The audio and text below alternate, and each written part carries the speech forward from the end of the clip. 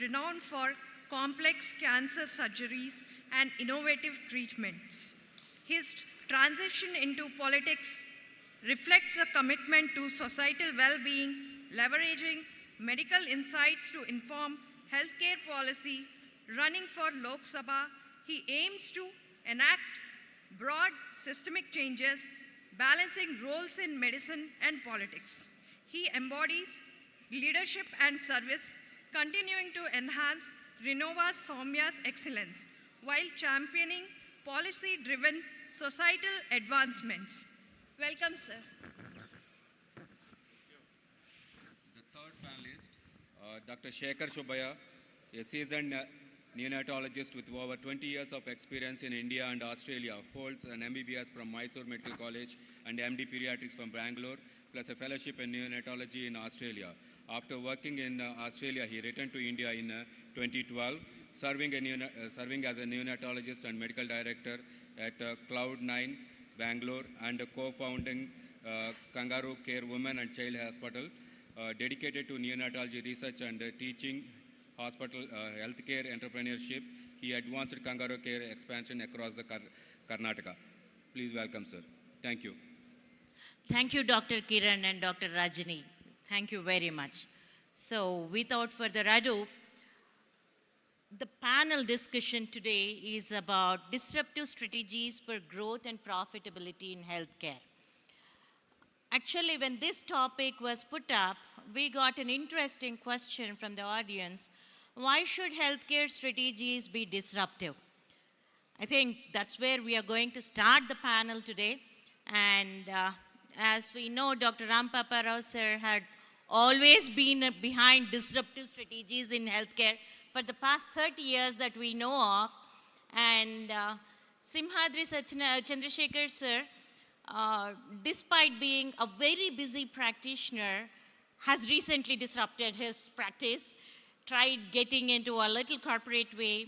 And talking about Dr. Shekhar, we should really see his practice happening in Karnataka, the way he's spreading pretty soft and smooth across not just Bangalore, but also tier 2 and 3 cities. The transformation that he's going through is pretty exciting. So over to you, sir, Papa Rao sir. So I want you to please enlighten us as to why do we need disruption in healthcare strategy for the business to get enhanced. First of all, very good morning to all the people present in this hall, and thanks for the APTA organizations for allowing us to address this particular forum and as panelists about the healthcare. And to the question that what you posed, disruption is a word is a buzzword in entrepreneurship. Now, as Peter Thiel says, we are not talking medicine here. And in the business of healthcare, like any other business, unless you think about something of a non-competitive nature, then only there's a good probability of succeeding. Now, competitors is for losers. And then healthcare disruption, I would put that into in my own way, 2-3 perspectives. Let us discuss like this. We all have witnessed in this country. See, first of all, I want to make a statement. Healthcare is absolutely local. As many of us understand, healthcare is a medical science, but that's not only that.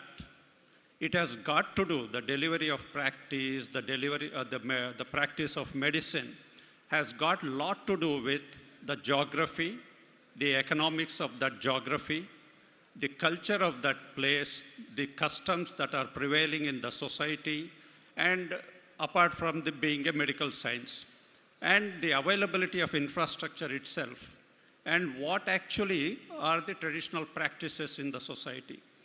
I think what is a model for a absolute private healthcare like that of a US, or even a state-sponsored healthcare systems like what you have in other parts of the world, whether it's Europe, Canada, France, or a capitation fee system like New Zealand or whatever it is.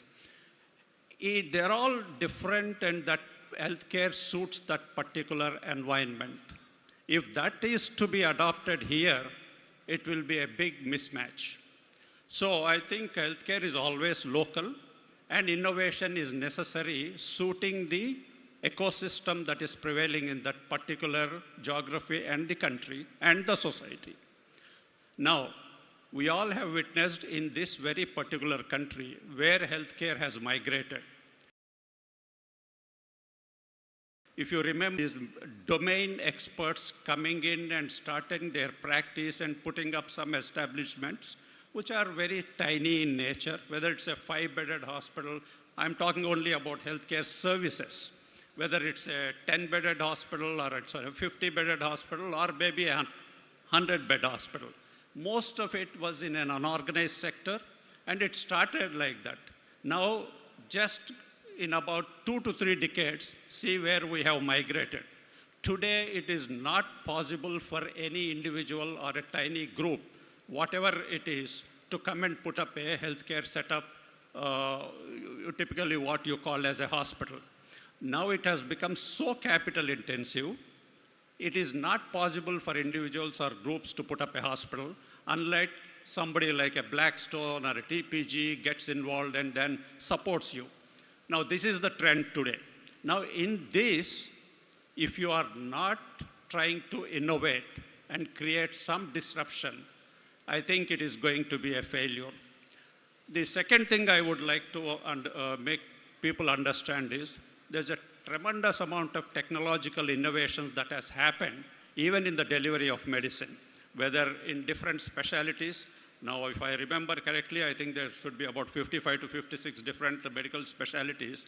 And then from specialty, you're going into subspecialty and micro-specializations, which is not true in my own personal perspective. I think it is going to a stage where it is becoming, going to get entangled in its own conundrum, and then ultimately delivery of medicine will be completely, it's not going on the right track, but you can't alter the trends. Then there are innovation disruptions that the way these services have to be marketed out there into the society, whether it's a digital marketing systems that have come into place. It's not a typical sales force which are going to be there in the ground, which actually can market this particular business concept. There has to be a digital marketing, there has to be a digital, I would say, search engine optimizations, whatnot, different ways of doing it. And overall, in the conundrum of business development, this is all required. The other thing is what the investment community will be interested to understand, and the model, is it scalable or not scalable? These are the things which really requires a lot of innovation and disruption. If it doesn't happen, I think it is not going to be viable. Now, for example, you take even in the simple delivery of services, so many of these procedures, surgical component have become so non-invasive today, and then becoming, reducing the length of stay in the hospitals. If these are not disruptions, what else can be defined as disruptions? I think as the average revenue, today, if we don't think about two important aspects, as the average length of stay in hospitals is coming down, and as the average revenue per occupied bed day, as it going up, I think we have to see how we stay relevant and support this by actually trying to be affordable and all-inclusive healthcare system. I think I will stop there. These are my opening remarks, and then I think sir, Saujanya. you were like, you read my mind. You answered a lot more questions that I'm going to put up later. So one thing being, yes, it's time we doctors or practitioners start accepting that we are in the business of healthcare, as sir stated.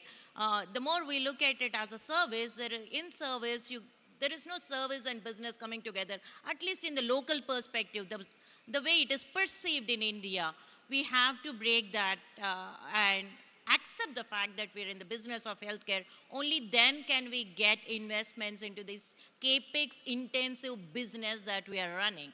And the second thing, whether you believe it or not, the very question was the past, present, and future healthcare landscape in India, which you pretty well answered all by yourself, sir. So, Chandrasekhar, sir, you have been a pretty conventional practitioner all these years.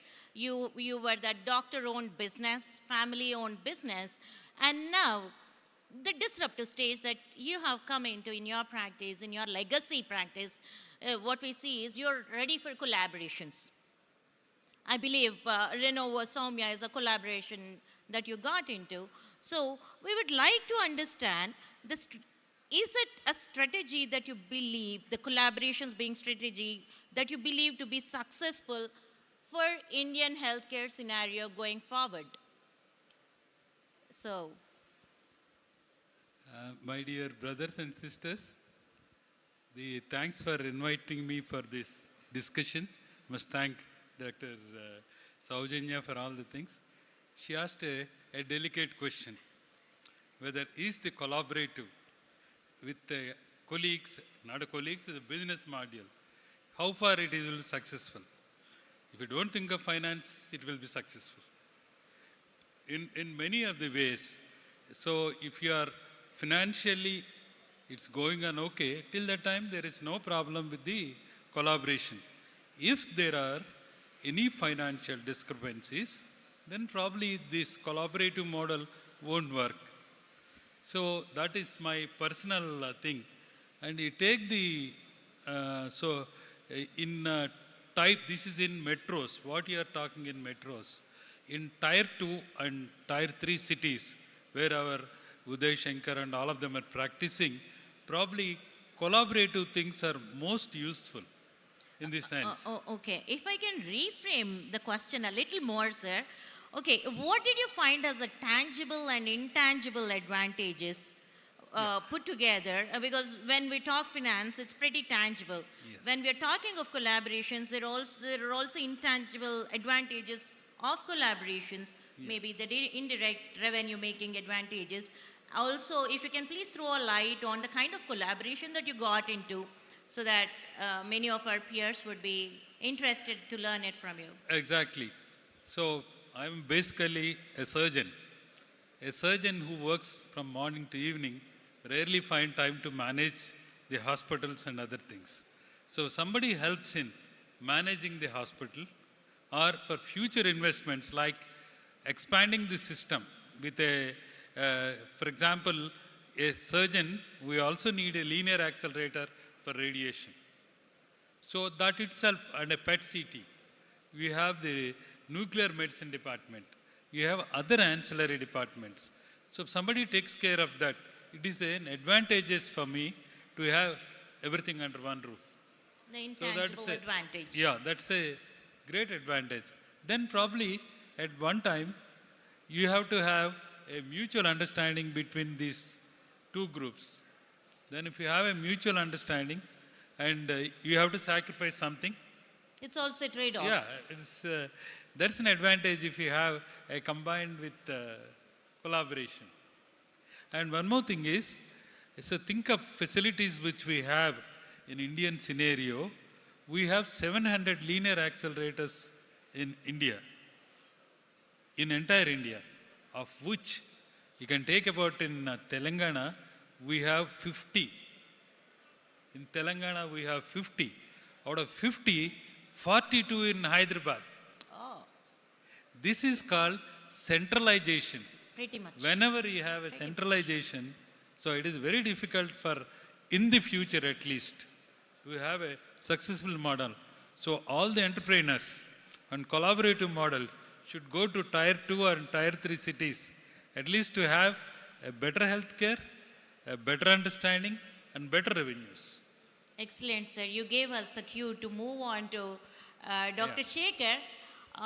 Dr. Shekhar, you've been comfortably sliding between the metros to tier 2s and tier 3s. So I think you're able to understand the decentralization part of it also, of the care.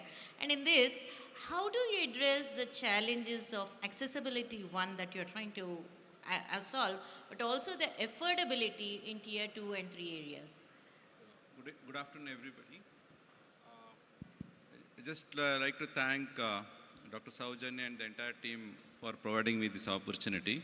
So adding on to both the senior doctors here, my experience with Kangaroo Care, we started in Bangalore and it went on well. We had a kind of competition from other corporate sectors as a women and children hospital. Then we went to tier 2 cities like Mysore, and there we could find some kind of local, cultural difference when compared to Bangalore. So we got adapted to the local culture with respect to the practices, with respect to the price, affordability, and acceptance. So it took 2 years for them to accept, and slowly we got better. And that made me to think that, okay, in tier 3 cities, there is a vacuum. So in tier 3 cities, in the district headquarters, some of the district headquarters, they can afford, but they don't have the healthcare facilities. And why we are not entering into tier 3 cities is because we are not aware of the requirement. The environment. Yeah, see, there's a place called Ramnagaram where I come from. That's my native. It's a district place, very politically hotbed. It's about 35 kilometers and it's easy, 45 minutes to drive, but there is no good healthcare facilities. Everybody comes to Bangalore. But people can afford, quite rich because of the lands. So we took over a campus and we started, 8 months back. And there was a vacuum, health vacuum, and need was there. And the doctors' availability is also available because they can travel from Bangalore. That's a very key factor for us. We get buildings, people can afford, but the HR, especially the doctors, specialized doctors, it's a problem. That's one of the reasons that we can't go to the tier 3 cities, for all the tier 3 cities. Giving all the infrastructure, keeping the price affordable, helped us to have a operational break even in 8 months. Great. So people did not expect us that we will do good. And we have to change over the entire hospital.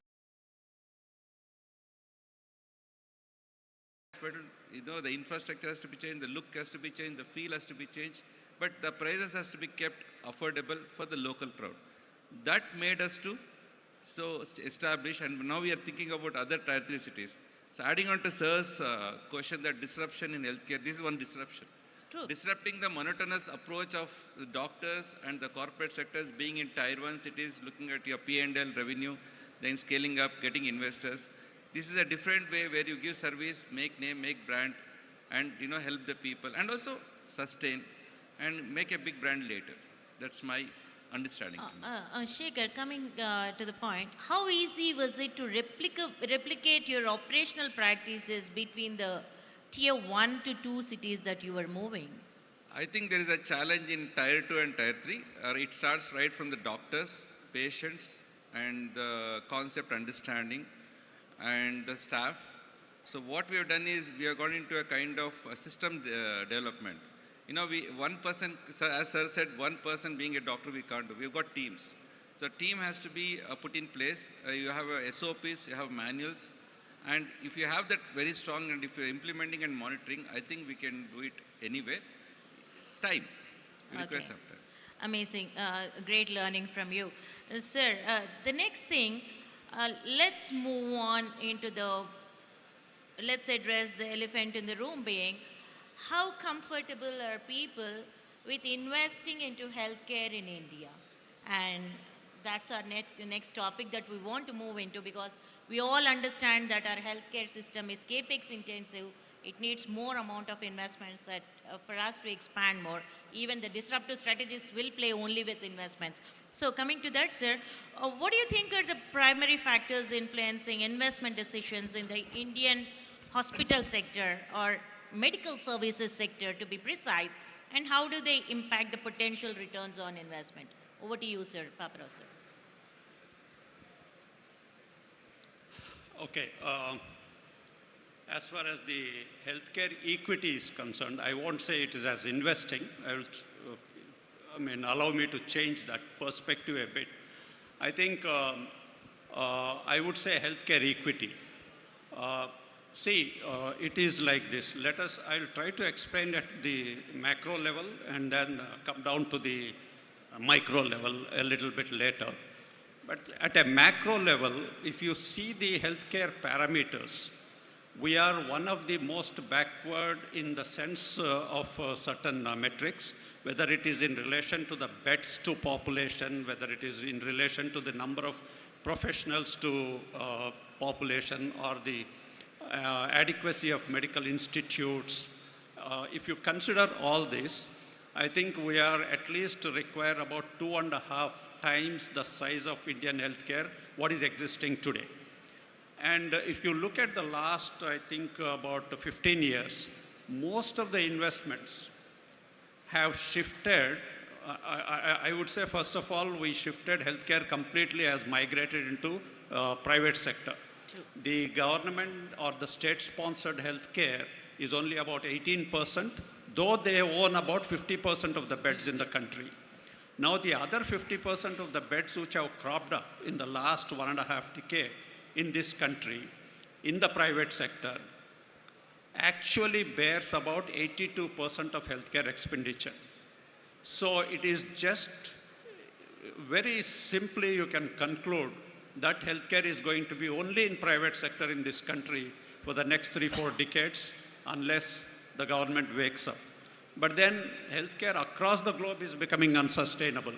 Now, wherever there are well-evolved healthcare systems in countries where it is state-sponsored, if given the choice, they would like to get out of those, of the healthcare responsibility. So, in such an eventuality, when the market size is about 2.5 times, I think investment is just a foregone conclusion. You require tremendous amount of capital infusion into this system to gear up to that requirement of the citizens' healthcare. Now, having said that, now where is this happening? Hitherto, in the last 1.5 to 2 decades, I think most of the healthcare investment happened into only metro or tier 1 based cities. True. And into acute care beds. But that healthcare is not only acute care and not only in metro end. So if it has to go into hinterland, like what Shekhar was mentioning about, I think it requires enormous amount of capital and then the migration of the capital from tier 1 to this hinterland. Now, having said that, how that investment has to come into it. Now, why, look at the recent happenings that is here. Why should a Blackstone come into India?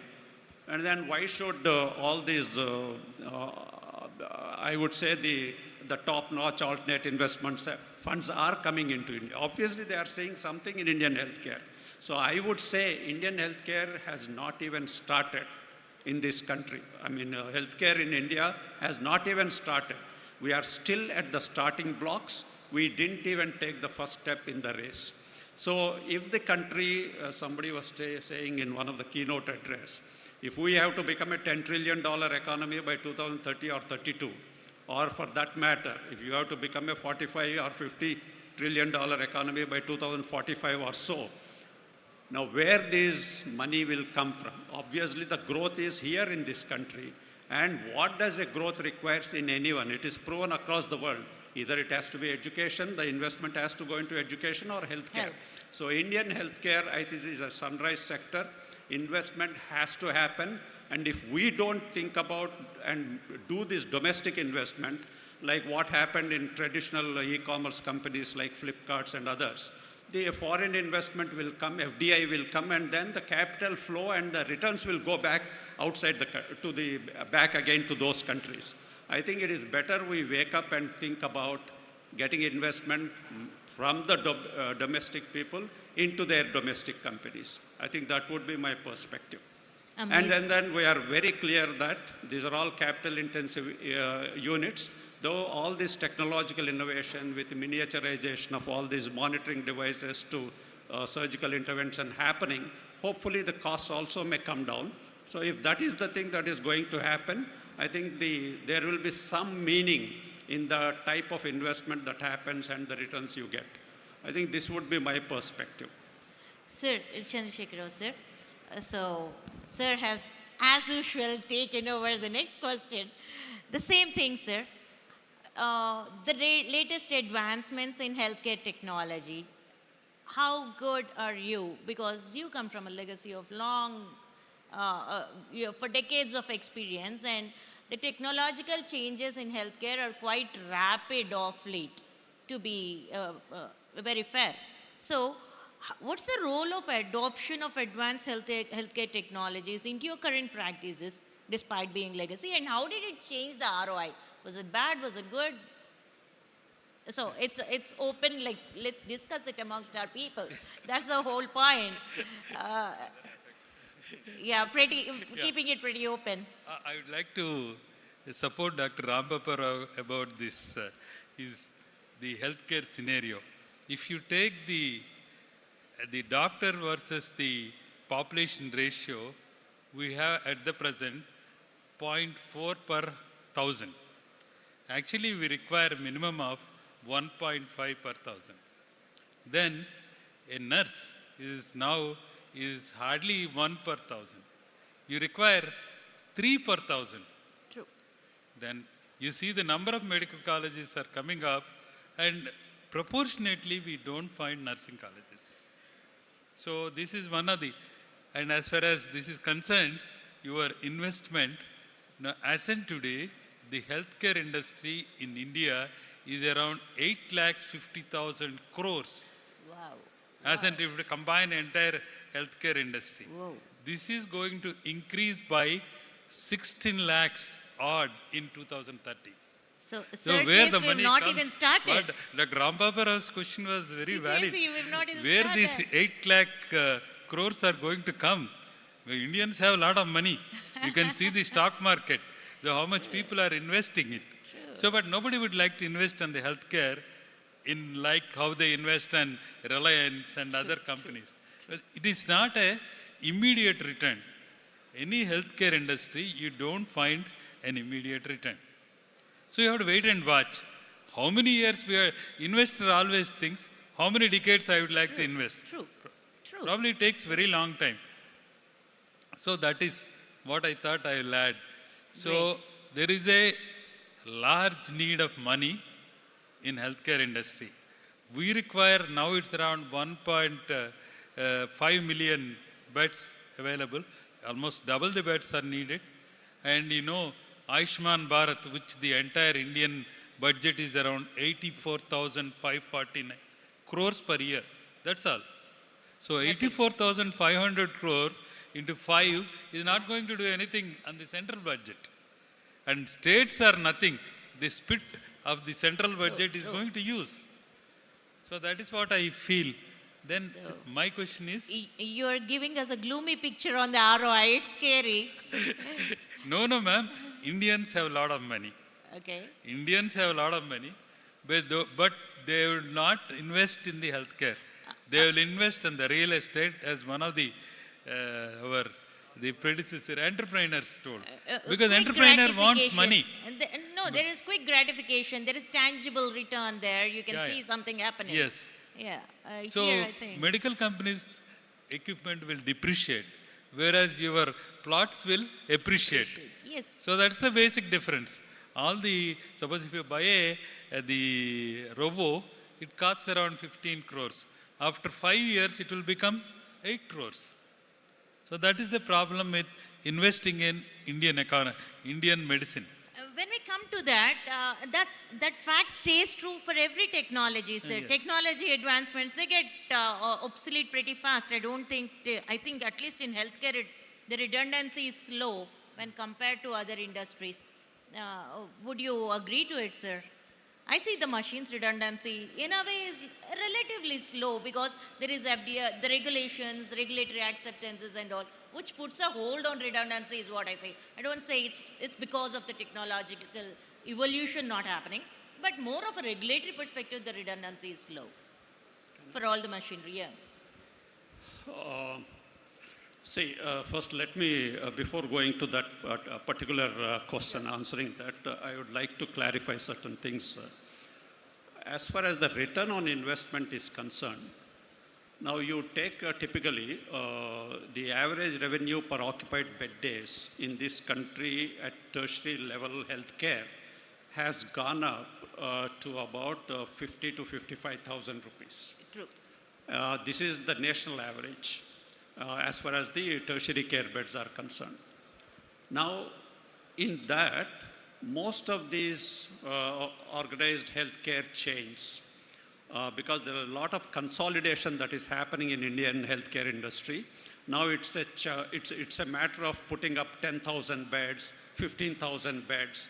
So anybody who has in one particular location like Hyderabad, about 3-4 hospitals, and they themselves were thinking they are too big, but then they become so miniaturized in the larger context of consolidation that it becomes very difficult for them or to survive even. So the return on investment in most of these chains is averaging somewhere between 15 to 18% in terms of EBITDA. Amazing. And when it comes to PAT, and I am talking about EBITDA levels, but when it comes to PAT, it is coming to about single digits, about 8 to 9%. So healthcare returns are not that bad when compared to other sectors. So can you And- give me and, a this relative is- sector, sir, that you Yeah. can relate to? So most of the others, I think what will happen here is you have to try and innovate. Again, a disruption is required here. Try and innovate that your capital goes into productive assets, not into real estate, and unnecessarily block that money. I think you have to create an asset-light model suiting this particular environment to create that return on investment. And it is just a matter of time before the PAT itself goes into double figures. When we are at the extreme end of the single digit, it is just a matter of time, maybe about 4 or 5 years in my perspective. There's an interesting statistics, I would say, that if the per capita income, which is about close to $2,500, roughly about, that is supposed to double up in about by the time you reach a $10 trillion economy. That is by 2030 or 31. In such a scenario, there is some metric called as PFCE, that is the personal financial consumption expense. That portion in the average per capita is about 4.8% today, which is going to go to easily about 10%. And most of it is going to come into healthcare expense. So most of the expendable income that Yeah. you're mentioning is going to go into healthcare. Yes, people will pay a premium to stay healthy. Wow. That is required because they are living longer, and then to keep up the productivity in their lifetime, they have to invest into that. And this is actually what is assumed. And that's a well-known studies and statistics that are available there. I think, so return on investment, one need not be very worrisome.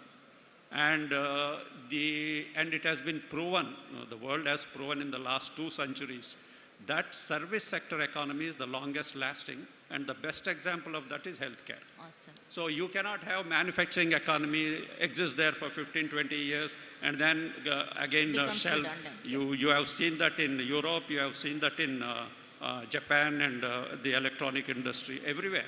And Korea is going to face it, China is going to face it. So I think the service sector economy is certainly going to be huge, and the best in that is, I would say, healthcare. Awesome, sir. Thank you. Thanks for bringing life back to our conversation. Yeah. Shekhar would like to. Sir, Yes, there's a just redundancy in I'm that. trying to get some inputs from you with this topic. So just sharing my experience as a team. We are a doctors-driven hospital. I was talking to Dr. Saujanya this morning. She came up with a concept called doctorpreneur. Docpreneur. Docpreneur. Okay, so here we have now, it's a mother and child hospitals and fertility centers and outreach clinics. That's the concept we are doing. We have 3 units now and 3 fertility center and outreach clinics, and we are expanding slowly. And what we do is every center, we have co-investors as doctors. We invest 70% and we make co-investors, the local doctors, to invest 30% as a disruption in our monotonous way of approach. And we are going fine, and EBITDA is around 20 to 25%, adding on. Pat. When to, yeah? Pat. More double digits. Oh, nice. Yeah. That's awesome. But now it's 8 years journey. When should we get the investment and how much is my question, which will help me and other colleagues in this audience. Okay, that's a great question. So it's like this. As a healthcare business, I would say it's an enterprise. See, how I come to realize is business is sacrosanct. It is not like a trading. We don't try to create the capitalistic profits and too higher profits. It's not like that. Healthcare, when we talk about business as a sacrosanct, it is like this. Any company which you initiate or any enterprise will have 4 stages. First is the establishment phase. The second is the growth phase. The third is the maturation phase. And the last, inevitably, is a decline phase. Whether somebody likes it or not, that is bound to happen. Yes. Now, what will happen is, I would say, irrespective of the number of years you have spent, I would say your business is in the establishment phase. Now you are come to a certain scale where you are clocking double-digit pads, which I think will be very difficult to sustain unless you make some innovative measures.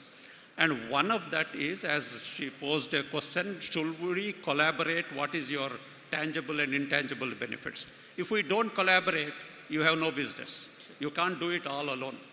So you have to scale up. So that means you are at the inflection point of the growth phase, second phase. At that time, you require capital. And you source that capital at that time to scale it up. Now, if your business is, say, suppose you have 5 units and about, say, 200 or 500 beds, then try and see whether you can double it, triple it, or quadruple it in the next 1 decade. For that, you require capital. Capital infusion will happen now, and then establish value of your business, and then raise capital, and then scale it up. So ultimately, there is nothing like the sooner you get into a maturation phase and the longer you stay there, that is measured as a yardstick of success. After that, inevitably, it is going to be a decline, but the decline should not happen now. If you don't do this, you will decline, despite double-digit PAT. I think that is what one has to get an understanding on that. One small clarification along with this. Now, we are getting people for investments. We are getting, venture capitalists. A little louder. Soft investors and corporate investors. Which is the best for our young doctors to get associated with? Excellent. So, yeah, why not? If the capital is coming here, you should take it. Doesn't matter Provided whether- you have the understanding at what value it should come and what type of stake dilution will happen, whether you conform with all the statutory regulations and you have the legal and the secretarial help in your organization, that has to be built up. But if once you build up, I think, why not? Please. Recently, E&Y company had come twice, Yeah. and they were very keen. So we said next year. But we also got soft investors. What they say is, if you don't get a proper investor, the brand value won't increase. You don't get proper SOPs. You don't do self-correction. Is that true, sir? True. If suppose we consider E&Y as a very standard organization, and they are one of the big 4. When they come and advise you, they will definitely create a better value for you than what you can do on your own. So please be very open about it, their suggestions, and then I would say go with that, whatever they suggest. What percentage of investment we should take? And That depends on your ability. See, what happens, any one of them don't want to disrupt you. They would like the promoter to continue the operations and then keep going. Even if you have to become a minority stakeholder in your own organization, don't hesitate. Because the operational, I would say, control will still be with the minority stakeholder, with you. Because the amount of scale they are going to create, it will be a good wealth creation that will happen for your organization.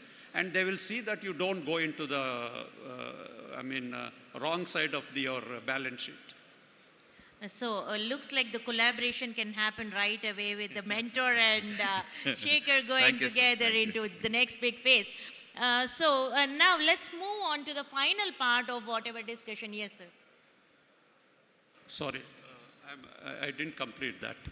One thing you have to be careful about that is your own model. Now you have migrated from, I would say, a tier 1 to a tier 2 city, then as from purely from a medical perspective, you look at, you are in a single specialty chain, mother and child. And then here you must have been doing high-risk obstetrics in tier 1, where I think that cannot go like that into that. That will become a little lower. I would say you have to lower the high-risk obstetrics is not the only thing there.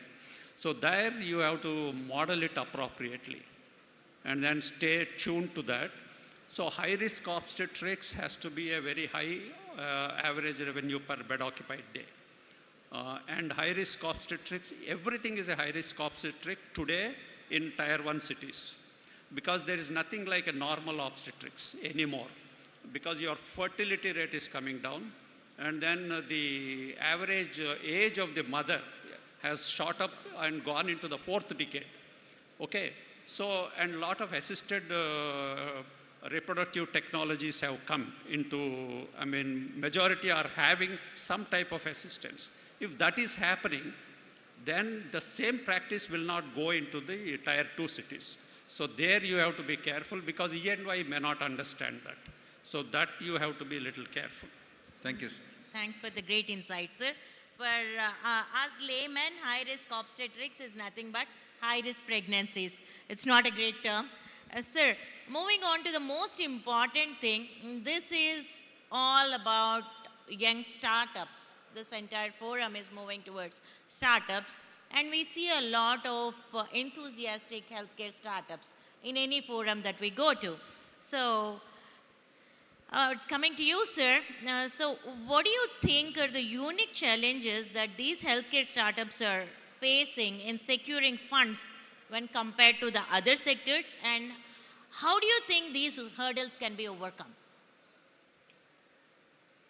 I know it's, I think that's a showstopper and ends the story today. So please. Yeah, well, for startups, I would say most of the youngsters in healthcare Yes. have to have their, I think, clarity of thought. That has to be very clear in their mind.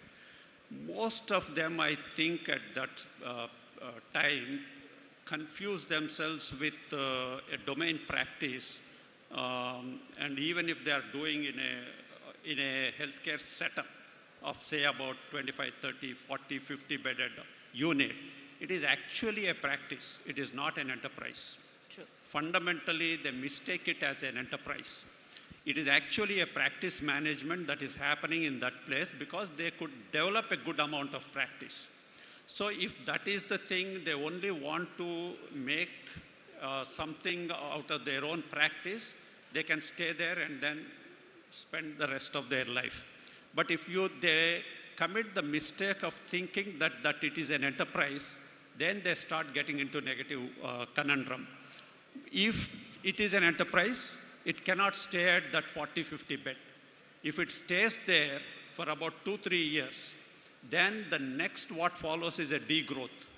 And then I would say, career crisis will happen. And then identity crisis will come.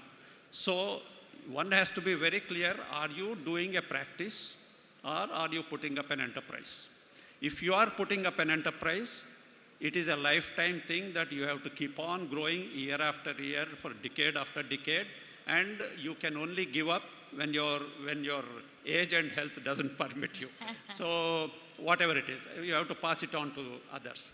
But if you confuse that one establishment, you put up 30 beds, 50 beds, and then think that it is an enterprise, it is not an enterprise. It is just practice management. So I would say, be very clear when you are doing this. I would say, instead of putting up your own establishment and doing a practice management, if you have built up good practice and you have a good specialty and you think you are competent enough to stay there relevant for about upgrading yourself for the next 2, 3, 4 decades, better migrate to a bigger platform and exist as a practitioner rather than think of your own establishment. That is one. Otherwise, you will not even, from a domain perspective also, you will not grow otherwise. The second thing is, if you think you are an enterprise, please start thinking like an entrepreneur, not like a practitioner. So I would like to steer this conversation a little away from our practice beds and all. There's a lot of health tech innovation happening, okay? And it's pretty much disruptive that we can see it happening all the time. Where do you think should be the major focus of this health tech innovation in this current scenario, which can bring in a quick ROI for the investors, so that all this is a majority of the participants here are from IT industry. They're spending a lot into health tech. They would also have an SME perspective as to in which area they should really put that their technology perspective into healthcare. Not like the medical equipment, sir, per se, but more of a soft platform kind of things. So can I? Yes, sir, back to you. So- You are the SME here now. No, okay. There are two. If you are talking about technology in medicine, Yes, sir. there are two aspects. As you said, broadly, I will divide that into a med tech and, and a typical IT products Yes. for healthcare. Now, there is a lot of, I would say, India's digital highway, as far as the healthcare is concerned. India's digital highway and adoption of technology tools is still about 4 to 5 years down the line, not now. Okay. In the sense that what has actually the flow of capital or adaptation that has happened in Europe or Western or US is not going to be the same in India, at least for 5-6 years. The reason being? The reason is they're still not realizing and then putting money into it. And as the skilled workforce gets difficult to manage your services on the beds of hospital beds, I think that will be felt about 4 or 5 years down the line. Okay. That time adaptation will be much better, and they are likely to put up some investment as far as usage of these technology tools are concerned. But right now they are able to get a cheaper labor force, they are able to go with that. But then the other side, if you look at the changes that are happening in health tech, now you look at, first we thought about doing a product. And then if a product somebody develops, and if it is a B2C model, the amount of the capital that is required to market the product is going to be very huge, which is not possible. It will cost more than the product itself. The second thing what happened is now it has, if they think about a B2B model, the B2B model, now they say SaaS model, we are all thinking about that in healthcare. When it goes to that, what will happen is now suddenly the Microsoft CEO comes out and somebody says, just about a week back, the talk has started that the SaaS model is dead and it is going to be all Licensing. AI-driven Yeah, AI. virtual assistant. Perfect. Now, if AI-driven virtual assistant has to come into services as a replacement for people who are doing services, it is going to take some time for us to figure out how that is going to come into Indian healthcare. So if you are into tech, then you stay tuned with that on a day-to-day happening. You cannot think about something is going to happen, it will not affect me, it will definitely affect you. But then you have to keep on changing the technology, adapting to the changes that are happening across. Otherwise, you will be completely out of tune. So what I feel is, if you don't have the knowledge for that, please don't enter into it. Because it is changing rapidly. By the time you develop something, it is not there when you complete the product. So that is one. The second thing anyway is the technology that is coming into instrumentation, in medical instrumentation. Medtech. Now, as you have looked at now, sir will know Yeah, much better than much me more, yeah. how these, what type of generational changes are happening in whether, how the way you diagnose patients, whether it is in life sciences labs, whether it is in instruments like your endoscopics to so many non-invasive tools that have come and the diagnostic equipment that has come to actually surgeries and everything becoming miniaturized, minimally invasive, requiring short length of stay in hospitals. These are technological innovations. This is just because of technological innovations. And the new drug discovery itself. Yes, I mean, yes. he will vouch for that, the That has type changed of... the practice of cancer the management. type of molecules that are invented even in the medical oncology for segment, I think it is actually reducing the amount of these receptor blockers or facilitators, whatever it is coming out.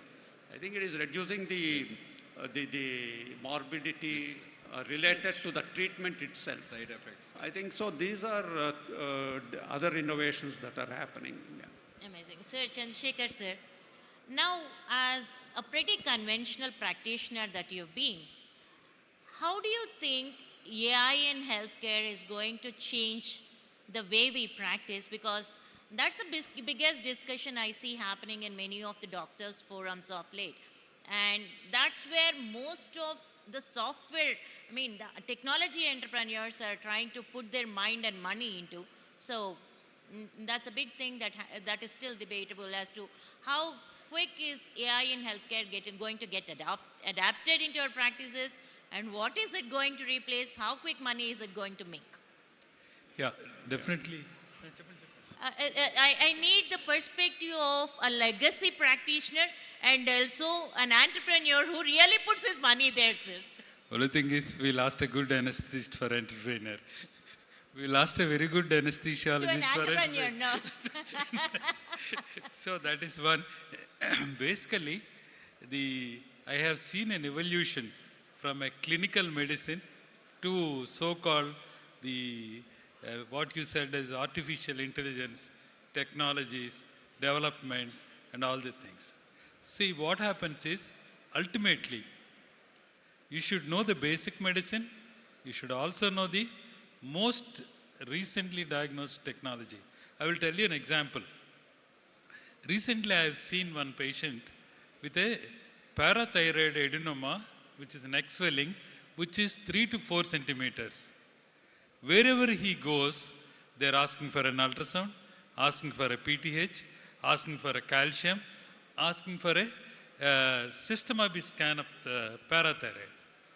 But when I examined, he told me, sir, నువ్వు ఒక్కడవే sir local patient, నువ్వు ఒక్కడవే sir మేడమే చేయబెట్టింది, Abba. ఎవరు చూడలేదు sir. అంటే that indicates that we are losing our clinical acumen. sense. So even in US, now they have made a strict guidelines for follow-up. I have seen few of the centers, every 4 months, 3 months, CT neck, CT chest, CT abdomen. True.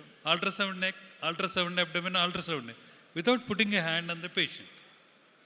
So the US has made a guideline because it is an insurance-driven Exactly. system. Exactly. So once the insurance-driven system has put, you can't ask this investigation. If you ask, we don't pay. If you want to pay the thing, you should have some rationale in asking. So all the things are very essential. We must update to them. I have seen operating without diathermy in Guntur and Usmania, where there is no diathermy, and diathermy is available only to the civil surgeon, not to the PGR assistant surgeon.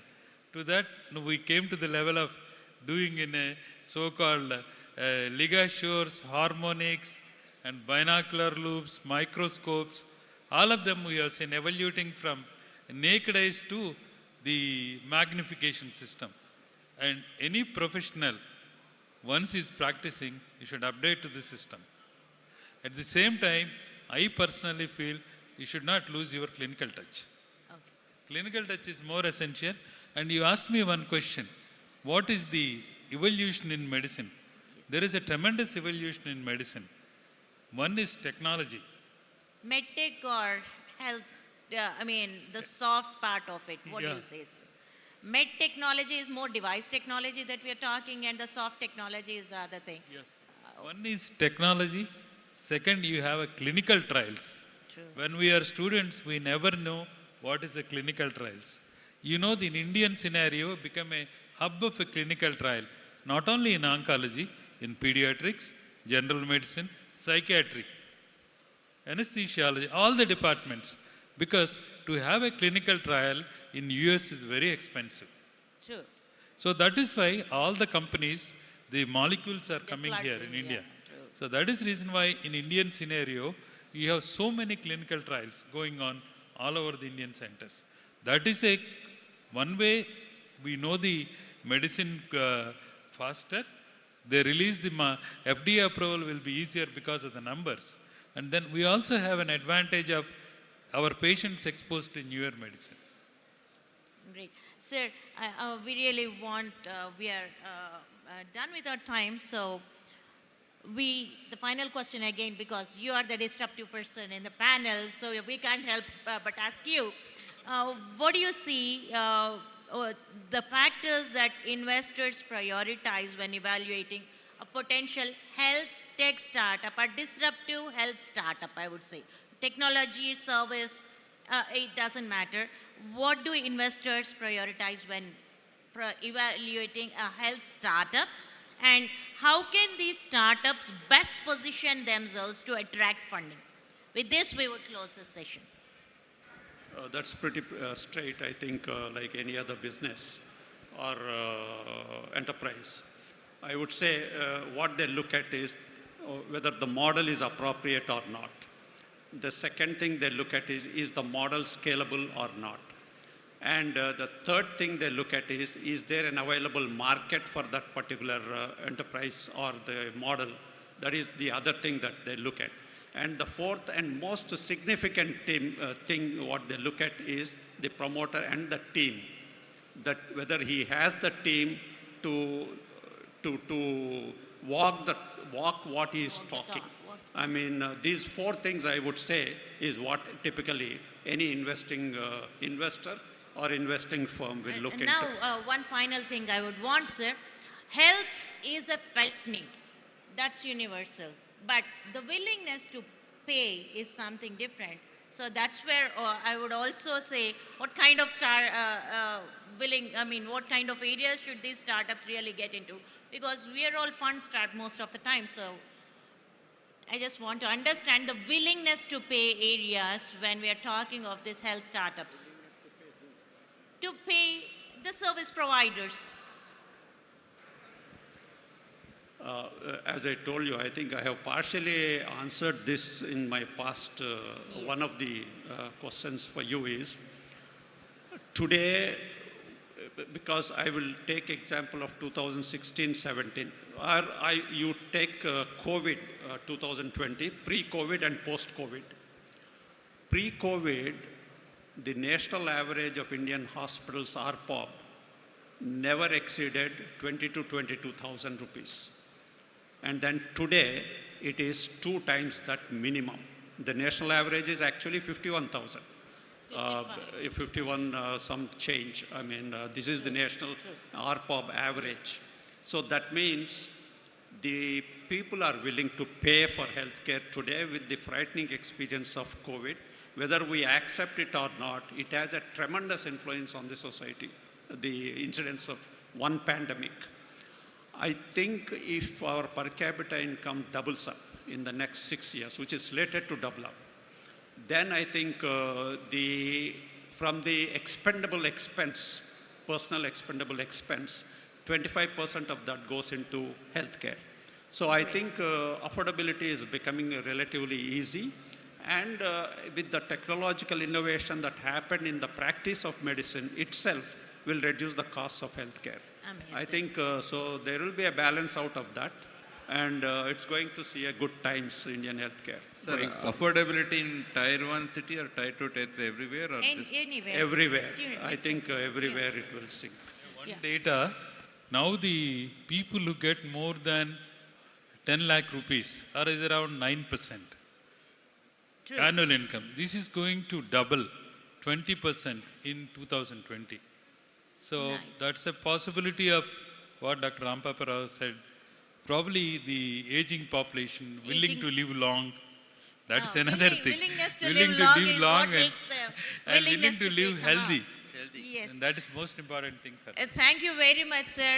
We were really thinking healthcare is not an interest area for investors. We're making it a positive impact that healthcare does need a lot of investment, but there is glory out there. We look forward to more investments coming into healthcare in future, and as you suggested, more of domestic investments than international investments. With that note, I thank you all for spending your precious time here and educating us all. Thank you, sir. Thank you so much, visionaries and pioneers of healthcare, for providing valuable and enlightening information on medical and healthcare.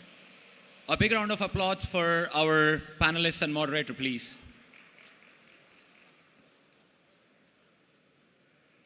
And we will move on with our panel discussions here on the main stage.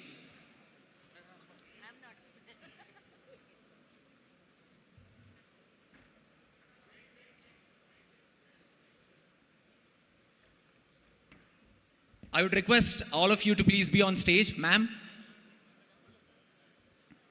all the panelists to be on stage.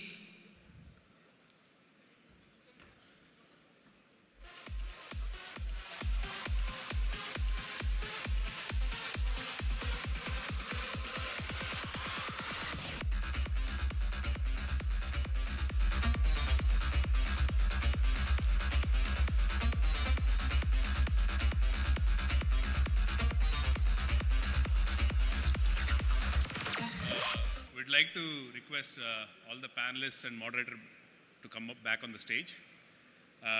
We'd now request our founding APTA member, Prasad Samata garu and Subbu Kota garu to honor our panelists.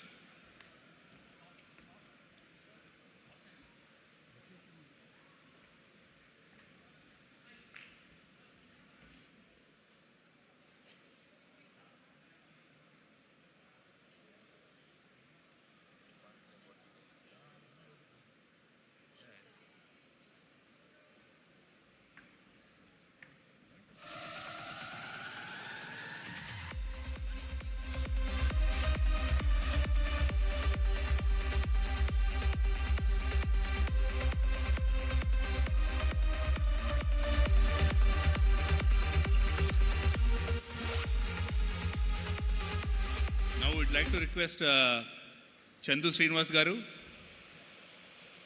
to come on to dais and Srinivas Chimta garu to present memento to the panelists.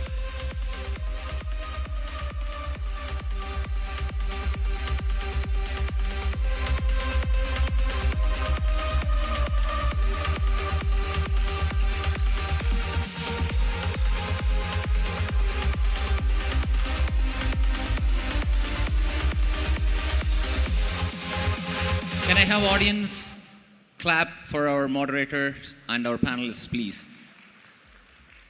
They gave us valuable information on healthcare.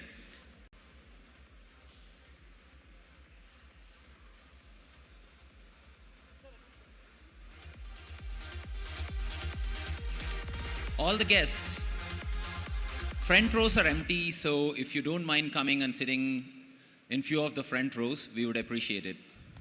All the guests who are sitting at the back can occupy the front rows because a lot of front rows are empty. Feel comfortable to switch from wherever you are onto the front seats, except the sofas.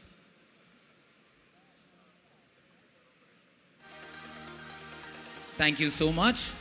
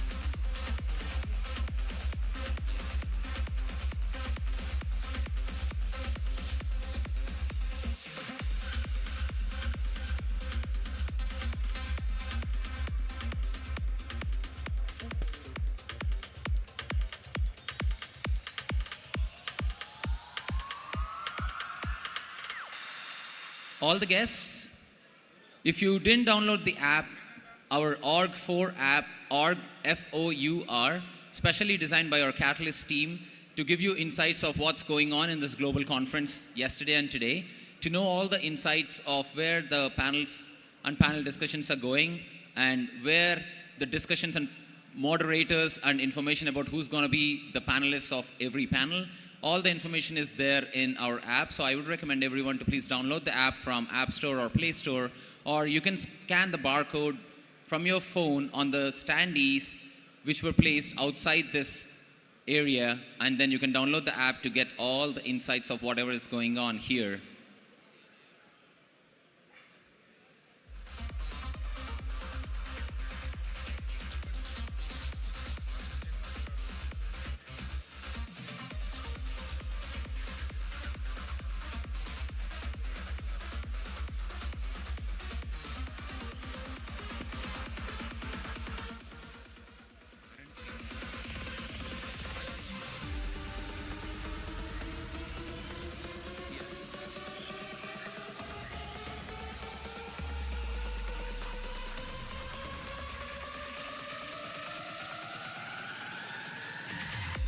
Can I please call upon stage R.N. Srinivas Garu, Chittoor MLA 2009, 2014 MLA and 2024 Tirupati MLA to be on stage, please. Can I also call upon stage Killar Rosai Garu upon the dais, please. And also, can I call upon stage Jagadish C.K. Garu, advocate and MS Ramaya Group of Industries, please be on stage, please. Jagadish C.K. Garu, please be on stage, please.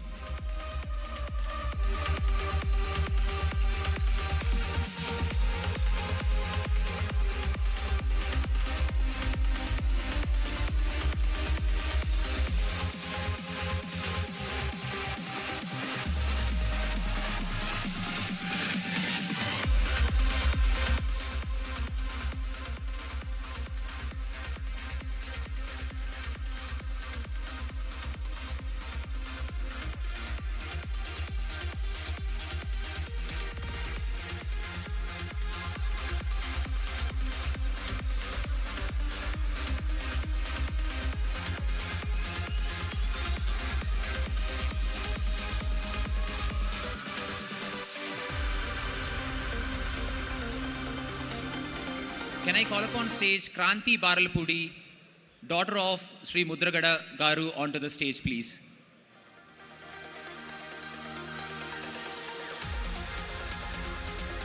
Can I call upon stage Metla Ramana Babu Garu, please, onto the dais, please.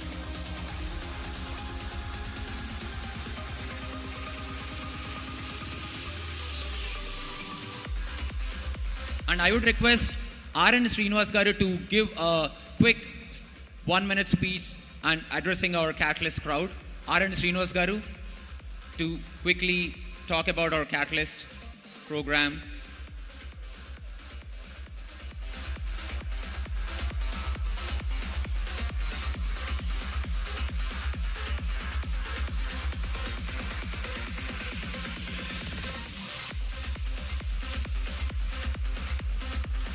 Can I call upon stage our Catalyst convener Sagar Lagasetti Garu to give up the bouquet, please? Sagar Garu, we would like to request you to be on stage to felicitate our honorable guests.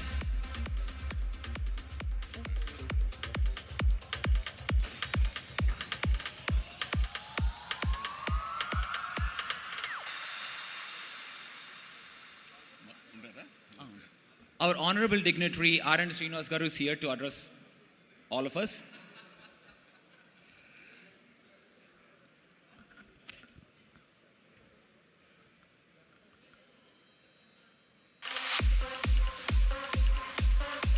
Om Namo Venkateshaya.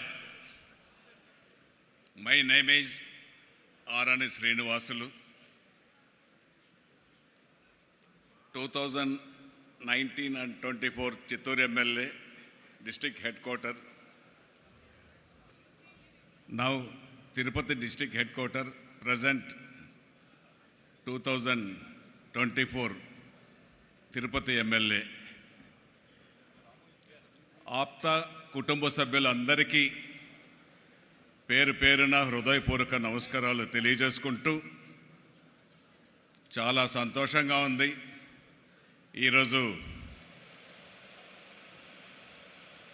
మన ఉమ్మడి రాష్ట్రంలో ప్రధాన పట్టణం హైదరాబాదులో ఆప్తా సభ్యులు కుటుంబ సభ్యులు అందరూ కూడా కలిసి అన్ని రంగాల్లో నుంచి కూడా ఇక్కడ కలయికతో షేర్ చేసుకోవడం చాలా సంతోషం. ముఖ్యంగా ఆంధ్రప్రదేశ్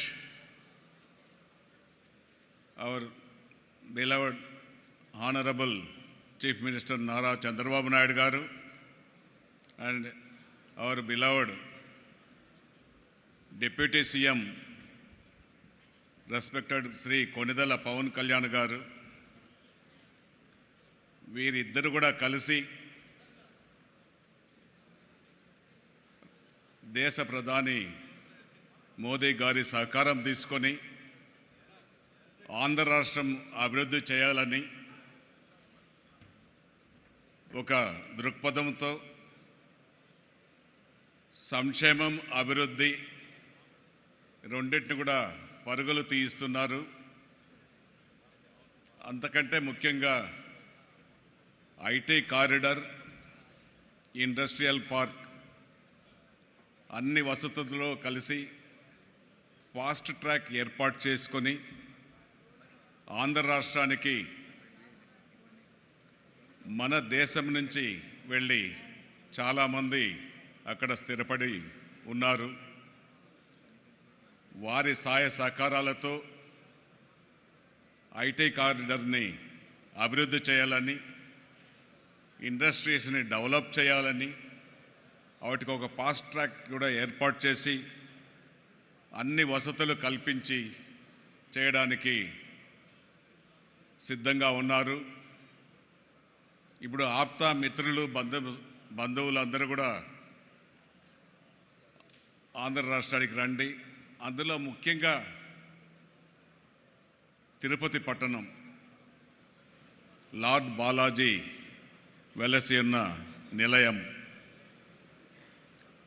అన్ని వసతులు తిరుపతి ఉన్నాయి. విజయవాడ, విశాఖపట్నం, తిరుపతి ఆంధ్ర రాష్ట్రానికి ఒక 3 ప్రదేశాలు ఒక హబ్గా ఏర్పాటు అవుతూ ఉంది. అందులో తిరుపతిలో కావాల్సిన ఫెసిలిటీస్ అన్నింటినీ కూడా కల్పించడానికి మన ముఖ్యమంత్రి గారి స్వస్థలం తిరుపతి. కొన్నిదల పవన్ కళ్యాణ్ గారి ఆశయాలతో తిరుపతి పట్టణంలో నేను ఎమ్మెల్యేగా కంటెస్ట్ చేయడం జరిగింది. రాయలసీమలోనే 4 జిల్లాల్లో 52 మంది ఎమ్మెల్యేలు ఉంటే అత్యధిక మెజారిటీతో తిరుపతి పట్టణంలో 65,000 ఓట్ల మెజారిటీతో తిరుపతి పట్టణ ప్రజలు పవన్ కళ్యాణ్ గారి పార్టీని ఆర్ఎన్ శ్రీనివాసులు గారిని గెలిపించడం జరిగింది. ముఖ్యంగా వెంకటేశ్వర స్వామి ఆశీస్సులు, పవన్ కళ్యాణ్ గారి ఆశీస్సులతో మాకు అవకాశం కల్పించడం చాలా సంతోషమనేది కూడా తెలియజేసుకుంటూ, ముఖ్యంగా తిరుపతిని అభివృద్ధి చెందింది.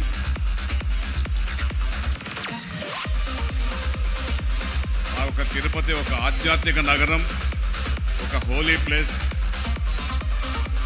అక్కడ ఇండస్ట్రీస్, ఐటీ పార్కులకు కావాల్సిన సహాయ సహకారాలు ఒక ఎమ్మెల్యేగా నేను కూడా మీకు అందించడానికి మీ ముందు ఉంటాననేసి తెలియజేసుకుంటూ, ఈ ఆప్తా సభ్యులు,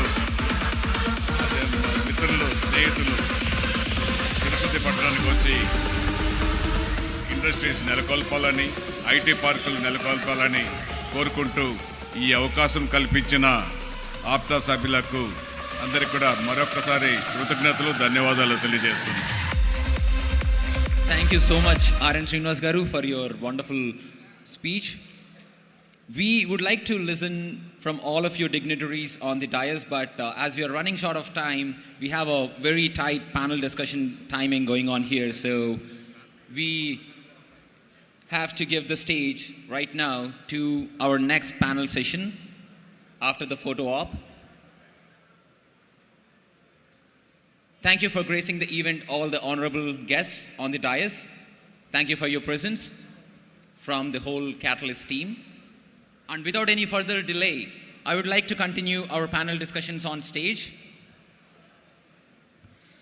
I would like to invite our next panel discussion moderator, Murali Bukkapatnam Garu, onto the dais, please. Murali Bukkapatnam Garu, Worksea Technologies, onto the dais and introduce the topic and the panel members and continue the panel discussion on the main stage, please. Ladies and gentlemen, please give a big round of applause for Murali Bukkapatnam Garu.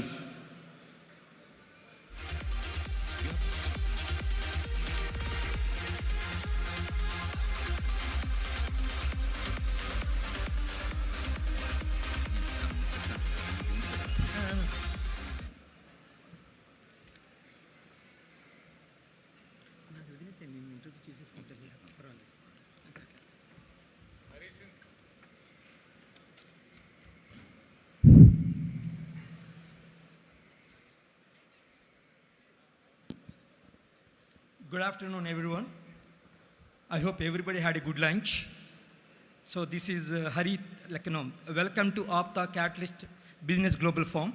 This is Hari Tota, CEO of SR Tech Solutions. I came from Tampa, Florida. SR Tech Solutions offering consulting services as well as the project development and product development. Yeah. So, the headquarters from Tampa, Florida, and we have a presence in Mexico, Canada, Philippines, as well as in India.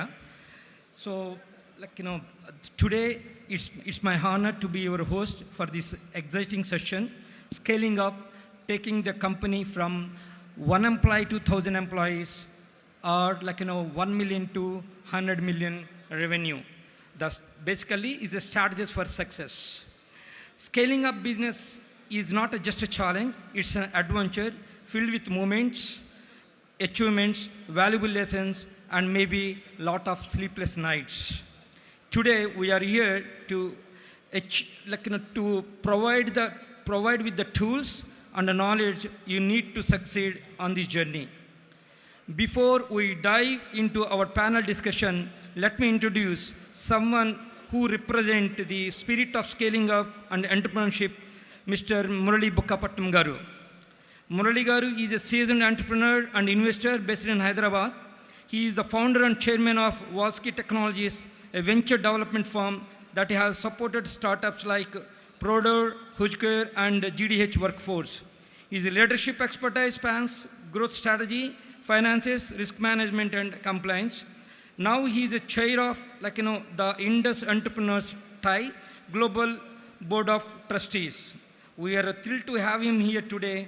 So without further delay, let's start the session. Welcome to Murali Bukkapatnam Garu on the dais. Hari, I'm here. Thank you. I was just waiting to embarrass myself, and you did a great job at embarrassing myself.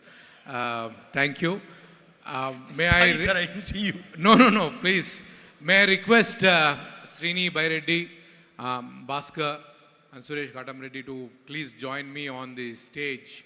I will do the, come. Ask them to put, can we have one more chair? I've requested Hari also to join us on the panel. And bit of a housekeeping as a moderator, may I request all the dignitaries who are in the front row, if you can take seats, I would really appreciate it. Prashant, it is good. It's good. Thank you. Yeah. We are waiting for one more chair, Prashant, so that Hari also can join. Hari, while we wait for the chair, I'll just...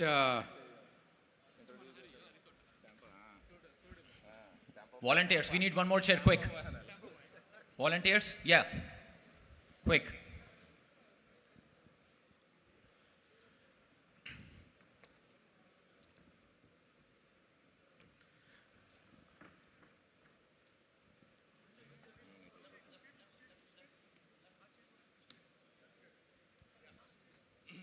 Come, Hari.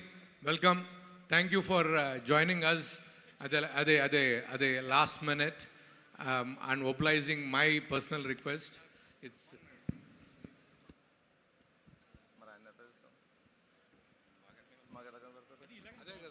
ఇదే best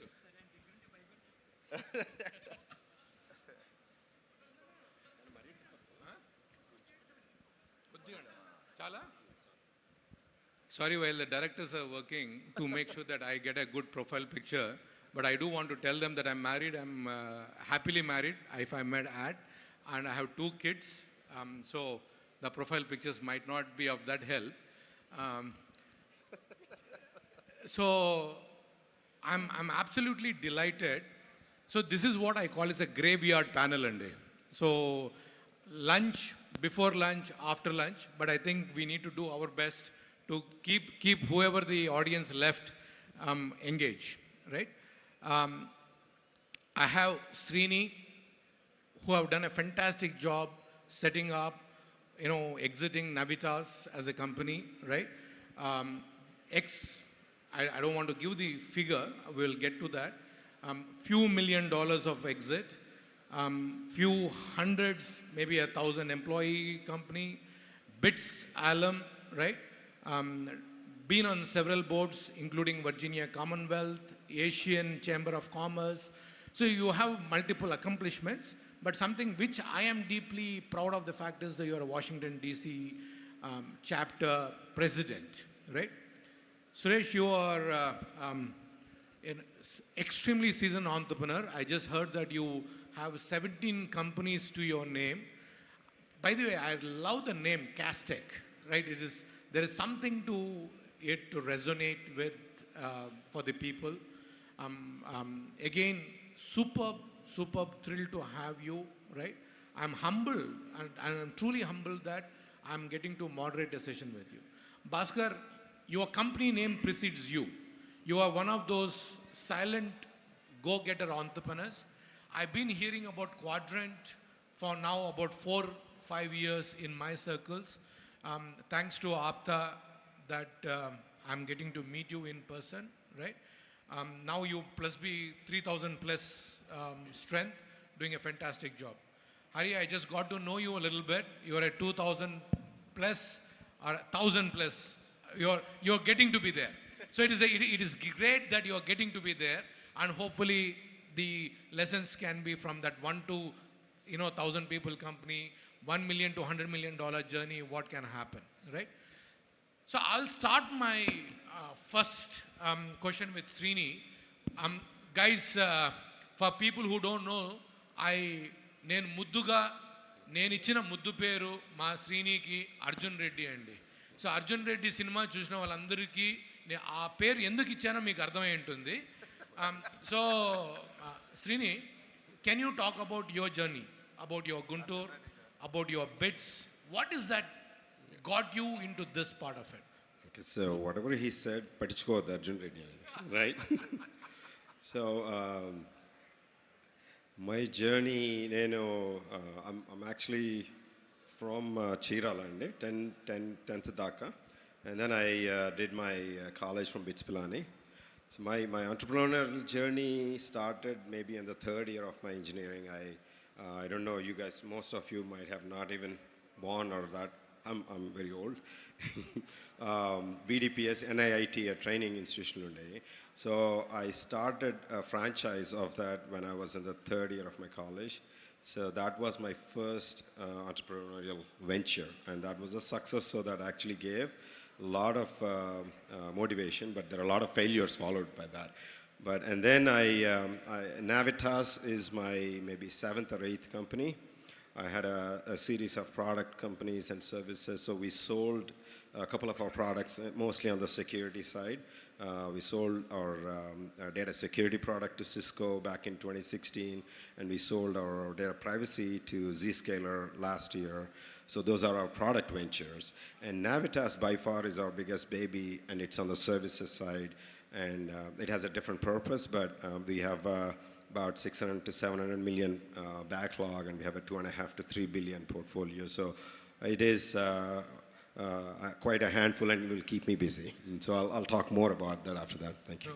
No, fantastic intro, Srini, and I think that resonates with many of the young entrepreneurs out there who are trying to build a company. So Suresh, before I come to you, I want to read this because somehow it resonated with your journey. Udyamena hi siddhyanti karyena na manorati na hi supastya simhasya pravisanti mukhe mruga. Works are accomplished through effort, not by mere wishes. Indeed, the deer is not to enter the mouth of a sleeping lion. And what will happen? So, Suresh, your journey with Castec has been quite impressive, right? You have shown your work through the deeds, what you have done, when you have gone to your education, and then starting. I mean, I think you mentioned about a particular incident where you and your friend didn't even have the dollars in your wallet to pay for a meal. And then so can you pick up that story and tell our audience what was that, and then come to your bit of an introduction?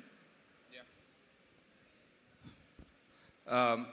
Good afternoon, everybody. Thanks for giving the opportunity here to share our thoughts. I don't want to bore you with my background and story of how I grew and everything. No, that is not an absolute bore. You should. You must. Now I want to jump right into the stuff where we share our experiences and see how it helps all the people that are out here. Young entrepreneurs that are trying to pursue something, they can learn from our success or our failures, and then don't get discouraged by one or two incidents, and then just follow your heart and keep striving hard. Like some of the people that have said earlier, there is no shortcut to success. And with that, I'll go back to the question that Murligara has asked was, there was an incident that I shared with him when I was in college along with my other friend. I went to do my master's in University of Texas, San Antonio. Those were the times when I was a kid. I mean, I was young, 20, 21 years. I was partying. The money I have, we just want to spend and have fun. And there were times when, this is a really good incident that I remember for the rest of my life. It was like there were times when he was my best friend. And he and I went to a cafeteria. We were really hungry. We were in the middle of the classes. He thought I had money. I thought he had money. But both of us didn't have the money. We picked up the food and we went to pay for the bill, and I was looking at him and he was looking at me. And iddar daggara double levu, jebul kali. So adithe nee daggara leva ante nee daggara leva anukunnamu, and we just left the food there. We were hungry that day, but that's one story that I want to cherish for the rest of the life. Like there could be times when you're really low in your life, not because we don't have money, but it's just because we took all the money from India. We spent it all. We like to have fun. We're crazy kids in college. But, there's ups and downs in life. You just have to cherish every moment and learn from it and then keep growing. That's what I would say for that story. So. No, thank you, Suresh. There's a very wonderful హాల్లో ఉన్న జన సైనికులందరికీ వందనాలు. జన సైనికుల గురించి ఎందుకు మాట్లాడుతున్నానంటే మన భాస్కర్ గారు జనసేన యొక్క గొప్ప what do you call well-wisher and also a big supporter for Janasena. Thank you, Bhaskar. But when you think of, when I met you, I'll again go back to Rigveda. There is one particular statement, Ano Bhadra Krattavyo Yantu Viswataha. As we gather here to innovate on a global scale, let all the noble thoughts come to us from every side, right? For some reason, this particular phrase talked to me when I met you and was discussing with you. You look like a guy who seemed to take that energy from everywhere and try to, create a value to it, right? So can you give a little bit of insights into your life? Hello. Thank you, Murli Garu. First of all, thank you for being accepting me in this panel for APTA Catalyst and Ramesh Garu and team.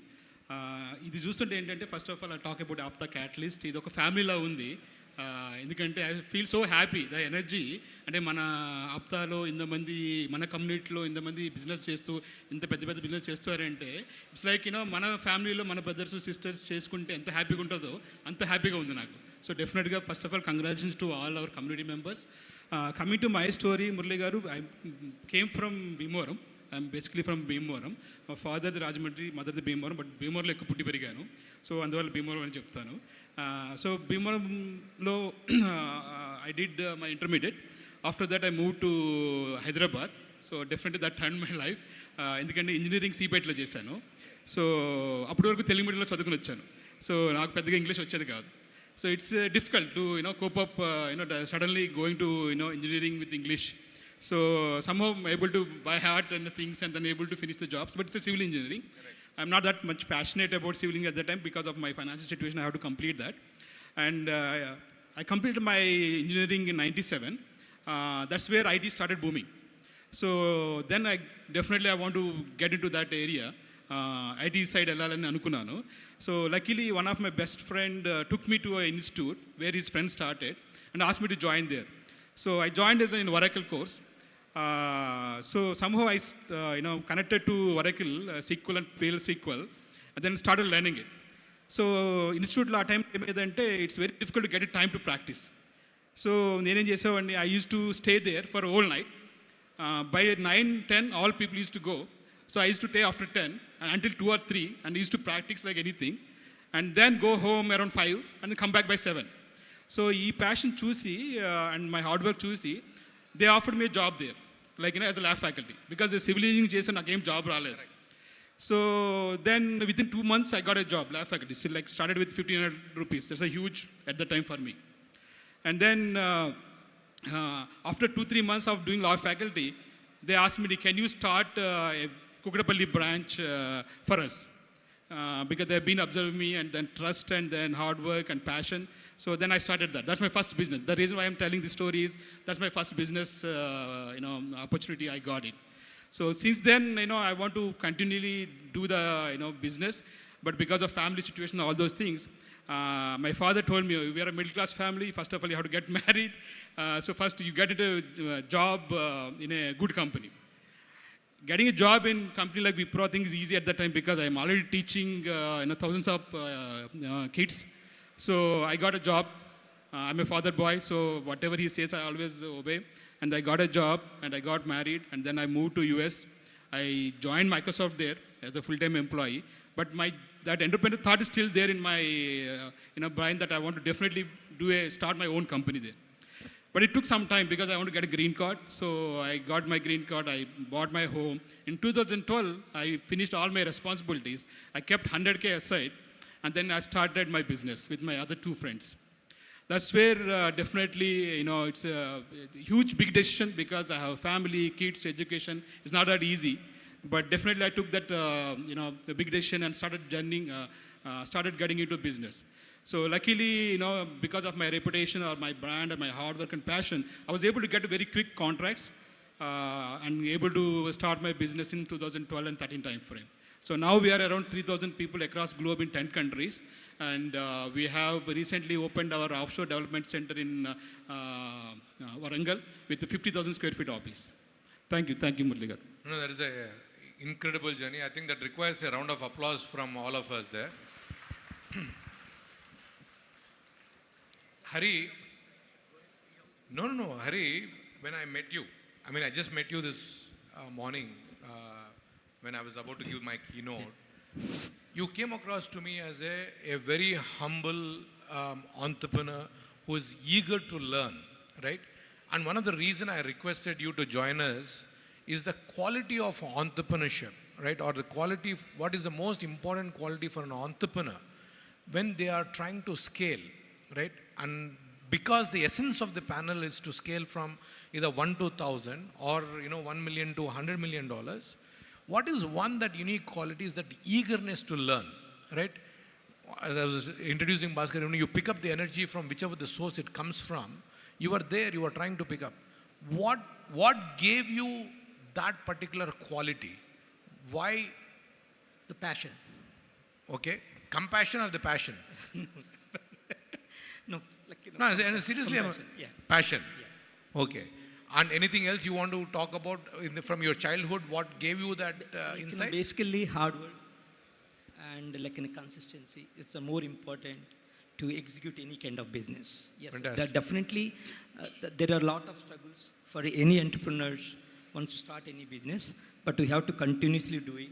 Then definitely you can see one day results. Could be for one person 1 day, one person 1 year, other person 2 years, but definitely he will get success when you do hard work. So persistence and passion. So Srini, with that, I'm going to come back to you. You are a cybersecurity czar, right? Okay. It is a very difficult business given that Israelis are the kings in the cybersecurity space. Picking up a area, right, which is very, very difficult for someone to handle, then your scale. Can you talk about where you started? What is the highest peak you achieved, right? I just want the audience to understand and how long the journey has been. See, మనం తిరుమల కొండలు ఎక్కుతుంటే first Alipiri మెట్లు ఎక్కాలి, కింద మనం ముక్కొని మనం పైనకి ఎక్కాలి స్వామిని వారిని దర్శించుకోవాలంటే. మీరు ఆ దర్శించే స్టేజ్కి దాటారు, రైట్? సో ఆ మెట్లు ఎక్కాలనుకున్న వాళ్ళకు, ఎక్కబోతున్న వాళ్ళకు మీరు ఇచ్చే ఇది with your experience. I think my first thought to all the entrepreneurs, ఇక్కడ ఈ రూమ్లో 1 million ఎంతమంది ఉన్నారో 100 million 200 million తెలియదు, కానీ as an entrepreneur you need to have those two critical things. You should have a purpose and practice. I think our friend Hari said that practice. ఎవరు ఏ స్టేజ్లో లేరు, వస్తాను, it's a journey, right? So when I was at 5 million, I thought, okay, I'm going for the next one. When I'm 10, next. When I'm 100, next. So there's always a next. But what defines where you're going is the purpose. Purpose kuda anta clarity undadu. When I started my first job, first company, I thought my hometown Chirallo, I want to have everybody same level of computer knowledge. That was the purpose. And it changed when that was successful. For Navitas, it's the same thing. I thought I'll get all the engineers in one place so we can work on the latest and greatest on the technology. It's okay to change your purpose because your purpose drives your mission and vision. So for me, when I was in the early stage, I honestly, to all of you, mission, vision, values for a company, culture, they are there, but they are not as important as the goal of winning for me. I'm being very honest.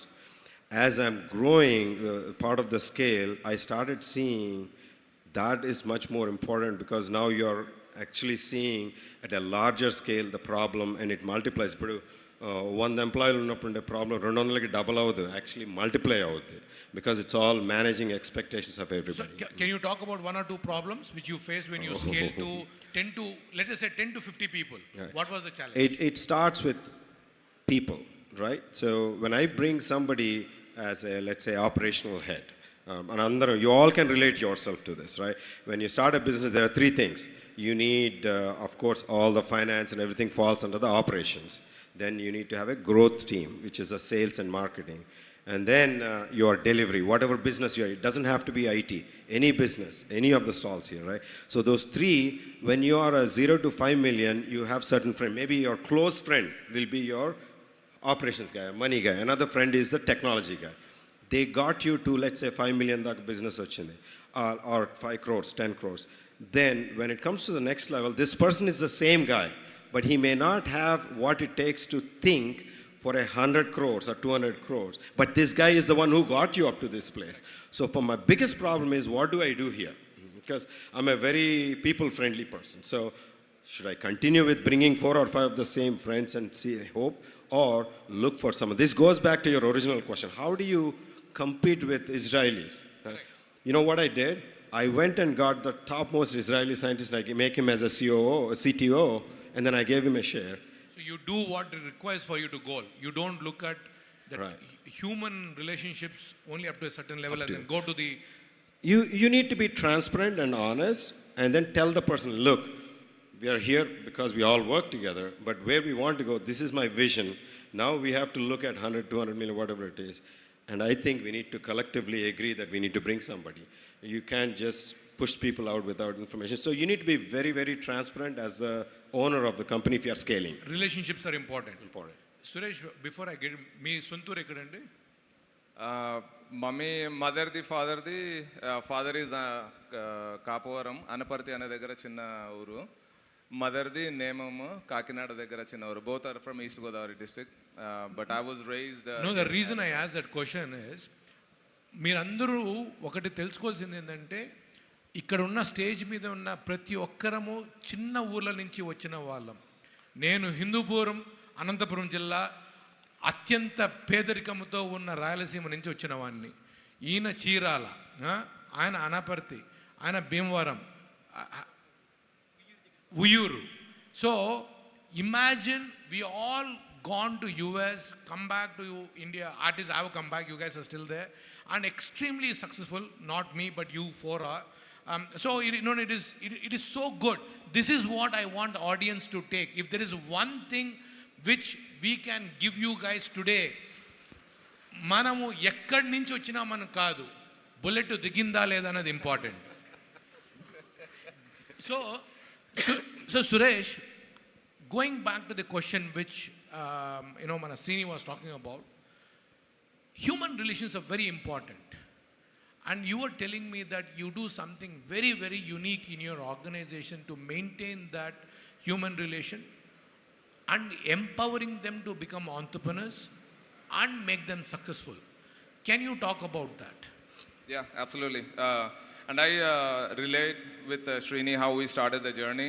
Initially, when we started చేసినప్పుడు, we had friends and family members where they helped us grow to a certain level. And after that, I always tell the entrepreneurs, like, take a step back. At every stage, don't get yourselves stuck in the weeds. Like, day-to-day operations నడుస్తూనే ఉంటాయి ప్రతిరోజు.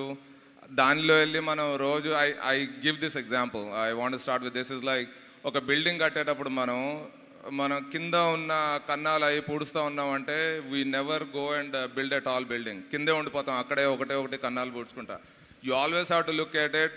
Is it my time is worth in this place, in కన్నాలు పూడ్చుకోవడంలో నా time ఇంపార్టెంటా, లేకపోతే నేను పెద్ద building కట్టుకుంటే వెళ్ళాలా అని చెప్పి. You put the right people in that place that are accountable and trustworthy and give him all the rights, trust them, give them all the full power. అంతేగాని వాడిని అక్కడ పెట్టి మళ్ళీ రోజు వాడిని మనం పీకుతా ఉన్నామంటే, వాడిని లాగుతూ ఉన్నామంటే వాడు చేయలేడు అదే పని. సో మీకు నమ్మకమైన వాళ్ళని choose the right guy, put him in that spot and that's the least worry for you. You go on building the empire and then that's what you're focused on, that's what your energy is. And coming back to your question, what we did different in our organization, I think I can relate it to, like, I haven't seen a lot of the organizations. One of the things that we did with our employees that have been with us for a long time, that are trustworthy, credible, they've been sweating for us, sitting day and night for us, and helped us in the growth of the company. I believed in, like, not just leaving them as employees. వాళ్ళు ఎల్లకాలం మనకి employees లాగా 5 ఏళ్ళు చేస్తారు, 10 ఏళ్ళు చేస్తారు. తర్వాత you have to look at not only scaling of your organization and yourself, you have to look at scaling of all of your employees as well. వాళ్ళకి నెక్స్ట్ గ్రోత్ ఏంటి, వాళ్ళకి నెక్స్ట్ స్టెప్ ఏంటి అని.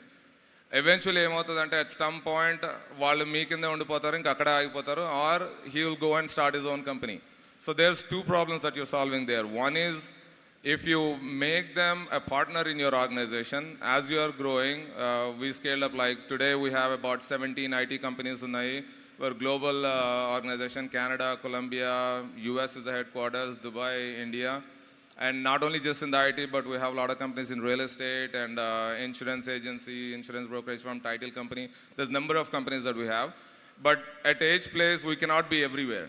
But you need to have those people that are working with you all these years. వాళ్ళకి కొంచెం partnership అది ఇచ్చి మీరు రన్ చేస్తారు అనుకోండి. You invest in them, you make them a partner. They will put their heart and soul in it and becomes a part of the family and part of the group, and then you reach much bigger height. Join hands together. Like they say, right?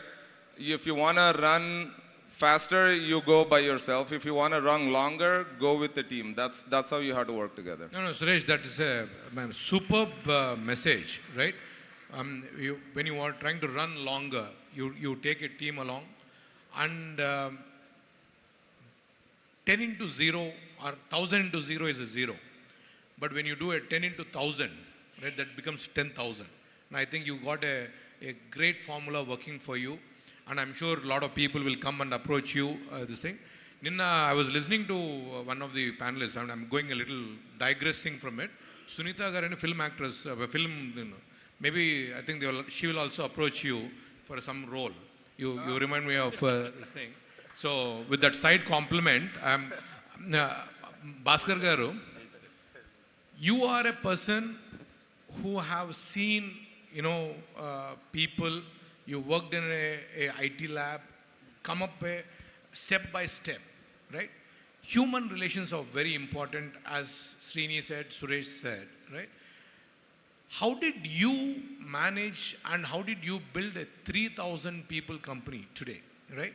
And you are in multi-geographies, multi-disciplines, and you're able to, get to I'm absolutely proud of the fact that today you have 3,000 people, this thing. Can you give us the revenue numbers and how this journey started? What are if you can address 2 challenges, greatest challenges that got you into the 3,000, and then I want you also tell what is your next goal. First, I'll answer the last question and the goal. Basically, we are around 150 million currently. Our goal is to $1 billion company, like in terms of valuation or revenue. We are working towards that. So it's a Uber goal. 150 right? ARR or it's a revenue. Okay. Yeah. So we have a huge offshore center. That's why numbers. And we have a huge offshore center in Hyderabad and as well as in Warangal.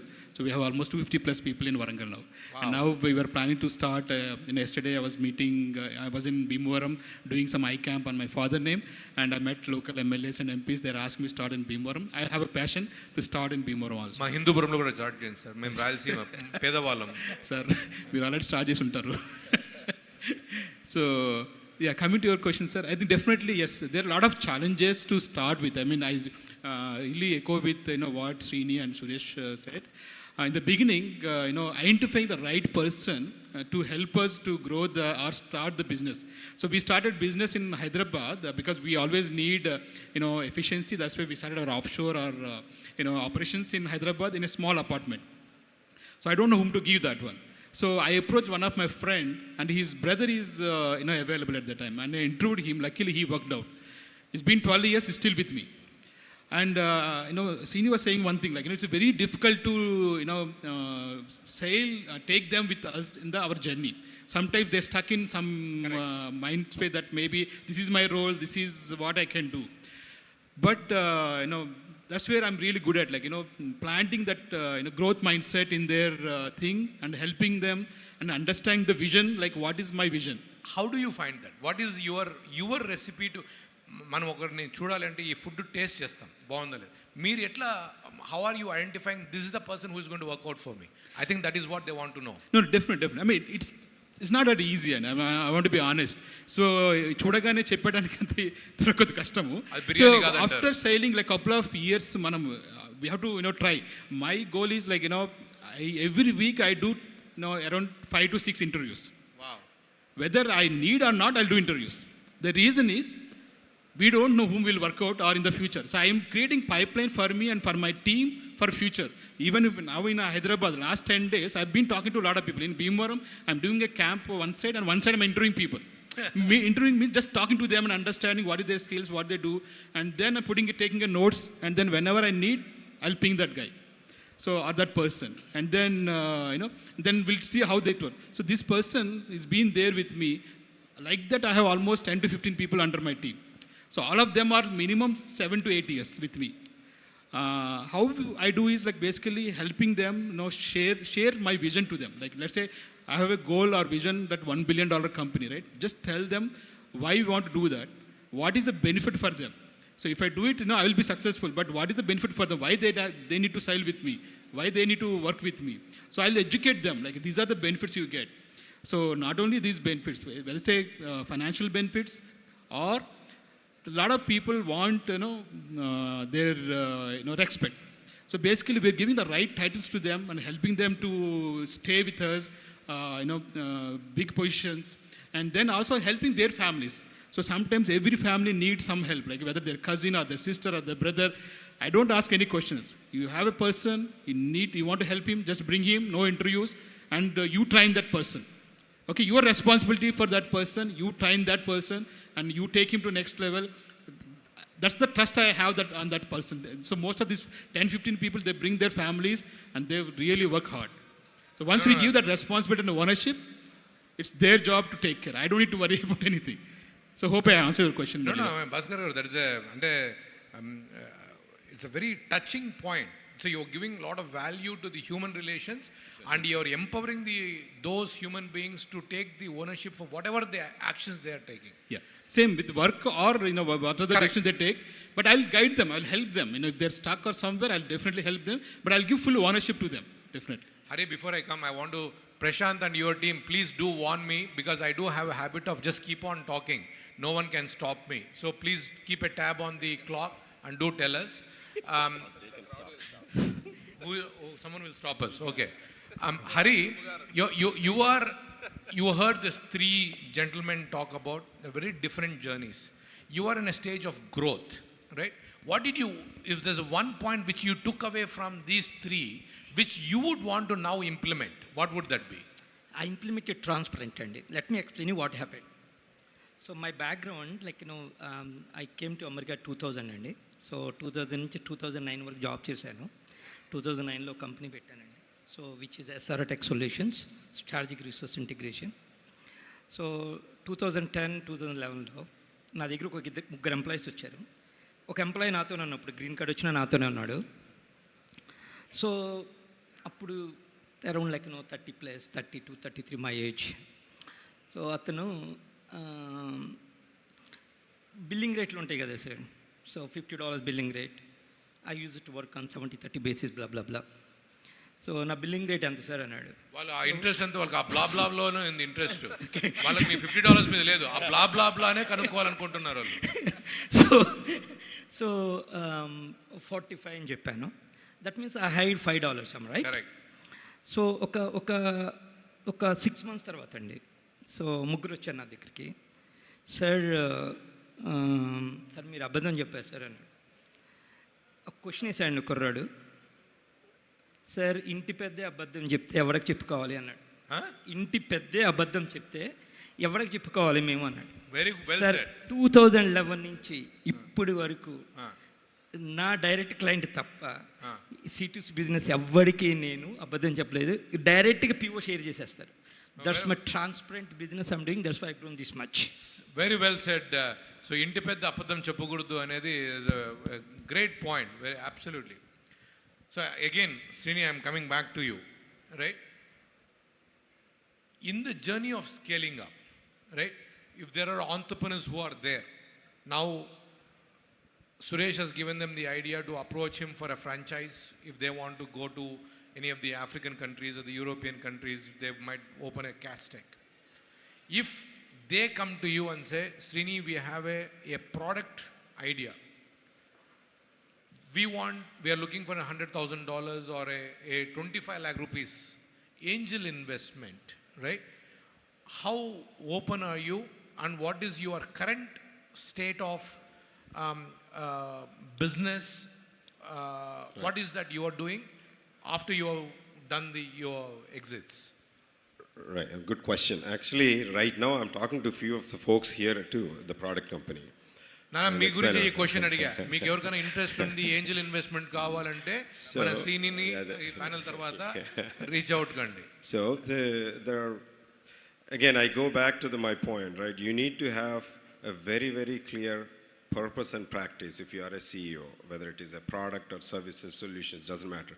And if that matches, if it is really clear, then other person, not just Srini, anybody here can figure it out, it is value. So your goal is to make sure that that value coming out for anybody, right? So now with that, I'll go back to your question. there are, Navitas as a solutions company, we always build a lot of accelerators, and we won a big contract with one of the states, and we got one of the product companies as a solution for them, and that's how we present that. So that one way of bringing the young companies into the limelight. The other one is through all this seed funding or our tie or BitSpark. There are different areas we come in, we do the due diligence, and then we allow them to do their pitch, and then we actually, whatever the portfolio companies, we take it to our client base. So there are multiple ways to do it, but the way to do this is to not just to come in and say, okay, I have this product here, 7-page deck, can I get something, right? We need to have one of these, either the value should be unique enough for the person on the other side to really latch on to that. And then we can work together hand in hand as a product, right? So Bhaskar, I want to ask you a question, but before I ask, does anyone want to ask a question from the audience? I can take 1 or 2 questions. Anyone in the audience wants to ask a question to any of the panels? Okay, looks like. Please raise your hand. No one wants to? Good, go. Okay, Nana, Tamudu, munduku ra. Tondar ravali.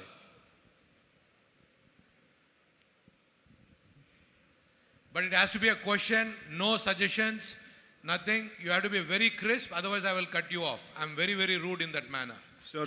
Yeah. So generally, a small entrepreneur starts his business with bootstrapping. So when we talk about scaling, it is becoming very hard these days to scale up and to raise funding, to get connects, or something like this. So what is the better suggestion you have budding entrepreneurs like me? Great question. What's your name? Sai Krishna. So do you run a company? Do you own a Yes, company? yes. I'm starting a new engineering college. It is called Leapstart School of Technology. Fantastic. Sai Yeah. Krishna, one small session I'll give you is whenever you introduce, you sell yourself by telling what you do. Please. That's the easiest way to sell to the other people here. Yeah, sure. So Sai Krishna runs an engineering college.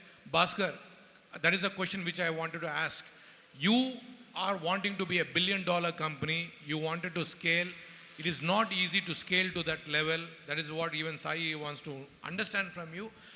Are you planning to do an organic growth? Your journey has been for 12 years now. You reached a 3,000 people company. You cannot do another 12 years, right? We are all of that age right now where we need to do some magic.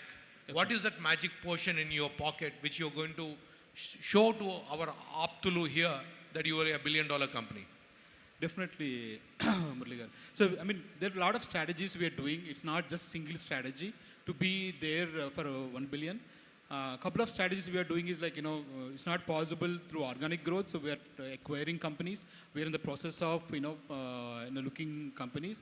So some of the revenue comes from them definitely, because which will complement our current capabilities. So currently we are not big in government on our, side or the local counties. So we are looking into one side. The other side we are looking at is like, in European market. So we are very strong in North America, especially in US, Canada, and Mexico. So I'll give you one last question you were asking about what are the big challenges, right? One of the challenge I faced a couple of years ago, last year exactly. So one of my biggest client, they're transitioning their resources to Mexico because of their business strategy. So, but I never done business in Mexico, or I don't know how to do the business. So it's a $10 million business, and every other company are biggie companies. So it's very difficult to compete with them. But I still able to compete with them because, I found a route. Like, when I was working in Microsoft, I have a lot of friends because I worked in a finance division. I have a global team. So I reached out to him, friend, his name is Rafael. I need some help in Mexico. So he helped me to connect with local company. So I started, hiring from that company. And then within a year, now it's 100 people in Mexico for me. From 0 to 100 within one year to 1.5 years, we're able to do that.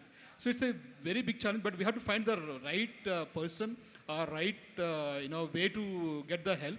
So with that one, I didn't lose the business, and then I've been adding much more business to that. It's almost 10 to 15 million business now just in Latin business for me.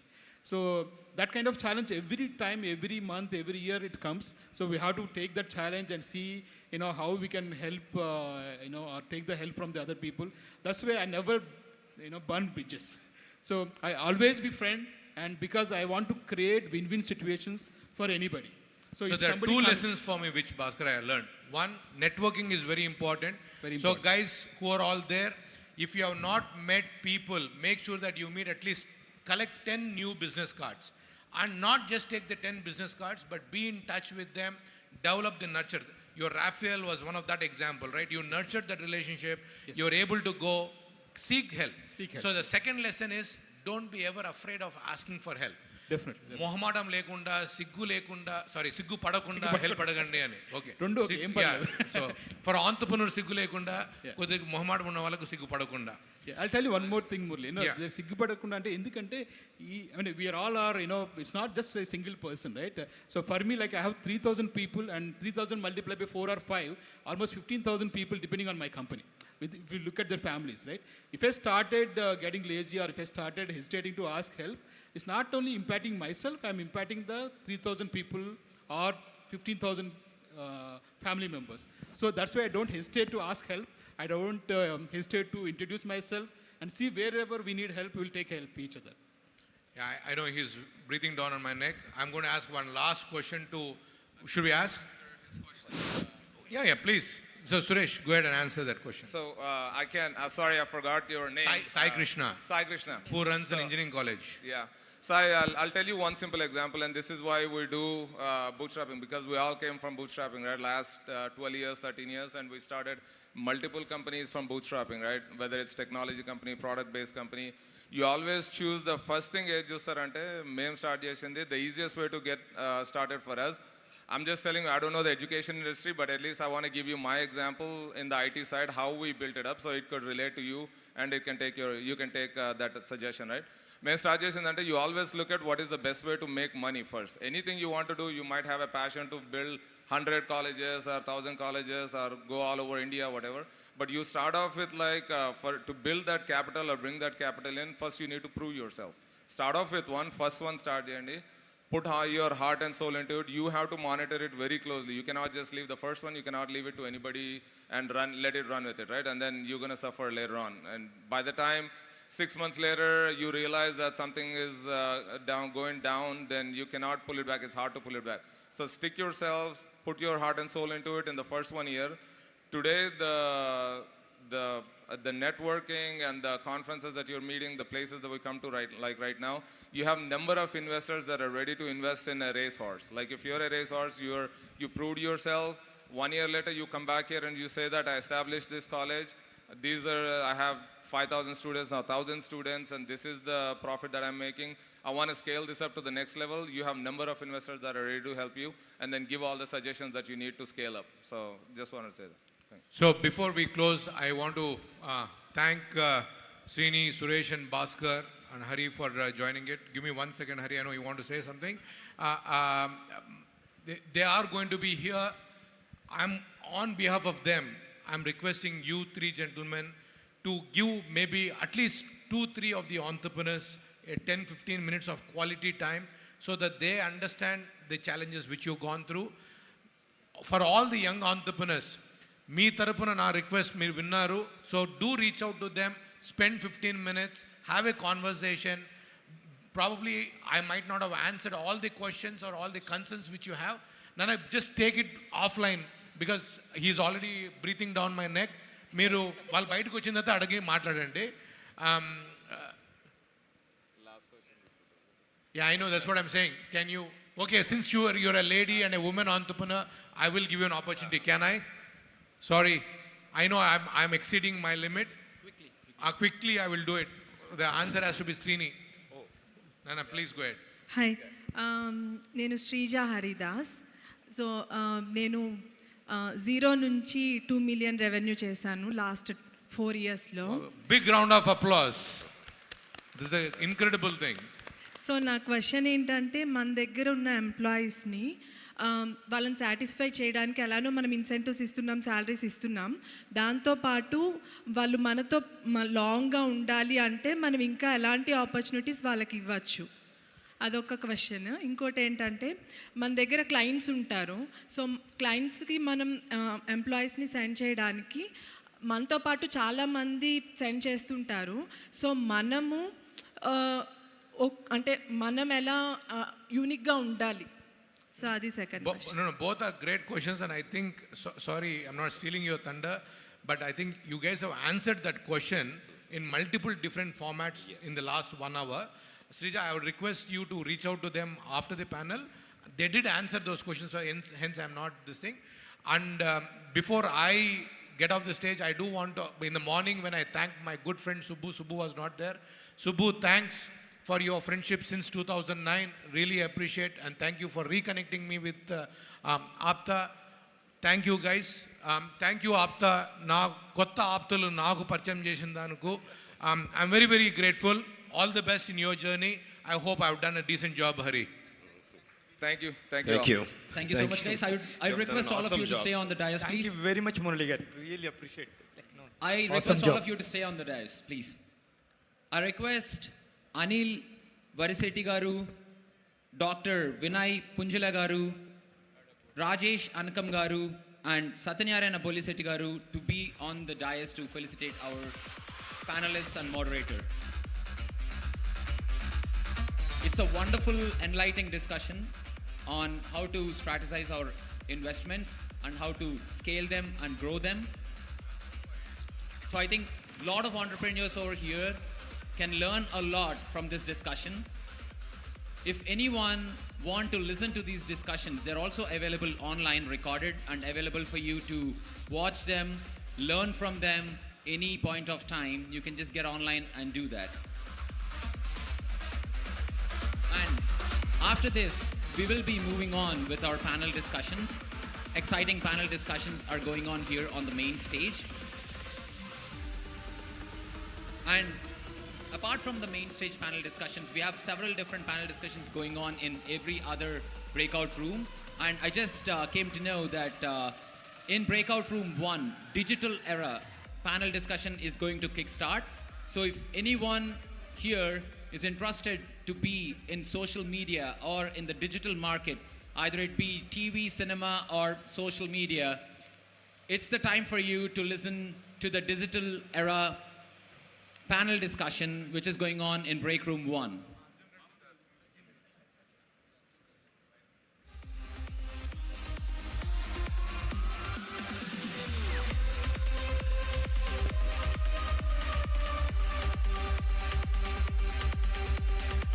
And guys, today we have this wonderful infrastructure right here, and this global conference is going on in this scale thanks to Raju Entertainers for providing us such a wonderful infrastructure over here. Thank you, Raju Garu, for your support and for all the advanced technology which you have provided to take our conference global. Thank you, Raju Garu.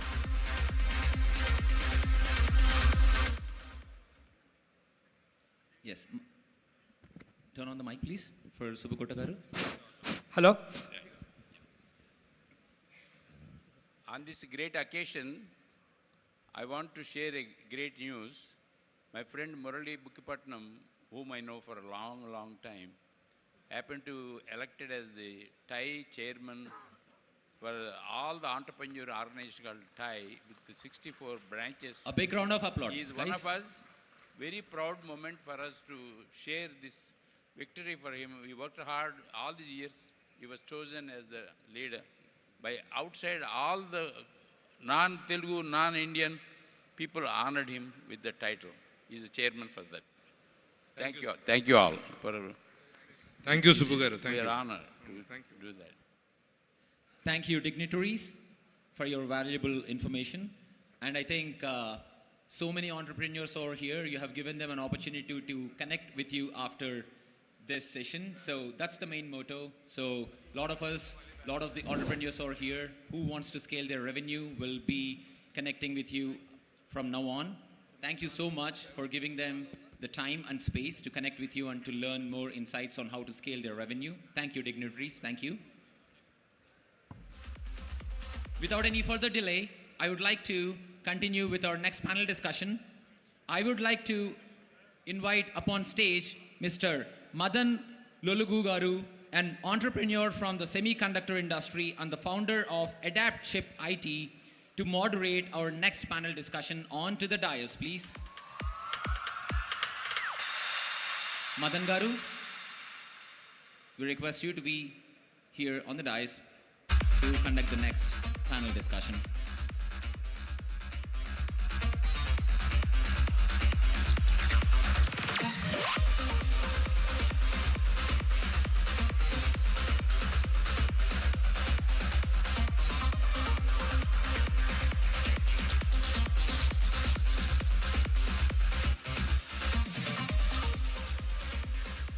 Thank you so much, Madan Garu, for being here, and I will hand over the mic to you to introduce your panelists and also the topic for discussion, which we'll be having here now.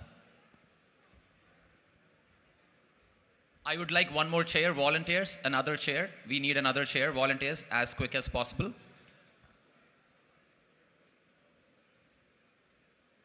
Yeah, good afternoon, everyone. Actually, it's a kind of privilege for me to be on this stage. Just I would like to invite C.S. Rao Garu, CEO Quadgen Wireless.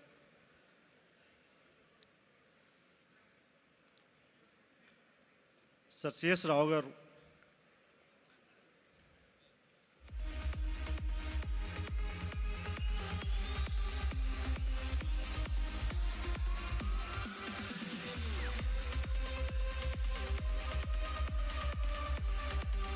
Pradeep Vajram Garu, CEO, Seven Rays.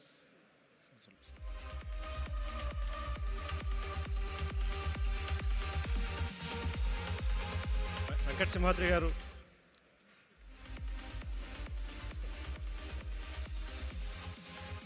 Sudhakar Palchetti Garu.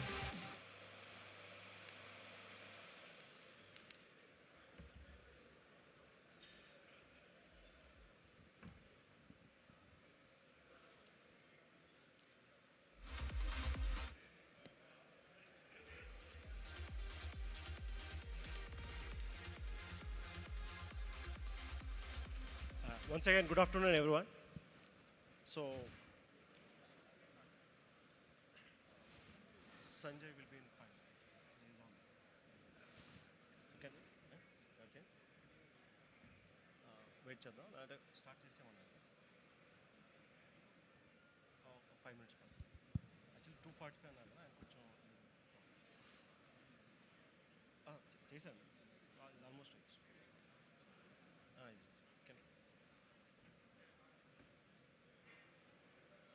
Yeah.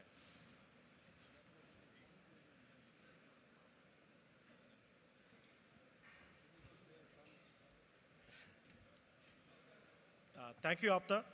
Thanks for this opportunity to share dais with నేను వెంకట్ గారి దగ్గర టీటీఎంలో train అయ్యాను. అలాగే ప్రదీప్ గారి smart ప్లేలో నేను tech ఫోర్స్లో first 20 members ఎంప్లాయీస్లో ఉన్నాను. So అలాగే శ్రేయస్ రావు గారి దగ్గర నుంచి 2008 నుంచి సో మచ్ విజ్డమ్ గైడెన్స్ నేను తీసుకుంటా ఉన్నాను. అలాగే సుధాకర్ గారు కూడా మాకు ఇదివరకు కస్టమర్, అలాగే చాలా వరకు కలిసి చేసాం. So I'm really like blessed to be part of this dais actually. So I want Sanjay Kamtam గారు.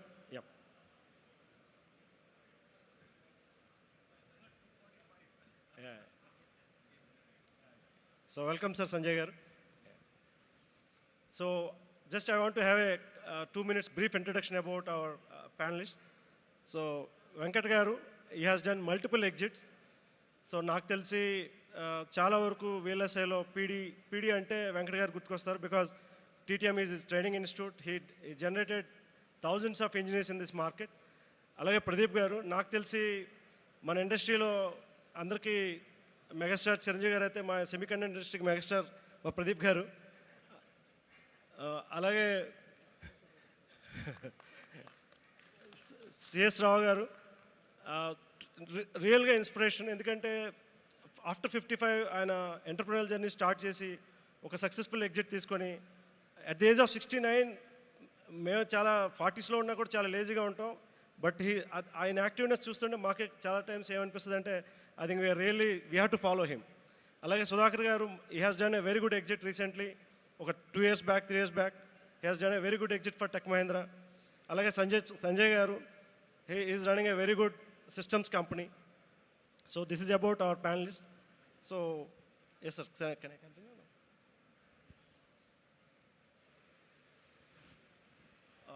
Yeah, moreover actually, so most of them probably semiconductor ante edo rocket science la anukuntaru, but just want to have a one word. So out of top 10 most valued companies lo, except one company, all 9 companies are tech companies.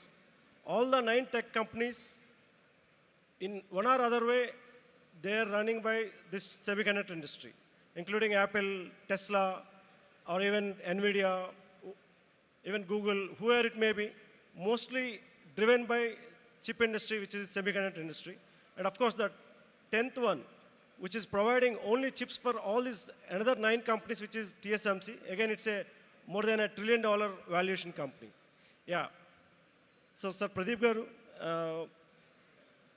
in last 2-3 decades lo, Indian semiconductor ecosystem etla develop ayindi. So, what is the me opinion, sir? First of all, thank you for comparing me to such a great personality. Thank you again. ఇంకేమైనా ఉంటే మంచిగా చెప్పండి. So anyway, see, I think I've started in 1994 when Indian semiconductor industry did not even exist. So from there, where we are today, 30 plus years later, tremendous changes happened. Okappudu semiconductors ante emi teliyani India, and today we are talking about building the fabs for the world. That's the progress we have seen.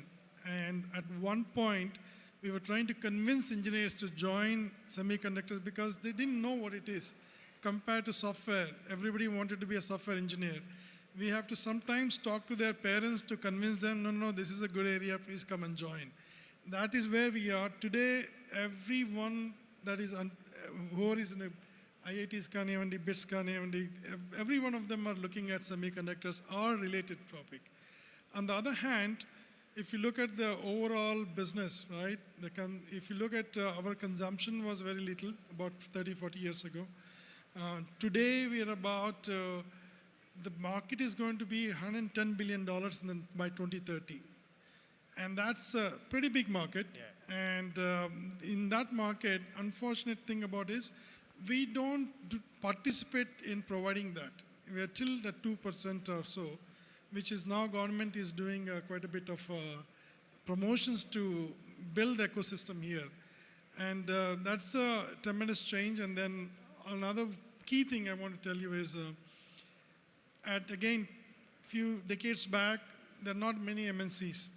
Now, if you look at semiconductor corporations, whether it's a big or small or medium, every single one of them wants to have their cost center or engineering center in India.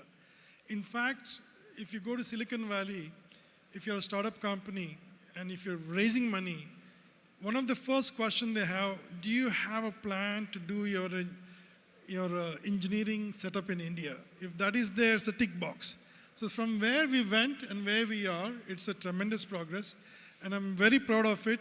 Oka samat undi kada, every dog has its day ani.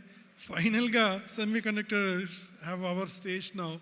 A lot of limelight is on semiconductors. So we have arrived after 30 years. So good job for all of us for being part of it and believing in this industry and moving forward. Thank you. Thank you, sir. So, Venkat garu, sir, meeru services company run chesaru, then IP company run chesaru. Now, sir, Venkat గారు మీరు service company run చేశారు, ఒక successful exit తీసుకున్నారు, ఒక IP company run చేశారు, ఒక successful exit తీసుకున్నారు. So now you are coming in to this manufacturing and government side related చేస్తున్నారు. So what is your perception, sir? Thank you, Madan, once again. And so I have to give you a little bit background. I was very lucky and fortunate to start my career with an internship in Semiconductor Complex Limited in Chandigarh. So India had, see, today a lot of people think India, never got into semiconductor manufacturing. But India had a fab in 1985, I think, 85 or 86. In Chandigarh, it was called Semiconductor Complex Limited. And also some of you may have heard about Dr. Sanjeevi Rao Garu. He is from our own community. He was the father of Dr. Pallam Raj Garu. He was the ex-defense minister and cabinet minister. And Sanjeev Rao Garu was the first electronics minister in India under Indira Gandhi's government. And he was instrumental in setting up this semiconductor fab in Chandigarh. So we have to, really remember his name today, and he laid the foundation for semiconductor industry in India. But unfortunately, we fell behind for various reasons. We'll come back to that later. But again, I started my career in the fab, and then I moved to US. I did my master's, mostly focused on fabrication. Then I started my career in a company called IDT. And those days, every semiconductor company in the valley, it used to have its own design and fab. Slowly it all became, fabless and all that stuff. But in any case, the point I'm trying to make is, I had this fabrication background and, DNA in me. And that is one of the reasons I always wanted to get back and do something in that area. And getting a fab is a little bit, a lot more ambitious. It's not that easy. So OSAT is the next best thing. It's basically, after the fab, packaging and testing chips.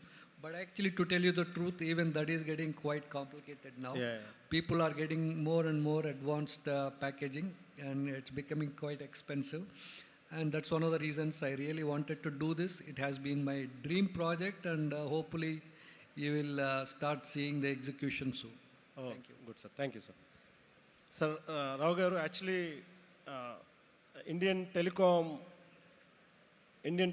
ki origin aina Shyam Petroda gaరి దగ్గర మీరు technology అడ్వైజర్గా ఉండి ఆ తర్వాత మీ entrepreneur journey start చేశారు. You have done great exit in services. Now you are looking into some of the telecom products. So what me journey, sir? So no, thank you. Thank you, Madan. I think as Venkat Garu has told, I think today we need to really remember Dr. M.S. Sanjeev Garu.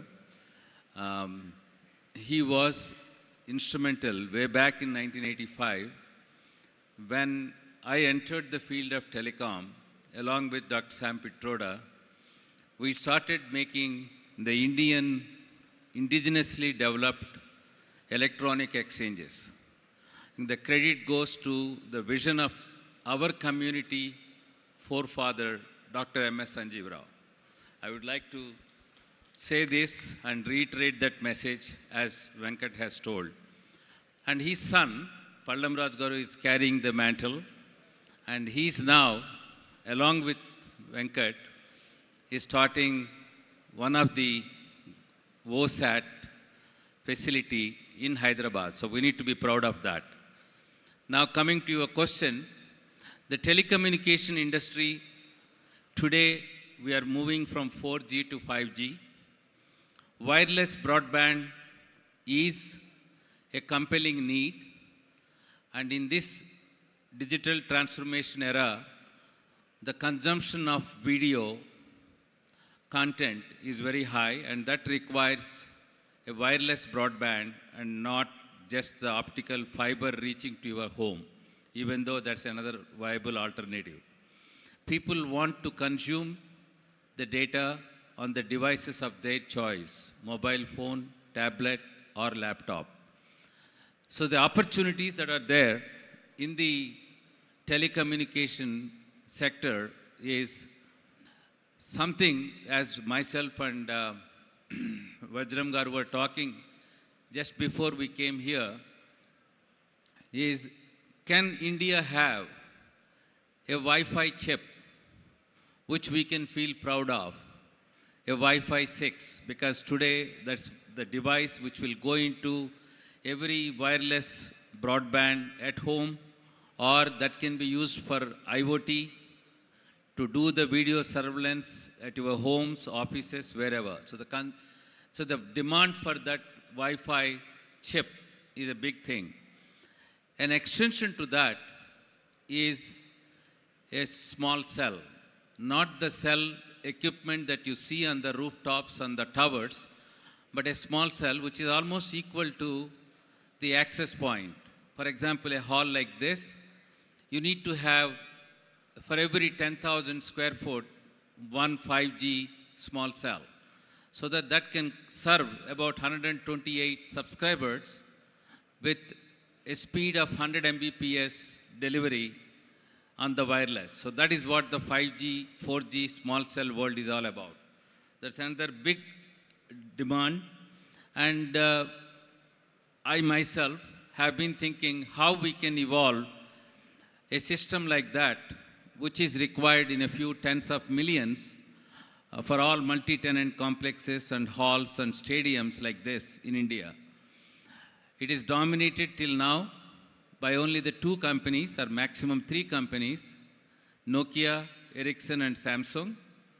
But I'm sure a company with around entrepreneurs from our community can think of this as a viable system evolution, and it does not require more than, in my estimate, based on my experience, does not require more than 20 man-years of experience. If we have that manpower, which is about 5 to 10 years experienced people, if we can put together, that's what it calls for. And I'm willing to be the sponsor for that, and that's one of the things. And if somebody comes forward, I think that's a great opportunity. Myself and Pradeep Garu were talking about it. We will continue the discussions. I think this is one of the areas in the 5G era. Another one is about the IoT systems. Anything and everything that we see in our homes or offices, everything is a hyper-connected device. Every device that has an IP address is an IoT, Internet of Things. And I think that is supposed to be hyper-connected. So in that sense, you need to have a wireless IoT gateway. And that's a big market again. And these are the three things that I can talk of as my initial response to the question that he has put to me. I think the investments and the market size for this, if you look at it, the market size is about $2 to $3 billion for this small cell Wi-Fi and in-building system in the country, looking at the enterprise complexes and multi-tenant complexes and stadiums that we have. That's what Madan has asked me the question. I think that's where I will stop and give the opportunity for others. Thank you. Thank you, sir. Thank you, sir. Sir, Sudhakar garu, మీరు యూఎస్లో work చేశారు, ప్రొడక్ట్స్లో work చేశారు, ఒక successful service exit తీసుకున్నారు. So now మీ perception about this Indian, just we're talking about make in India and all these other things, right? So మీ perception ఎట్లా ఉంది సార్ ఇప్పుడు? So you have done successful exit in services and you worked earlier in products. So indigenous gurinchi manam ante make in India gurinchi we are talking so high.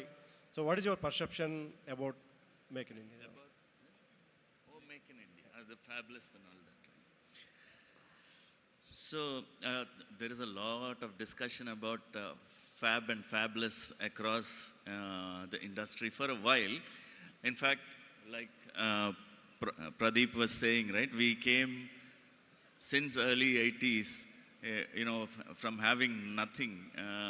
Those days, I think BL and a few other companies, public sector units were there, and Texas Instruments came, and we started with EDA tools, flow, things like that, to now doing so many chips together is a huge achievement. But the most important part that we have been missing in the ecosystem is having a fab. Lot of people kind of talk about this, and this has become a topic of agenda in pretty much, sometimes when I walk into grocery store in COVID time, people used to say, what is this semiconductor, right? I mean, the cars are not available for 9 months, kind of thing these days. What is the semiconductor that is stopping it? So majority of the problems came from two parts. One is the availability of the fab time, which Taiwan makes majority of the chips across the world, while the second part that is actually driving the demand is also that every country is trying to become protective about what chips they would like to produce, right? So in that process, I think, Korea has invested, Taiwan is invested, US anyway is trying to get back some part of the manufacturing. And in that thing, even India is trying to sort of get some of the fab here, right? Fab is a very difficult thing to, just bring it in, because it's much more than just manufacturing. It is an ecosystem that needs to run, and there is also designs that need to happen in the country so that the fab is actually utilized. So it's a long topic. We can talk the whole day about this thing. There are multiple views about whether fab is the right thing to have in India versus not. Now, there are multiple bids that came forward to get a fab in India.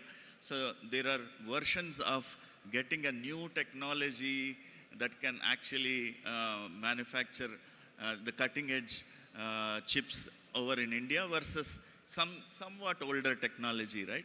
So those debates exist. Many of us think it does not make sense to have the new cutting edge technology here, while the old technology is what makes sense. But that topic definitely takes a few hours, if not more, right? Thank you, sir. Thank you, sir. Sanjay Garu, welcome, sir. So, sir, me journey. Just want to understand about your journey as an entrepreneur. I think you can hear me, right? Yeah. So you asked about fab, semiconductor, all the questions there, and when it came to me, it is about my journey, which is good. Yeah. So, yeah, so my journey is, unlike all of them who have been gurus of semiconductor, which is effectively, in a very simple terms, a chip, right? And so I come from something which is above that, which is where the platform software, the middleware operating system, core BSPs, kernel, or any of this, the technologies, right, which come above that. So my journey has been, typical during 90s. We did our engineering here. We went to US for masters. And then after that, some of us got a little more luckier than the others to be getting the first job at the right place. I think I was one of those lucky ones. I got a job at Motorola, and this was in 96. And so I was the 7th guy who joined a team of 7 members.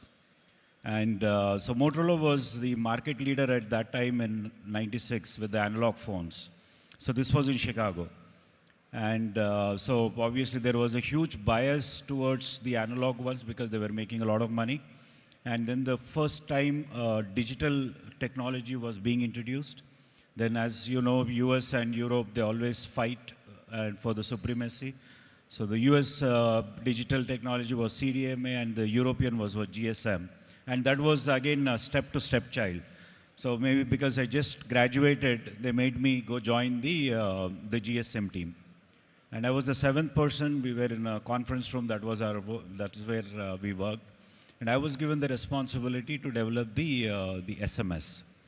And so back in 96, now when I look back, maybe just God has taken me to the right place. And so ever since, I've been part of the mobile phone journey. So the GSM, the first phone, we were the one who introduced, and GSM was my contribution. Broadcast messaging was the next contribution. MMS is something I started for Motorola. Internet browser, what you see today, is something what, as a leader, we were doing that. So I worked for 11 years, stayed in US. I'm a big nationalist. So for me, make in India, step more is design in India. Even the step more is think in India and think for the world, right? So that's the kind of a thing what I have. So it's been 20 years now. I moved back. And it's been 15 years since I have an engineering services company. So it's such an emotional thing today that me, Pradeep Garu and Venkat Garu, so I'm sure at some point of time we were positively competing against each other. Yeah. And it's so nice that all of us are from the same community. And now what I lost to you guys, now I don't feel bad about it because it is within ourselves. from a business side. Yeah, so this is the journey, Andy. So today we have our engineering services company. So our specialization is on the platform software Systems. and on the operating systems. You said digital transformation. Maybe if there is a next question, I can talk a little bit about that later. Sure. Actually India మొత్తం మీద 1,00,000 మంది VLSI engineers ఉంటే ఈ stage మీద ఉన్న 5 మెంబర్స్తో పాటు చిన్నోడు నేను కూడా 6 మెంబర్స్ కలిపి we generated almost 10,000 engineers, which is 10% of the workforce of Indian semiconductor industry. This is a very great, biggest achievement for the whole APTA community actually. Yeah, sir. So actually national media, international media, every country is talking about their own fabs, their own chip industry. Even మనం పొద్దున చూస్తే national మీడియాలో every day they are talking about semiconductor policy, every state government is talking about semiconductor policy. So just want to understand fabless ecosystem మీద sir Venkat garu, so మీ idea sir, so fabless ecosystem మీద so India semiconductor policy అని చెప్పి generate చేస్తున్నారు కదా, so what is your? Sure, Madan. So before I answer that question, so I'll give you a little bit background about what is happening in India today. So the Indian government in 2022, they formed this Indian semiconductor mission and they put $10 billion on the table. So it is a huge money. And it is primarily to focus on semiconductor manufacturing. And what they're doing is they're giving a capital subsidy of 50% for any semiconductor manufacturing company that is coming up in India. And for example, there are 2-3 things fall into that category. One is the fab, the regular semiconductor fab. The second thing, they call it OSAT or ATMP. It's basically packaging and testing, which I talked about earlier. And they also included display fabs. For example, every cell phone or laptop you have, you need a display for it. So even if it's a display fab, they're giving the subsidy for it.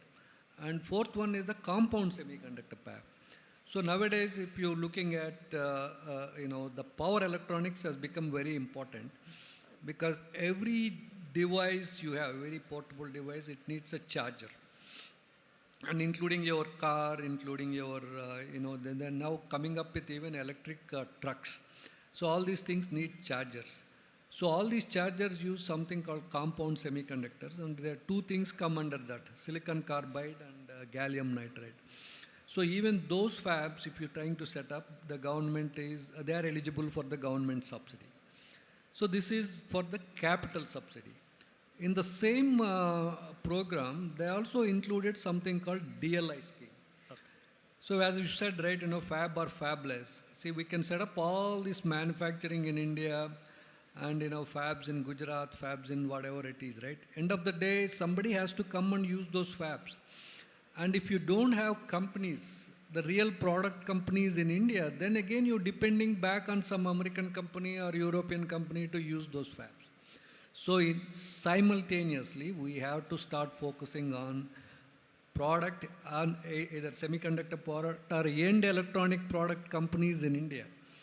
And as I said, right, we've been discussing, we done extremely well on the design services side, and we created the talent pools. We did very well in that area. But end of the day, the time has come for India to focus on real products, real semiconductor chip companies, and because otherwise, all these fabs and OSATs we are setting up, we will be struggling with them to fill those capacities. Okay? Yes, sir. So again, coming back to the DLI scheme, it is mostly meant for fabless chip companies. So if you want to do a fabless, any chip, like C.S. Rao garu was saying, a wireless chip for the Indian market, the government is willing to give 15 crores as a subsidy for the design part of it, and an additional 30 crores when the chip actually goes into production. I think this is, again, I'm not saying that this is good enough to take a chip into real volume production, but it is a good start. While I was working at Chip, I personally got one project approved to do a simple chip for smart meters in India. So it is took a little bit of time, but I could get it done. So it is a huge opportunity for anybody with semiconductor background who wants to get into products. They should really think about it, focus on it. Thank you sir, thank you. So Pradeep గారు, మీరు వీసీగా చాలామంది young entrepreneurs వస్తూ ఉంటారు, అలాగే మీరు government మీటింగ్తో కూడా మాట్లాడుతుంటారు. So what is your perception about fab or fabless ecosystem, sir? So like Venkat garu చెప్పినట్లు, there is a lot of limelight on the semiconductor industry.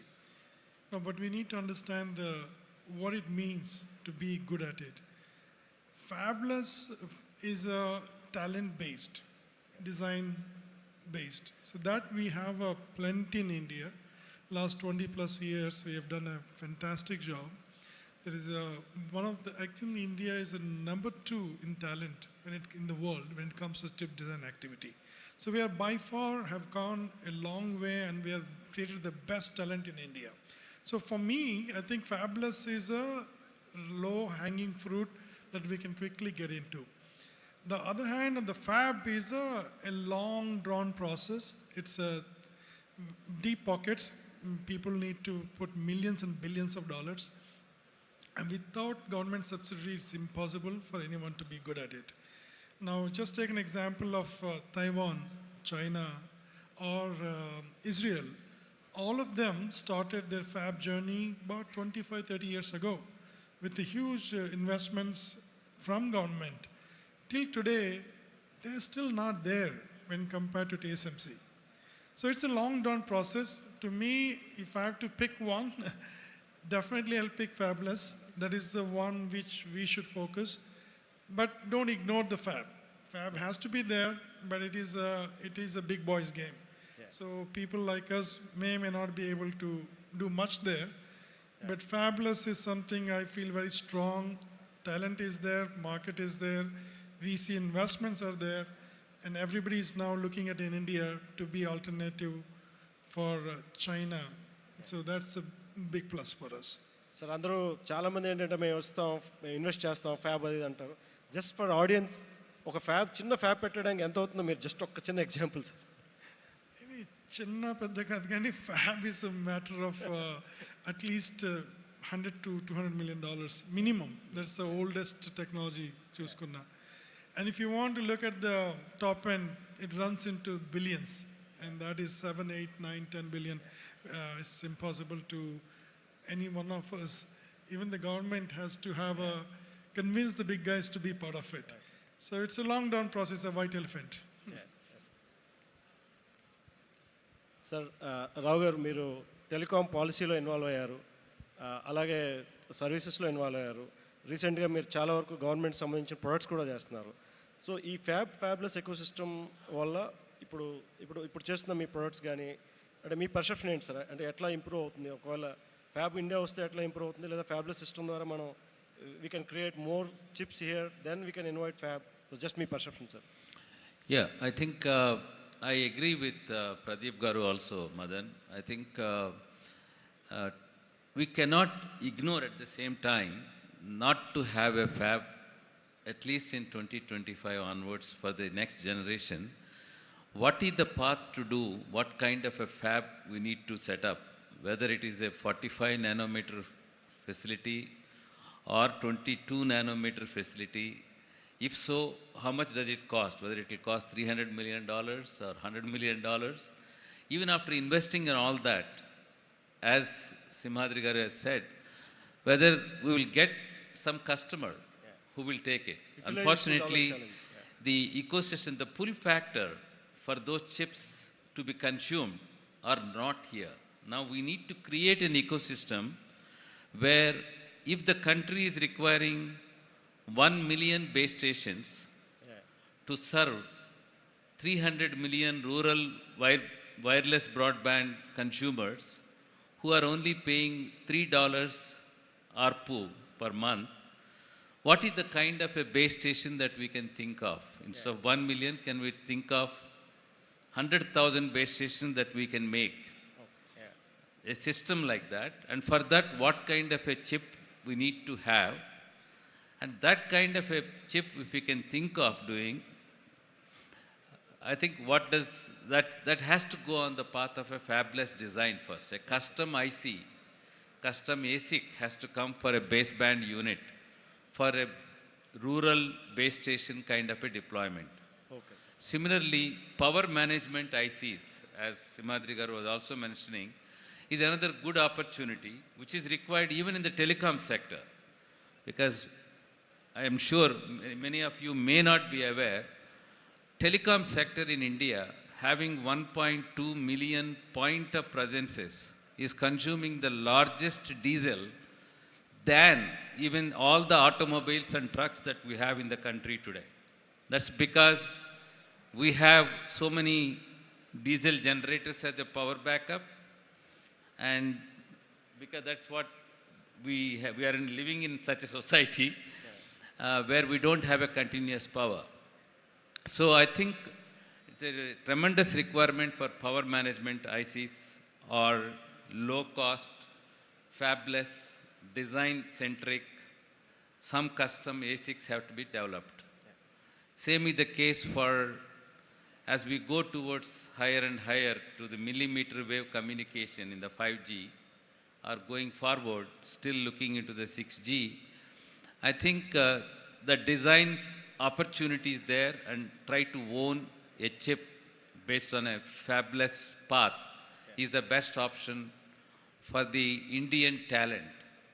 Go there, design, innovate, and be a spark for creating a chip design from this community and from this country. That's the best path in my view. Thank you, sir. Thanks.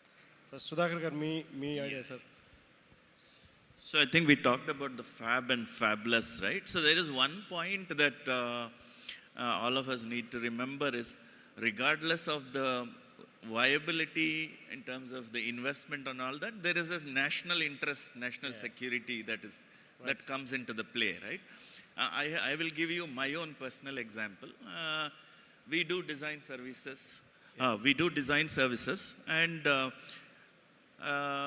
I don't know, some 6-7 years back, we were trying to get one chip manufactured, and we always go to, TSMC, some other Toshibas, this and that.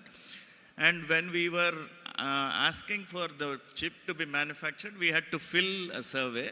In that, we have to specify for whom we are doing the chip. And in the questionnaire, it is written DRDO as a rogue organization. So, a rogue organization. So, it first of all boils your blood. Yes, sir. As an Indian, for your defense. Obviously, a defense organization can be viewed differently in different ways, right? So, from the national security perspective and national interest perspective, we definitely need a fab. Now, what kind of fab, what kind of technology is needed for the nation, all that is debatable, but that is definitely needed. But otherwise, I think everyone is basically saying, right? It's a very difficult, long investment cycle that government has to be involved. It's very difficult for a private sector to really invest so long and wait, right? So like China has been investing for 20-25 years, hundreds of billions of dollars, and they are not even halfway there. Yeah. So we are not even in the picture frame. Forget about that. Okay. So it's very hard to digest, sir, but yeah, it's true. We have to accept it. So Sanjay garu, so me perception, because you are coming from system background, so how this fab or fabless ecosystem works for you? Yeah, so the way we look at it is, it's more of a top-down view. So where the bottom line, the capability is what the chips give us. So for the audience, if any of you guys are looking to start a business or a startup or something like that, I think we spoke enough about fabless. Fabless is relatively easier. So taking to the next level. So what do you do with this chip, right? So we create a product. So when you create a product, how do you create a product? You design.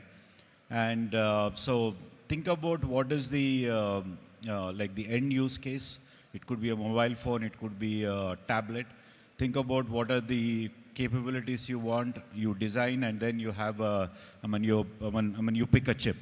So in the digital transformation, that's where we see tons of opportunities which are coming up, be it Industry 4.0, IoT and all.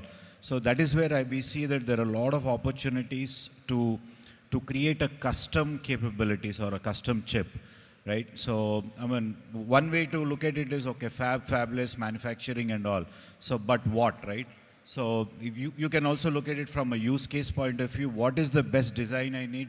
What is the minimum capability I require to create a product and create a complete solution?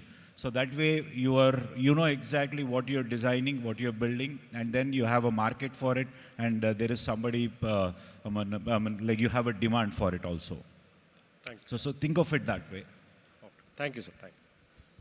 Sir, Venkat garu, మీరు last 2 years నుంచి you are so much involved in మీ OSAT దీంట్లో.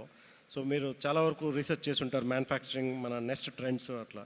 So what is the advice for the next generation entrepreneurs కానీ, లేదా ఇప్పుడు what is the current challenges in manufacturing industry in India, electronics manufacturing side? Can you come again? What are the current challenges in the electronics manufacturing, what we are facing currently in India? So I'll talk about a couple of things here. One, when manufacturing can be system level manufacturing. And if you look at the ESDM sector, India has done extremely well on the mobile phone manufacturing. I mean, actually done really well. If the last 3-4 years, right, if you really look at it, Apple has set up 2 factories in India, and now they are manufacturing iPhone 16. Similarly, if you go to Noida, I mean, Samsung has 2-3 factories there. Similarly, Chennai has a factory. I think they're making some Samsung and Flextronics or somebody there. So as far as the system level manufacturing, we're doing extremely well, made good progress. But when it comes to the chips that going into all these systems, every semiconductor chip we are consuming today is being imported. And there is no Indian content in there. Even, I mean, again, you know, I can proudly say that there is only one, the first fabless chip company in India is MOS Chip. It is from Hyderabad. And the founders of the company, you know, they were way ahead of its time. They set up this company, they took it IPO. For various reasons, it fell a little behind, you know, let's not get into that. But we had a company that, designed chips, got them fabricated in Taiwan and sold millions of them. So now we have to somehow get back in there, and that is one. And the next step is the way, you know, the reason I got into my OSAT thing was, if you look at the chips, you know, getting a fab is a little, as we all agreed that it is going to be a long-term, very ambitious project, high intensity. But if you take a simple chip, usually 20 to 30% of the chip cost goes into packaging and testing. And you can easily set up an OSAT with at least $50 to $100 million, a small to medium size OSAT. And that is one of the reasons, you know, I thought of getting into that and at least address 20 to 30% of the chip cost. Okay, but it is also not that easy. I've been realizing that it takes a lot of government approvals and all that stuff. We'll come back to that later. So coming back to this question, you know, if you want to get into manufacturing in India, system level manufacturing, I think a lot of companies, small to medium sized companies are getting in there. And I talked about earlier the power chargers we are building. We are getting them manufactured in Hyderabad. And it's a decent quality. There is still room for improvement on the quality and the yield areas, but it is happening in India. And there are some, as I said, like one of our own entrepreneurs here also has a EMS facility in Hyderabad today, and I think they're doing reasonably well. But as far as semiconductor manufacturing, I think it is, if it's fabs and other things, it is a big boys game. I mean, it can be done, but you have to pull in a lot of resources. Sir, actually, నాకు చాలా questions అడగాలని ఉంది sir, but already time అని చెప్తున్నారు వాళ్ళు. So క్విక్గా అంటే young entrepreneurs who wants to really come in to this industry, so మీ ఒక్కొక్కరు just please share your inputs to the young entrepreneurs sir. As I said in the morning, follow your passion. There's nothing beyond that. Thank you, sir. I think the entrepreneurs have to first understand the ecosystem in the semiconductor industry and find out the value chain. and get engaged with the various mentorship programs that are already there. I think we have a role model. Venkat has run big program in all the training programs. We need lots of skilled semiconductor engineers, and that can be another opportunity for some of the entrepreneurs who want to create the right talent, who are directly able to contribute to the industry and not the Amir paid certificate for 3 months. And so that is another thing which I wanted to say. And that's where Venkat differs a lot from the real training that he is giving. That's all I can say. And there are so many programs available. The entrepreneurs have to get aligned to those programs coming from Mentor Graphics, Synopsys, or any such programs, and get exposed to them, find out a niche area, and see how that passion can lead towards a dream, and you can create a spark in that line. That's all I can say. Thank you. Sir Sudhakar గారు, చాలామంది ఎంటర్ప్రినర్స్తో పాటు investors కూడా చాలామంది excite అవుతున్నారు about semiconductor industry. So ఎంటర్ప్రినర్స్కి ఇన్వెస్టర్స్కి మీరు ఇచ్చే idea సలహా sir. Yeah. So for investment into the semiconductor industry, of course, it's a very if we are talking about creating products for the semiconductor industry, there are lower end things like IP development, which takes much better investment cycle, the amount of investment that's needed versus doing a full chip, right? But there are also smaller chips that could be done, but there are difficulties involved around, systems companies not being in India and all that. It's a different topic altogether, but there are pockets of investment that's possible. Definitely IP is an area that could be invested. And, those are things that can be definitely good. Me next IP company ఎప్పుడు sir? Yeah. Sanjay గారు, so Yeah, I think they spoke about it. I'll just not to repeat what they already said. So whoever is aspiring to start something, want to be an entrepreneur, right? First and foremost, I think we all agree it's not an easy path. It's a very, very difficult path. You need to be mentally be ready. Second thing is do a lot of research, identify the gaps, and identify the trend. So once you lock on that, then after that you can get yourself educated with what is fabulous, design, and all those things are something what you can learn. But the key is do the research, identify what is the gap in the current system, or if there is anything futuristic or a new thing what you want to create. I think that's a very, very important thing. Sir Venkat garu, మీ suggestion sir young ఎంటర్ప్రినర్స్కి.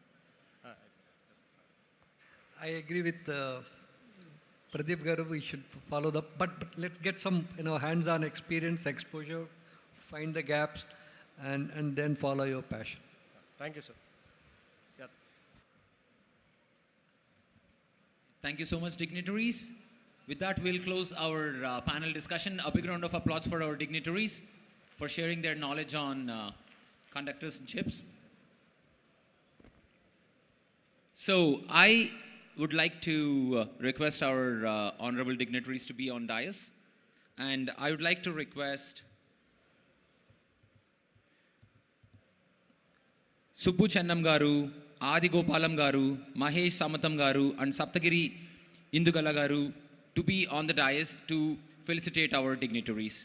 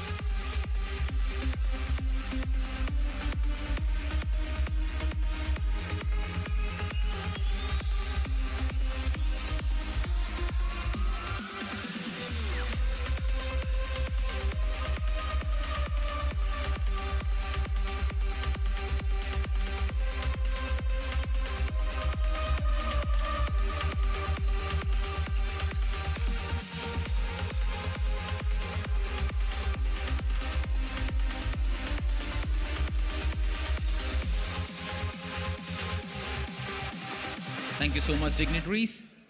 With that, we will move on to a very exciting next 1 hour. This next 1 hour is very unique, which has a unique concept which Catalyst introduced in their global conference. So, to talk about what is that concept and what will go on in the next 1 hour, I would like to request on stage Hari Gaddam Garu, founder and CEO of Carvin Tech and Novo Auto Parts, Kamal Selimari Garu, founder and CEO, Kaizen Soft Solutions. Onto the dais, please.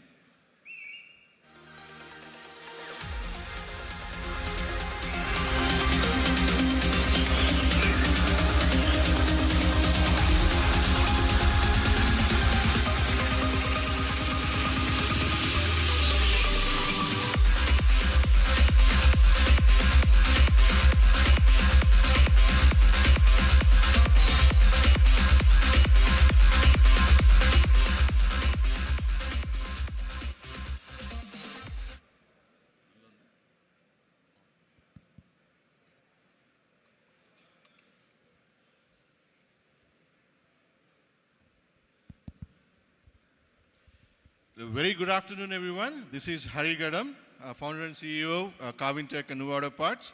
I am a business chair, competition chair for the business competition Catalyst 2025. Good afternoon, everyone. This is Kamal Sakamuri, founder and CEO of Kaizen Soft Solutions. I'm the part of the business pitch competition chair. The response to this year's competition has been nothing short of phenomenal. We have an incredible 54 submissions that demonstrates the basic, the innovation that is happening within our community, and the talented entrepreneurs that are being encouraged, and this becomes the hotbed of innovation for future entrepreneurs. From these 54 entries, we narrowed down to 19, and then from the 19, we narrowed down to 5. This is not an easy task. We commend every participant of their hard work and dedication. The energy and then the ideas in this competition are truly inspiring. They show the amazing entrepreneurial spirit and then growing in our community. Each of our finalists in this competition have demonstrated remarkable resilience, understanding of the problem that they are aiming to solve, and a remarkable creativity.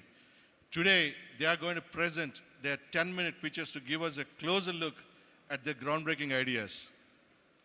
This afternoon, we have the special chance to see the future through these startups, as they are the next wave of innovations who will make the big impact in our world. This competition is not just about choosing a winner. It's about creating supporting space where great ideas can grow and succeed.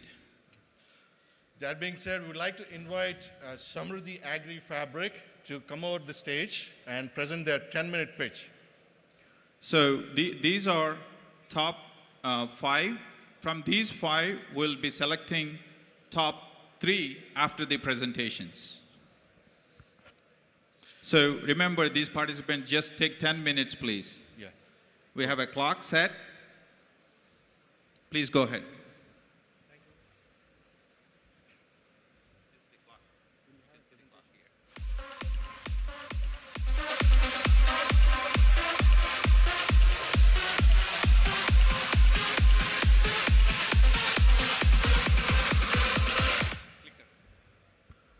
Give me a Dilip, second we need to a get the clicker. clicker, please.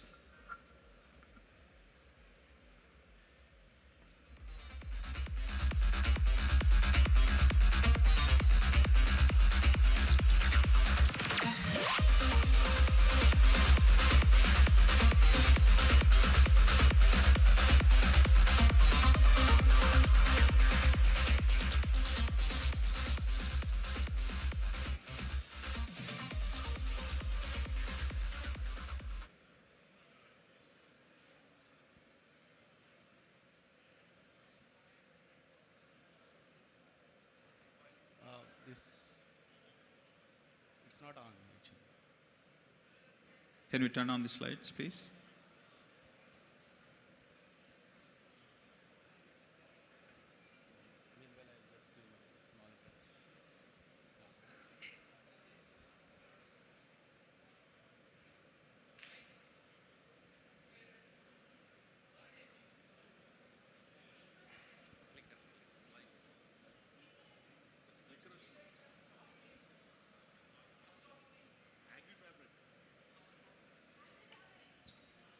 Agri-fabric. Agri-fabrics. Yeah, yeah.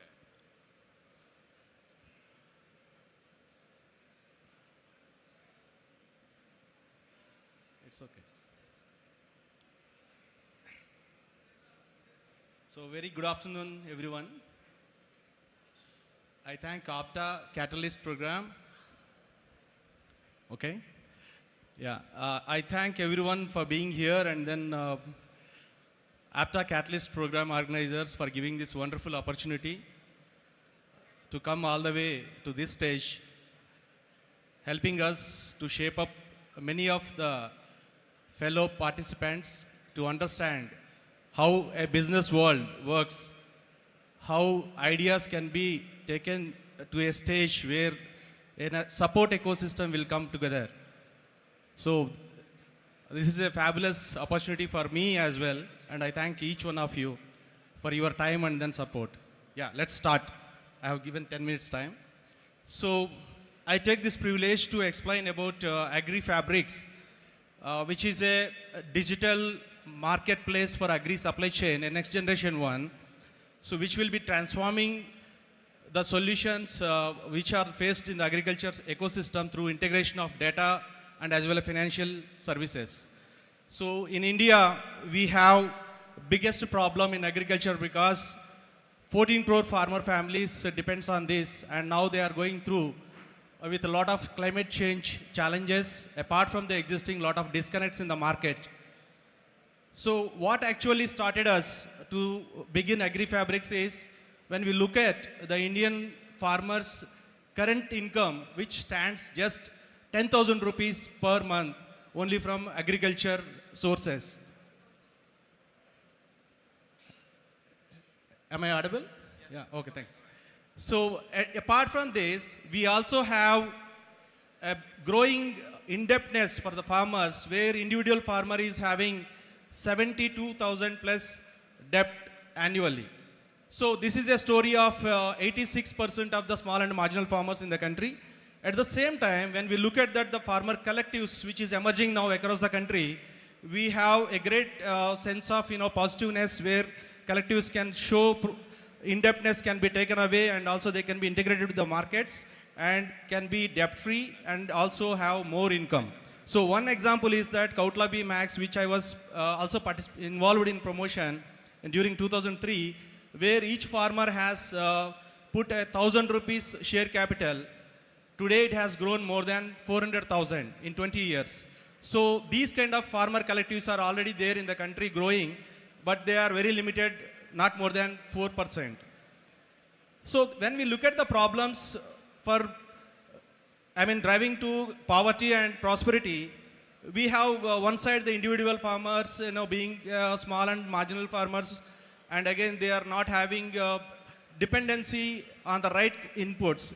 Because in India, 14 crore farmers actually depends on 500,000 dealers who actually sells the inputs, limited or fake inputs some extent, and they don't have the proper knowledge how to implement these things to get the right productivity and also get the right income at the end of the day. So when we look at the collectives, these can be addressed through giving the credible suppliers and then credible source of the knowledge, and then properly hand-holding them to connect the integrated markets where that can be enhanced. So it's all about taking out the uncertainties in the agriculture sector and bringing the certainties. So coming to my experience, I have done 29 years spent in this ecosystem, right from basics, Reliance, eFresh, Kotak Mahindra Bank, and Samunnati, kind of large organizations which have been deeply working with the sector problems to address, so which helped me to gain deep insights and then the commitment to work further on this. So when we look at our market opportunity from agri-fabrics perspective, we have more than 100,000 farmer collectives on ground today in India, which comprises farmer producer companies, farmer producer organizations, and primary agriculture credit cooperative societies, and also village organizations from the SAGs. So when we can able to do what we are actually presenting now through agri-fabrics marketplace, we will be in a position to increase the benefits to the farmers to up to 30% through the productivity enhancement, 20% by reducing the cost of inputs, and also accessing markets will result in 2 to 10% of the high premium market prices. And our financial linkages, which we are making through the mainstream financial institutions on our platform, will help them to reduce the interest rates upfront around 5 to 6%. So the market opportunity, we are going to work in a large area of opportunity in the country. In India, agriculture inputs business is 3.65 lakh crores per annum. So that's a huge one. And around 30% is the fake inputs. So that is what actually we are trying to address that. So we have aimed that next 3 years we will be working about $18 million worth of the agri inputs, which will be focused on only promoting sustainable agriculture inputs, which will be helping the farmers to cultivate through this climate change era. And as we mentioned that agriculture credit from the mainstream financial institutions are very critical for success of this. We are also going to provide these bank linkages around $22 million and other revenues which we are actually putting that around $1 million from the output market linkages and other services. So it's typically that it's all about B2B marketplace, focused one, sustainable solutions, and including the credit options for the buyers, buy now, pay later options, etc. And end-to-end traceability and data insights for value discovery. So this is how our tech platform will work for them. So we will be bringing credible suppliers, credible buyers, so that the financiers will have the more comfort, where they will be protected because of the innovations in the products, where we will be helping them through other partners as well for the blended financing products and risk mitigation services given in that. So this is about the tech stack, where agri-fabrics is supported by the high level of expertise, board members and advisory who have the futuristic tech is bringing in this thing. That is going to be a value addition for us. So we will be closely working with the agri input suppliers, commercial banks and industry representatives. This is what the ecosystem we will be operating. And this will help all the ecosystem players to ease down and then take out their uncertainties and then bring their confidence how they can be happily doing their transactions on our platform. So we also have the output market linkages where we would like to do for the next couple of years with domestic markets focus and as well as export markets focus as well. So the roadmap for us is the platform and revenue models. The first 9 months we will be focusing on B2B commerce portal. We just started our traction. We already started getting the revenues as well, which are very encouraging. And next 9 to 18 months we will have the ESG traceability products will be integrated into our platform. And later after 18 months we will be having the AI services, which will be helping all the stakeholders to have the advanced insights to take a better decisions for the good transactions to happen. So coming to the agri-fabrics revenue model and financial projections, we have trade margins 10 to 20% from suppliers. That's what we call it under the input fabric services, and 1 to 3% output sales from the revenue fabric services. And financing revenues, where banks are ready to provide up to 1% revenue on the disbursement amount has been done. We have already facilitated that as well. One of the FPO recently received 1 crore loan from HDFC Bank at 12% interest. Otherwise, they used to get 18% from almost 80% from the NBFCs. Otherwise, informal sources, it will be 24 to 36%. So that is the game changer what we are actually showing it. So we will be having other services, income services from platform subscription fees and carbon credits and export premiums in the coming years. And our revenues, we will be breaking even in the 3rd year, and we will be making good revenues from 3rd year onwards. So these are about our financials, our sales, expenses and income for the next 3 years we are given. So the impact, this is what actually we will be able to showcase to the country, which is battling with a lot of inefficiencies and low productivity and then low income for our farming community. So we will be able to work with 10,000 farmer producer organizations, 10,000 packs and 5,000 village organizations and 10,000 millionaire farmers. So it will result in 2 crore small and marginal farmers will be impacted through our services. And soil testing services, we have introduced a new innovative machine which will be giving the soil testing report which is credible in just 5 minutes. So far it is not there in the country. It is a big break change, I can say that. And wealth will be created $1 billion and 50 million acres adopt sustainable agriculture practices and $124 million worth of the credit linkages will be done with the banks.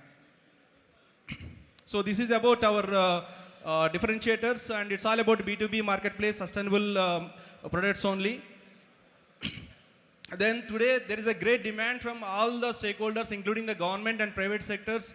That's where we also feel more comfortable that we are not alone in this journey. And there are so many corporates and then responsible institutions which are driving the policy changes across the globe, also encouraging the trends what we are trying to build on our platform and then empower them. So one is that demand for sustainable and traceable sourcing is increasing. Supportive regulatory environment is there on the place. It's increasingly growing. And again, digital and financial inclusion growth. So everybody is experiencing that. Today the UPI transactions and then Aadhaar-based KYC and everything is becoming very easy for the financial transactions from mobile itself.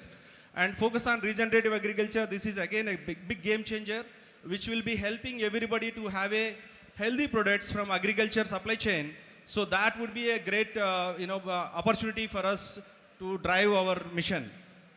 Yeah. So coming to our request for, it's about, we are looking to raise around $500,000 convertible equity. That's what we are now looking for to build our team and then technology platform and as well as other partnerships requirements. What we are offering is that 20% discount on next financial valuation or 20 crore valuation, whichever is coming earlier in 2 years. So this is about myself. I have 29 years experience, which I already explained that. I have got a privilege to work with many leading companies in the domain. So that helped me a lot. And Suresh Naraparaj garu is our another co-founder. Thank you, Srinivas garu. Thank you. Everybody give a round of applause for this opportunity. Thank you. Give a round of applause for Srinivasu from Abri Fabrics. Thank you, guys.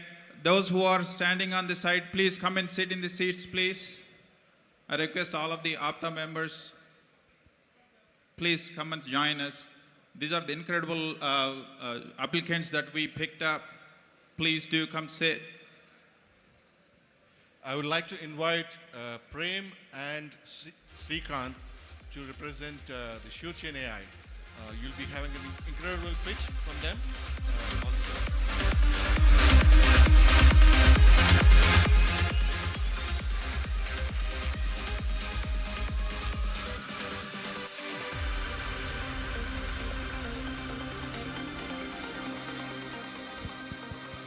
Hello, check.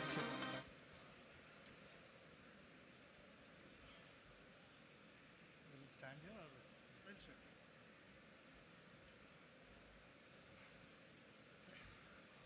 Good morning.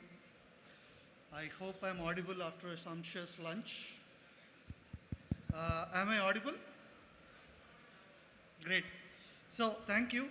First of all, thanks a lot for the opportunity from APTA and giving this stage for entrepreneurs like us and bringing our ideas to the fore with this community. Happy to be here. I'm Prem and my founder Srikanth is also here. So we'll try and use the next 10 minutes to introduce you to the concept of SureChain and what we do in using this technology from a B2B trade perspective. Primarily, if you can imagine, businesses able to trade between themselves in a seamless fashion, in a fashion where you have complete secure technology taking care of it, and then of course making it really, really accessible, right, to all the businesses, whether it is small, medium, large, able to all, access the same platform, the same features, and improve and grow the business, right? That's exactly what we're trying to do with SureChain. And obviously, we'll try and give you a look into the different kinds of aspects that we are bringing to in terms of the solutions. But primarily, let's take a minute to understand the problems that the current MSME face. And since most of you are leading businesses, either global or within India, we are sure that you will be able to relate to what we are speaking about. So in the Indian B2B trade context, if you really observe very carefully, 90 to 95% of a B2B trade is very unorganized, informal, and most of the B2B trades don't use technologies. Mostly they prefer offline channels.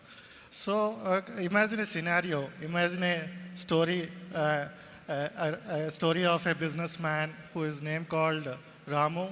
He has a manufacturing of electronic components from a place called Palakkad, and he has an ambition to expand this B2B trade, his trade to the new region and new geographic location. And through some sources, what is there in our current infrastructure, and he found a business person called Manas, and he agreed to send his electronic components to a Mumbai region called Manas, and he sent those products on a credit basis to him. And after some days, Manas stopped picking the calls. He doesn't respond to this poor businessman Ramu, and most of the thing is whatever the hard goods, and he doesn't get the money back, and he got into a trap actually. And an upcoming businessman, and he got his dream of expanding to a new territory, a new region, left with a bad taste actually. So, and he is constrained to do market with only known-to-known network, very close circle and very reference circle-based circle. And is very constrained business area what he is operating at all actually. From this scenario, what we understand from the current market conditions, there is a trust deficit, and there is a trade challenge, and there is a networking issues in the B2B trade scenarios actually. And what is the solutions? Any tech platforms are solving this, any solutions are solving this. There are bits and pieces are solving this. And if we enter into the SureChain, and we are offering 3 solutions, which is one solution number is Deal Hub. It's a marketplace, B2B marketplace, where you can list your products and service. If you want to sell your business also, you can list it there. And if you want to scout for a promising partner also, you can scout here. And if you want to looking for a finance by all prominent bankers and financiers, this is a place where you can get for your trade.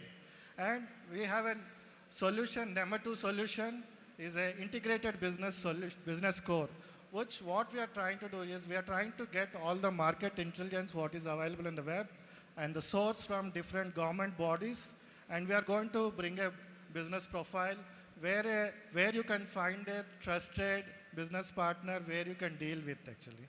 And we have a number 2, and we are using machine learning algorithms and artificial intelligence to get the risk scoring and trust scoring for the business.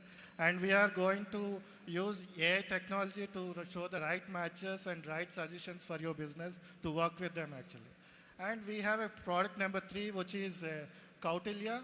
And Kautilya is a blockchain-enabled, backed, end-to-end trade, which is going to take care of your entire contract lifecycle management.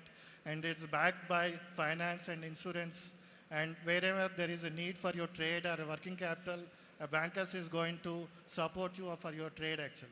So from here, these are 3 primary solutions what we have. So vision and growth story, I would like request Prem to cover on this actually. Sure. So primarily, you've seen the 3 key pillars or product solution suite as part of our SureChain. So primarily, if you see, this is how we are breaking down our roadmap in terms of taking each of these solutions out to market. And as you can see, right, you have the Deal Hub, which is the marketplace where you can buy, sell, list different kinds of products. which is going live pretty soon in the next couple of months. And then the integrated business score, where you're able to score whether you have the right partner for your business in terms of different kinds of parameters, whether it is demography based, whether it is tech based, whether it is their behavior to other vendors and partners. All of that put together is shown. And similarly, facilitating finance is a big aspect.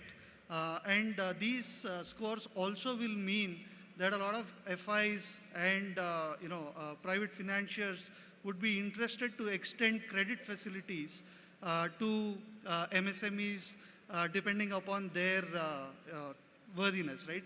So that is something that we are bringing onto this platform as well to extend. Similarly, there are risk management aspects that you would like to take care of as part of your business. So those kind of insurance-based risk solutions are also provided as part of the platform through our partners in the insurance space. So it's basically a platform where you can come together in terms of different kind of opportunities and complete your end-to-end trade life cycle, right? So, and this is how we plan to launch each of it. And as we move forward with all the three products, enabling the end-to-end trading ecosystem for any of the MSMEs, you would also be able to make the most of this platform, and our revenue growths and the market size growth is aligned accordingly to this opportunity. So let's just understand what is the size of the market in terms of this business. Currently, there are different kinds of players. As you can see on the right of the slide, you will see that there are different kinds of players already part of the solution. Like for instance, you can see that there are companies which are predominantly doing, in isolation, they're solving a lot of problems like business resale for one, or offline trade. You would have heard of these brands. And similarly, large digital marketplaces where they're enabling you to buy different kinds of products from across the globe. So SureChain is primarily bringing all of these three best practices together in a end-to-end trade lifecycle possibility, from a small to a large enterprise, all being at one place. So, so this is the size of the current B2B trade in India, which is about $500 billion plus, and out of which digital-only marketplaces, are doing somewhere around $5 billion, and that is growing to roughly about $23 billion in the next 4-5 years. So there is a lot of growth that's happening that we plan to, also tap into as the new entrants. And currently, we're looking at an operable market of about $1.5 billion while looking at certain markets within, India. So obviously, we will start with Telugu-speaking states and move forward with southern India, and then move to pan-India. So that's primarily at a high level the go-to-market. So as you can see, there are different kinds of, and I think a lot of you will fall into different of these, segments within the MSME. There are micro enterprises, predominantly the proprietorship firms and, firms under ROF. Then you have MSME, Udyam, DPIT registered firms, and then GST registered businesses as well, which could be listed, Thank public, you, Prem. and other companies. That's 10 minutes. Thank you. 10 seconds, 10 minutes. Thank you, Prem and Srikanth. That's a SureChain. Please give a round of applause for Prem and Srikanth. Greetings, Thank you. everyone, and I'm here to thank each and everyone and all the dignitaries. And I would like to extend my thanks to Shekhar Garu, Hari Garu, and Ramesh Garu. And I didn't want to use my 10 minutes, so thank you, everyone. Thank you. I'm the product owner of the SureChain. Thanks. Thank you, guys. I would like to invite Srinivas and Ramanjaneyulu, representing INGEO's Geospatial Technologies here, please.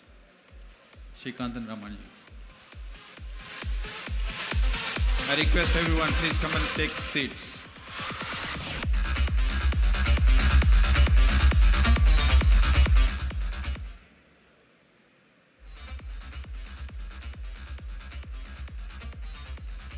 afternoon, everyone.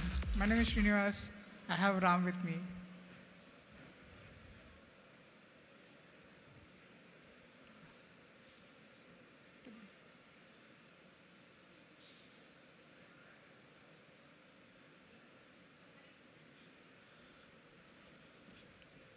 It's only working here?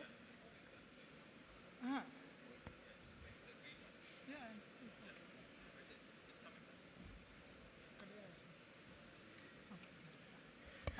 Sorry for that.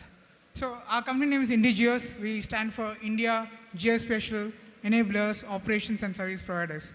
We are trying to build geospatial intelligence for our customers and our users. Next. So what is the problem that we are trying to solve?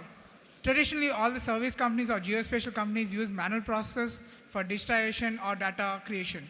And that is not a good job when the world is changing in real time. And where the lot of decision making based on the geospatial data, that's not happening. So we are trying to build a solution for that.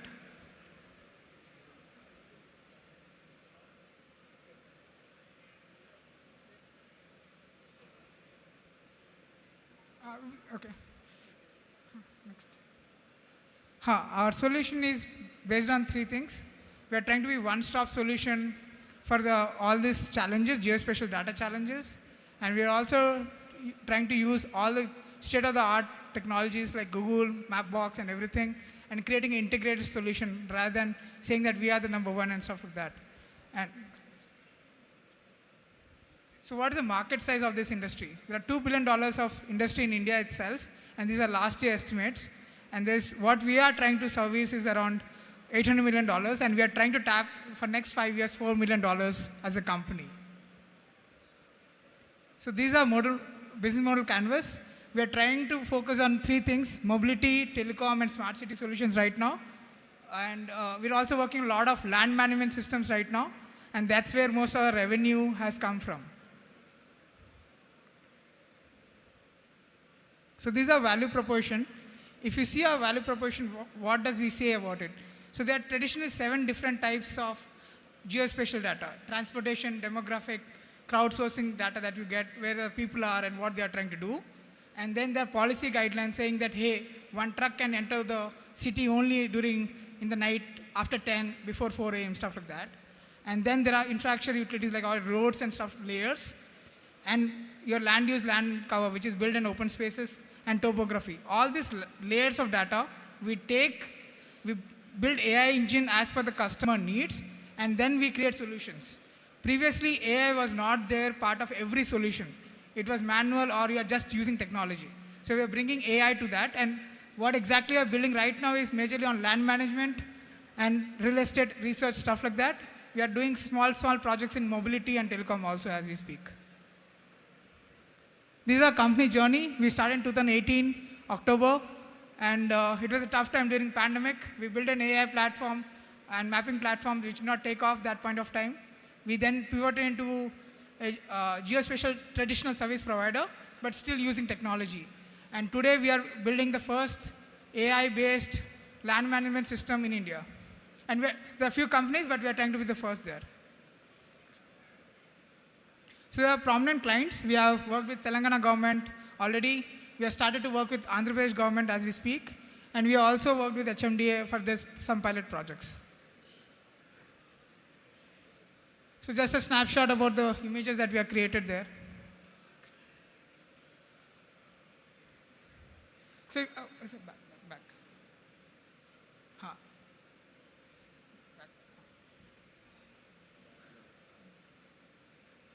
If you see this one, I think this is the best important thing that I want to share. If you see the HMDA, there are 3 different layers, colors of these layers, right? The red one talks about what is encroached. And the orange one talks about what is open land, which can be given by HMDA to different people. And the one which is already leased or given is in the sky blue color right now. Just an example of what we are doing right now. Our ask was $500 million, 500 USDs, KUSDs. And this is me, myself, Ram, and Ram. Sorry, myself, Srinivas, and Ram here. Sorry for that. So that's it from our side. Thank you. You are ahead of the schedule. Thank you. So that is Indignious from Geospace Technologies. We forgot to mention the last one. SureChain is a B2B enterprise technologies, the segment that we picked from. The Agri Fabrics is from the Agri Technologies. Now we're moving on to Green Energy Technologies. I would like to invite Surya Garu from Archimedes Green Energies Private Limited. This is an exciting idea. Would like to invite him as soon as possible here. Can you please come here on the stage? I don't see you here. Okay. Yes, coming in. Yeah. So Green Energy Technologies, they have an innovative idea about the wind turbines. Please be seated, everybody. Yeah.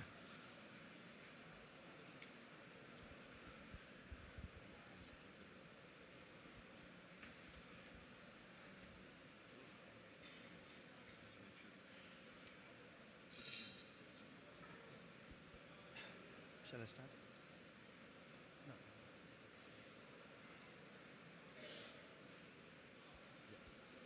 Good afternoon, everyone. This is Surya Prakash Gajala from Archimedes Green Energies Private Limited. The time given to me is for 10 minutes. Within the 10 minutes of time, I'll be showing you some video as well as my presentation here. So I'll start with I'll start the presentation with a small video wherein you can very well understand about the product. This is a rooftop wind turbine product. Can you play the video, please? Human population growth and the corresponding rising demand for costly and erratic conventional energy are truly a cause for concern, because at the fast rate we are growing, we are already using up the finite supply of available resources of 1.5 Earths. Is there an eco-friendly way to provide relief to the overstrained non-renewable energy sources of our country? The answer is Archimedes Windmill, a new greener power generation revolution from Archimedes Green Energies Private Limited, Hyderabad. Technical collaboration with the prestigious South Korea company, ESCO RTS, aptly named after a man who was ahead of his time, Archimedes of Syracuse. The design of Whisper Quiet AWM-2 takes after Archimedes' screw pump and efficiently transforms wind into energy. Unlike traditional horizontal axis wind turbines, which use the lift force to take power from wind energy, the Archimedes spiral wind turbine uses both the lift and drag force and follows the kinetic energy of wind direction automatically. Thus, it operates efficiently at low speeds. Stylish looks, low cost, low maintenance, lightweight, low noise, below 45 decibels, low vibration, and bat and bird-friendly design make it suitable for urban as well as rural areas. Presently, the AWM comes in two sizes. The 1.5 meter diameter with a rated power of 700 Wh and a maximum of 1 kWh, with yield up to 1,200 kilowatt hours a year, which can sufficiently power an average Indian household. And the 0.75 meter diameter with a rated power of 125 Wh and a maximum of 150 Wh. Efforts are underway to develop 2.8 meter diameter AWM equipped with a 5 kilowatt generator and output close to 4,000 watts at maximum efficiency. To optimize the energy source of wind and solar power, a hybrid energy control system combining off-grid and grid-type benefits is also under development.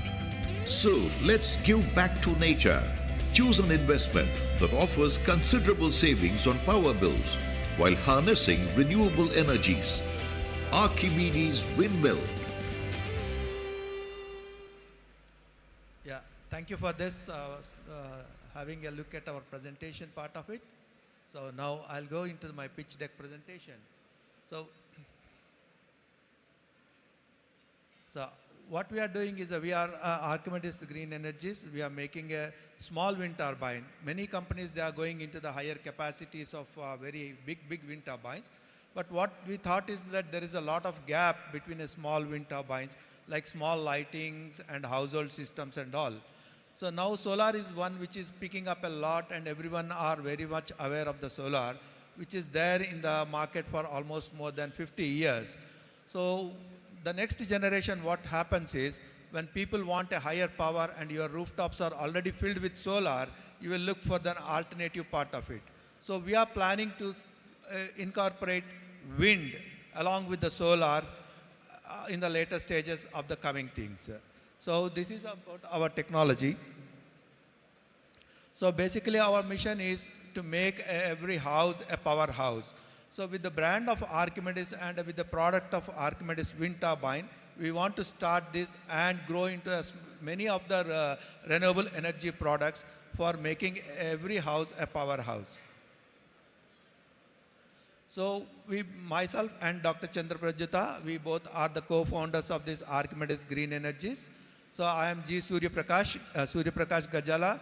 I am a recipient of National Award from the Prime Minister, and also a 3 times Skill Development Award, which our Prime Minister has raised. The first three years I have received that award in the skill development sector. And I also received the Global Green Energy Awards as a green energy man. So with these contributions, both of us are working for last 8 years in the same sector as a passion towards the green energy. So when we make up a big projects like thing, unless we have a sufficient team who are in place, we cannot take these projects into the market.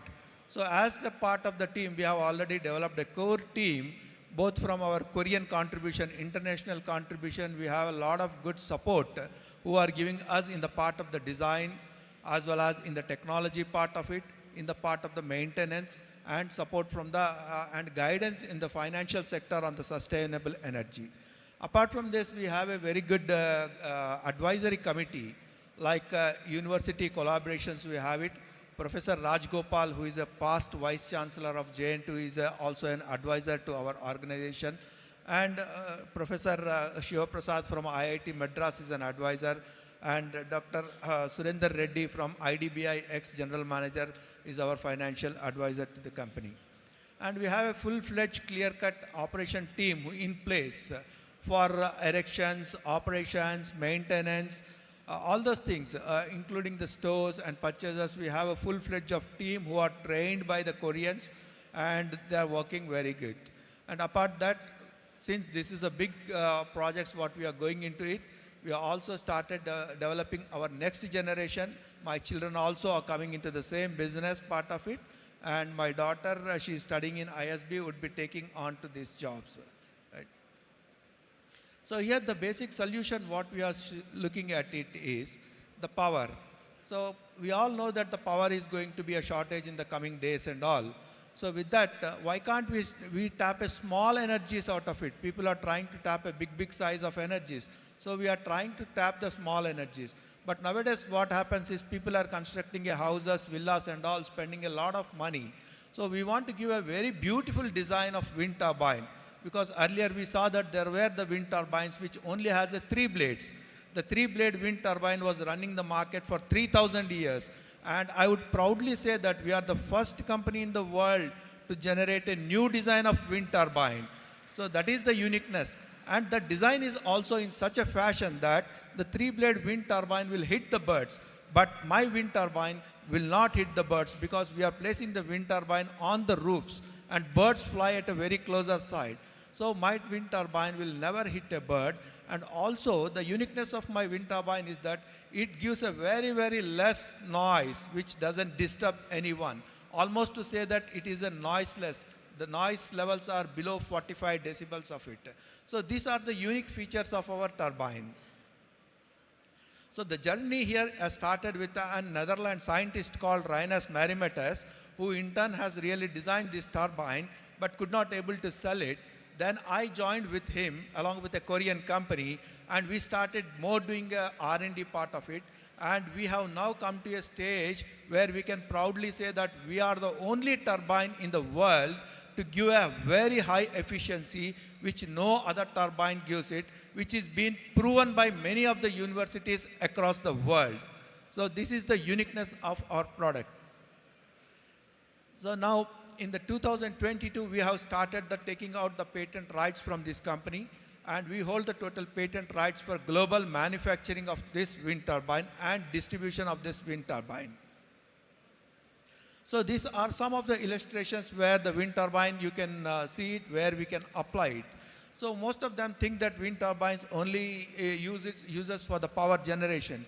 But not only for the power generation, there are many other applications where we can use this wind turbine. So we are the first company in the world to have all the certifications on the small wind turbine sector. So the one is that high wind speed certification.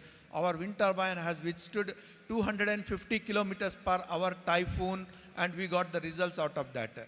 So second is that the code of conduct certificate from the Korean government, and CE marking, field testing, and CFD analysis. So every certification is in place for marketing of our wind turbine. So the market opportunity is very huge. In the past, from the time of independence to till date, India has reached only 44 gigawatts of wind energy, whereas the opportunity today lies is almost 2,000 gigawatt of wind energy opportunity is there. So even yesterday we have seen the speakers, Bondada and Green Core, saying even hundreds of Bondadas and hundreds of Green Cores comes, there is a space out of that. But in the small wind energy sector, across the world, there are very, very less number of people. Hardly I can say there are 4 or 5 players only in the small wind turbine sector. And all those people are doing on the 3-blade wind turbines only. And we are the only company to have a very different design and a unique design. So this is about our wind turbine. So this has a very good aesthetic design. So here, what are our strengths and weaknesses? We have given, there are a lot of good strengths in that. The only threat what we could see is that the costing could increase, but that also we will overcome when the government starts giving subsidies along with the solar side of it. As of now, there are no subsidies for the small wind turbines, but the government is planning to give the subsidies. When subsidies starts coming in, there will be a floodgates open for this product.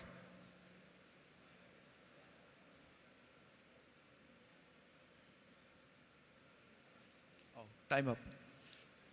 Sorry, it's a time up. Sorry. Thank you, Surya Garu. Thank you. Will be. Acrobatics Green Energies. Thank you. Thank you for your presentation. Now we're going to go to the final presentation from the life science from the life category. sciences category. I would like to invite Dr. Balaji Patel Kula, representing Epic International Hospitals. This is yet another incredible idea and pitch. Please be seated and glue your eyes to the screen. Good afternoon, everybody. Post-COVID, we all understood how important is health for us. So I'm going to talk about a healthcare project, and I will start my pitch by a very bold statement. This is first hospital of its kind which says no surgery. Yes, you have heard right. This is the first hospital of India which will say no surgery. I would ask you a question among all the audience. If you take any of your dear ones to hospital and the hospital offers you a surgery where the patient has to lie down in ICU for 3 or 4 days, then in a normal room for 3 or 4 days, again he has to come back home and take rest, and again after 1 week he has to go for suture removal. Or the second option is minimally invasive procedure where it will be done with a small pinhole and patient will be discharged on the same day. He can go back to his normal routine within 1 or 2 days. Which option will you choose? The first or second? Second. Thank you very much.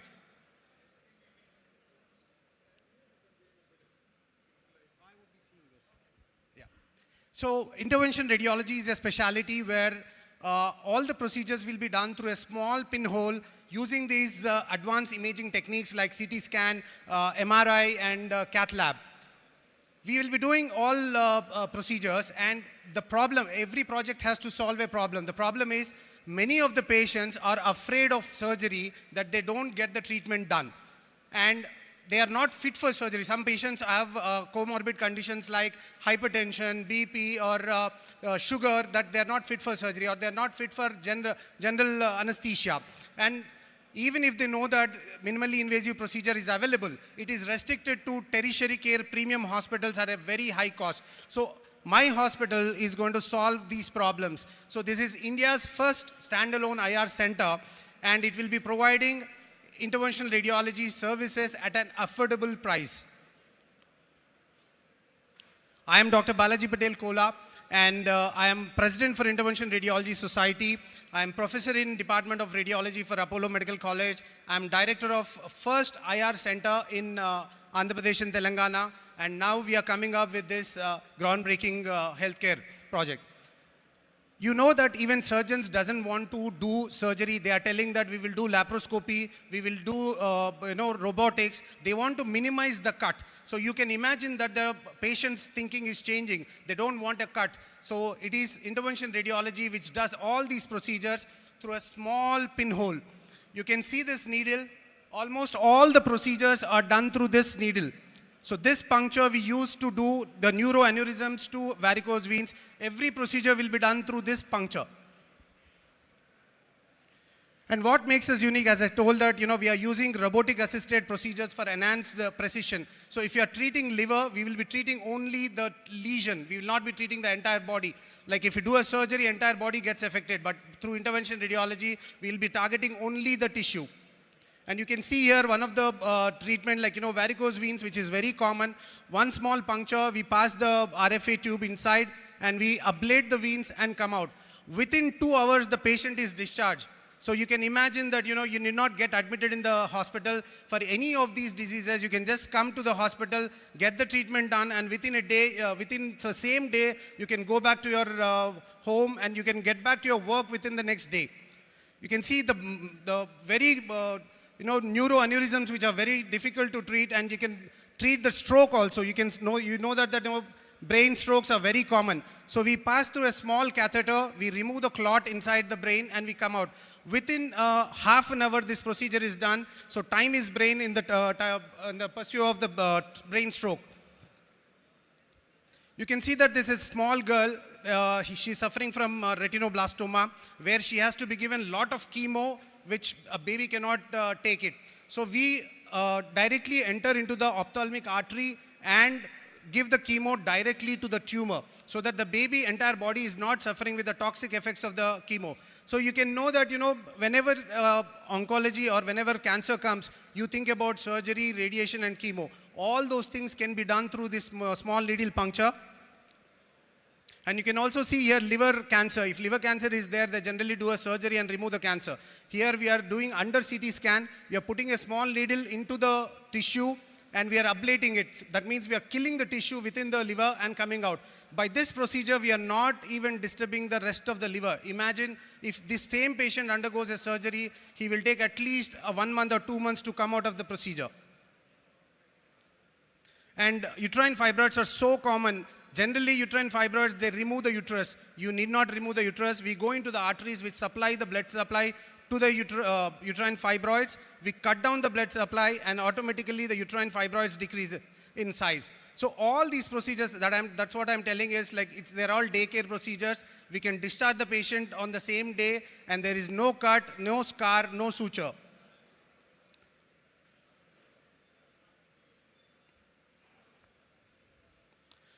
And many of the men over 50 years, they suffer from urine problems because of the prostate enlargement. You can see here, the prostate is enlarged and it is not allowing the urine to come down. So one small puncture and it's a daycare, like we go inside the arteries which are supplying the prostate, we cut down the blood supply to the prostate and come out. And the prostate size automatically decreases without any side effects. So all these things, though it is a single specialty hospital, we deal with almost all the specialties. So we are an alternative to traditional surgery.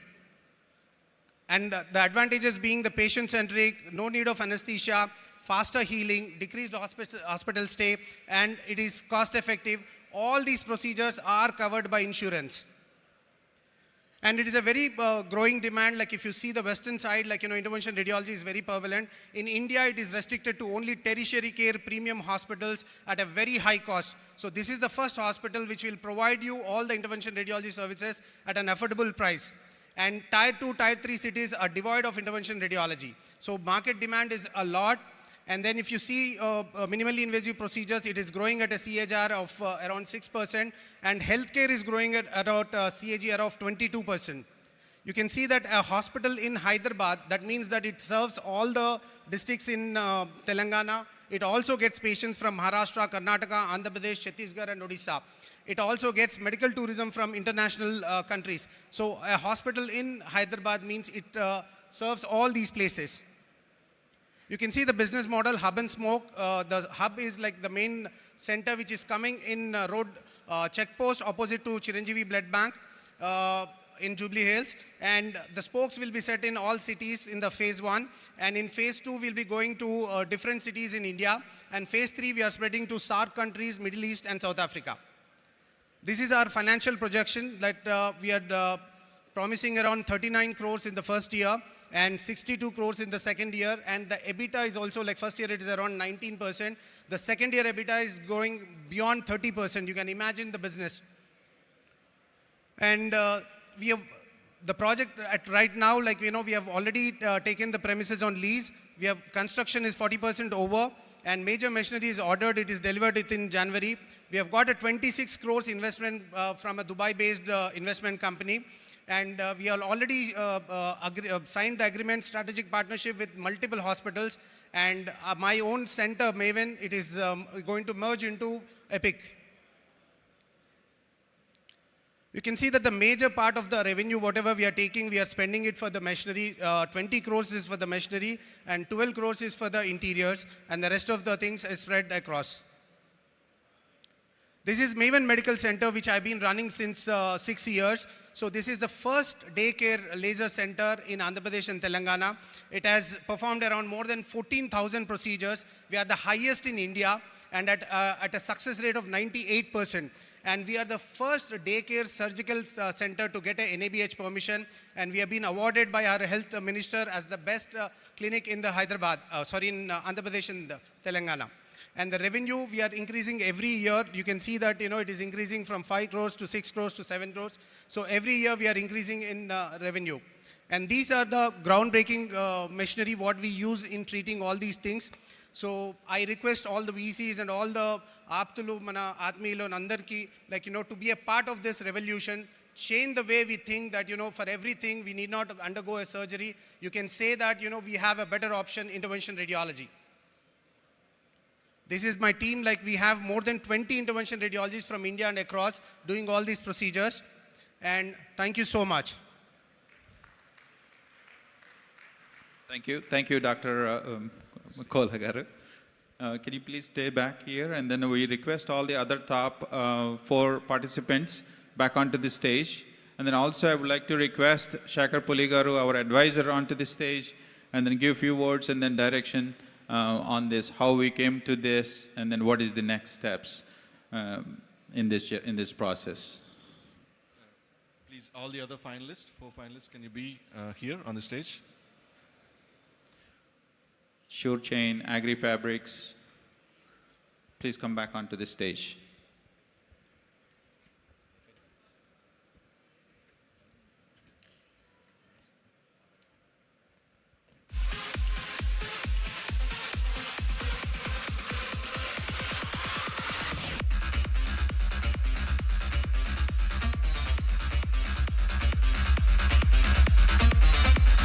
Can all the finalists come on the stage, please?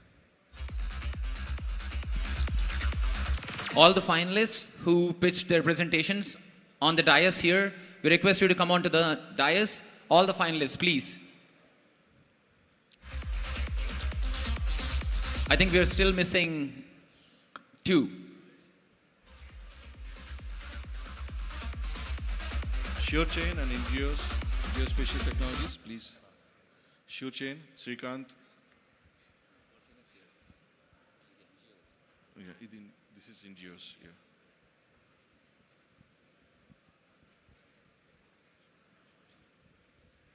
Okay, while we're waiting on everyone to come, so just want to thank all the finalists, but I want to set some context.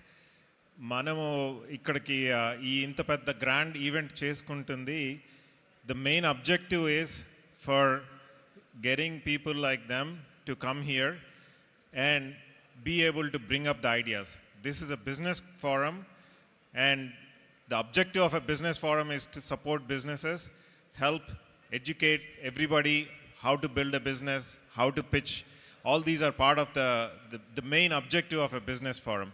So I know ఆడియన్స్లో ఉన్న వాళ్ళకి మనకి ఇదేంటంటే ఇది different format, ఎందుకంటే మనకి usually we're use to entertainment and felicitations, and just listening to business pitches is a little bit too much, especially on an afternoon after the lunch. So, but trust me, this is what the value is going to be down the road, 15, 20 years down the road, or 10 years down the road. If one of these guys becomes the billionaires, they will thank APTA and the Business Forum for getting here. And the reason why I wanted this is, I'll share my personal journey. In US, in 2012, I was just sitting as one of the audience in the business, in some kind of a event, community event. And my friend wanted to do a business pitch, and he had an idea, but he didn't have the courage to go on the stage. I was just sitting, and he said, like, hey, can you look at this and come and just act as my partner and present it? And I just looked at it and I presented it. And he said, what did you say? Because I don't think what I had as an idea is what, but everybody connected on that idea. So that day we became partners, and we launched that company, and 5 years later I sold that company to Hitachi. So that is the reason why I wanted to make sure that people get this experience. And one other aspect of it is, the real business pitch conferences or business pitches are going to be brutal. I want you guys to warn you, this is a friendly, mana aptalu, mana atmeelu. So it is going to be a friendly fire, versus in the real world, it is going to be brutal. So ival manam veeliki avakasam ichi koncham encourage cheyapote bayatakelli they won't be as successful. And the most important thing is, each one of them we picked based on a specific thing, certain green technologies or renewable energy, life sciences, wind energy, like different sectors lonchi. So the way out of these 5, we will be announcing the winners, 3 of them, towards the end of on the main stage at the main time. I don't know the exact time, the organizers are going to say. So hold on, the surprise, so who the 3 winners are going to be. And what? Yeah, so the 3 winners are going to be getting the prize money. That's number 1 is first, second, third, there is a prize money for each one of them. But that is, I would say, as participant money, in the sense that just to putting the effort and as an encouragement. But the real money is the investment that they are looking for, right? So out of these 5 people, over the last 24 hours, we have evaluated 18 companies to pick these 5. If you roll it back, the business pitch itself, we had 58, we got 58 pitches over the last 2 months. Out of that, over the last 2-3 months, we evaluated 58. We selected to 18 for this event. From that 18, we down selected to 5, and then we are going to get the 3. But the most important thing I want to leave with is that all of those 48 pitches are available for people. If any one of you is interested in saying, hey, did you have anything in the healthcare? Do you have anything in the renewable energy? Do you have anything in the technology? All those pitches and the data and all those are available for any of them here if you want to look at it. Just because a company didn't get here doesn't mean that it's not a good company or it's not an investable company. It's just that in the competition, they might not have a certain things, but they're all good companies, all of them are.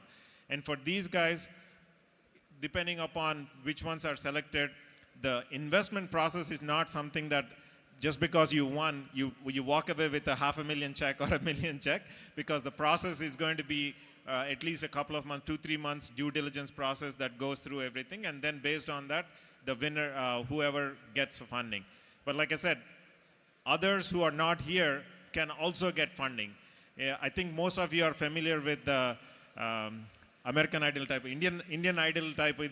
దాంట్లో విన్నర్కి ఇది వస్తుంది కానీ second third prize వచ్చిన వాళ్ళు are the ones who actually become popular. So in the same way it could very well happen that it's not necessary the winner who takes the prize money, but the second or third prize person might take it. So and the last thing is, over the last 2 days, many of them, I probably, at least personally, I probably spoke to 100-200 people, and everybody has spoken to them.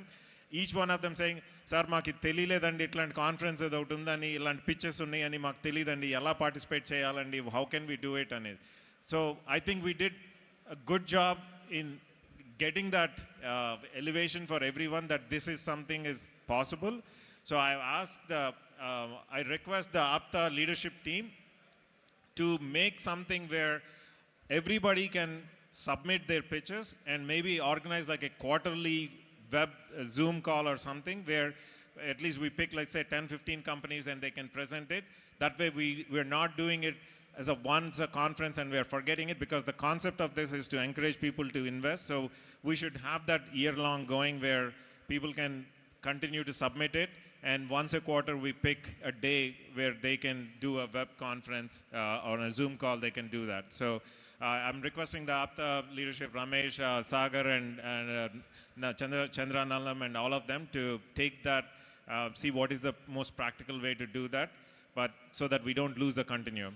But again, thank you and congratulations all of you guys, and best wishes for you and also the others who have participated in this business forum. Thank you. Guys, I think you have to clap a lot for this team. This is a unique idea which is presented by Catalyst, came up by Catalyst, and thank you so much, Catalyst, for providing a platform for new ideas and for people with ideas to come and share their ideas and to find investors. A big round of applause for our Catalyst team, for KBP. It deserves more, guys. Everyone.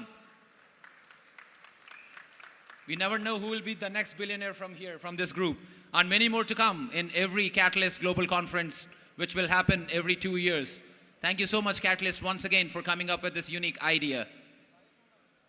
Now, I call upon stage Priyanka Gaddam, our program manager, to call a special dignitary onto the dais.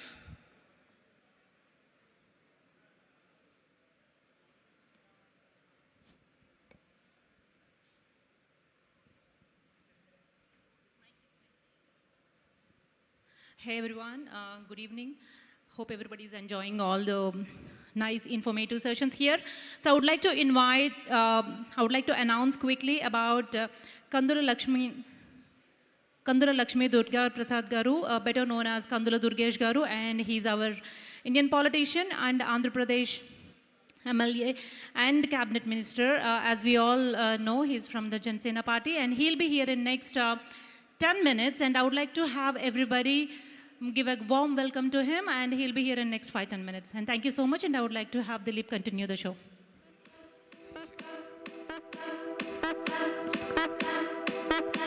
Moving on, guys, we have another panel discussion which will happen here, and it's interesting panel discussion. So to conduct that panel discussion, I would like to invite on stage TVN Rao Garu, IFS retired, to be on the stage and talk about the topic and to invite the panelists and the dignitaries. A big round of applause for TVN Rao Garu.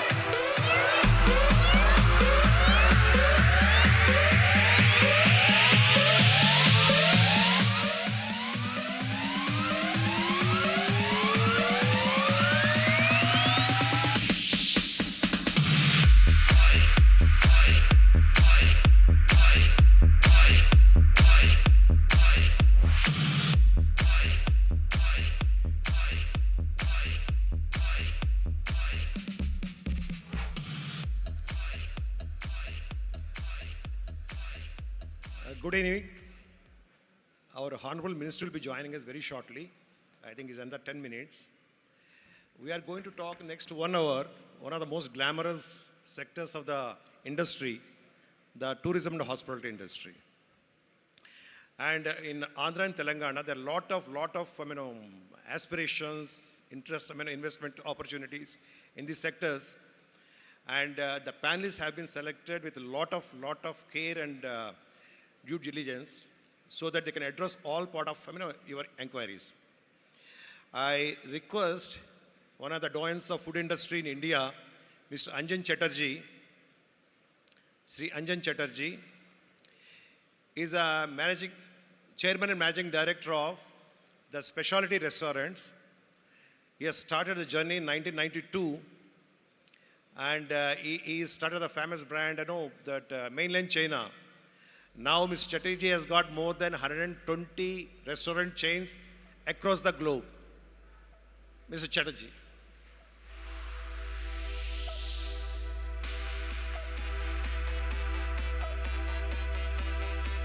I request Mr. Vikram Lalwani to join. Mr. Lalwani is from the hospitality sector. He's got 25 years of experience. He started his career in Taj and he had a lot of different assignments. Now at present is a managing director, CEO of Sterling Holiday Resorts.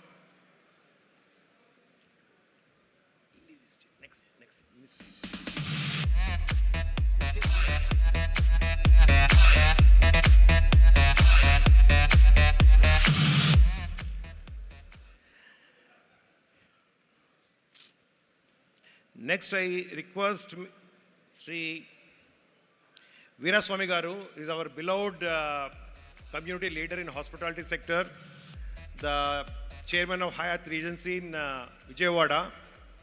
Ramaswamy Garu.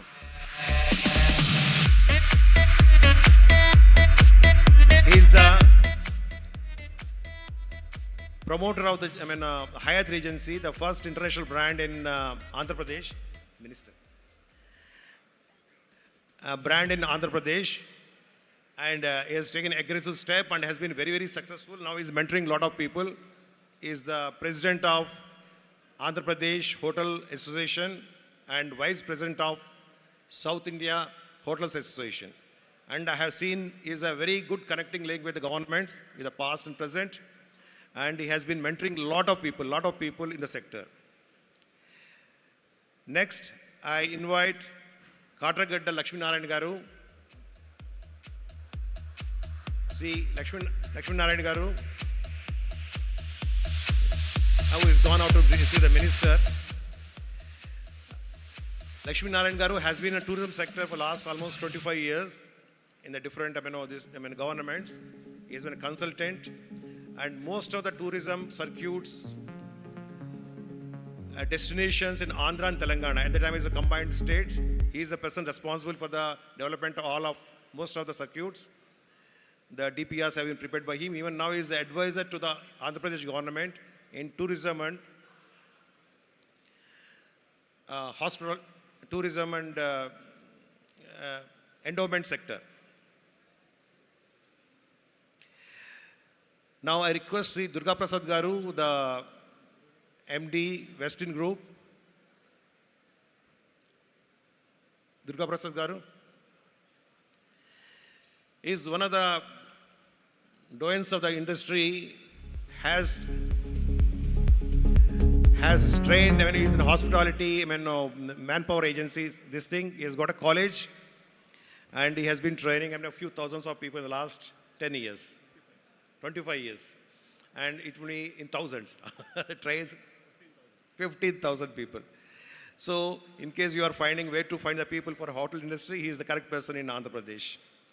Now, in the next few minutes, our Honorable Minister will be joining. In the meantime, I request Mr. Lalwani to start his presentation. You got a presentation, Mr. Lalwani? Yeah, please start the presentation. I request you to concentrate on his presentation. Basically,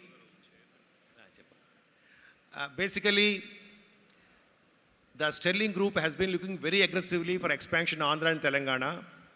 They have got more than 120 resorts across the country. They have got in foreign countries, foreign land also. And I requested him to mainly concentrate on the prospects in Andhra and Telangana area and invest both investment opportunities. Mr. Lalwani, one thing I want to tell you, there are a lot of entrepreneurs here who have got a lot of land bank in Andhra and Telangana. And they have been looking for, in fact, last few days I met quite a lot of people. Sure. They are looking for, the collaborations. You can address them also. Mr. Lalwani, please. Sure. Thank you, Mr. Rao, and good afternoon on a Sunday afternoon, ladies and gentlemen. My name is Vikram Lalwani. I am the Managing Director and the Chief Executive Officer of Sterling Holiday Resorts. Sterling Holiday Resorts is a Fairfax company, and we are a 100% subsidiary of Thomas Cook India. Just a quick one, and I would like to thank Mr. Rao for having this entire panel together. Mr. Rao has actually said the right thing. It's a very glamorous industry, but it looks very glamorous from the outside. It was very difficult from the inside too. But nevertheless, I will start off. Tourism and hospitality, I think that's a subject that will never bore anyone. And possibly across the entire audience here, if we want to find out how many people have actually taken a holiday in the last 1 year, I think most of the hands will go up. How many have we taken holidays in the last 1 year? It's amazing. And I'll tell you, India is actually growing. The middle class at India is swelling. The statistics actually shows that an average Indian takes at least 3.7 trips domestic, not even international, domestic in a year, on an average. So 3.7 trips in a year. And they stay for an average of 2.5 days. So that means 3.7 into 2.5, an average Indian at least spends 12 to 15 days in a year on a holiday. So, can you move to the next slide, please? Next slide, please. How do I do that? Right, just a quick brief introduction on Sterling. I'll not take too much time. We've actually been in India since 1986. We were the pioneers of the holidays, of concepts of holidays in India. Today we are 57 strong resorts in India, and we have a pipeline, a very strong pipeline of close to about 90 to 100 resorts and hotels in India in the next 2 to 3 years. Now, we're talking about holidaying, we're talking about leisure, we're talking about resorts. There's a very significant impact that we have on the society. Sterling, when we also started off, we started off in destinations which were relatively absolutely unknown, destinations which actually people did not even know existed, destinations that people did not understand even how to get there.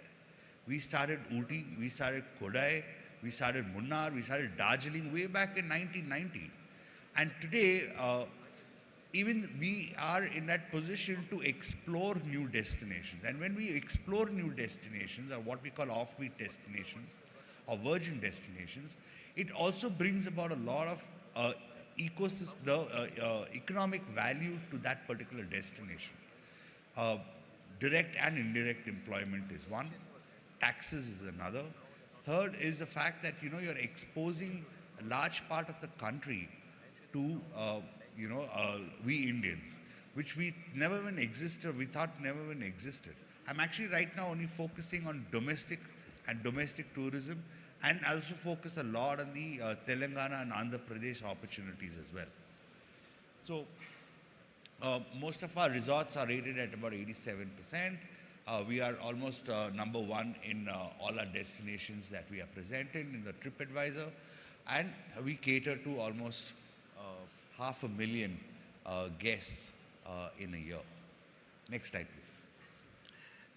Mr. Vikram, just 1 minute break. We welcome Honorable Minister Kandula Durgesh Garu.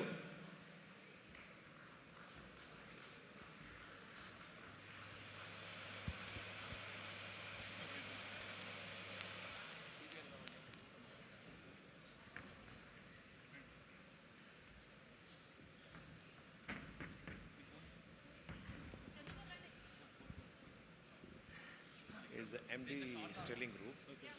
మీ గవర్నమెంట్తో type చేసుకుంటారు.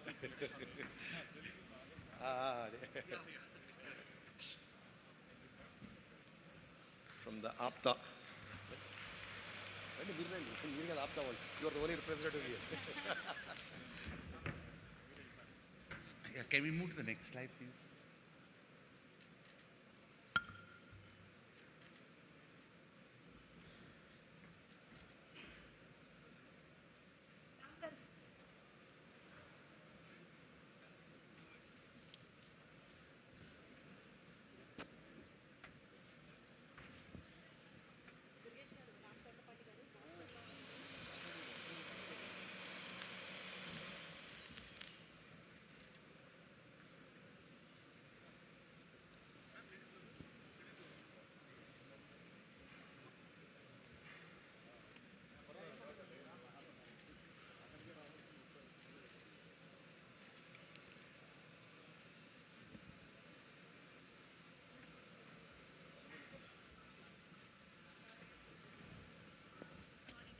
No problem.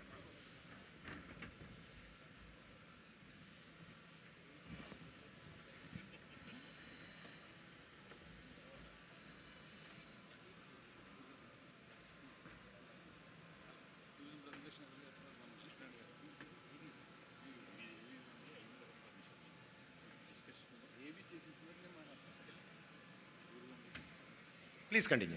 Sorry. Right. Thank you for your attention again, ladies and gentlemen. Just a quick snapshot. We all understand the potential of tourism in India, and I think we have we are actually sitting, on a golden opportunity here. Post-COVID, we all said it was revenge tourism. Revenge tourism has happened. We have approximately, on an average, CAGR of about 7 to 10% growth. We employ the maximum number of people in India, this sector, almost 8 crore people, both direct and indirect. As I said, when we develop destinations, we actually develop the economic value of that destination, both employment, direct and indirect, taxations, etc. 6.7 lakh crores is what, I don't even know how many zeros these turned out to be, is actually what the Indian tourism potential is all about. And we all know that India actually is sitting in a hub of exponential growth in tourism, because we have a wide spectrum of offerings that many of the other countries also cannot offer everything under one roof. We've got deserts, we've got the rivers, we've got the beaches, we've got the hills, we've got the pilgrimages, we've got the wildlife, we've got everything under one roof. Next slide, please.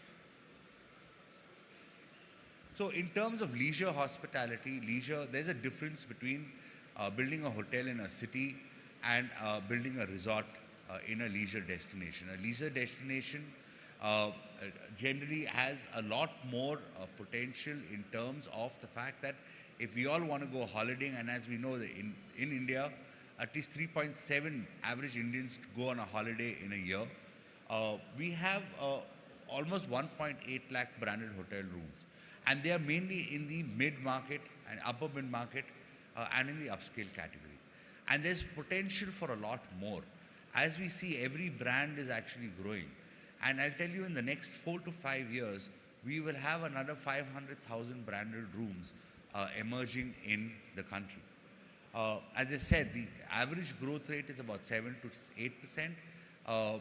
As of now, when we post-COVID, it actually grew faster. Now it's again stabilizing at about 7 to 8%. The growth, what is known as revenue per available room, that is every rupee that we earn for every room that we have, is actually growing at about 11%. So that means customers today, the guests today, are valuing what they get. They are looking for experiential offerings, and they are willing to spend. As I said, the bulging middle class in India is so big and is growing so big that they have the paying propensity, and they want to have experiential stays and holidays at least once or twice or 3 times in a year. Can we move on to the next, please? Now, coming to Andhra and Telangana, I think some very interesting destinations is something that one can explore. Just as how we say Rajasthan, Karnataka, Kerala, I think there's a huge potential for tourism even in Andhra and Telangana. What we've taken note of is we've actually just listed, while we are present in Sterling, Pallavali, Godavari in the Konaseema district in Razol, the opportunities across is actually being mapped here. And where we can look at a pure play leisure market and a pure play leisure opportunity is actually mapped here, right from Horsley Hills, Nellore, even Araku Valley, Medak, Warangal. All these can be developed into strong tourism and leisure tourism potential hubs. So just move on to the next slide, please. Obviously, I mean, we cannot do it alone. The support that's needed, even from the government and from the other players as well, and it's a lot of work has actually been going on, both by the state and the central governments, is in terms of building infrastructure. As we know that today we have almost 150 airports in the country, and about 10 years ago we had only about 70. We are looking at possibly 250 airports in the next 2 to 3 years. The highways have developed significantly, and that is why at least 70% of the Indian population today that goes for a quick holiday or for a quick break tends to drive down to their destinations. So what are called short haul holidays. So because of the improved highway and the network, we tend to see a lot more people taking out their cars and actually going in for a vacation or going in for a holiday. Now, all these places that I've highlighted here are all these places that have significant potential. We can actually tap that potential, and a lot of people want to understand and they want to get into new offbeat destinations. The run-of-the-mill leisure destinations which are there in India is done and dusted. But where the opportunity is in the new offbeat, what I call the virgin markets. This is what I actually listed down out there. Obviously, the private-public partnerships is important. The way we actually put together the entire tourism story, between both the brand as well as the government, and actually market it together is what will actually create a big differentiator, and that will attract more and more visitors.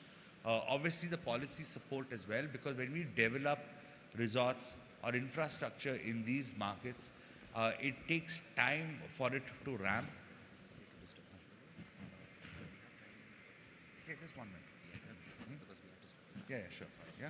So we have that potential there, and I just would like to actually conclude by saying that I'm here. I'm very happy to be here. I'm very happy to be a part of the esteemed panel, and we look forward to having a brilliant discussion ahead as well. Thank you.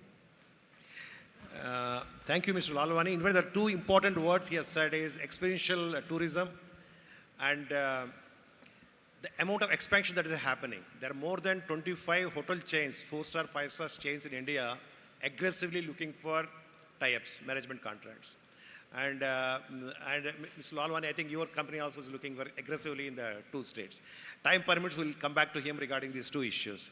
Now, as we know, our Honorable CM Andhra Pradesh, Chandrababu Naidu Garu, he has been very, very aggressive about tourism in the last tenure also. And today we are honored to have the tourism minister here. And we know when Durgesh Garu has taken the assignment, how much importance they are giving to him. Our Pawan Kalyan Garu, I mean, he's a very close to associate of Pawan Kalyan Garu. I know how much importance they have given to tourism. Now, I request a small AV to be played on AP tourism. Can you please play the AV?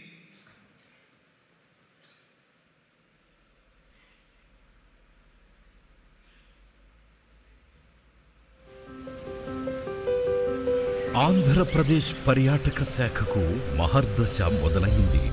రాష్ట్ర tourism అభివృద్ధికి నడుం కట్టిన దార్శనిక ముఖ్యమంత్రి శ్రీ నారా చంద్రబాబు నాయుడు గారు పటిష్ట ప్రణాళిక రచించారు.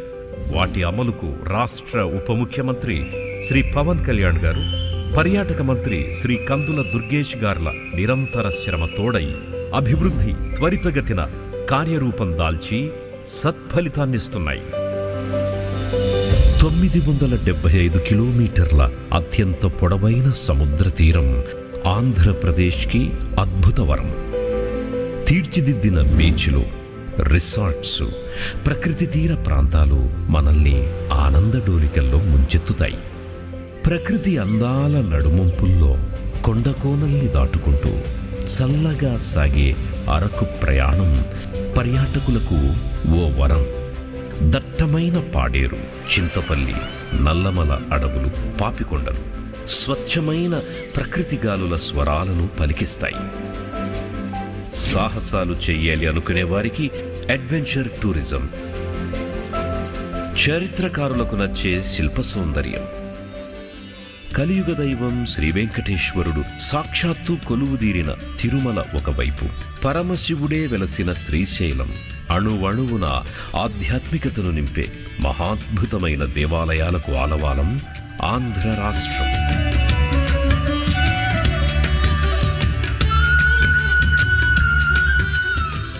విభిన్న సంస్కృతులు, సంప్రదాయాలు, అభిరుచులకు అనుగుణంగా విలసిల్లుతోన్న ఆంధ్ర రాష్ట్ర టూరిజం అనేక ప్రాంతాల వారికి అద్భుతమైన ఆతిథ్యం ఇస్తుంది అనడంలో ఎటువంటి సందేహము లేదు.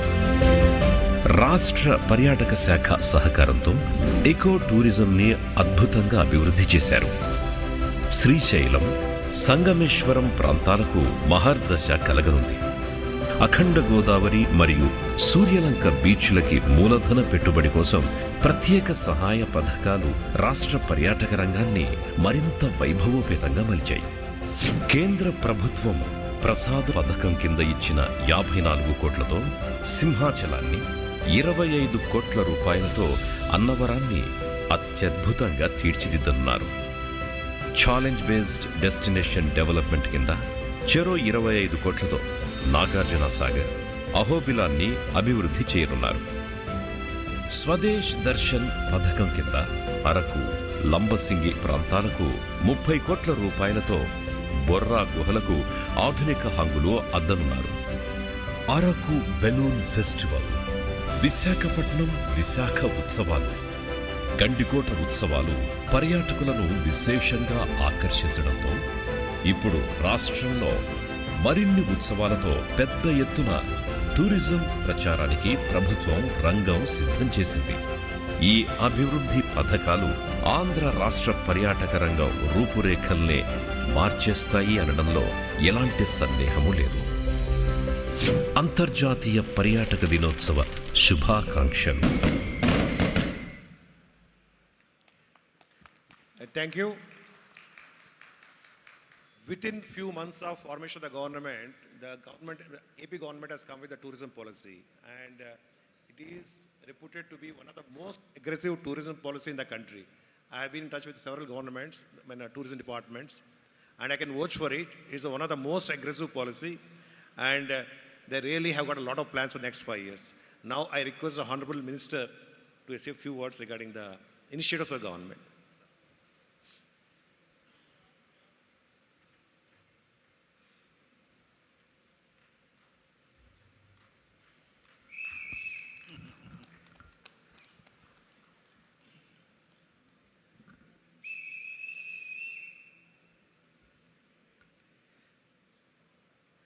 వేదిక మీద ఉన్నటువంటి టీవీఎన్ రావు గారు, స్వామి గారు, లక్ష్మీనారాయణ గారు, ఇంకా అదర డిగ్నిటరీస్, అన్నిటికంటే మించి ప్రపంచం నలుమూలల నుంచి విచ్చేసినటువంటి ఆప్త మిత్రులు, ఆత్మ బంధువులైన మీ అందరికీ కూడా ఆంధ్రప్రదేశ్ రాష్ట్ర పర్యాటక, సాంస్కృతిక మరియు సినిమాటోగ్రఫీ మంత్రిత్వ శాఖల తరపున నమస్సుమాంజలి తెలియజేసుకుంటా ఉన్నాను.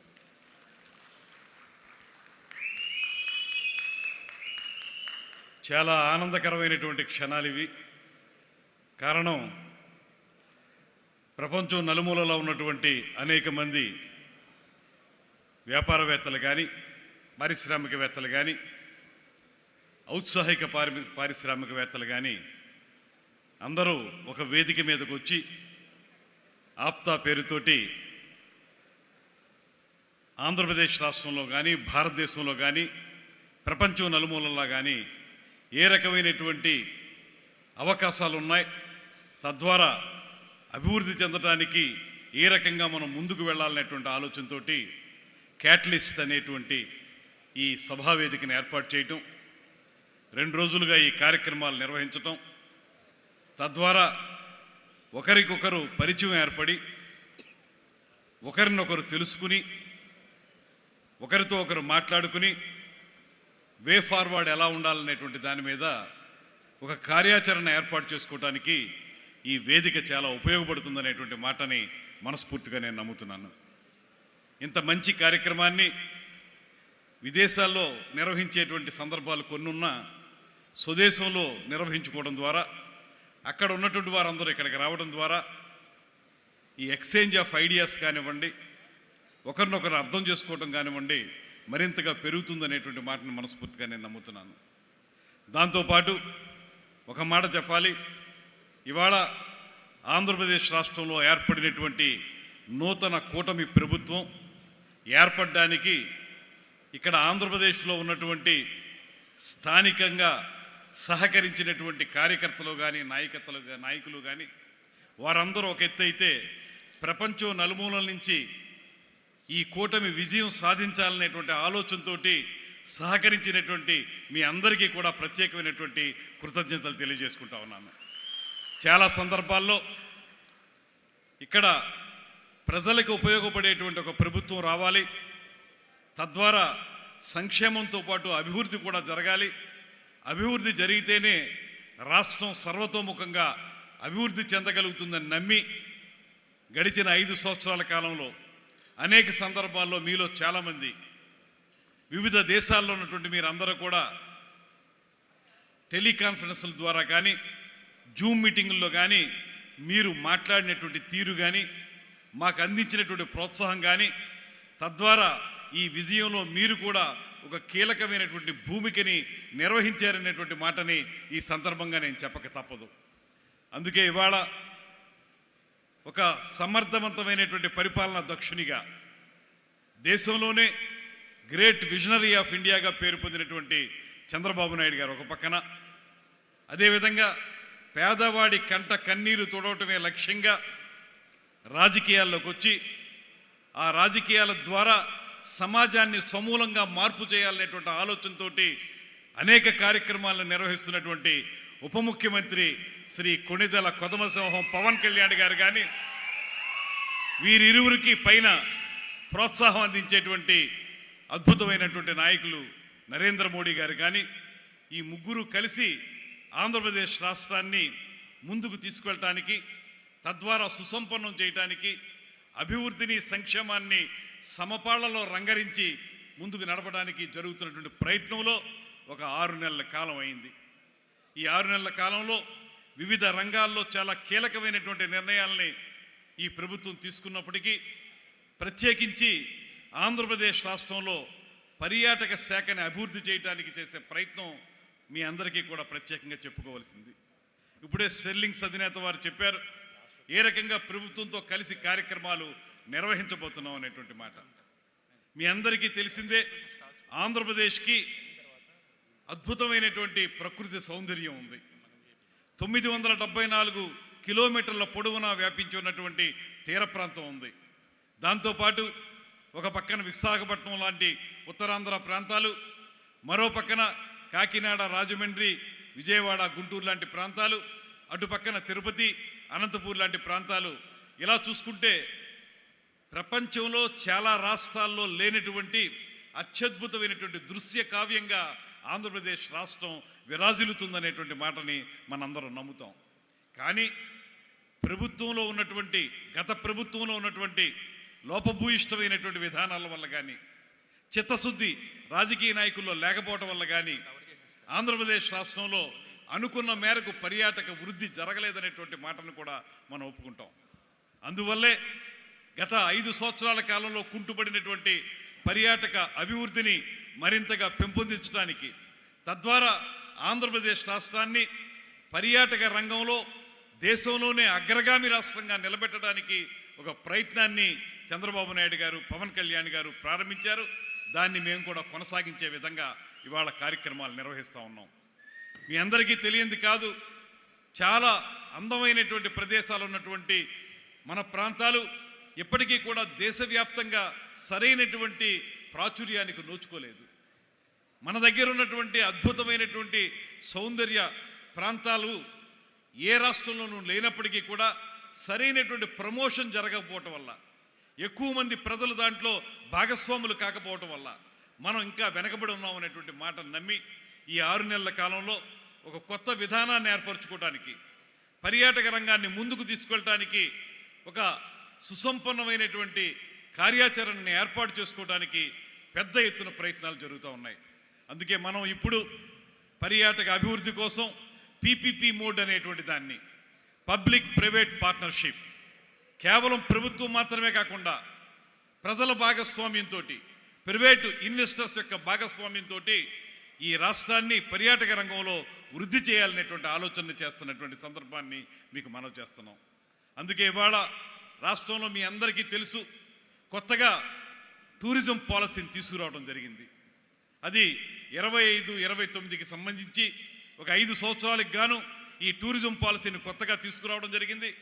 దాంట్లో ప్రధానంగా మనం ఆలోచించేటువంటి అంశం ఏంటంటే, ఇప్పటి వరకు చాలామంది ప్రైవేట్ ఇన్వెస్టర్స్ కోరుతున్నటువంటి అంశం ఏంటంటే, టూరిజం కూడా ఒక ఇండస్ట్రీ స్టేటస్ ఇవ్వండి, పారిశ్రామిక హోదా ఇచ్చినట్లయితే ఖచ్చితంగా అభివృద్ధి జరుగుతుందనేటువంటి మాట వారందరూ చెప్పినప్పుడు దీని మీద మేధోమథనం చేసి ఖచ్చితంగా దీనికి పరిశ్రమ హోదా ఇవ్వాలనేటువంటి ఆలోచనతో ముఖ్యమంత్రి గారు, ఉప ముఖ్యమంత్రి గారు ఇద్దరూ కూడా ఆ ప్రకారంగా ఈ మధ్య కాలంలోనే ఇండస్ట్రీ స్టేటస్ని టూరిజం సెక్టార్ కూడా ఇవ్వడం జరిగిందనేటువంటి మాటని మీ అందరి ముందు కూడా సగర్వంగా తెలియజేయగలుగుతున్నాను. దాంతోపాటు టూరిజం పాలసీ ఏదైతే ఉందో, పాలసీ ప్రకారం ఎలాగ మనం రాష్ట్రంలో వివిధ ప్రాంతాల్లో ఉన్నటువంటి పర్యాటక ప్రాంతాలను అభివృద్ధి చేయాలనేటువంటి ఆలోచన చేసి యాంకర్ హబ్స్గా ఈ రాష్ట్రాన్ని అభివృద్ధి చేయాలి. ఎందువలనంటే మీకు ఒక ప్రాంతంలోకి వెళ్ళేటప్పటికీ అక్కడ కేవలం ఒక రకమైనటువంటి పర్యాటక రంగానికి సంబంధించిన కార్యక్రమాలు మాత్రమే కాకుండా ఎకో టూరిజం కానివ్వండి, వెల్నెస్ టూరిజం కానివ్వండి, లేకపోతే మైస్ సెంటర్స్ కానివ్వండి, ఇలాగ ఒక్కొక్క ప్రాంతంలోనూ వివిధ రకాల పర్యాటక కార్యక్రమాలను అభివృద్ధి చేసుకోవడానికి అవకాశం జరుగుతూ ఉంది. అందువల్ల ఈ రాష్ట్రంలో మొత్తం 7 ప్రాంతాల్లో, విశాఖపట్నం దగ్గర నుంచి అనంతపూర్ వరకు 7 ప్రదేశాల్లో ఈ యాంకర్ హబ్స్ని డెవలప్ చేయటం.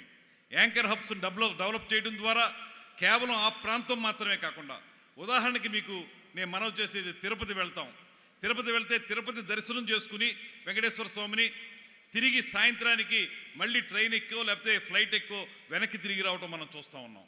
అలా కాకుండా ఒక ప్రాంతాన్ని సందర్శించడానికి వెళ్ళినటువంటి పర్యాటకులు అక్కడ ఒక పూట ఉండడం మాత్రమే కాకుండా ఆ పక్కనున్నటువంటి ఇతరత్ర పిలిగ్రిమ్ టూరిజంకి అవసరమైనటువంటి టెంపుల్స్ని చూడడం, దాంతోపాటు ఎకో టూరిజంగా ఉన్నటువంటి కార్యక్రమాలను చూడడం, అలా వివిధ రకాల కార్యక్రమాలను అక్కడ చూడాలి అంటే అక్కడ సౌకర్యాలు ఉండాలి, అక్కడ మనకి రిసార్ట్స్ ఉండాలి, దాంతోపాటు ఇతరత్ర టూరిజం యాక్టివిటీస్ని డెవలప్ చేయాలి.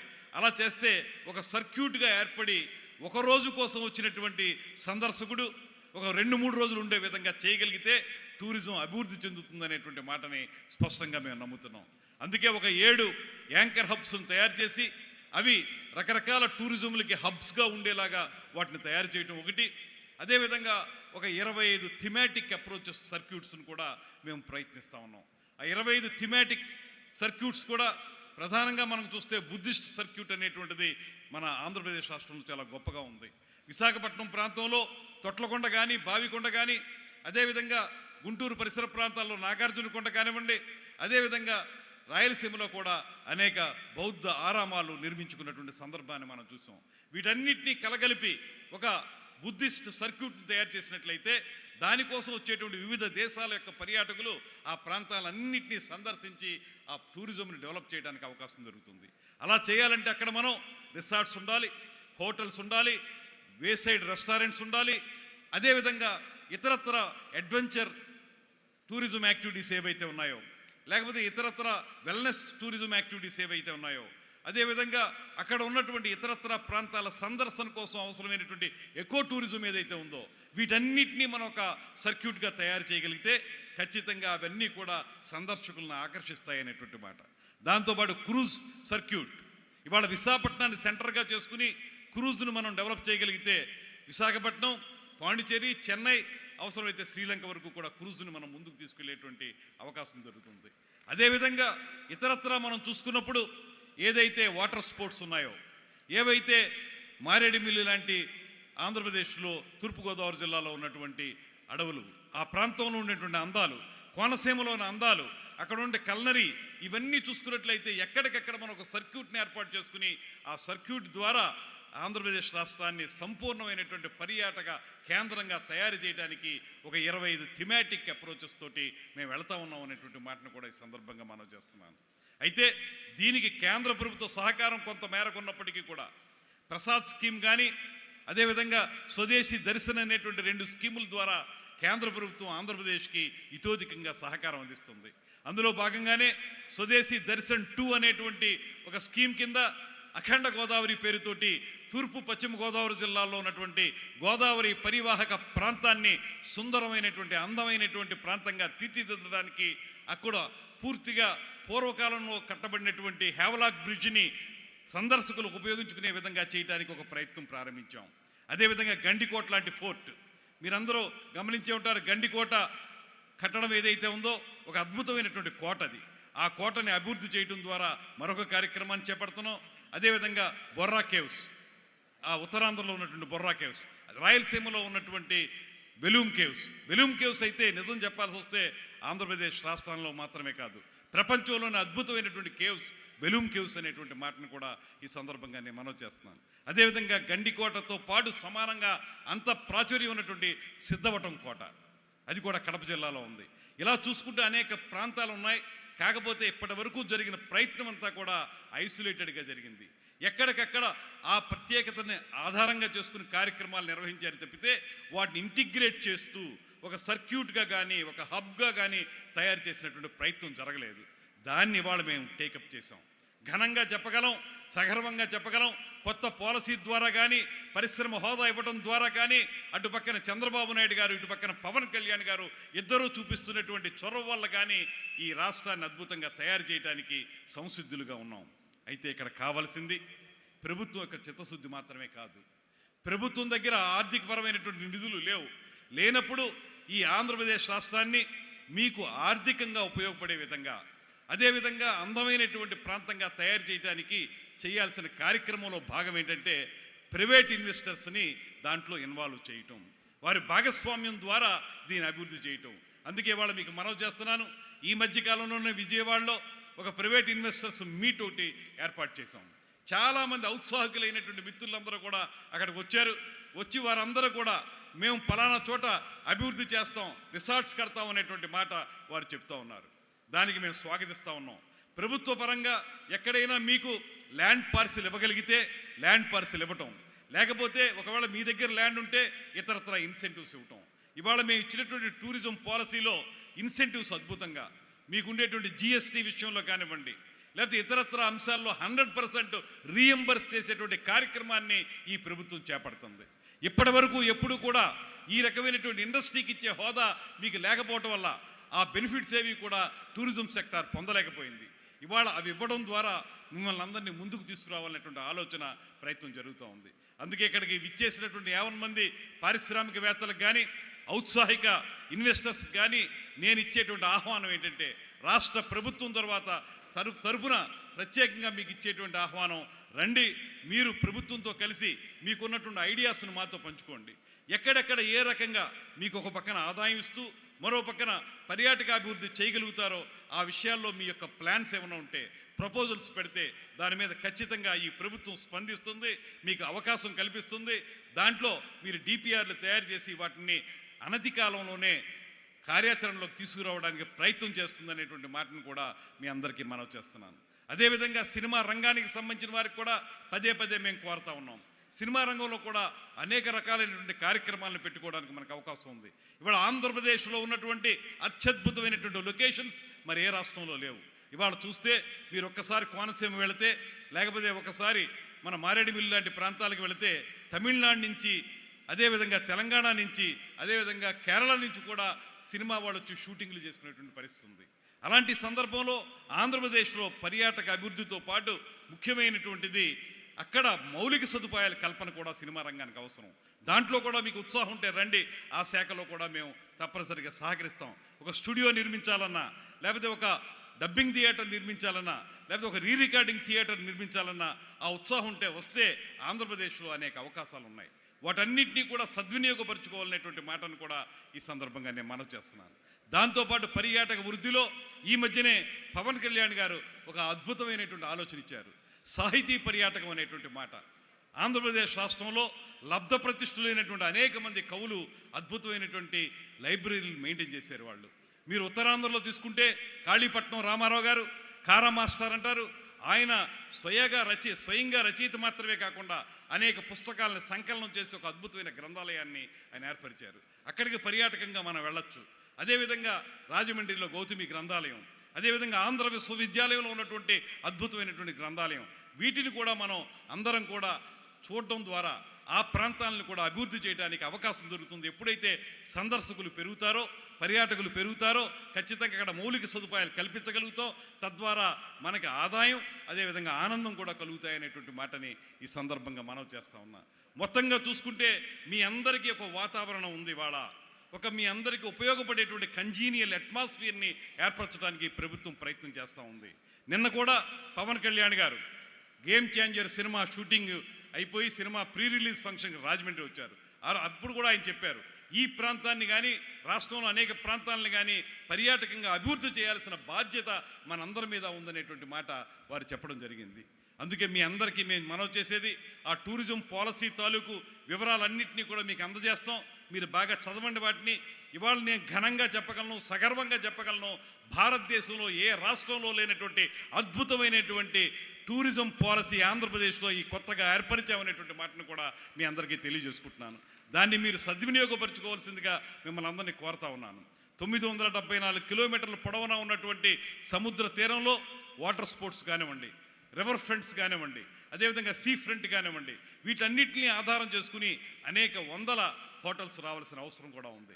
మొన్ననే ముఖ్యమంత్రి గారు కూడా చెప్పారు, 5 సంవత్సరాల కాలంలో, రాబోయే 5 సంవత్సరాల కాలంలో 50,000 ముఖ్యమంత్రి గారు కూడా చెప్పారు 5 సంవత్సరాల కాలంలో, రాబోయే 5 సంవత్సరాల కాలంలో 50,000 గదులు నిర్మించాలి ఈ రాష్ట్రంలో అనేటువంటి మాట. ఎప్పుడైతే మీకు ఆ ఫెసిలిటీ ఉంటుందో,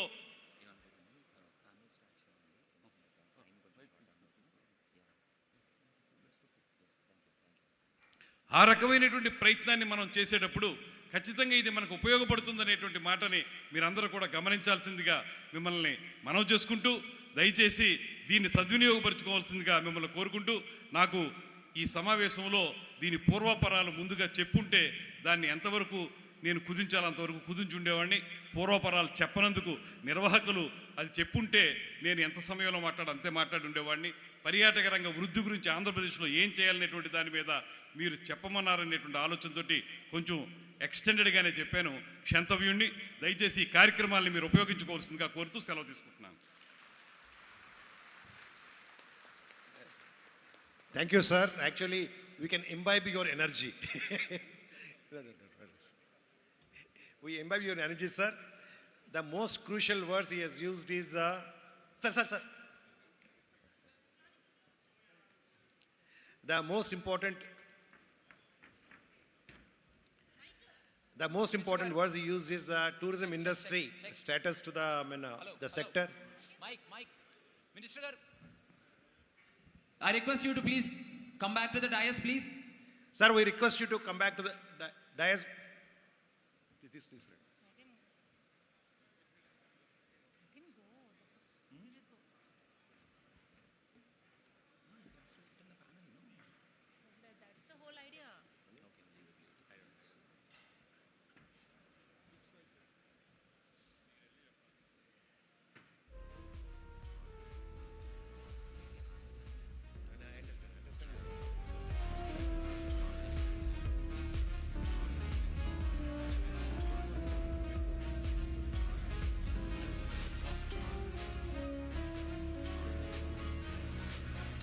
Okay, now we'll continue with the panel discussion.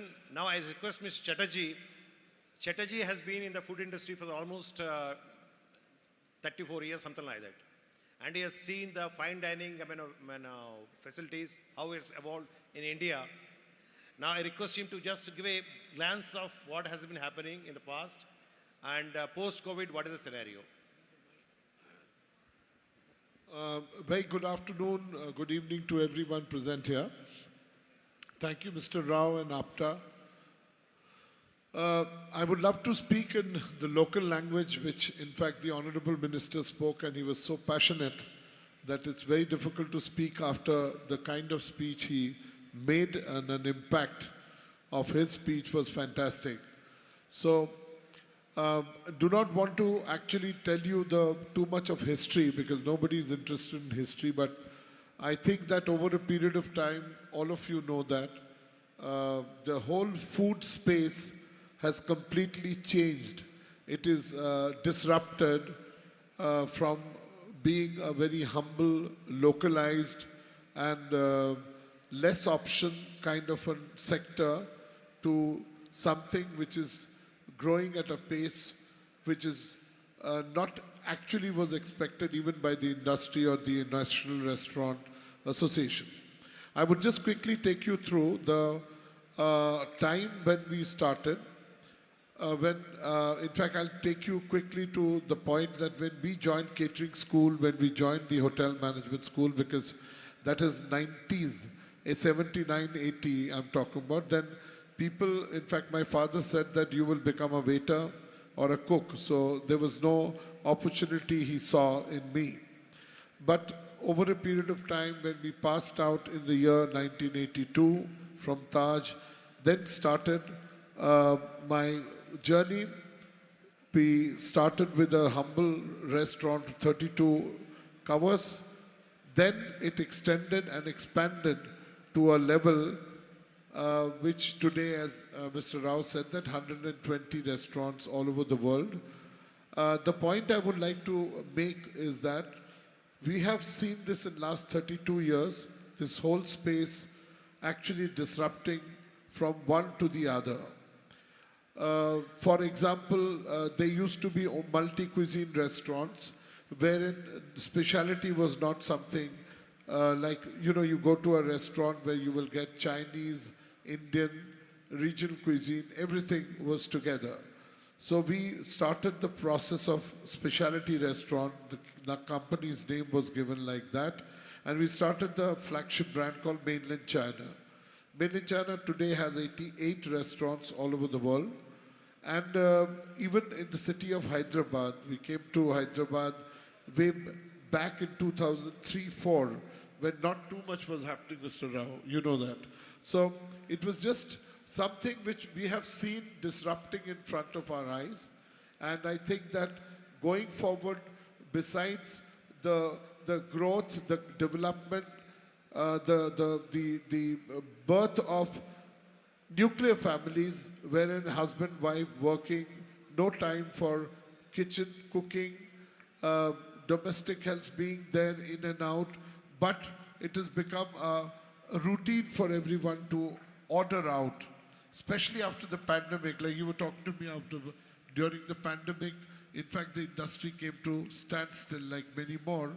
And at this point of time, as we see that deliveries for us, which used to be only 8 to 10%, have actually gone to 29%. So today, as you know, that I'm sure that everybody has family and children, they would see that people sitting down on the same table can order various things of their choice from various restaurants, thanks to the platform called the Zomatos or the Swiggy and the others which are coming up. So the formidable area, the growth is also coming from the deliveries, because, people who can't go on a rainy day, on a day when they do not want to, go step out, maybe a cricket match. So deliveries become a prevalent thing. You have seen in every corner there is some form of the restaurant or the other. Because the population growth is such, plus people are moving upward, people have more income, there is dual income, as I said, nuclear family. So this space, it is, I think that just a tip of the iceberg, and that's what the National Restaurant says, Association. And also I would say that, I mean, I'm sure that there are other legends sitting here, hoteliers, who would understand that this is, frankly speaking, the food industry, because of the fact that food itself is an emotion. You know, you can't do without food, whether you are in any condition, maybe different forms. So even during pandemic, the birth of deliveries which came in because you couldn't go out, but you called for food.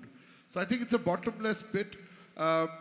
We as a corporation have done our bit, but there are many more players who are coming in. And I could just say that after Dubai, Muscat, Abu Dhabi, and Doha, with the name of mainland China, where we've gone in, we've gone to London, and we are now going to the US. So many people who are here from the American, states would be very happy that our mainland China will be going soon to an area either to Boston or to the LA side very soon. So this is I don't want to actually bore you with the data which is available on the tip of a button press. So any questions, anything else, I would be prepared. Mr. Rao. Thank you, Mr. Chatterjee. Now, Veeraswamy Garu, next question is for you. Veeraswamy Garu, previously you worked in the ministry for some time. తర్వాత మీరు civil engineering చేశారు, construction చేశారు. Then suddenly you moved into the hospitality industry. And you built one of them in a very aggressive step, 5-star hotel కట్టారు. Now you're running it. Just tell us what is the experience in doing this thing. Is it a really viable proposition, a commercial 5-star hotel in a city in India with land cost? And what are the problems you've experienced? And future, do you really advise the people to go for it?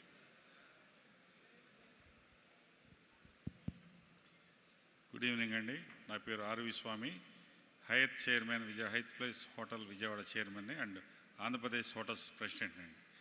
Really Rao గారికి మాకున్న పరిచయం మీద hotel ఇండస్ట్రీలోకి రావాలని గత 20 సంవత్సరాల నుంచి ఆలోచనతో ఒక 5-స్టార్ హోటల్ కట్టాలని తలంపుతోటి నేను విజయవాడలో ఆంధ్రప్రదేశ్లో మొట్టమొదటి హయత్ ప్లేస్ నేను తీసుకురావడం జరిగింది. దాన్ని వైబిలిటీ ఉందా లేదా అని చెప్పి ఇప్పుడు రావు గారు అడిగిన దాని మీద వైబిలిటీ అంటే అంత తొందరగా ఇది సొంత ల్యాండు వెనక మూలధనాలు ఉన్న వాళ్ళకి ఇది ఉపయోగపడుతుంది తప్ప యాజ్ ఆఫ్ నౌ ప్రజెంట్గా ఉన్న సిచ్యువేషన్లో గతంలో ఉన్న ప్రభుత్వం వ్యాపారాలు సరిగ్గా లేక ఇప్పుడున్న ప్రభుత్వం కొద్దిగా ఎంకరేజ్ చేస్తుంది కట్టడానికి. సొంత స్థలం ధనంగా ఉండి కట్టగలిగితే దీనికి ఛాన్సెస్ ఎక్కువ ఉంటాయి. దాంట్లో కూడా మేనేజ్మెంట్ నుంచి ప్లస్ ఫ్రాంచైజ్ కాన్సెప్ట్ 2 రకాల కాన్సెప్ట్లు ఉన్నాయి. మేనేజ్మెంట్లో వెళ్తే హై ఎండ్ శాలరీస్ అయ్యి ఉంటాయి కాబట్టి వాళ్ళ మేనేజ్మెంట్ ఖర్చు వాళ్ళు చెప్పింది మనం చేయాలి. దట్టు ఇంటర్నేషనల్ బ్రాండ్స్ కట్టాలంటే తొందరపడి ఎవరూ నిర్ణయం తీసుకోవద్దు. నేను నేర్చుకున్న విషయం ఏంటంటే Hyatt international brand Chicago brand నేను కట్టడం జరిగింది. దానికి వాళ్ళు చెప్పిందే మనం చేయాలి, వాళ్ళు చెప్పిన కాన్సెప్ట్సే మనం ఇంప్లిమెంట్ చేయాలి తప్ప లోకల్ బ్రాండ్ అంటే లైక్ లెమన్ ట్రీ ఇంకో చిన్న వేరే బ్రాండ్స్ అయితే కొద్దిగా ఫ్లెక్సిబిలిటీ ఉంటుంది. కాబట్టి దీంట్లో ఇంటర్నేషనల్ బ్రాండ్కి వెళ్ళేవాళ్ళు వెనక సొమ్ము ఉన్నవాళ్ళు మొదలు పెట్టాలని చెప్పి ఆలోచన ఉంది. గతం నుంచి నాకు తలంపు ఉంది. మామూలుగా చిన్న హోటల్ కడదాం అనుకుంది, గ్రాడ్యువల్గా అంచెలంచెలుగా పెరుగుతూ అది ఒక 5-స్టార్ హోటల్ కట్టడం జరిగింది. కాబట్టి ఆంధ్రప్రదేశ్లో 5-స్టార్ కేటగిరీలో మన కమ్యూనిటీలో ఉన్న 4-5లో నేను ఒకడిని గర్వంగా ఫీల్ అవుతున్నాను. కాకపోతే తొందరపడి ఎవరు స్థలాలు ఉన్నాయని చెప్పి నాకు ఈ మధ్యన తిరుపతి నుంచి విశాఖపట్నం నుంచి కూడా వచ్చారు సలహాలు తీసుకోవడానికి. As a president of Andhra Pradesh hotels తరఫున నా కంట్రోల్లో 15,000 హోటల్స్ ఉన్నాయండి. స్టార్ హోటల్స్ 45 స్టార్ హోటల్స్ ఉన్నాయండి ఏపీ మొత్తం మీద, విశాఖపట్నం నుంచి తిరుపతి, విజయవాడ, రాజమండ్రి అన్ని చోట్ల కలిపి. కాబట్టి రకరకాల ఇబ్బందులు ఉన్నాయి. కాకపోతే చిన్న హోటల్స్, బడ్జెట్ హోటల్స్ ఈ కడితే బాగుంటుంది. గవర్నమెంట్ కూడా మంచి సహాయ సహకారాలు అందించింది. ఇప్పుడున్న ప్రజెంట్ సీఎం విజనరీ ఇప్పుడు పవన్ కళ్యాణ్ గారు వీరితో మాట్లాడిన తర్వాత యాజ్ ఆఫ్ నౌ ఆంధ్రప్రదేశ్లో 3,500 హోటల్స్ ఉన్నాయండి. దాన్ని 10,000 హోటల్స్కి తీసుకెళ్లాలని తలంపుతో ఉంది గవర్నమెంట్. దానికి సహాయ సహకారాలు అందించడానికి గవర్నమెంట్ కూడా ల్యాండ్ ఇవ్వడానికి ముందుకు వస్తుంది. ఇప్పుడు కొత్త పాలసీలో ఉంది. కాబట్టి ఇప్పుడు దానికి గవర్నమెంట్ కనుక ల్యాండ్ తీసుకొని గవర్నమెంట్ నుంచి సబ్సిడీలు అనౌన్స్ చేసింది. ఇప్పుడు గవర్నమెంట్ కొత్తగా ప్రాజెక్టులు చేసేవాళ్ళు ఆ టైప్లో వెళ్ళగలిగితే కొద్దిగా అడ్వాంటేజెస్ ఉంటాయి. వెరీ హైయెస్ట్ పెద్ద బ్రాండ్స్కి వెళ్ళి ఇబ్బందులు పడకూడదని నా ఆలోచన సరేనండి. Thank you. Thank you, Andy. Actually, you're given a very correct picture instead of giving a very, this thing. It's a very good advice for the youngster, people who are going to really into the investment, to be very cautious about the investment, what they're doing, what sort of investment they're doing. Lakshmi Narayan garu, now Minister garu already chepparu, mana tourism policy gurinchi chepparu. Dantlo a lot of incentives gurinchi chepparu. Can you elaborate on these incentives? Tourism, you are involved with the drafting of the policy also.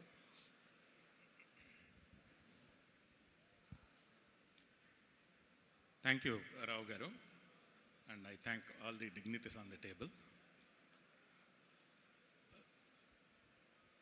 Mana Tourism Minister Garu, Sri Kandula Durgesh Garu, కొత్త tourism policy గురించి మీకు చెప్పడం జరిగింది. ఆంధ్రప్రదేశ్లో ఉన్న resources కానీ, potential కానీ, opportunities కానీ ఆయన చాలా ఎలాబరేట్గా ఎక్స్ప్లెయిన్ చేయడం జరిగింది. ఐఎమ్ స్లైట్లీ అప్సెట్, ఆయన ఇంటరప్ట్ చేసి ఉండాల్సింది కాదు. ఎందుకంటే ఆయన పాలిటిక్స్ మాట్లాడట్లేదు ఇక్కడ. డెవలప్మెంట్ గురించి ఆయన చెప్తున్నప్పుడు ఆయన ఇంటరప్ట్ చేయటం I'm also little bit upset. As a part of the panel ఆయన కంప్లీట్గా టూరిజం డెవలప్మెంట్ గురించే మాట్లాడారు. సో దాని గురించే నేను మాట్లాడినా, రావు గారు మాట్లాడినా, ఇక్కడికి ఎవరు మాట్లాడినా ఈ ప్యానల్లో మనం టూరిజం డెవలప్మెంట్ గురించే మాట్లాడుతున్నాము. ఆయన తీసుకున్న ఇనిషియేటివ్తో మేము టూరిజం సెక్టర్ నుంచి AP chamber of commerce and industry federation తరఫున కానీ, లేకపోతే వీరాస్వామి గారు హోటలియర్స్ అసోసియేషన్ తరఫున కానీ మేమందరం కంటిన్యూస్గా రిప్రజెంటేషన్స్ ఇచ్చి ఫాలోఅప్ చేసి ఆయన మన టూరిజం ఇండస్ట్రీ కాజ్ని ఆయన భుజస్కంధాల మీద వేసుకుని తీసుకెళ్ళి మన ప్రీతమ డిప్యూటీ ముఖ్యమంత్రి గారు శ్రీ పవన్ కళ్యాణ్ గారి ఇంటర్వెన్షన్తో ముఖ్యమంత్రి గారి దృష్టికి తీసుకెళ్ళి మనకి ఇండస్ట్రీ స్టేటస్ తేవటం జరిగింది. ఇది మనం 25 years నుంచి మనం అడుగుతున్న డిమాండు.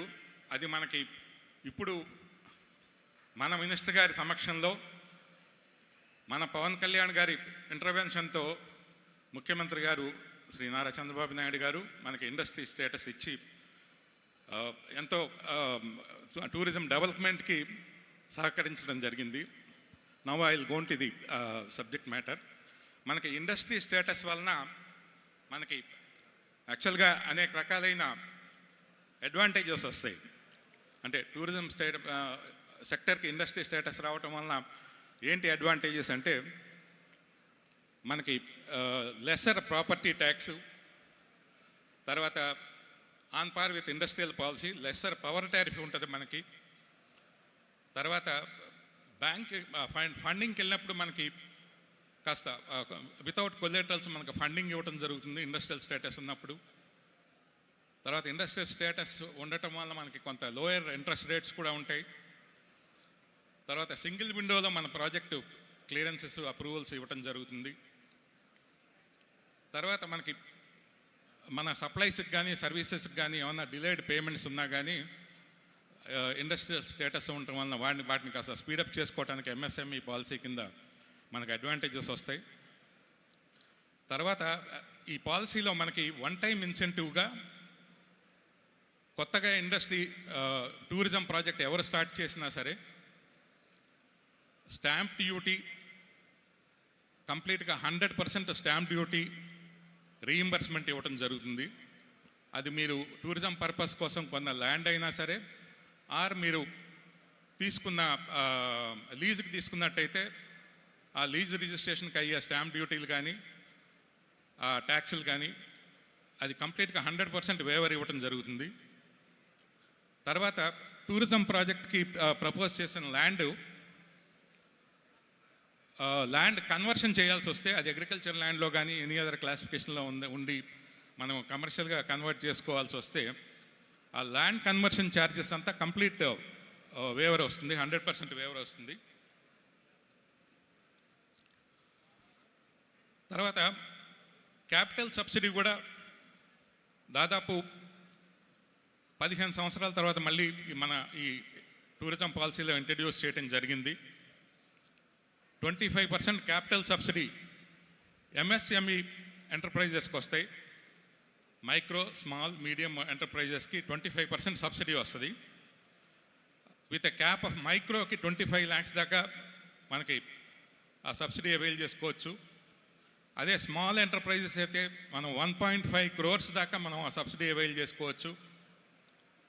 అదే మీడియం సెక్టర్ ఎంటర్ప్రైజ్ అయితే అంటే అప్ టు 50 crores వరకు 7.5 crores మనం సబ్సిడీ అవైల్ చేసుకుంటాక మనకు స్కోప్ ఉంది.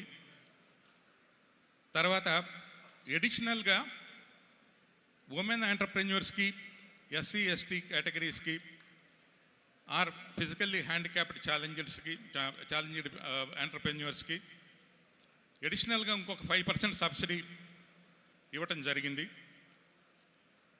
తర్వాత large and mega, ultra mega అని 3 క్లాసిఫికేషన్స్ పెట్టారు దీంట్లో. దానికి వాటికి కూడా 10% క్యాపిటల్ సబ్సిడీ ఉంది. లార్జ్ ప్రాజెక్ట్స్కి అప్ టు 50 to 200 crores వరకు మనం 10 crores సబ్సిడీ వస్తుంది. మెగా టూరిజం ప్రాజెక్ట్స్ అయితే కనుక మనకి 25 crores వరకు వస్తుంది. 200 to 500 crores. అబోవ్ 500 ఉంటే అల్ట్రా మెగా 40 crores వరకు మనకి సబ్సిడీకి ప్రొవిజన్ ఇవ్వటం జరిగింది. తర్వాత స్టేట్ జిఎస్టీ కాంపోనెంట్ మనకి జిఎస్టీ 2 రకాలు, ఒకటి central GST, state GST. MSME ప్రాజెక్టులందరికీ అన్నిటికీ 7 years వరకు స్టేట్ జిఎస్టీ కాంపోనెంట్ కంప్లీట్గా వేవర్ చేయడం జరిగింది. అదే large mega and ultra mega ప్రాజెక్ట్స్కి 7 to 15 years స్టేట్ జిఎస్టీ. దీనికి అప్పర్ లిమిట్ ఏంటంటే 100% of the capital investment reach అయ్యేంత వరకు మనకు సబ్సిడీ మనకు లభిస్తుంది ఈ పాలసీ ద్వారా. ఇది కాకుండా అడిషనల్గా ఈ పాలసీ లాంచ్ చేసినప్పుడు గౌరవనీయుల ముఖ్యమంత్రి గారు ఎంప్లాయ్మెంట్ బేస్డ్ సబ్సిడీ కూడా మేము గైడ్లైన్స్లో అనౌన్స్ చేస్తాము. మీరు ఇచ్చే ఎంప్లాయ్మెంట్ని బట్టి ఎంప్లాయ్మెంట్ ఇన్వెస్ట్మెంట్ రేషియోలో మేము తప్పకుండా అడిషనల్ సబ్సిడీ ఇస్తామని అనౌన్స్ చేయడం జరిగింది. Guidelines we are expecting very shortly. ఇవి కాక స్పెషల్ ఇన్సెంటివ్గా apart from ease of doing business in the state, speed of doing బిజినెస్కి ప్రయారిటీ ఇస్తూ ప్రాజెక్ట్ ఇమీడియట్గా గ్రౌండ్ చేసి వితిన్ 1 yearలో కనుక కమిషన్ చేయగలిగితే దానికి అడిషనల్గా 2% సబ్సిడీ ఇవ్వటం జరిగింది. 2 yearsలో గ్రౌండ్ చేయగలిగితే అడిషనల్గా 1% అడిషనల్ సబ్సిడీ ఇన్సెంటివ్ కింద ఇవ్వటం జరుగుతుంది. స్పీడ్ ఆఫ్ డూయింగ్ బిజినెస్కి అడిషనల్ ఇన్సెంటివ్ ఇది.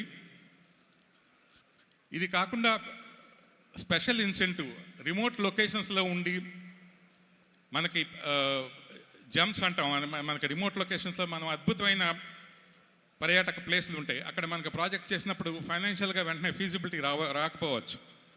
అలాంటి ఏరియాస్లో ట్యాప్ చేసి టూరిజం ప్రాజెక్టులు చేస్తే దానికి అడిషనల్గా మళ్ళీ 5% సబ్సిడీ అడిషనల్గా అనౌన్స్ చేయడం జరిగింది. ఇవి కాకుండా ఇండస్ట్రియల్ పాలసీ మనకు రావటం వలన ఈ వాటరు, సీవేజీ, తర్వాత other infrastructure, last mile connectivity ఇవన్నీ మనకి దీని ద్వారా మనకి ఉపయోగపడతాయి. సో ఇంత అద్భుతమైన టూరిజం పాలసీ 2024-29 లాంచ్ చేయడం జరిగింది. గైడ్లైన్స్ కూడా త్వరలోనే రిలీజ్ అవుతున్నాయి. కాబట్టి మీరందరూ తప్పకుండా ముందుకొచ్చి ఆంధ్రప్రదేశ్లో మీకు ఇంట్రెస్ట్ ఉన్న రకరకాల టూరిజం ప్రాజెక్టులు చాలా ఆపర్చునిటీస్ ఉన్నాయి. మినిస్టర్ గారు కూడా చెప్పారు ఎన్ని ఆపర్చునిటీస్ ఉన్నాయో, ఎన్ని రిసోర్సెస్ ఉన్నాయో. సో వాటన్నిటిని అవైల్ చేసుకుని మీరందరూ ముందుకొచ్చి మీరందరూ మంచి ప్రాజెక్టులు డెవలప్ చేయాలని కోరుకుంటూ thank you. Thank you, Lakshminarayan garu. Durga Prasad, we got only 2 minutes left. Now, one of the biggest problems in hospital industry is manpower. Manpower supply is a very labor intensive, intensive industry. So can you elaborate it or how you are solving the problem? అతిథి దేవో భవ. ముఖ్యంగా గత 25 సంవత్సరాల నుంచి hotel మేనేజ్మెంట్లో 5 star హోటల్స్కి 4 star హోటల్స్కి మరియు ఆ టూరిజం సంబంధించిన వ్యవస్థలకి ఉద్యోగ అవకాశాలు వెస్టిన్ కాలేజ్ ద్వారా మేము కల్పిస్తున్నాం. ఈ 25 సంవత్సరాల్లో దాదాపు 16,000 మంది పిల్లలు అంతర్జాతీయంగా స్కిల్స్ అంటే ఉద్యోగాలు సాధించారు. అందులో 70% ఆఫ్ మన పిల్లలు దుబాయ్ లాంటి హోటల్స్లో వాళ్ళు వర్క్ చేస్తున్నారు. క్లాసిఫికేషన్ తీసుకుంటే ఈ మధ్య పెరిగిన స్కిల్స్ డిమాండ్ ప్రత్యేకంగా అంతర్జాతీయంగా మీరు చూసుకుంటే, నేను మళ్ళీ డొమెస్టిక్కి 1 నిమిషంలో వచ్చేస్తాను. అమెరికా లాంటి దేశం కూడా భారతదేశంలో ఉన్న యువతుల వైపు మీరు మా దేశానికి రండి, వారు ఉద్యోగాలు 1 ఇయర్ ట్రైనింగ్ J1 వీసా లాంటిది ప్రొవైడ్ చేసి దాదాపు ఒక 200 మంది పిల్లల్ని ఆంధ్రప్రదేశ్ నుంచి విద్యా వ్యవస్థ ద్వారా పంపించాం. అలాగే అమాత్యులు, టూరిజం అమాత్యులు కందుల దుర్గేష్ గారు ఆయన క్లియర్గా అన్ని వివరాలు చెప్పారు. కానీ ఉద్యోగ కల్పనలో టూరిజం ఇండస్ట్రీ, హోటల్ ఇండస్ట్రీ ప్రముఖ పాత్ర పోషిస్తుందండి. ఎంతో గ్యాప్ ఉంది. స్వామి గారు చెప్పినట్టు, లక్ష్మీనారాయణ గారు చెప్పినట్టు ఈ ప్రెడిక్షన్స్ రాబోయే 5 సంవత్సరాల్లో ఉద్యోగ వ్యవస్థ ఒక ఆంధ్రప్రదేశ్కే 25,000 దాదాపు పైచిలకు 25,000 వ్యక్తులు, మనుషులు కావాలి ఈ హోటల్ ఇండస్ట్రీ, టూరిజం ఇండస్ట్రీలో పనిచేసేందుకు. దానికి తగిన శిక్షణ, దానికి తగిన ఉపాధి కల్పించేందుకు ఆంధ్రప్రదేశ్ రెడీగా ఉంది. అలాగే స్కిల్ డెవలప్మెంట్లో మధ్య తరగతి, నేను అన్నాను బిలో ఎకనామికలీ కాస్త వెనుకబడిన కుటుంబాలకి ఆంటర్ప్రినర్షిప్గా మనం ఎలా తీసుకెళ్ళగలుగుతాం అనేది గౌరవనీయులు ఎడ్యుకేషన్ మినిస్టర్ లోకేష్ గారితో మాట్లాడినప్పుడు హోమ్ షెఫ్స్ అనే కాన్సెప్ట్ ఆంధ్రప్రదేశ్లో మొదలు పెడుతున్నామండి. ఈ హోమ్ షెఫ్ అనే కాన్సెప్ట్ మన దగ్గర ఉన్న జ్యుడిషియల్ వ్యవస్థ కావచ్చు, పొలిటికల్ వ్యవస్థ కావచ్చు, ఎకనామికల్ బిజినెస్ వ్యవస్థ కావచ్చు, ప్రతి ఒక్క కుటుంబ వ్యవస్థలో ప్రతి ఒక్కరు బిజీ అయిపోయాం. సరైన పౌష్టిక భోజనం చేసే సమయం కానీ, పౌష్టిక భోజనం చేసే ఫెసిలిటీ ఈరోజు ఇళ్లలో కాస్త చూస్తే బిజీ షెడ్యూల్స్లో ఉండిపోయాం. అందుకని ఈ ఉమెన్ ఎవరైతే 18 సంవత్సరాల నుంచి 40 సంవత్సరాలు ఉన్నారో వాళ్ళని ఐడెంటిఫై చేసి మేము ఆంధ్రప్రదేశ్లో కొత్తగా స్కిల్ డెవలప్మెంట్ చేసేదంటే ఈ కుటుంబాలకి హోమ్ షెఫ్ని ప్రొవైడ్ చేయటం. అంటే వారు కాంటినెంటల్, సపోజ్ మీరు మార్నింగ్ బ్రేక్ఫాస్ట్ ఇంటర్నేషనల్ క్యూజిన్స్లో చేయాలనుకుంటే కాంటినెంటల్ బ్రేక్ఫాస్ట్ తను చేసే అంత కెపాసిటీలో స్కిల్ డెవలప్మెంట్. అలాగే వ్యాయామం చేస్తారు కొంతమంది ఇళ్లలో, వాళ్ళకి ప్రోటీన్ డైట్ కావాలి, మిల్క్ షేక్స్ కావాలి, అలాంటి వాళ్ళకి మిల్క్ షేక్ చేసే ఆ హోమ్ షెఫ్ చేయగలుగుతుంది. దెన్ పిల్లలకి కావాల్సిన వంట, పిల్లలకు కావాల్సిన ఇష్టమైన పదార్థాలు చేసి పెట్టే విధంగా సాయంత్రం స్నాక్స్, ఈవినింగ్ డిన్నర్ ఈ హోటల్స్లో లభించే విధంగా క్వాలిటీ ఫుడ్ని డెవలప్ చేసే హోమ్ షెఫ్ కాన్సెప్ట్ ఒకటి Andhra Pradesh, first time in Andhra Pradesh home chef కాన్సెప్ట్ని ముందు తీసుకెళ్తున్నాం. ఇందులో ట్రైనింగ్ ఫీజిబిలిటీస్ చెక్ చేస్తున్నాం, ఆమోదంలో ఉంది, త్వరగా మొదలు పెడుతున్నాం అండి. ఇలా చూసుకుంటూ డొమెస్టిక్ సెక్టర్లో రేపు ఫ్యూచర్లో ఆంధ్రప్రదేశ్ కావచ్చు, భారతదేశం కావచ్చు, స్కిల్ నీడ్ చాలా ఉంది. ఇక్కడున్న స్టెల్లింగ్ రిసార్ట్స్ అధినతి, అలాగే మెయిన్ల్యాండ్ చైనా, ఇది ఒక గొప్ప వ్యవస్థ. వీరికి తెలుసు ఎంత డెప్త్, ఎంత అవసరం ఉంది మనకు ఫ్యూచర్లో. మ్యాన్ పవర్ అనేది చాలా చాలా అవసరం అండి. ఈ అంశాల్లో ఇక్కడ ఉన్న వారందరికీ, రావు గారికి కూడా ఆంధ్రప్రదేశ్ ప్రభుత్వం కానీ మనం అందరం కూడా ఈ ప్రణాళికలో కాస్త దృష్టి పెట్టాలి. పెద్దవారు ఈ స్కిల్ డెవలప్మెంట్కి మీ సహకారం కూడా కావాలి. మధ్యతరగతి, బిలో మధ్యతరగతి వారికి కూడా ఇది ఉపయోగపడుతుంది, వారు ఆంటర్ప్రినర్షిప్గా ఎదగలుగుతారు. అలాగే అరకు కాఫీ 30 సెకండ్స్ తీసుకుంటాను. అరకు కాఫీ ఏదైతే ఉందో దాన్ని స్టడీ చేసాం. కాఫీ డే మీ అందరికీ తెలుసు, అది ఎలా famous coffee day, coffee shops Andhra Pradesh కాదు భారతదేశం అంతా కూడా ఈ యూనిట్స్ ఎస్టాబ్లిష్ చేశారు. అలాగే కియాస్క్ చిన్నవి ట్రైనింగ్ ఇచ్చి ఆడవారికి వారు కాఫీ మెషిన్స్ రన్ చేసుకునే విధంగా చిన్న టూరిజం స్టేషన్స్లో, బీచ్ రిసార్ట్స్లో ఎక్కడైతే ఈ అరకు కాఫీని, ఎక్స్ప్రెసో, క్యాపచినో, ఈ బరిస్తా కాన్సెప్ట్స్ని డెవలప్ చేసే విధంగా కూడా స్కిల్ ప్రణాళికలు ముందు తీసుకెళ్తున్నాం. ఇవన్నీ ప్రభుత్వంతో మేము కలిసి చేసే స్కిల్ డెవలప్మెంట్. ఇంటర్నల్గా ఒక వ్యవస్థగా మాకున్న డెవలప్మెంట్ ఎలాగో మా స్టూడెంట్స్కి చేస్తాం, కానీ వెస్టిన్ ద్వారా ఈ రూపకల్పన కూడా ముందుకు వెళ్తుంది. రాబోయే సంవత్సరాల్లో పెద్ద పాత్ర పోషించబోతున్నాం. ఎందుకంటే అండి 2025-30 ఆల్రెడీ దుబాయ్ 20,000 ఇండియన్స్ కావాలి, డిమాండ్ ఆల్రెడీ రెడీ. డిమాండ్ ఫుల్ఫిల్మెంట్కి ప్రయత్నాలు మొదలయ్యాయి. అలాగే ఆ డిమాండ్ని మనం ఫుల్ఫిల్ చేయాలంటే ఆంధ్రప్రదేశ్ ఎంతవరకు ఎంత స్టేక్ తీసుకోగలుగుతుంది? దాదాపు 2,000-3,000 మంది మన పిల్లల్ని మనం రెడీ చేసుకుంటే వారి కుటుంబానికి మనం ఆర్థిక బలాన్ని, ఆర్థిక సపోర్ట్ని మనం ఇవ్వగలుగుతాం. ఇది ముఖ్యంగా మన ఆంధ్రప్రదేశ్కి కావాలి. Sustainability of economy, sustainability of job అనేది ఈ టూరిజం ద్వారా క్రియేట్ అవుతున్నందుకు, స్కిల్స్ ద్వారా క్రియేట్ అవుతున్నందుకు, అందులో ఒక పాత్ర మేము పోషిస్తున్నందుకు గర్విస్తున్నాను. సమయం లేదు అంటే చాలా విషయాలు మీతో చెప్పాలని ఉంది, కానీ అవకాశం మళ్ళీ దొరికినప్పుడు తప్పకుండా మీతోటి చాలా క్లుప్తంగా డీటెయిల్గా వివరిస్తాను. అతిథి దేవో భవ, అలాంటి దేశంలో పుట్టినందుకు గర్విస్తున్నాను. అతిథులందరికీ నా మనస్ఫూర్తిక నమస్కారాలండి. Thank you. Thank you, Andy. When GDP is growing at 6%, the hospital industry is growing almost 14%, double the rate. That shows the potential in the sector. And I thank the fellow panelists. We have tried to cover as much of area as possible within the limited time. Thank you, Mr. Lalwani, Anjan Chatterjee Garu, Veeraswamy Garu, and Lakshmi Narayan Garu, Durga Prasad Garu. And the panelists will be available here for some time. And of course, 3 of them are our own people, so they can be approached anytime. And hopefully we'll do something good. Thank you very much. I request all the dignitaries to please be on the stage. And I request Catalyst Program Manager Priyanka Gaddam Garu onto the stage to call upon committee members to felicitate our dignitaries on the dais.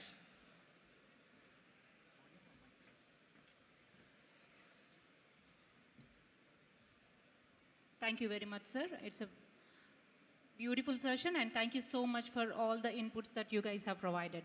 Now I would like to request Narendra Kumar Ballagaru onto the stage to felicitate all our honorable panelists and the moderator. And I would like to have Akula Ramakrishna Garu, Kanna Rajni Garu, Justice Bhavani Prasad Garu, Gopal Gudapati Garu, our awards chair, and Chimata Srinivas Garu onto the stage, please. I repeat, I would like to have Narendra Kumar Balla Garu, Akula Ramakrishna Garu, Kanna Rajni Garu, Justice Bhavani Prasad Garu, Chimata Srinivas Garu, Gopal Gudapati Garu onto the stage.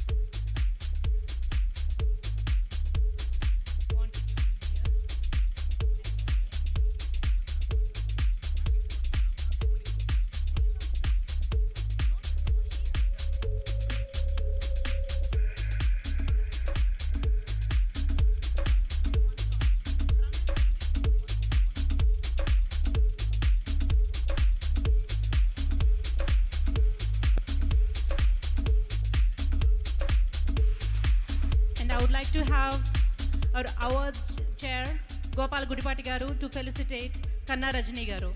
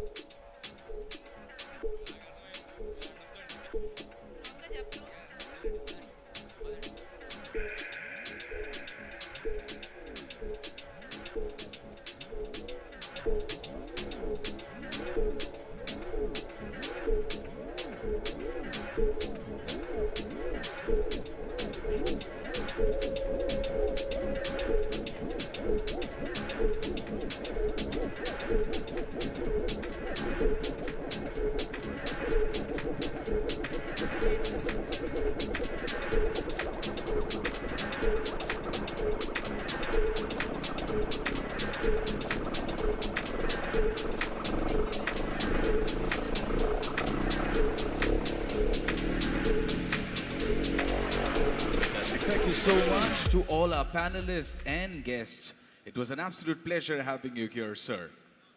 Request our volunteers to help our guests carry their shawls. Requesting our volunteers to help our guests carry their shawls back to their seats. Thank you so much. Once again, it's been special. All the discussions have been special. The discussions have been rich. And all the entrepreneurs who came up to learn something new, I'm pretty sure they're going back rich with a lot of information across sectors.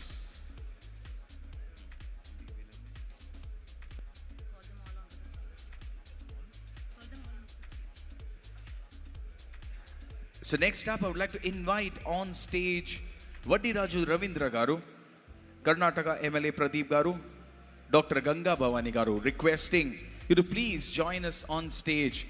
It's been a celebration of leadership. Once again, requesting Vaddiraju Ravindra Garu, Dr. Ganga Bhavani Garu, Karnataka MLA Pradeep Garu to please join us on stage. Because APTA Katalyst, where we connect, collaborate and create, has been nothing short of sensational.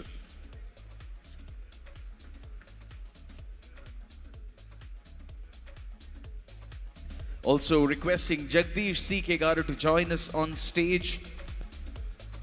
Routu Kanakaya Garu, requesting Routu Kanakaya Garu to please join us on stage. And Mana Director A.V. Ratnam Garu, requesting A.V. Ratnam Garu to please join us on stage. It's been such a pleasure to host all the dignitaries I'm calling out at APTA Katalyst 2025. Uda Naidu Garu from AICC Secretary Uda Naidu Garu request you to please join us on stage.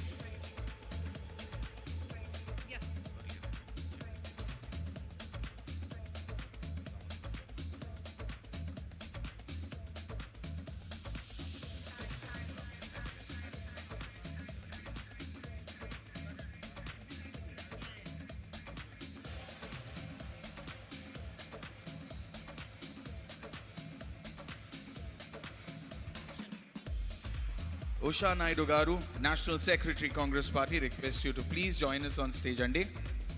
Please. Pradeep Ishwar Garu, Chikaballapur MLA, requesting Pradeep Ishwar Garu, Chikaballapur MLA to please join us on stage.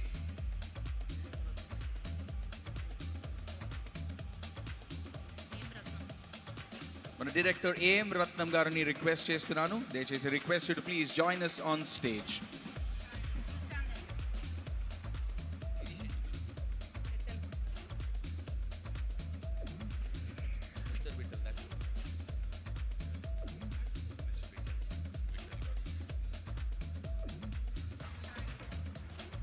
And to felicitate all these delegates APTA there, I would like to request our 25-26 APTA President, Mr. Madhu Ulli, onto the stage, please.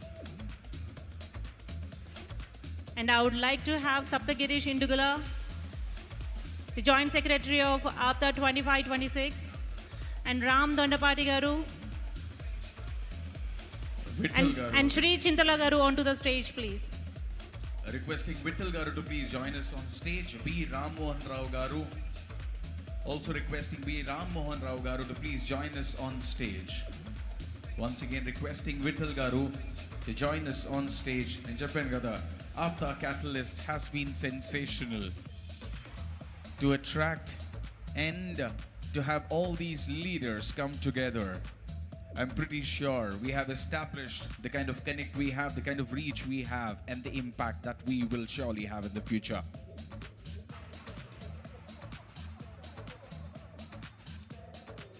Can we have some music in the background as we have our guests joining us on stage?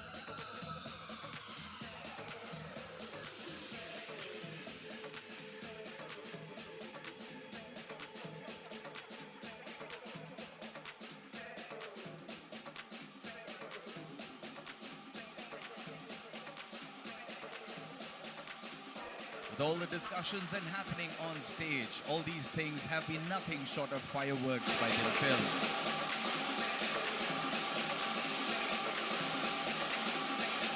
So, I was just having a conversation with people who attended the panels yesterday and today, and trust me, it has been nothing short of magical. All the relevant topics have been discussed. Every entrepreneur, a lot of people want to take the entrepreneurial route, but what stops them is the lack of understanding of where is the real opportunity coming from. And starting from the first panel where the conversation was about semiconductor chip making, and as I rightly mentioned, we never know. The next tussle across world powers is all about taking control of chips and semiconductor. So anybody from the technical field, from the world of technology, will understand that it's about chips and semiconductors that the whole new digital era is going to be all about. So that was one very interesting discussion. And towards the end, we also saw our speakers, our panelists, throw light about the whole hotel industry. Okay, what could be the possible impediments that investors and entrepreneurs need to be aware of. Also the fact that there are new fields that are coming up, new avenues, new opportunities that are coming up, starting from home cooks to whatnot, because now, compared to a few years back, in the post-corona world, everybody has become a lot more conscious about what they eat. So the understanding that a good homemade food is what the soul actually needs. So that is again a beautiful opportunity that's present in front of all of us. The thing that's most heartening is both yesterday and today, for across all panel discussions, we had a healthy audience attending all of them. So even in the breakout rooms, it was a full house, which actually means people are serious about the opportunities that are being discussed here. And kudos to APTA Katalyst for creating this platform, which has brought together entrepreneurs of all sectors, shapes, sizes, come together, brainstorm, and create opportunities that is going to be cherished for all the years to come. This has been nothing short of fantastic. So on day 0, as I had mentioned, the celebration was about leadership. Because behind every successful idea, we know there has to be not just one, but a minimum of one or more than that leaders who are putting their heads into that. And that was what we celebrated on day 0. Yesterday, again, the focus was on business. Today, again, the focus has been on how to explore new opportunities in the world of business. And as we are concluding the panel discussions, we know for a fact we are celebrating all those ideas. We will also be announcing the winner of the business pitches. So request all of you to stay back. This is going to be a long evening, but let me tell you, it will be absolutely worth your time invested.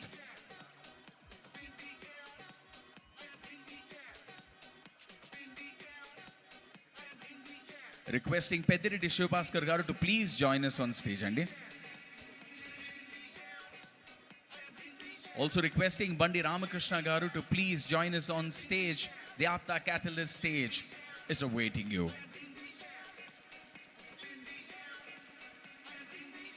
Requesting Gopal Gudipati garu to please stay back on stage.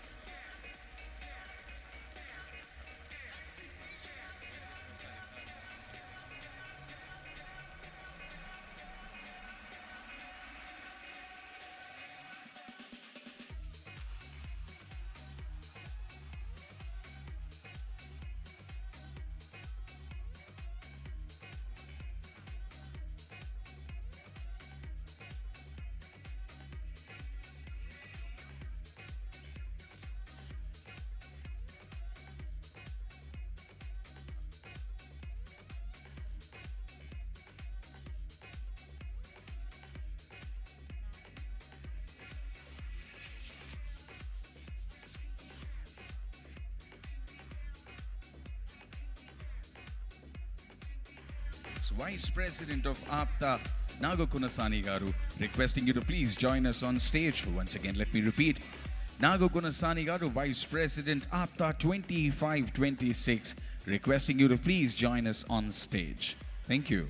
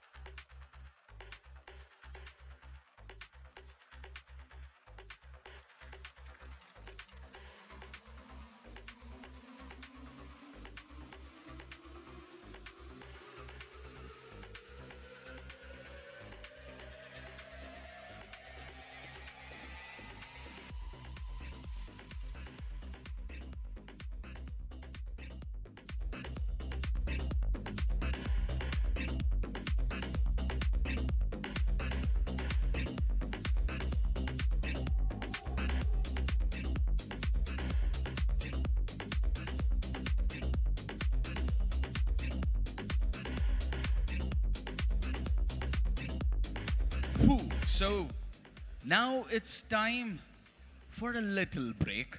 Okay, 30 minutes break. Request all of you to grab your snacks, have your cup of tea, because that's how you need to get ready for the grand gala evening that awaits all of you on the other side.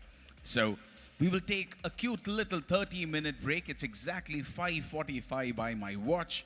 Exactly at 6:15, we will start the proceedings of the gala night, the evening that all of us have been waiting for, the day 3 of APTA Katalyst 2025, where we will connect, we will collaborate, and we will create something that's going to test of time forever and beyond. So requesting all of you to take a little break for the next 30 minutes. We will set the stage up for the next part of this evening coming up. Thank you.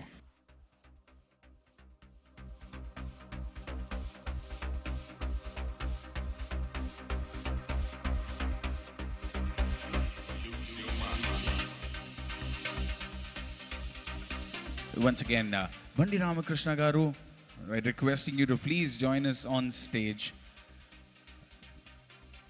Bandi Ramakrishna Garu, requesting you to please join us on stage, Andy.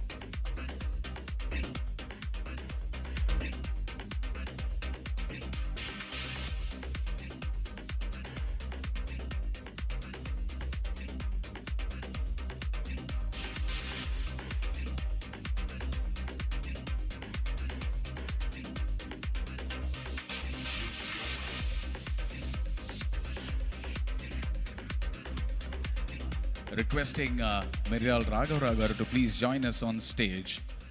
Mirial Raghavrao Garu, requesting to please join us on stage to felicitate our esteemed guest present here on the stage of APTA Katalyst 2025.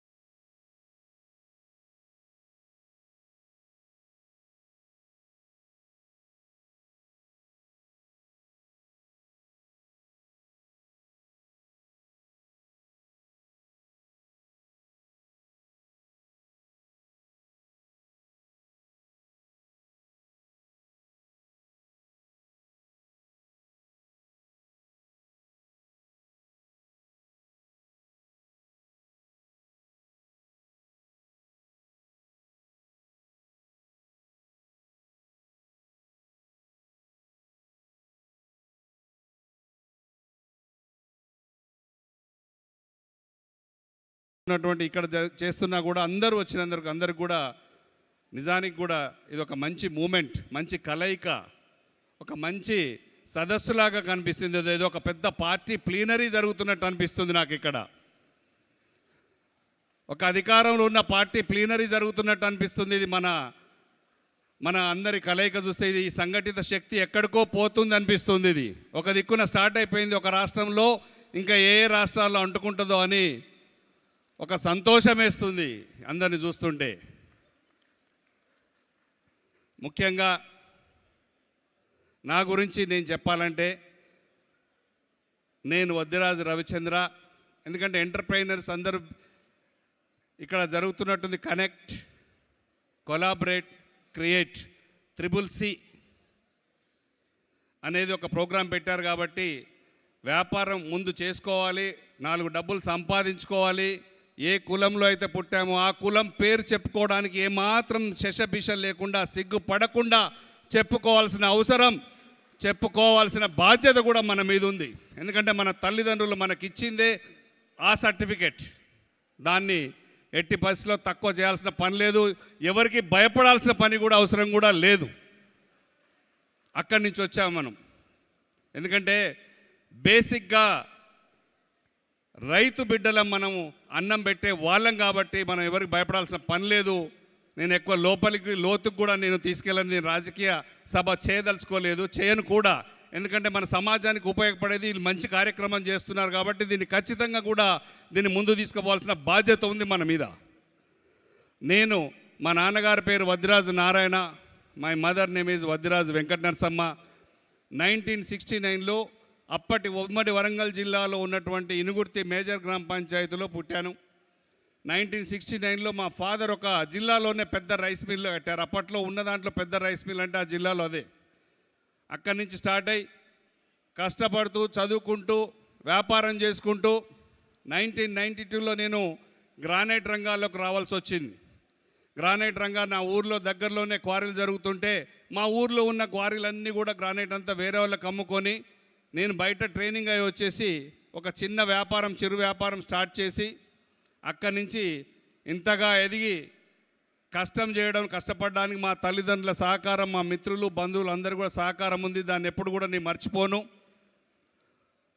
ఇప్పుడు మీరున్నటువంటి అమెరికాలో డల్లాస్లో కానీ వాషింగ్టన్లో కానీ any place ఎక్కడైనా సరే black granite మీరు చూస్తున్నారు అంటే అది మనది అని చెప్పుకోవడానికి గర్వకారణంగా ఉంది. ఎందుకంటే export granite, black granite, major granite ఇండియాలో ఎక్స్పోర్ట్ చేసేది, ప్రొడక్షన్ చేసేది కూడా మనమే. మన company Gayatri granite group of companies.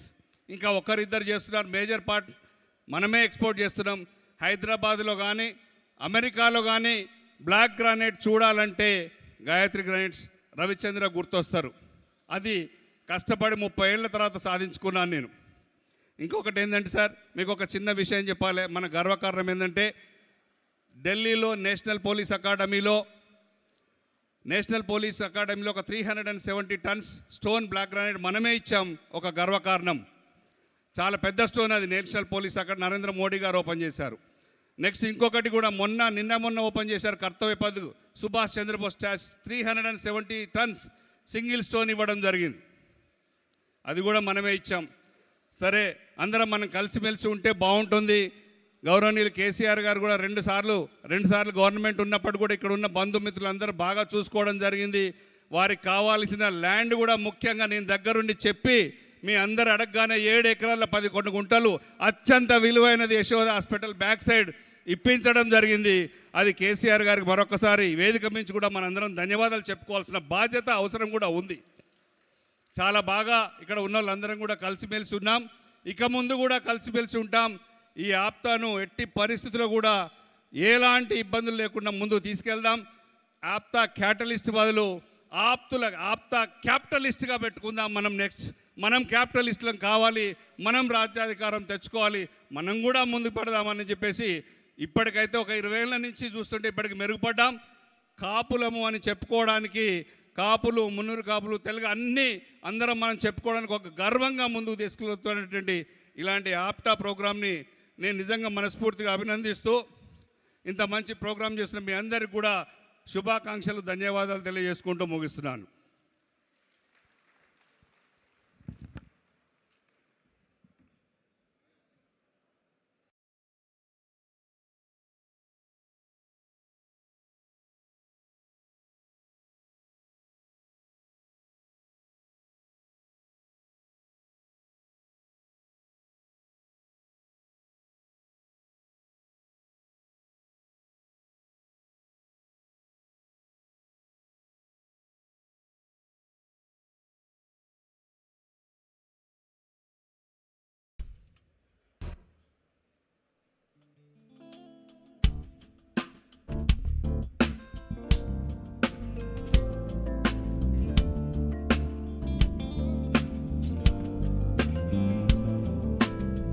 Check.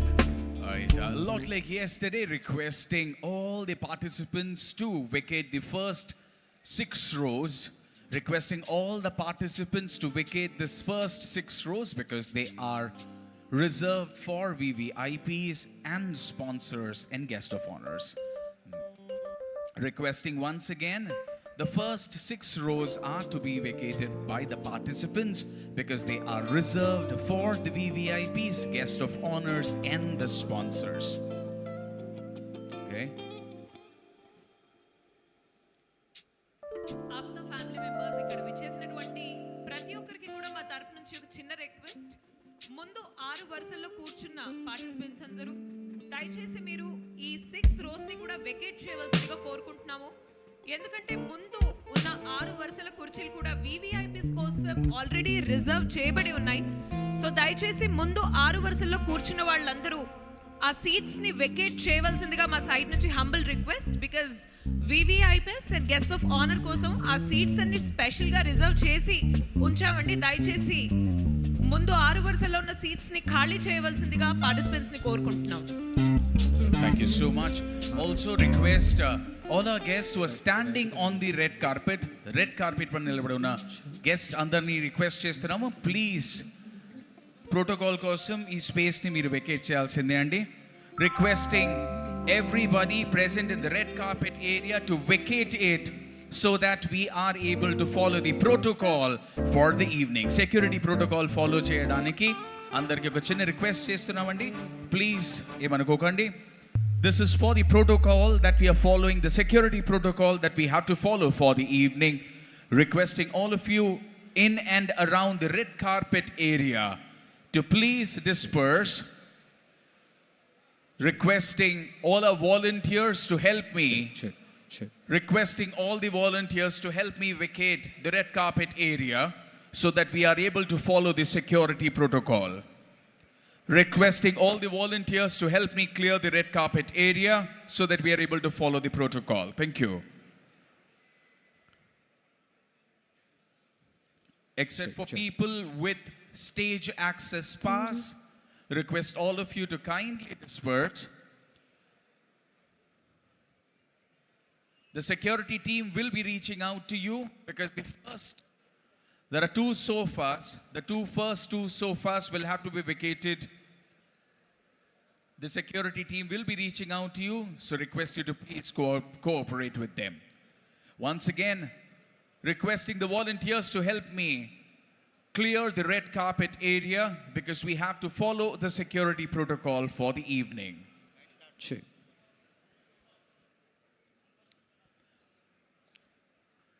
Okay. So we also will have to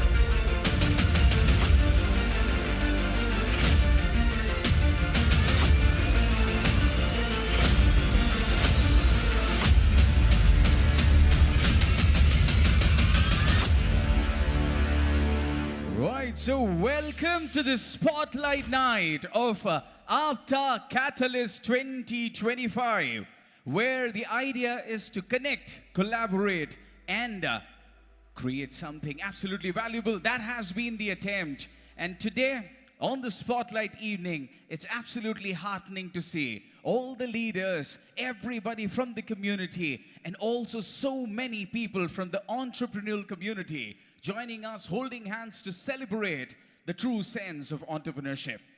Now, as we have rightly titled this evening as the spotlight evening, this is also going to be a quick little recap of the convention. And to do the recap of the convention, we were thinking of who should we get on stage. And the answer to that question was fairly simple. There was one person who came up with the name Catalyst with a K. Ha. A lot of people know who I am talking about. He's the one who came up with the name and the tagline. Let's connect, let's collaborate, let's create. So do the recap of the convention. And to start this spotlight evening, ladies and gentlemen, please put your hands together as I invite on stage our very own Mr. Chandrasekhar Nallam. Make some noise, everybody. No, we can't do with this. I need a little more noise from everybody. Set the stage for the evening, because this is the spotlight we are talking about. Among them are Mr. Chandrasekhar Nallam and Mr. Veera Nallam, seasoned entrepreneurs and the founders of nCloud Services LLC, a company dedicated to empowering businesses with cutting-edge cloud solutions and IT services. With a deep passion for technology, the Nallam brothers have spent years honing their expertise in emerging innovations, identifying their potential to disrupt industries and solving complex problems with visionary solutions. Driven by an insatiable curiosity, they constantly explore new frontiers in tech, designing custom cloud solutions, AI integrated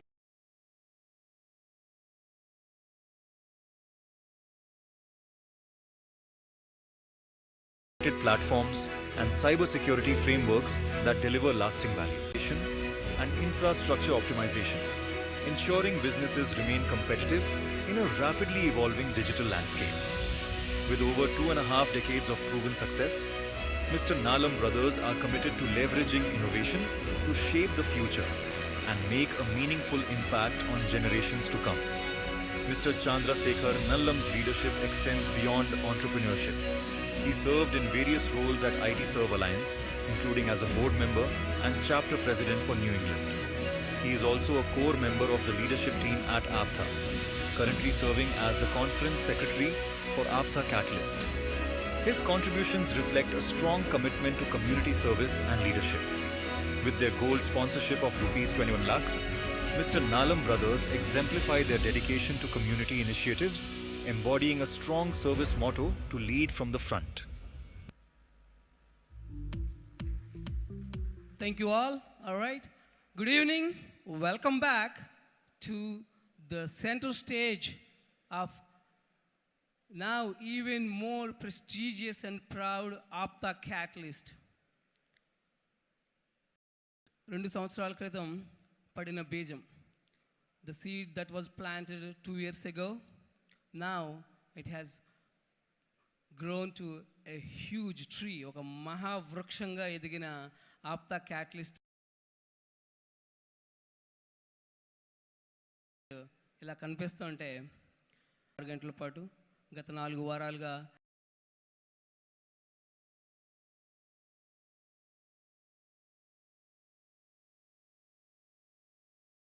ఇక్కడ ఇండియాలో ఉంటూ రోజుకి 18 గంటలు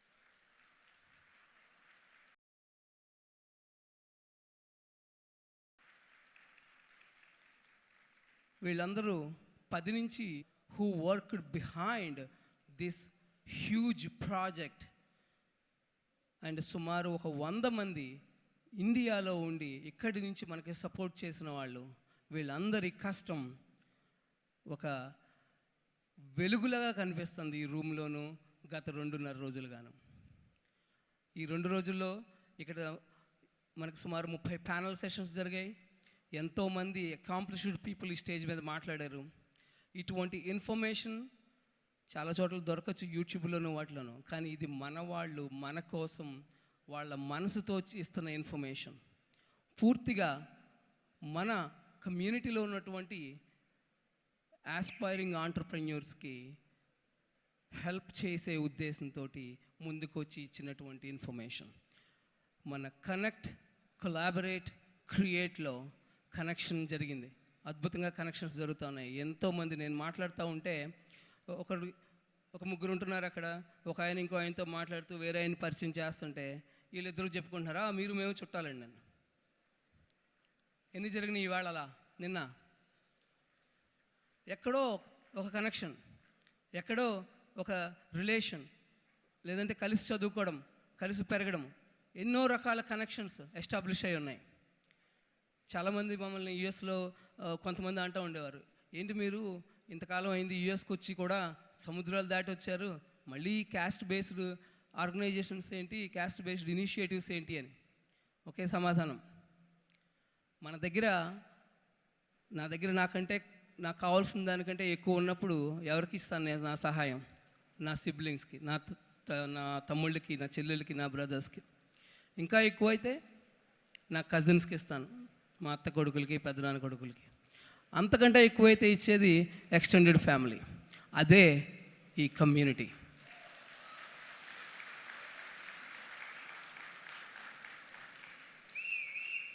ఒక community అనేదాన్ని నెగిటివ్గా చూడడం మానే రోజులు పోయినాయి పూర్తిగా. ఒక మంచి కోసం అందరూ కలిసి ఈరోజు ఇక్కడ ఉన్నాం. ఇది ప్రయాణం జరగబోతుంది చాలా కాలం పాటు. ఈ కమ్యూనిటీకి ఇది ఒక హిస్టారికల్ మూమెంట్. ఎన్నో ప్రయత్నాలు జరిగినాయి, ఎంతోమంది ఎంతో సేవ చేశారు, ఎన్నో కమ్యూనిటీ ఆర్గనైజేషన్స్. అసలు రూమ్లో ఉన్న పెద్ద మనుషులు కొంతమందిని చూస్తుంటే వాళ్ళు ఇంతకుముందు చేస్తూ ఇప్పుడు కూడా కంటిన్యూగా చేస్తున్నటువంటి సేవా కార్యక్రమాలు ఎలా అయితే అందరినీ కమ్యూనిటీ వెల్ఫేర్ కోసం చేస్తున్నాం అయితే అది ఏమాత్రం తక్కువ కాదు. కానీ ఈరోజు జరుగుతున్నది ఏంటంటే the much needed cause for this community, that is the economic empowerment.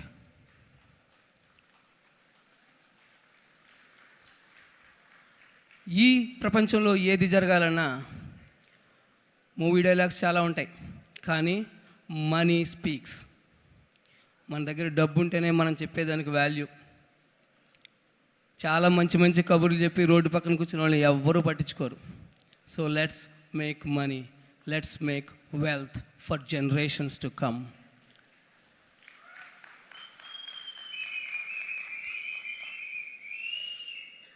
And క్యాటలిస్ట్కి వచ్చిన వాళ్ళు చాలామంది ఈ catalyst objective, APTA catalyst objective చాలామందికి ముందే కొంచెం అర్థమై ఉంది. కొంతమందికి ఇక్కడికి వచ్చిన తర్వాత ఈ 2 రోజుల్లోనూ అర్థమై ఉండొచ్చు.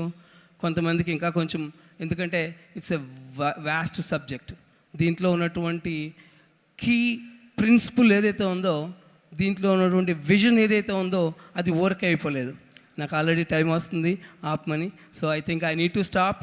But one thing I want to say before I stop is, I request everyone to ask yourself, ఈ క్యాటలిస్ట్కి రావటం వల్ల నాకేం ఉపయోగపడింది అనేది. అది యాక్చువల్గా చిన్న ప్రశ్న. పెద్ద ప్రశ్న ఏంటంటే ఈ క్యాటలిస్ట్కి నేను ఏమి ఇవ్వబోతున్నాను? What is that I'm going to offer to the APTA catalyst? What is that I'm going to offer to the community? ప్రతి వాళ్ళు కూడా వాళ్ళ స్టేజ్లో, అందరూ ఏదో ఒక స్టేజ్లో ఉండి ఉంటారు. మనకంటే పెద్ద స్టేజ్లో ఉన్న వాళ్ళ నుంచి మనకి హెల్ప్ కావాలి, అలాగే మనకంటే తక్కువ స్టేజ్లో ఉన్న వాళ్ళకి మనం హెల్ప్ చేయాలి. అవి రెండూ జరిగినప్పుడు మాత్రమే ఇది సార్థకం అవుతుంది. Thank you. జై కాపు.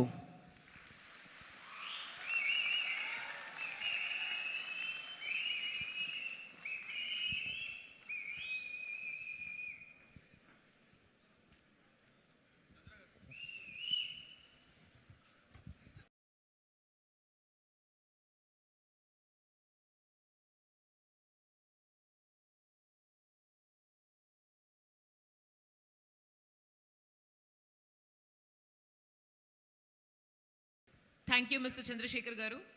అండ్ హరీష్ మీరు చూస్తున్నారు కదా like what 80% of that is for Chandra Garu, and the 20% of all the people who are whistling, clapping. Can we do that once again for APTA Katalyst 2025 for the spotlight evening?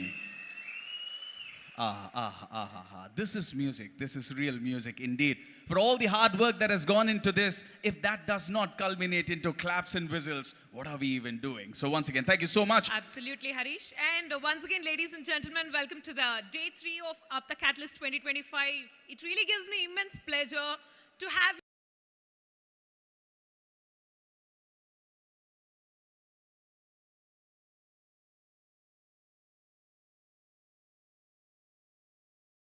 all here yet for another day, which is breaking panel discussions have been happening. Are those innovative business ideas that have captivated the attention of the venture capitalists? Absolutely. That's something that all of us are waiting for. We just want to know that. But before that, like I told yesterday and day before, whatever we're seeing today is absolutely not possible without some of our sponsors coming in and giving us all the support. So I would like to invite on stage our gold sponsor, Dr. Jagdish Babu Rangishetty garu, to please join us on stage. Please put your hands together, ladies and gentlemen. Please put your hands together for Jagdish Babu Rangishetty. And greater impact to biodiversity. So, Likewise, to felicitate Jagdish Babu garu, let me invite on to the dais Mr. JJB garu, who served as past APTA president. Please welcome him with a big round of applause onto the dais. Dr. Jagadish Babu Rangishetty, founder and CEO think tank behind this research and invention, is making a scientific breakthrough impact on the pharmaceutical sector. Bio4 consistently ranks among the top 10 US DMF filers with the FDA each year, and its products are utilized directly or indirectly in over 60 countries. Dr. Rangishetty holds over 230 patent applications with more than 70 granted patents. Dr. Jagadish Babu Rangishetty is the first pharmacist in the world involved in the development and launch of more than 150 products for the US market. Bio4 is the only company to launch basket of contrast agents in the domestic market, with an exhaustive range of orals and injectable APIs in the oncology space and a dedicated manufacturing block. Bio4 has emerged as one of the trusted suppliers for oncology formulators. First Indian company to list polymorph patents related to indigotin disulfonate sodium in Orange Book FDA in the year 2022. Awarded as top 100 small and medium enterprise across all industry segments in India by Government of India, India SME. Awarded as most promising research and development pharmaceutical company at International Healthcare Awards 2018. With a diverse product range, Bio4 is one of the leading suppliers of APIs and intermediates for the global pharmaceutical industry. As silence makes more sound, similarly, Bio4 is having a great impact on Global Health Index. On this occasion, for such an exponentially thoughtful leader, we would like to extend our deepest gratitude for your generous support and your continuous commitment to the community.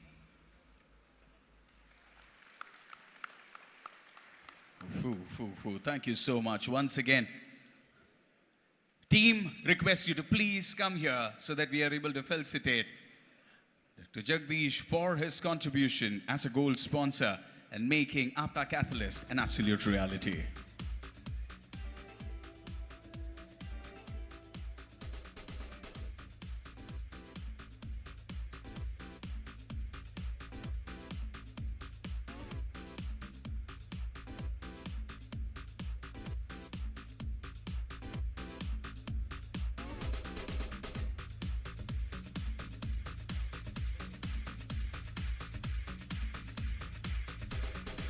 Thank you so much, Dr. Jagdish Babu Rangishetty. Thank you so much. It's an absolute pleasure to have you here. Next up, I would like to invite on stage our gold sponsor, Mr. Narendra Babu Nambula, and Swapa Namlugaru to join us on stage.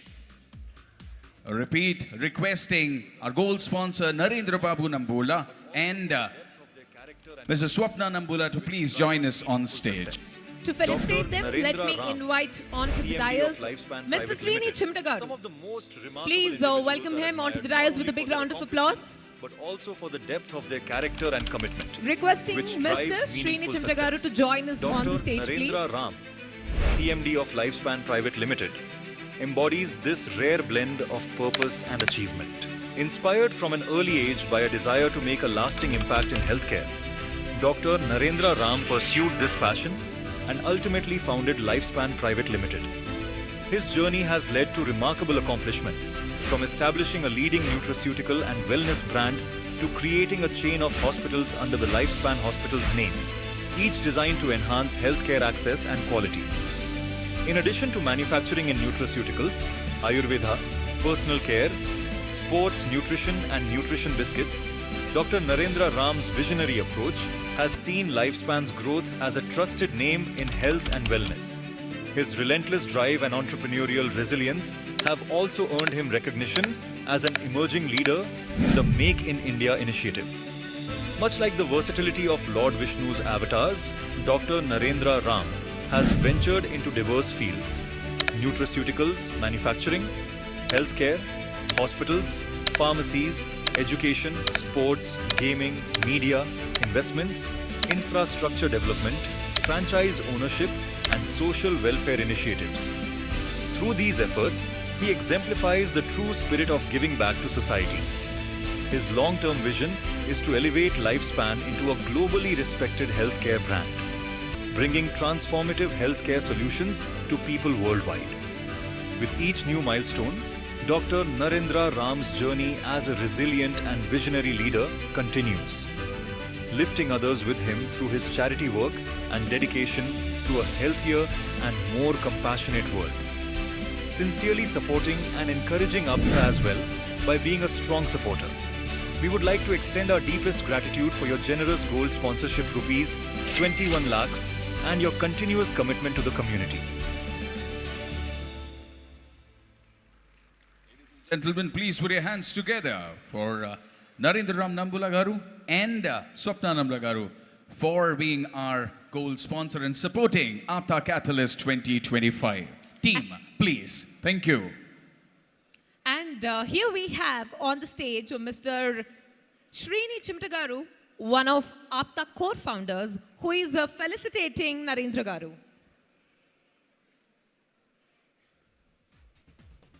A big round of applause for Narendra Garu, ladies and gentlemen, please.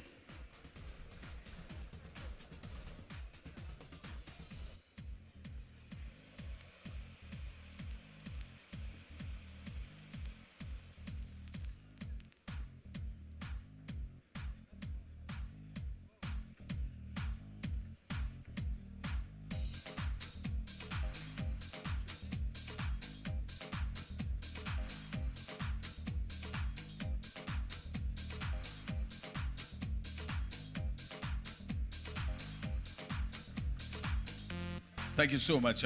Absolute pleasure having you here. Once again, on behalf of APTA Katalyst Global Business Conference, we thank both of you for your contribution. Next up, I would like to invite Suresh Katamaredi Garu to please join us on stage. We would love to felicitate you for supporting APTA Katalyst 2025 as a gold sponsor. So once again, requesting Suresh Katamaredi Garu to please join us on stage. Fire to turn those dreams into reality. One such visionary is Mr. Suresh Katamreddy, founder and COO of Castech SSG, who has fueled his ambitions with relentless zeal and a clear vision for over 2 decades. His journey exemplifies the spirit of entrepreneurship, built on a foundation of perseverance, innovation, and unwavering values. Under Mr. Katamreddy's leadership, Castech SSG has become a trailblazer in IT services, staffing solutions, and digital transformation. The company specializes in providing innovative SAP and Oracle ERP solutions, application development, cloud migration, and QA testing services to clients worldwide. With a strong commitment to customer-centric solutions, Castech integrates cutting-edge technology with a human touch, ensuring ethical practices and value-driven results. Castech SSG's hallmark lies in its ability to deliver tailored solutions, whether it's enabling businesses to harness the power of AI and machine learning or driving digital transformation with customized software solutions. With offices across the globe, Castech continues to redefine excellence, helping organizations navigate the complexities of a digital-first world. Mr. Suresh Katamreddy's leadership is more than just business. It's about creating a meaningful impact. His dedication to fostering innovation and upholding strong ethical values has not only elevated Castech, but has also inspired many aspiring entrepreneurs. We are incredibly grateful for Mr. Katamreddy's thoughtful contribution through his gold sponsorship of Rs 21 lakhs, a reflection of his unwavering commitment to community-driven initiatives and collective growth. On behalf of the APTA Katalyst team, we extend our deepest gratitude for his generosity and continued dedication to the community. Lovely, lovely. Thank you very much, Suresh Garu, for being a pillar here. And to felicitate Suresh Garu, let me invite on to the dais this man. He is not an ordinary man. He is the father of APTA. Let me invite on to the dais Mr. Prasad Sameta Garu. Please welcome him with a very big round of applause, ladies and gentlemen.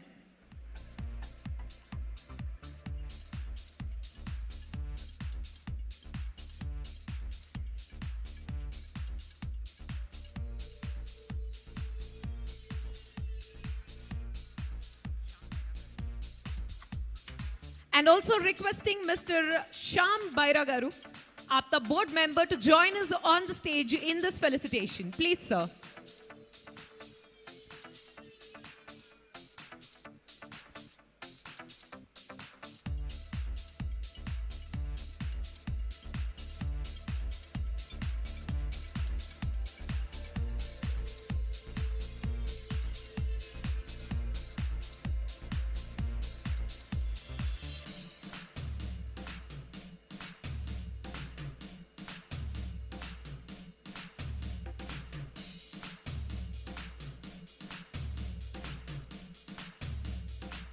Mr. Suresh Garu here is receiving this felicitation from father of APTA, Prasad Sameta Garu, and also APTA board member Shyam Baira Garu.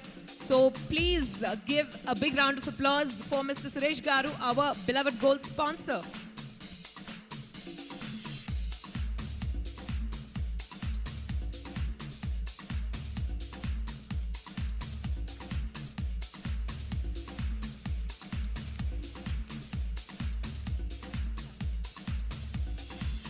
Thank you so much. Thank you so much. An absolute pleasure to have our sponsors here joining us for this beautiful evening. Now it's also time to invite on stage our next gold sponsor. Ladies and gentlemen, please put your hands together as I invite on stage our gold sponsor, Mr. Vijay Gudiseva.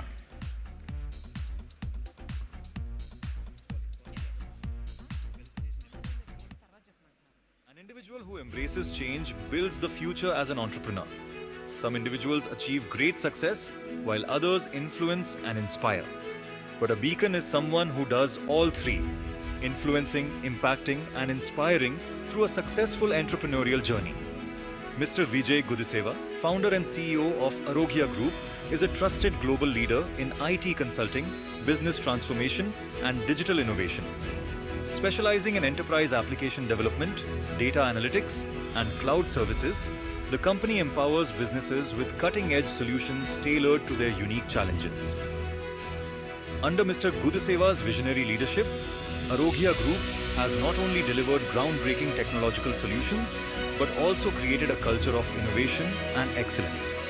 The company's commitment to building long-term partnerships and delivering measurable results has earned it a stellar reputation in the global market. Beyond his entrepreneurial achievements, Mr. Gudiseva has been a pivotal force in the APTA community. Serving as an APTA board director and the convener of the prestigious APTA 15-year convention, he has elevated the organization to unprecedented levels, leaving a lasting legacy of leadership and service. His dedication to both professional and community growth is exemplified by his gold sponsorship of Rs 21 lakhs. reflecting his unwavering commitment to fostering impactful initiatives and empowering the community. Lovely, sir. And to felicitate Mr. Vijay Garu, let me invite on to the dais Mr. Srinivas Chandu Garu, one of the core members of APTA Founders Committee. And also, I'm requesting Mr. Veerababu Garu, APTA ex-board member, to accompany Srinivas Garu and felicitate Mr. Vijay Garu. Let's welcome both of them on to the dais with a thunderous round of applause, ladies and gentlemen.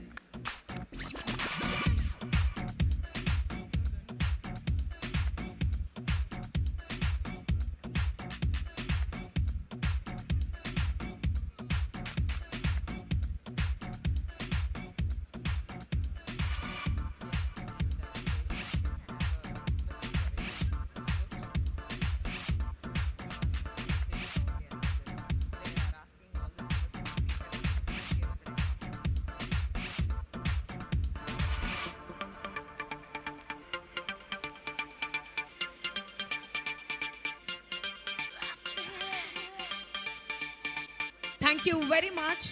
Thank you, Srinivas Garu, and thank you, Veerababu, for felicitating our beloved gold sponsor, Vijay Garu. And we have a very humble request from our side. We can see that a lot of people here are standing on the red carpet and sideways, blocking the view for a lot of audience here. So requesting all the participants, all the attendees here who are standing on the red carpet to kindly please take your seats, and people on the sideways as well. So please take your seats kindly and make sure that you're not blocking the view for the audience here. మీ అందరికీ మా తరపు నుంచి ఒక చిన్న విన్నపం. ఇక్కడ red carpet పైన అలాగే ఇటు సైడ్ ఈ హాల్ సైడ్స్ నలువైపులా నిల్చున్న వాళ్ళందరూ కూడా దయచేసి మీరు నిల్చోకుండా మీ సీట్స్లో కూర్చోండి. బికాజ్ మీరందరూ కూడా ఇక్కడ కూర్చున్న ఆడియన్స్ వ్యూ బ్లాక్ చేస్తున్నారండి.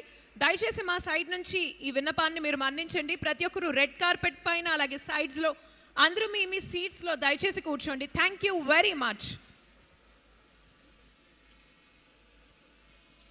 Requesting everyone once again on the sides of the hall and on the red carpet as well to please take your seats. Thank you very much.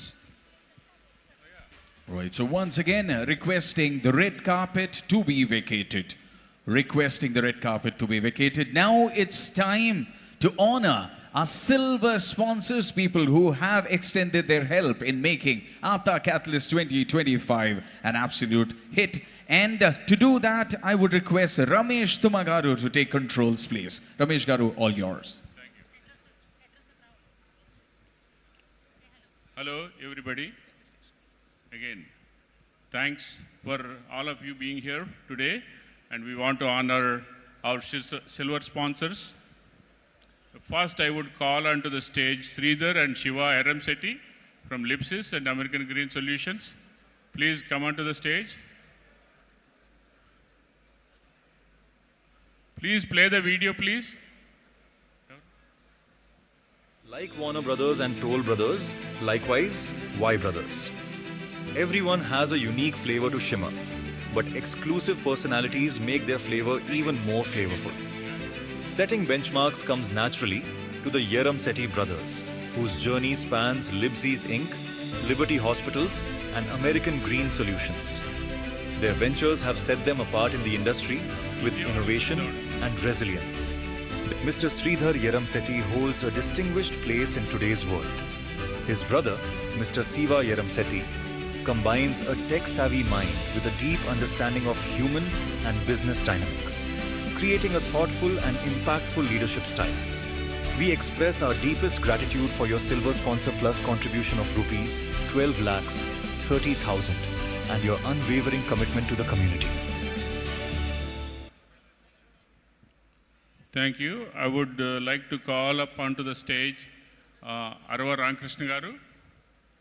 Please come onto the stage to facilitate. And then Shiva Koparati. Shiva Koparati, please come onto the stage.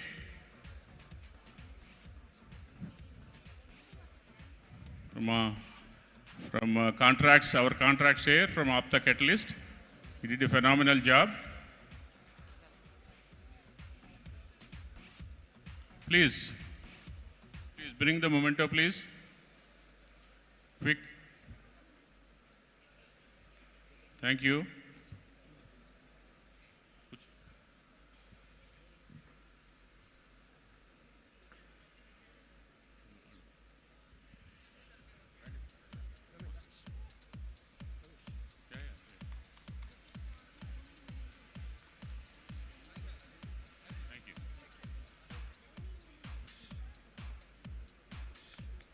Thank you, guys. I would like to call Venkat Sana, our board member and also a silver sponsor. Please, Venkat Sana garu.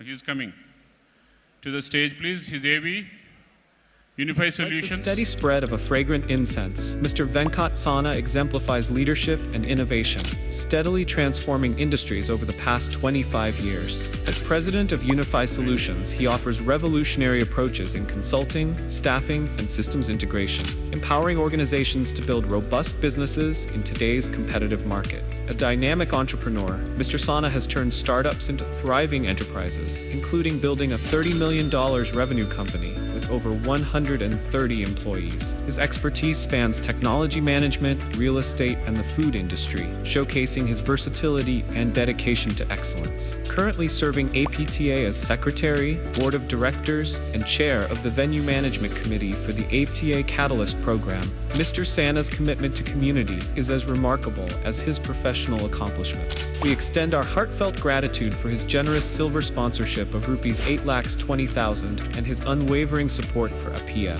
With Unify Solutions, Mr. Sana's visionary leadership guarantees top-notch technical and management services for clients. Beyond IT, his real estate ventures in Florida, Maryland, and India exemplify his ability to transform properties into vibrant community assets, fostering growth and excellence in every endeavor. Mr. Venkat Sana, a trailblazer who leads with purpose and inspires with action. Thank you. Please, Shiva Malabanti onto the stage. Reddy Pratipati, Babu Pratipati, brothers, please come onto the stage. Please. Arjun, if you please come onto the stage. Our booth chair, our registration chair, they did a phenomenal job. Please.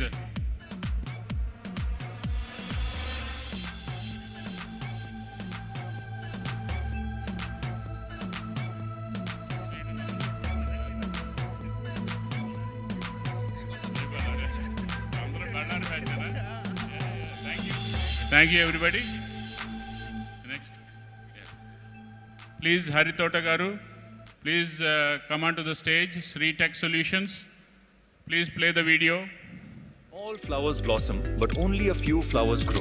Mr. Hari Tota is a self-made entrepreneur whose journey over the past 2 decades is nothing short of inspiring. With a deep commitment to honesty, reliability, fair values of ethics, and an unwavering sense of compassion, he has not only built a thriving career, but also made significant contributions to the business community. As one of the APTA Business Forum co-chairs and a vital member of the APTA Katalyst leadership team, Mr. Thota exemplifies leadership and dedication. His efforts towards empowering businesses and strengthening community bonds are truly commendable. Under Mr. Thota's visionary leadership, Sri Tech Solutions has emerged as a powerhouse in IT staffing, wireless engineering, quality assurance, and end-to-end product development. Serving industries like healthcare, telecommunications, banking, and more, the company continues to set benchmarks in innovation and growth. On behalf of the APTA Katalyst team, we extend our deepest gratitude for your generous silver sponsorship of Rs 8,20,000 and your unwavering commitment to our community. Thank you, Haritota Garu. I would like to call Ram Dandapati.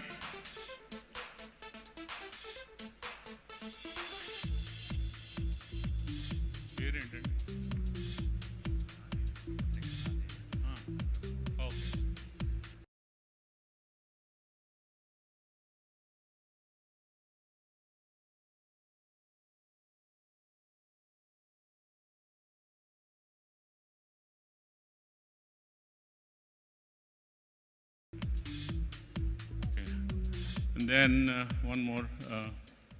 Okay. Adi Gopalam, please come onto the stage. Subbu, please. Subbu Chennam. Our panels team, they did a tremendous job for the setting up all the panels and whatnot. Please sit.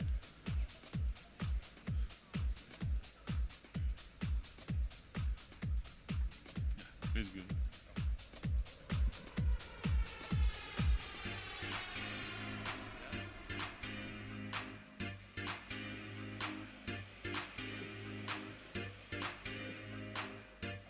Yeah, thank you. Thank you. Please. Kata.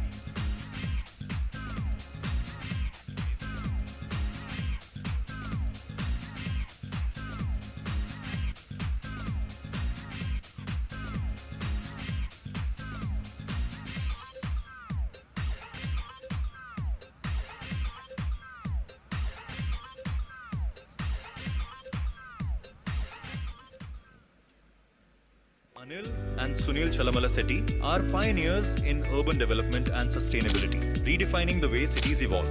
Through their leadership at ACE Urban Developers Private Limited, they have built a legacy of innovative, eco-conscious solutions that blend technology, sustainability, and functionality seamlessly. ACE Urban Developers has played a pivotal role in shaping India's urban landscape, delivering projects that prioritize smart infrastructure and environmental consciousness. One of their landmark contributions is Hitex, the premier convention center hosting today's event. Hitex exemplifies their vision for creating world-class infrastructure while integrating sustainable and community-focused design.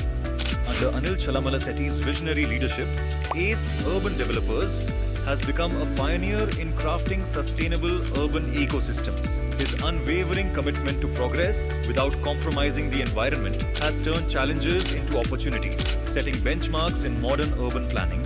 Every project reflects his dedication to creating spaces that enable communities and businesses to thrive. Sunil Chalamala Setty's strategic foresight and entrepreneurial spirit complement this vision perfectly. A dynamic leader, he has been instrumental in driving transformative ideas that align with the needs of modern cities. His ability to deliver impactful solutions has further solidified ACE Urban's reputation as a leader in urban innovation. Together, Anil and Sunil have built more than infrastructure. They've built a legacy of resilience, responsibility, and innovation. Their work demonstrates how visionary leadership can inspire progress while addressing critical urban challenges. ACE Urban Developers continues to lead the way, creating smarter, greener, and more connected cities that serve the needs of today while anticipating the demands of tomorrow.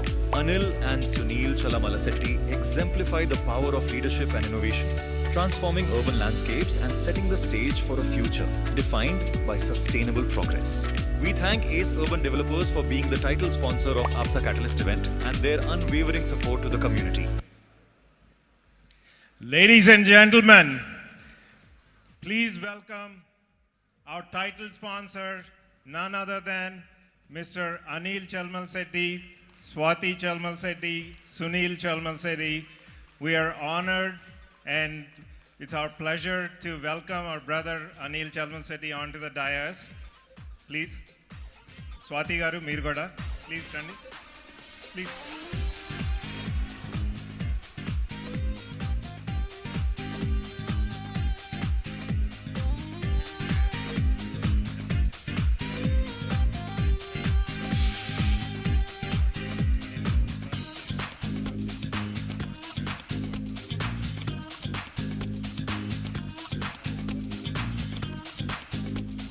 So it's apt time. Right now, it is 7 o'clock, and as is relevant with any prominent and successful businessman, they know their time, they maintain their time. Anil said that he's going to be here at 7 o'clock, and he's here at 7 o'clock. And it is no surprising that it's the prime time. Give a big round of applause for our title sponsors.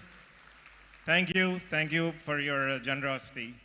So the purpose of this business conference was to elevate our community and get the business entrepreneurship started and cultivate the idea and cultivate the habit of encouraging people to start their own enterprises, be successful entrepreneurs.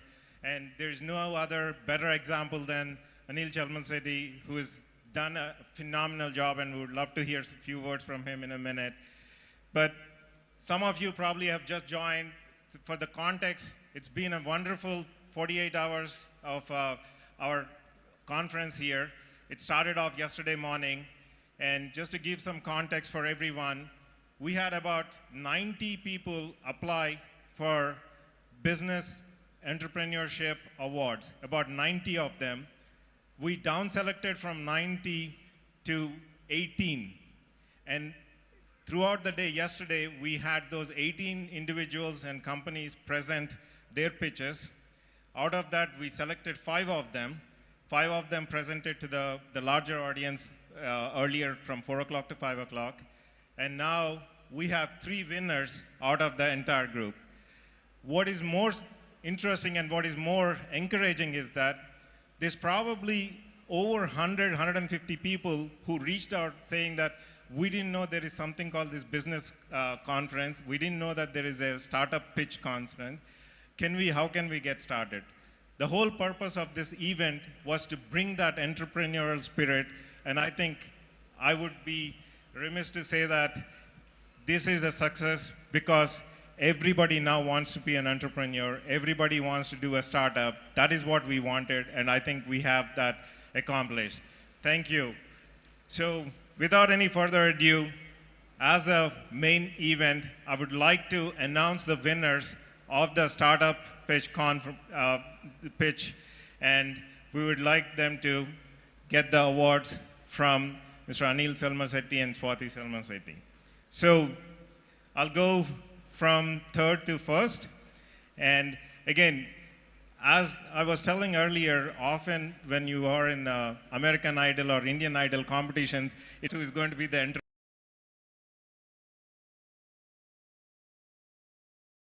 successful entrepreneur. We have seen it in these Indian Idols. The person who is on the third or the fourth are the ones who might actually be the successful business. So it is no knock on anybody. The ranking is just an arbitrary ranking, but because we have to give first, second, and third, we are doing that. There is no pride in that. So for number 3 business conference winner, I would like to invite the team of Sure Chain onto the dais. Give them a big round of applause.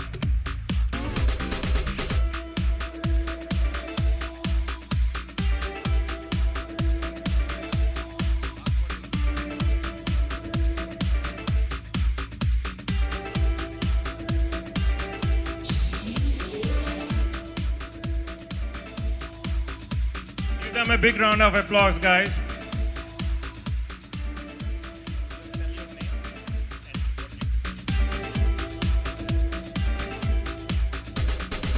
Great, thank you, Guru. We are from Sure Chain. We are a B2B e-commerce platform. So myself, Shrikant Akula. So we have come from Sure Chain.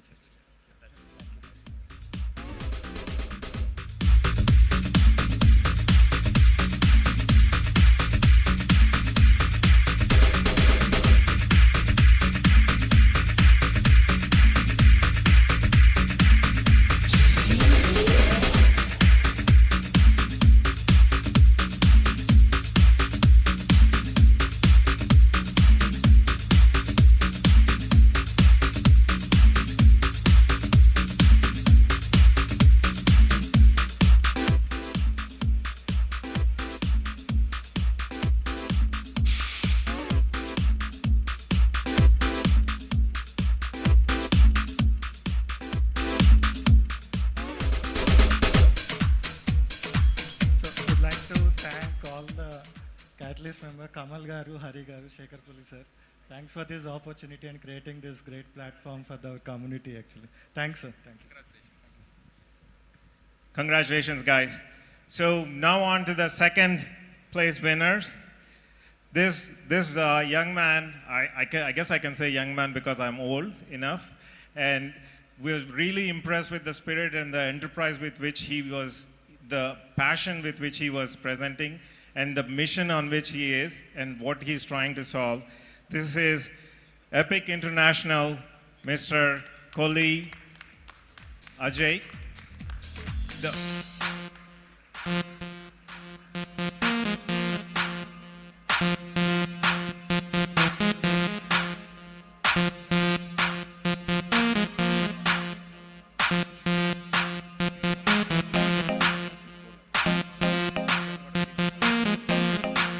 Sorry, I apologize. Balaji Kola. Sorry, I said Ajay. Thank you, APTA, for giving me this opportunity. I want to make two promises here. Next year, I'm going to be one of the major sponsors for APTA Katalyst. And second, you always remember this name, Balaji Patel Kola, your brother, a call away. You have any problem regarding health, you just call away and you can always depend upon this. Thank you.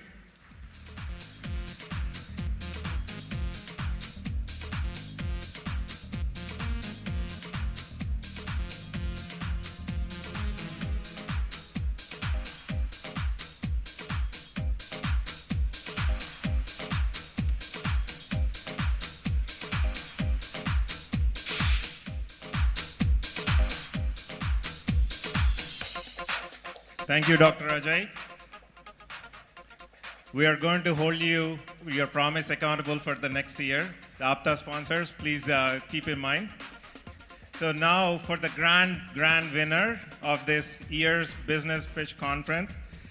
And it is not a coincidence that it is probably in your field, and you probably will know a lot more to ask.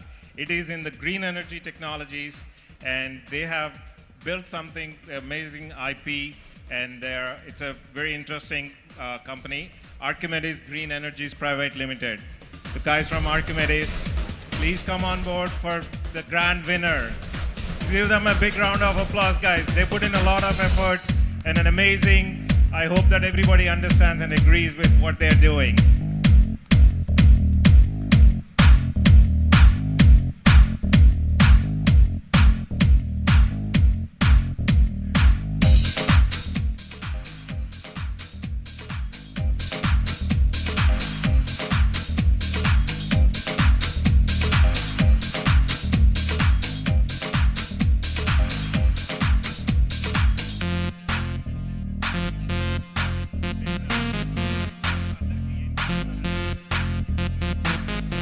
Thank you, APTA team, for giving me this opportunity to be here in front of all of you.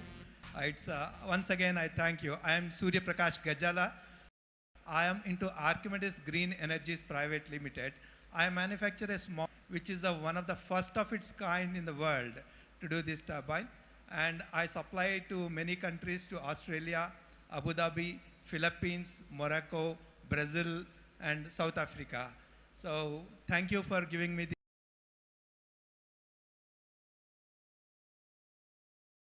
opportunity, and thank you once again.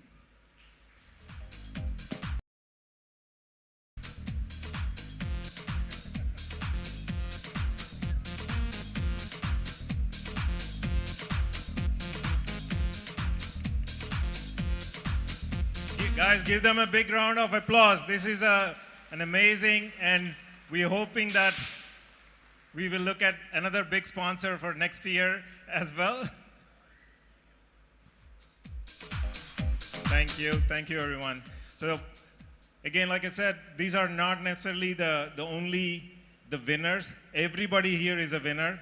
Every one of us, the whole community coming together as APTA Katalyst is connect, collaborate, and create. We are here to connect. We collaborated over this week, and the winners here and everybody who has pitched is going to be creating something amazing, and we wish them the best of luck. With that, I would like to have Mr. Anil Chalmasetti just say a couple of words. I know is not a. Thank you, Shekhar. Yes, Shekhar was saying that I'm not too familiar with speaking. Firstly, let me congratulate the whole APTA board and APTA members. It was so amazing that the bonding and the whole initiative and evolution, how the APTA has unfolded. And I would say, right from the founding members towards the consecutive board members, how they cultivated, how they actually encouraged the huge, large family. I believe it's something like 10,000 members and 3,500 student memberships. That's incredible. The farming from the decade old, making such a large numbers, and all the way, more importantly, coming from all the way to US and trying to do events back in India, and the way they're trying to support, help students or underprivileged communities, irrespective of the community, irrespective of their backgrounds, where they come from. The contribution is always tells how actually our Andhra, Telugu ecosystems being concerned about it. Then coming from there, the catalyst, the thought process, how we actually want to drive the entrepreneurship, which is most important for the current generation, given this global economy, and most of you guys being established in America. From there, looking at the technologies, access towards business opportunities, and today we have an amazing opportunity to integrate the global economy and how each and every entrepreneurship can make an impact. I keep saying that probably in a World War era, we used to be in an industrial era where the science made a huge industrial opportunity for Europeans. Later, you have automobile, and 80s onwards, we have seen information technology, which has made the efficiency in the businesses, made a business opportunity. Today is all innovation, disruption. How to make a change, how to make an impact to the society. Every small, and we have diversified situations and solutions to provide. And I am so glad to see such a large driver support driven with the catalyst and developing the entrepreneurship. I wish you all the best, amazing, and I look forward to continue to this support or been making the impact. Though it's the first year we have been seeing here, I'm pretty sure it's going to be many more years to be successful. Thank you, Shekhar. Thank you, Anil. Thank you, brother. I would like to request Ms. Swati Garu to say how it is what is the journey for an entrepreneur's wife, and how should they be prepared to handle that journey, if you could say a few words. So it's always the first step. Who takes the first step is the risk taker, the game changer, and the impact creator, and the entrepreneur. So he is the one who brings change into society and impacts the society to a great extent. And Anil Chalmalasetti is one. So being his partner, yes, there were times, tough times, and easy times, and then it's a roller coaster ride, I would say. But nevertheless, it's great for society. That's what makes us to keep going at it. Thank you. Thank you, Swati Garu. And I wanted to hear from them because, like as she said, entrepreneurs' life is not a rosy thing. A lot of them, they want a clean narrative. They want straight line stories, but it is never a straight line. It is a roller coaster, both for the person who is in the front and the passenger who is on the side. It is a roller coaster. So it is not for faint of hearts. Anyone who is going to be an entrepreneur, regardless of whatever they do, whether they're successful or not successful in the public eye, they are a success because they have taken the step to be taking that bold risk. So really, really appreciate both of you and your generosity and everything. If we could play the AV for a minute again, cue up Mr. Anil Chalmalasetti QV. Kuchande, kuch.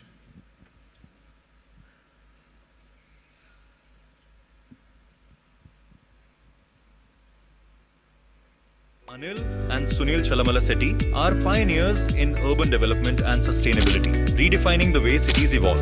Through their leadership at ACE Urban Developers Private Limited, they have built a legacy of innovative, eco-conscious solutions that blend technology, sustainability, and functionality seamlessly. ACE Urban Developers has played a pivotal role in shaping India's urban landscape, delivering projects that prioritize smart infrastructure and environmental consciousness.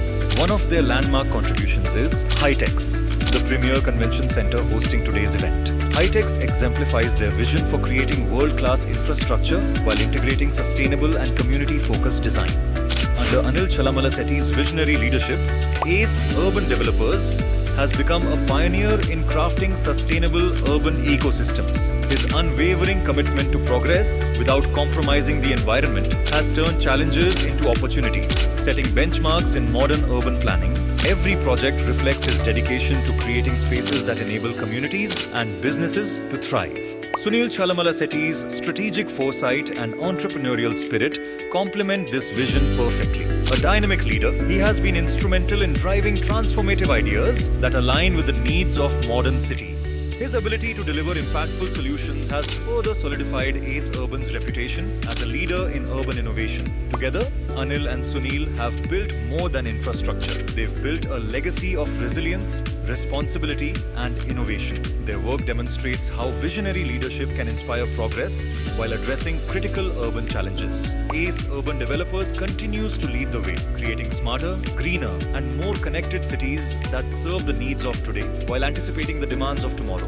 Anil and Sunil Chalamala Setti exemplify the power of leadership and innovation, transforming urban landscapes and setting the stage for a future defined by sustainable progress.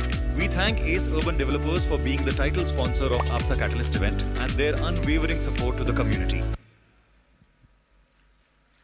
A big round of standing ovation, if we could, please.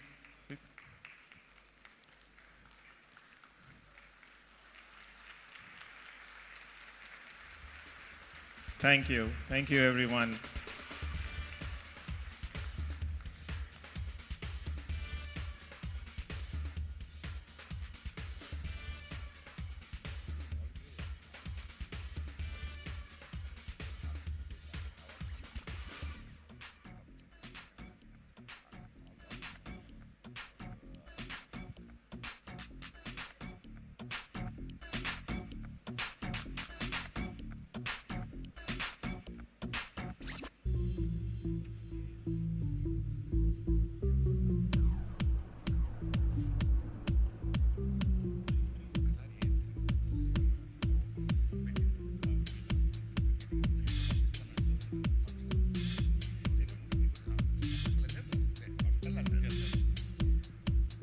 So, it's one of the other traits of an entrepreneur is they never rest.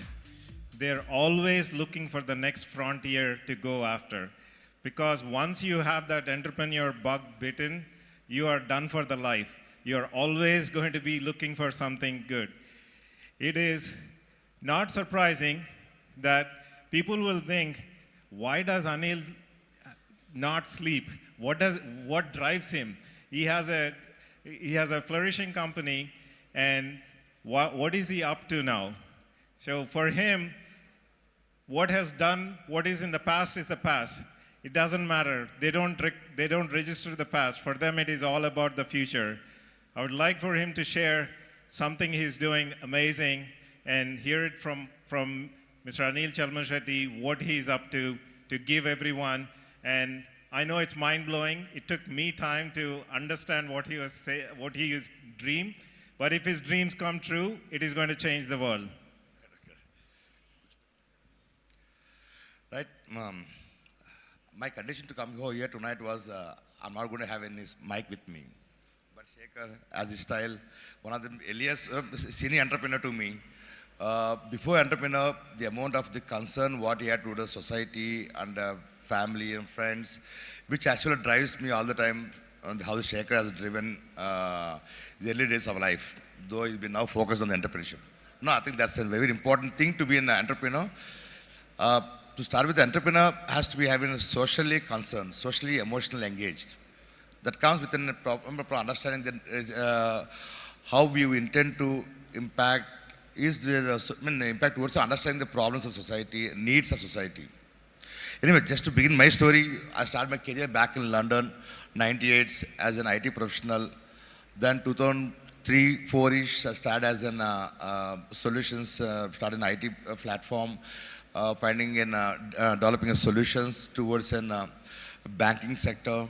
Developed a product called JXL, which is a compared towards a Excel in Microsoft. I've developed in a Swing, which made it competing within Reuters, within a Bloomberg platform. Then a couple of products developed. Incidentally, as we moved on, we developed a couple of more products. Then, because of family reasons, we intend to move back to India. And then though we moved, we tried to understand the carbon markets, and with the Kyoto Protocol, we started doing carbon trade along with a partnership from the Swedish listed company. That actually gave me understanding of the whole environmental markets, environmental software products.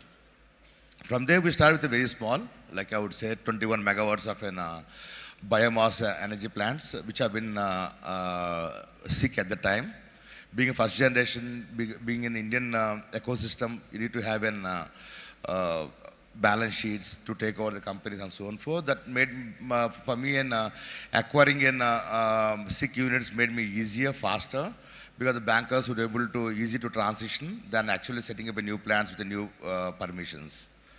From there, I would be very proud to say today we are on close to 12 gigawatts, 12,000 megawatts of operational capacity in the renewables, and building in more than 10,000 megawatts of storage capacity, with having a portfolio of 50 gigawatts of renewables, and building in very interesting, while I started with biomass, then moved on to then hydros, small hydros, then gone to wind, then solar. By 2017, we understood that renewable energy is an lowest risk, but very unfirm, unpredictable, but very important energy towards markets of India.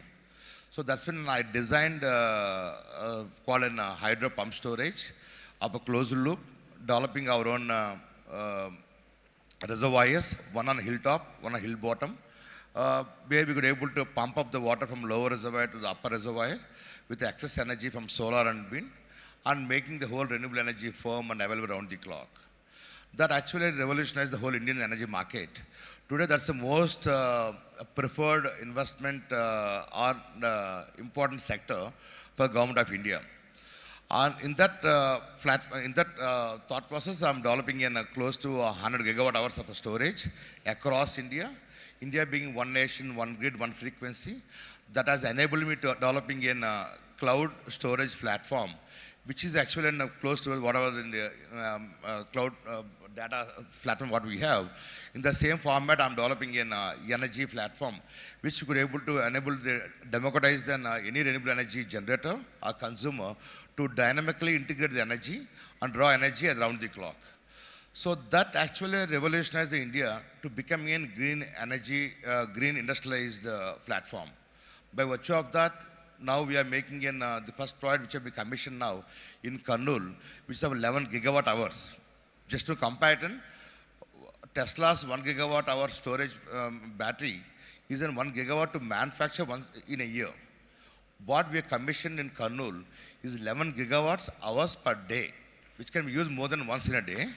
Like that, we are developing 100 gigawatt hours, which should be revolutionary across the world, and first of its kind, having such a large renewable energy storage platform. By virtue of that, we could able to make, India could able to make green steel, green aluminum, and green chemicals, and export to the global markets. While the whole globally, we have been having climate change, we are having geopolitics, and as well as energy security being the biggest challenges for the humanity today. So all the three can be addressed by the global south countries developing this sort of independent renewable energy with integrated storage projects. They could able to compete towards larger fossil fuel markets. From there, now we have another platform called Greenco is one other company which we had an electron to manage. From there, we moved on to the molecule market. Typically in the energy basket, you have a 20% of the either India or globally. Only 20% of the market is a power market. 80% is a molecule market. So this enables us to renewables to move from the electron market towards the molecule market. So there's a new company called AM Green where we are developing in chemicals, metals, materials, and enabling towards converting these solar and wind electrons, converting them to hydrogen molecules and packing them as ammonia and exporting towards global markets to crack and deliver them to other energy markets. I think, Shekhar, I think probably it's been too technical, but that's why I'm trying to be in macro transitioning. Remember, the important point is the whole to getting into idea, and while you find a solution to a global scale, once we have an idea and implementable opportunity, the capital is not a challenge. While we started with let's say my first fundraise was 2006-07 was $3 million. Today we build asset class more than $10-12 billion. I have deployment of $15 billion. By 2030, I'll be investing $100 billion globally. So I'm just saying, it's not my money, it's not my family money. It's a people who are giving to participate into them as equity partners, as in market players. I'm just saying, ideas are matters. The capital is there, market is there. It's all us. The knowledge and courage are important factors. How you want to be entrepreneur. That's what I could say. We're not going to let you go that easily, but I don't know how many of you have heard it. It is the idea that matters. It is the execution that matters. Capital will come. To say it in a crude, how we used to say when we were kids, "Dabbulle on the kukkantante ralte" antar. So, in a crude way, capital markets are there. There is billions and trillions of dollars that are available globally. And when you look at India, every country outside of the Europe or US is looking towards India to invest in it.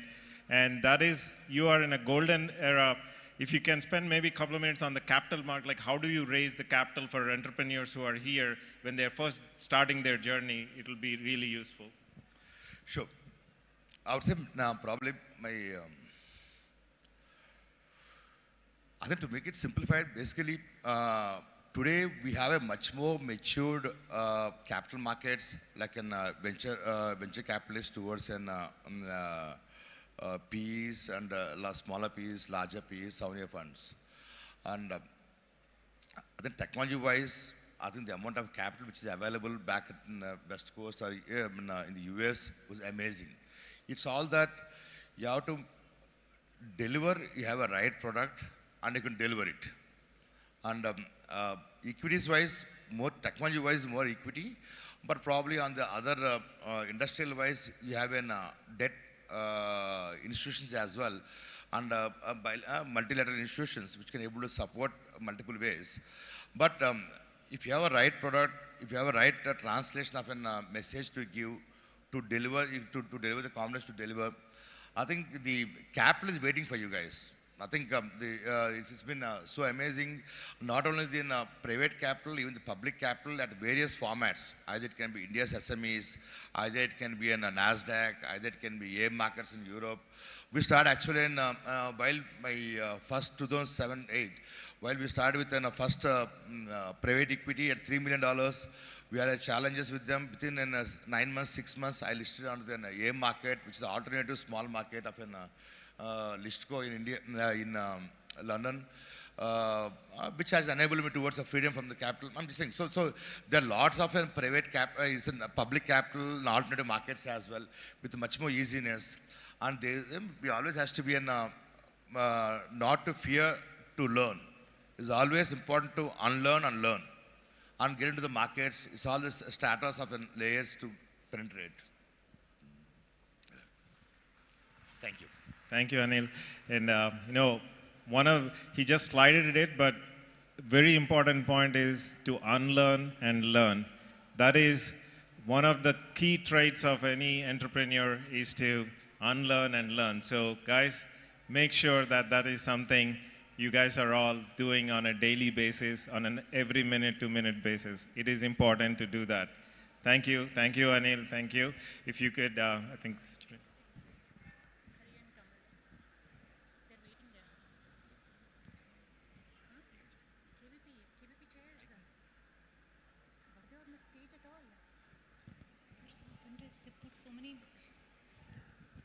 Kamal and Hari, if you guys can come here for a second.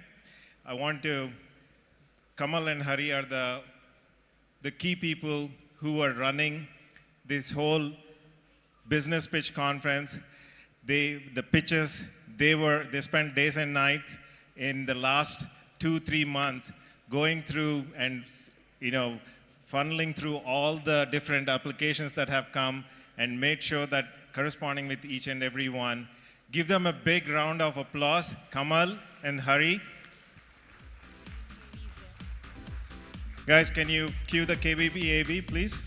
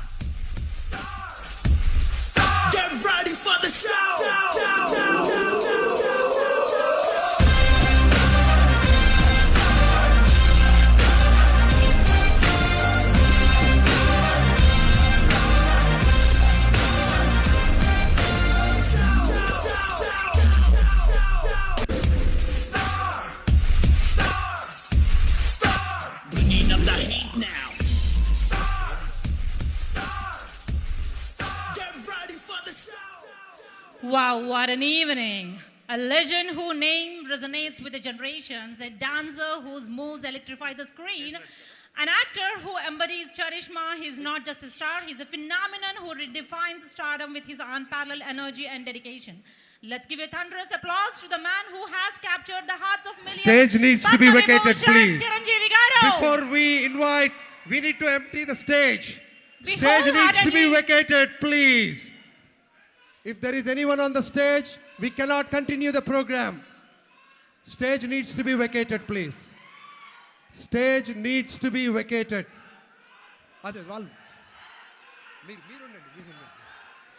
Stage needs to be vacated, please. No, there is an AV. Stage needs to be vacated. Stage needs to be vacated.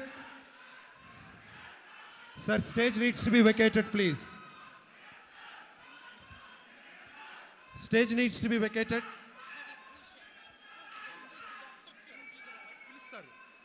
We'll be calling the people again onto the stage, but right now stage needs to be vacated.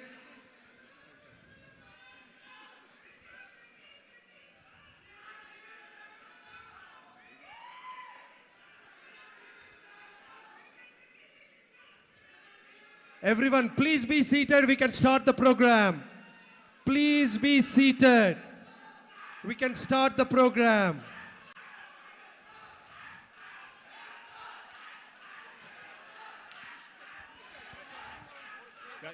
Turn off the lights. Guys,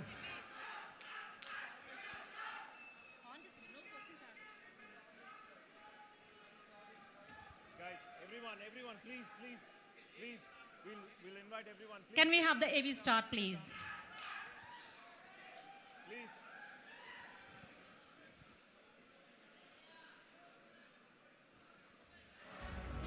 దయచేసి అందరూ కామ్గా కూర్చుంటే అందరూ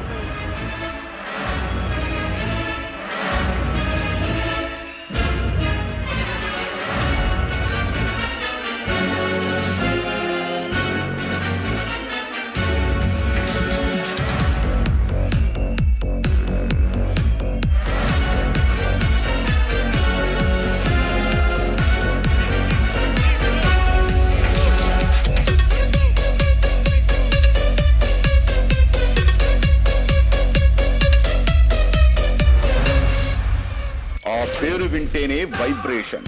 cinema ఇండస్ట్రీలో ఆ పేరే ఓ sensation. Mass జనానికి ఆయన ఓ డివోషన్. తెలుగు వారందరికీ ఆయనతో రిలేషన్. నటనలో ఆయన ఓషన్. ఆయన సినిమా అంటేనే తెలుగు వారికి ఎవ్రీ టైమ్ సెలబ్రేషన్. స్వయం కృషితో ఎదగాలనుకునే ప్రతి ఒక్కరికి ఆయనే ఓ పెద్ద ఇన్స్పిరేషన్. ఆయనే మన one and only megastar Chiranjeevi. Telugu cinema చరిత్రలోనే ఆయనది చెరగని పేజీ. ప్రేక్షకులను అలరించడంలో ఏనాడు పడడు రాజీ.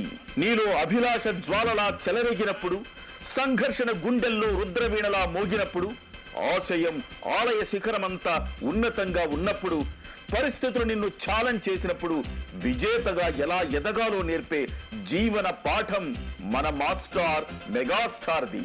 కేవలం సినిమా రంగంలోని హీరోలు, దర్శకులే కాదు, వేల కోట్ల వ్యాపార సామ్రాజ్యాలను సృష్టించిన పారిశ్రామికవేత్తలు, ఐఏఎస్లు, ఐపీఎస్లు, క్రీడాకారులు ఇలా ఎందరో మెగా పాఠాన్ని వంటబట్టించుకుని ఎదిగామని చెప్పారంటే అది చిరంజీవి సాధించిన విజయం కాదు, మనందరి విజయం.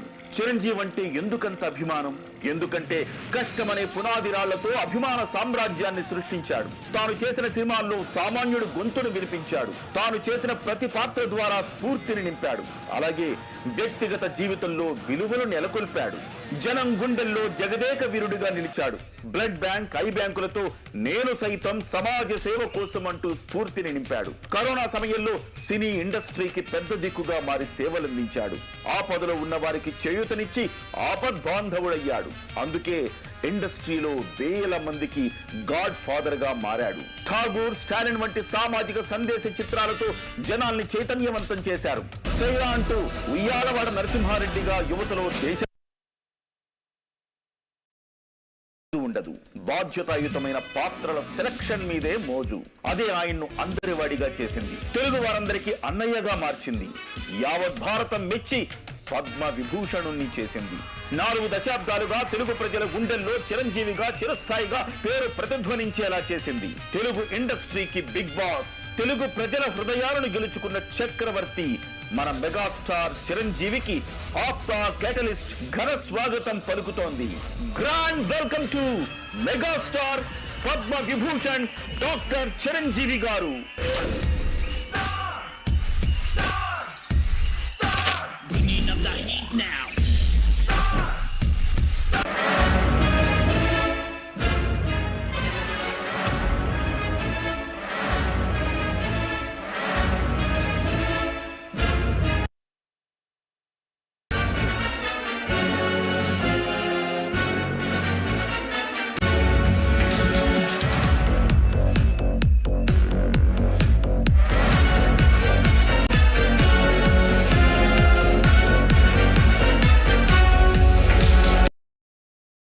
ఇండస్ట్రీలో ఆ పేరే ఓ సెన్సేషన్, మాస్ జనానికి ఆయన ఓ డివోషన్, తెలుగు వారందరికీ ఆయనతో రిలేషన్, నటనలో ఆయన ఓషన్, ఆయన సినిమా అంటేనే తెలుగు వారికి ఎవ్రీ టైం సెలబ్రేషన్, స్వయం కృషితో ఎదగాలనుకునే ప్రతి ఒక్కరికి ఆయనే ఓ పెద్ద ఇన్స్పిరేషన్.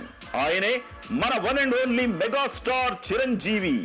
తెలుగు సినిమా చరిత్రలోనే ఆయనది చెరగని పేజీ. ప్రేక్షకులను అలరించడంలో ఏనాడు పడడు రాజీ. నీలో అభిలాష జ్వాలలా చెలరేగినప్పుడు, సంఘర్షణ గుండెల్లో రుద్రవీణలా మోగినప్పుడు, ఆశయం ఆలయ శిఖరమంతా ఉన్నతంగా ఉన్నప్పుడు, పరిస్థితులు నిన్ను ఛాలెంజ్ చేసినప్పుడు విజేతగా ఎలా ఎదగాలో నేర్పే జీవన పాఠం మన మాస్టార్ మెగాస్టార్ది. కేవలం సినిమా రంగంలోని హీరోలు దర్శకులే కాదు, వేల కోట్ల వ్యాపార సామ్రాజ్యాలను సృష్టించిన పారిశ్రామికవేత్తలు, ఐఏఎస్లు, ఐపీఎస్లు, క్రీడాకారులు ఇలా ఎందరో మెగా పాఠాన్ని వంటబట్టించుకుని ఎదిగామని చెప్పారంటే అది చిరంజీవి సాధించిన విజయం కాదు, మనందరి విజయం. చిరంజీవి అంటే ఎందుకంత అభిమానం? ఎందుకంటే కష్టమనే పునాది రాళ్లతో అభిమాన సామ్రాజ్యాన్ని సృష్టించాడు. తాను చేసిన సినిమాల్లో సామాన్యుడు గొంతును వినిపించాడు. తాను చేసిన ప్రతి పాత్ర ద్వారా స్ఫూర్తిని నింపాడు. అలాగే వ్యక్తిగత జీవితంలో విలువలు నెలకొల్పాడు. జనం గుండెల్లో జగదేక వీరుడిగా నిలిచాడు. బ్లడ్ బ్యాంక్, ఐ బ్యాంకులతో నేను సైతం సమాజ సేవ కోసం అంటూ స్ఫూర్తిని నింపాడు. కరోనా సమయంలో సినీ ఇండస్ట్రీకి పెద్ద దిక్కుగా మారి సేవలందించాడు. ఆపదలో ఉన్న వారికి చేయూతని అయ్యాడు. అందుకే ఇండస్ట్రీలో వేల మందికి గాడ్ ఫాదర్ గా మారాడు. ఠాగూర్, స్టాలిన్ వంటి సామాజిక సందేశ చిత్రాలతో జనాల్ని చైతన్యవంతం చేశారు. సైరా అంటూ ఉయ్యాలవాడ నరసింహారెడ్డిగా యువతలో దేశభక్తిని పెంచాడు. చిరంజీవికి కలెక్షన్స్ మీద మోజు ఉండదు, బాధ్యతాయుతమైన పాత్రల సెలక్షన్ మీదే మోజు. అదే ఆయన్ను అందరివాడిగా చేసింది, తెలుగు వారందరికీ అన్నయ్యగా మార్చింది. యావత్ భారతం మెచ్చి పద్మ విభూషణుణ్ణి చేసింది. 4 దశాబ్దాలుగా తెలుగు ప్రజల గుండెల్లో చిరంజీవిగా చిరస్థాయిగా పేరు ప్రతిధ్వనించేలా చేసింది. తెలుగు ఇండస్ట్రీకి బిగ్ బాస్, తెలుగు ప్రజల హృదయాలను గెలుచుకున్న చక్రవర్తి మన మెగాస్టార్ చిరంజీవికి ఆప్తా కేటలిస్ట్ ఘన స్వాగతం పలుకుతోంది. Grand welcome to megastar Padma Vibhushan doctor Chiranjeevi గారు.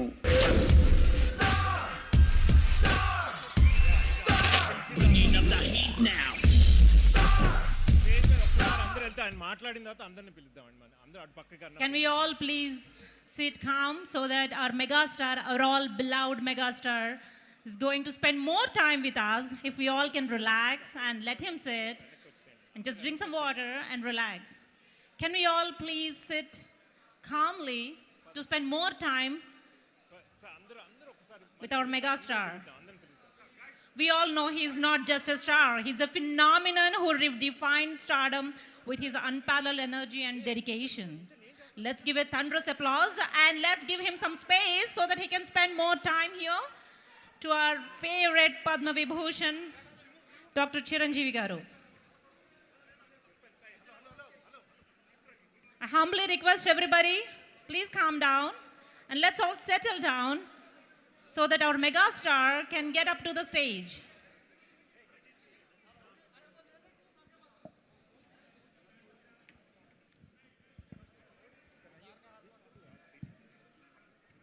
I humbly request to everybody, please calm down and sit down so that our megastar can deliver a speech for us.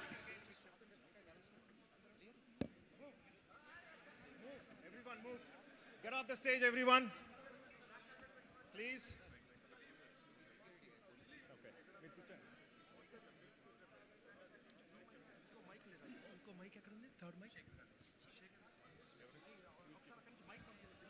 Wow, what a mega evening. Isn't it fantabulous to see, meet, and to be in the same place where our Dr. Chiranjeevi Garu is there. So everybody please calm down and sit back so that our favorite megastar is going to settle down and spend some good time with us. Okay. అందరూ కిందకు వస్తే కానీ చిరంజీవి గారు stage మీదకి రానన్నారు. Everyone needs to come down, please. Everyone needs to, even the cameramen, go down. Everyone needs to come down, please. Everyone needs to come down. Everyone needs to come down, please. All the leaders will be coming back again for the picture. All the leaders will be coming back onto the stage for the pictures. No, we'll enter. Everyone, okay, guys, you can leave too now. You can leave. You all can go down. You all can go down too. Please go down. Go down. You cannot. All of you leave. All of you. అందరూ దయచేసి కిందకి వెళ్ళవలసిందిగా ప్రార్థన.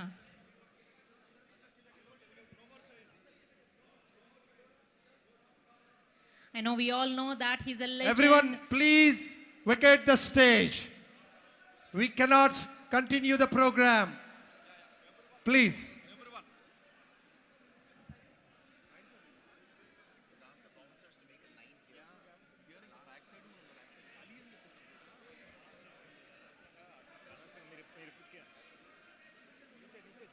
सभी नीचे चलो. कुछ भी नहीं कर सकते. चलो नीचे चलो सब लोग.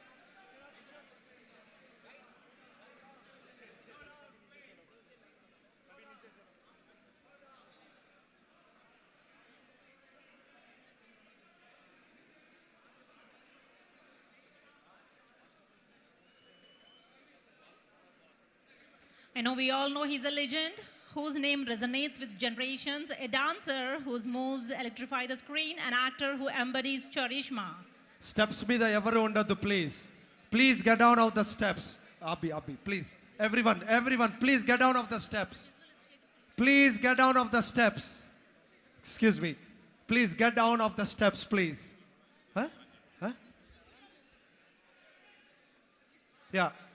Everyone from all the sides of the stage. Chiranjeevi గారు చెప్పారు ఎవరైనా స్టేజ్ మీద ఉంటే నేను స్టేజ్ మీదకి రాలేను అని. Please everyone needs to get down off the stage. Please accept the MC and the chief guests here and the main leadership of Katalyst. Everyone please come down. Everyone please get down, sir, please. On the sides, please get down.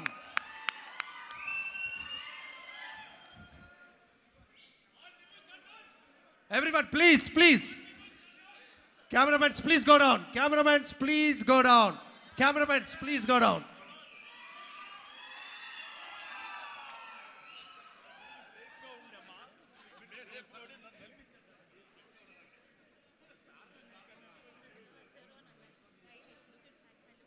Okay, everyone, please push everyone. Please.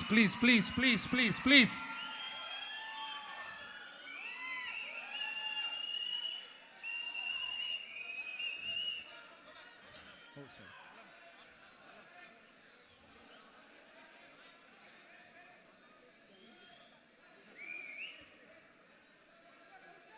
Everyone, please go down, please.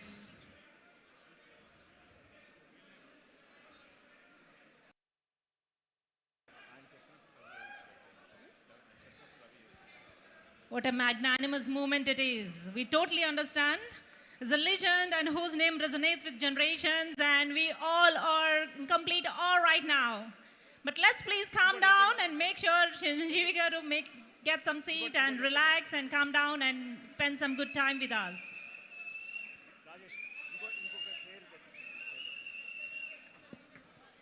Vanaja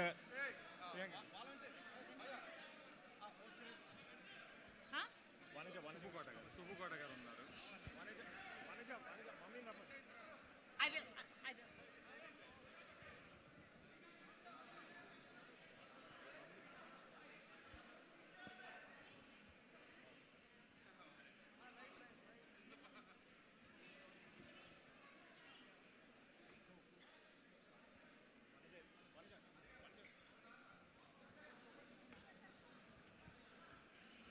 megastar Chiranjeevi గారిని పుష్పమాలతో సత్కరించాలని చెప్పి వనజ గారిని So Vanaja garu is wife of our convener of this convention, Sri Sagar Lagisetti garu and Vanaja Lagisetti garu, the convener of the convention.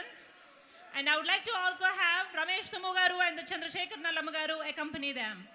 And I would like to also have Dr. Subbukota garu onto the stage, please.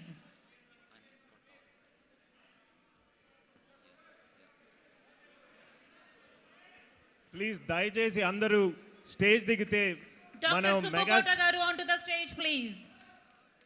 మనం megastar గారి చెప్తాం అందరూ ఒకసారి stage దిగితే మన megastar గారితో 2 మాటలు వినొచ్చు. ప్లీజ్ అందరూ ఒకసారి దయచేసి దిగండి. ప్లీజ్ అందరూ దిగిపోండి. మీకు మెగాస్టార్ గారు మాట్లాడాలి అని అంటే అందరూ దయచేసి స్టేజ్ దిగండి.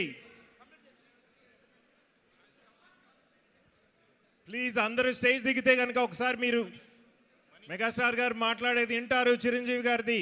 ప్లీజ్ దయచేసి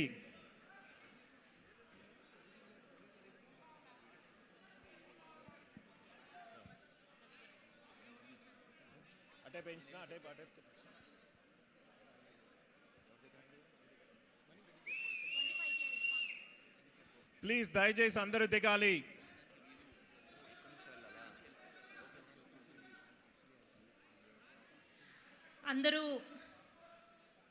అందరూ ప్రశాంతంగా కూర్చుంటే చిరంజీవి గారు మనతో ఎక్కువ సమయం స్పెండ్ చేయగలుగుతారు. దయచేసి అందరూ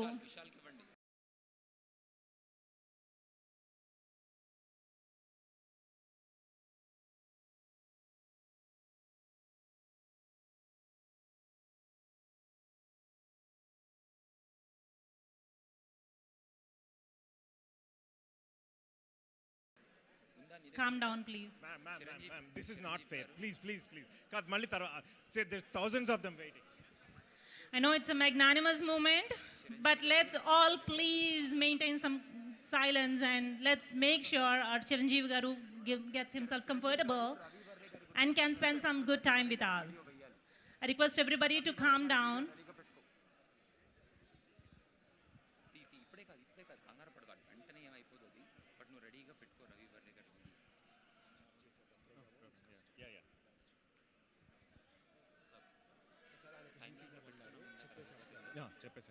చెప్పండి. వీడియో పెట్టాం మనం.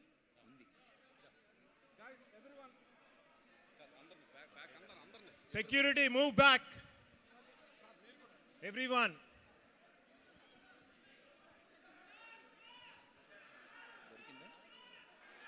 ఓకే రెడీగా పెట్టుకో. నేను చెప్తాను ఎప్పుడు క్లోజ్ చేయాలి అప్పుడు క్లోజ్ చేయాలి. ఓకేనా? ఓకే హెడ్ ఫోన్స్ పెట్టుకొని ఉంచు.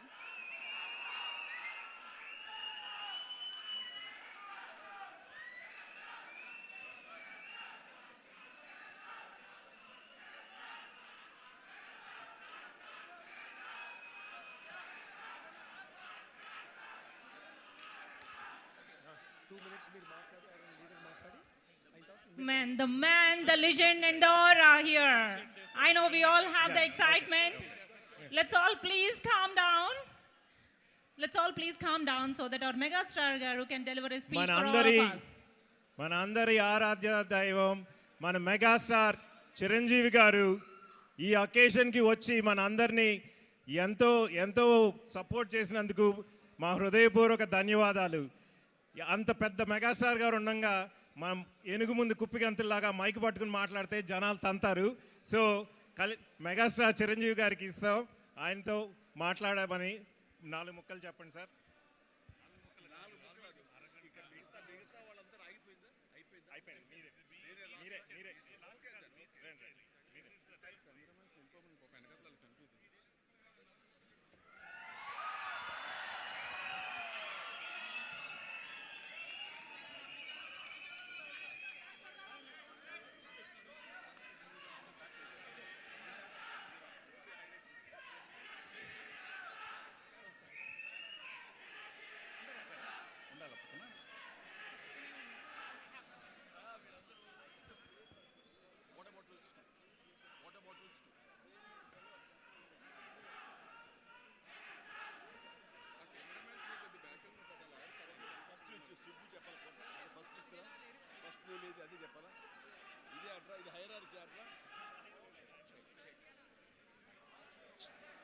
Check. Requesting the camera team, please ఒక couple of steps వెనక తీసుకోండి. అక్కడ క్రౌడ్లో కూర్చున్న వాళ్ళకి ఎవ్వరికి ఏం కనిపించట్లేదు. So requesting the camera team, మాకు తెలుసు ఎన్నిసార్లు క్యాప్చర్ చేసినా యూ వోంట్ బీ సాటిస్ఫైడ్. దీనికి సాటిస్ఫాక్షన్ అనేది లేదు. I understand. Requesting the camera team to step back. Thank you. Okay అక్కడే సౌండ్ బాగుంది, ఎక్కడికి వస్తున్నాను. Thank you.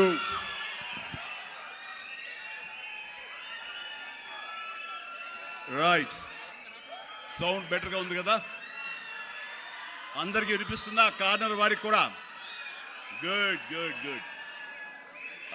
Photographers Neel down అవ్వండి లేదా స్టేజ్ కింద కూర్చోండి, సో దట్ అటు ఉన్నటువంటి నా మిత్రులకి నా ఆప్తులకి నేను కనబడతాను. Please, I'm serious. దిగండి కిందకి. అండ్ సెక్యూరిటీ ఎవరు కూడా నించోవద్దు, కూర్చోండి. Nothing will happen here. ఈ 180 degrees ఎవరు ఉండకూడదు నాకు.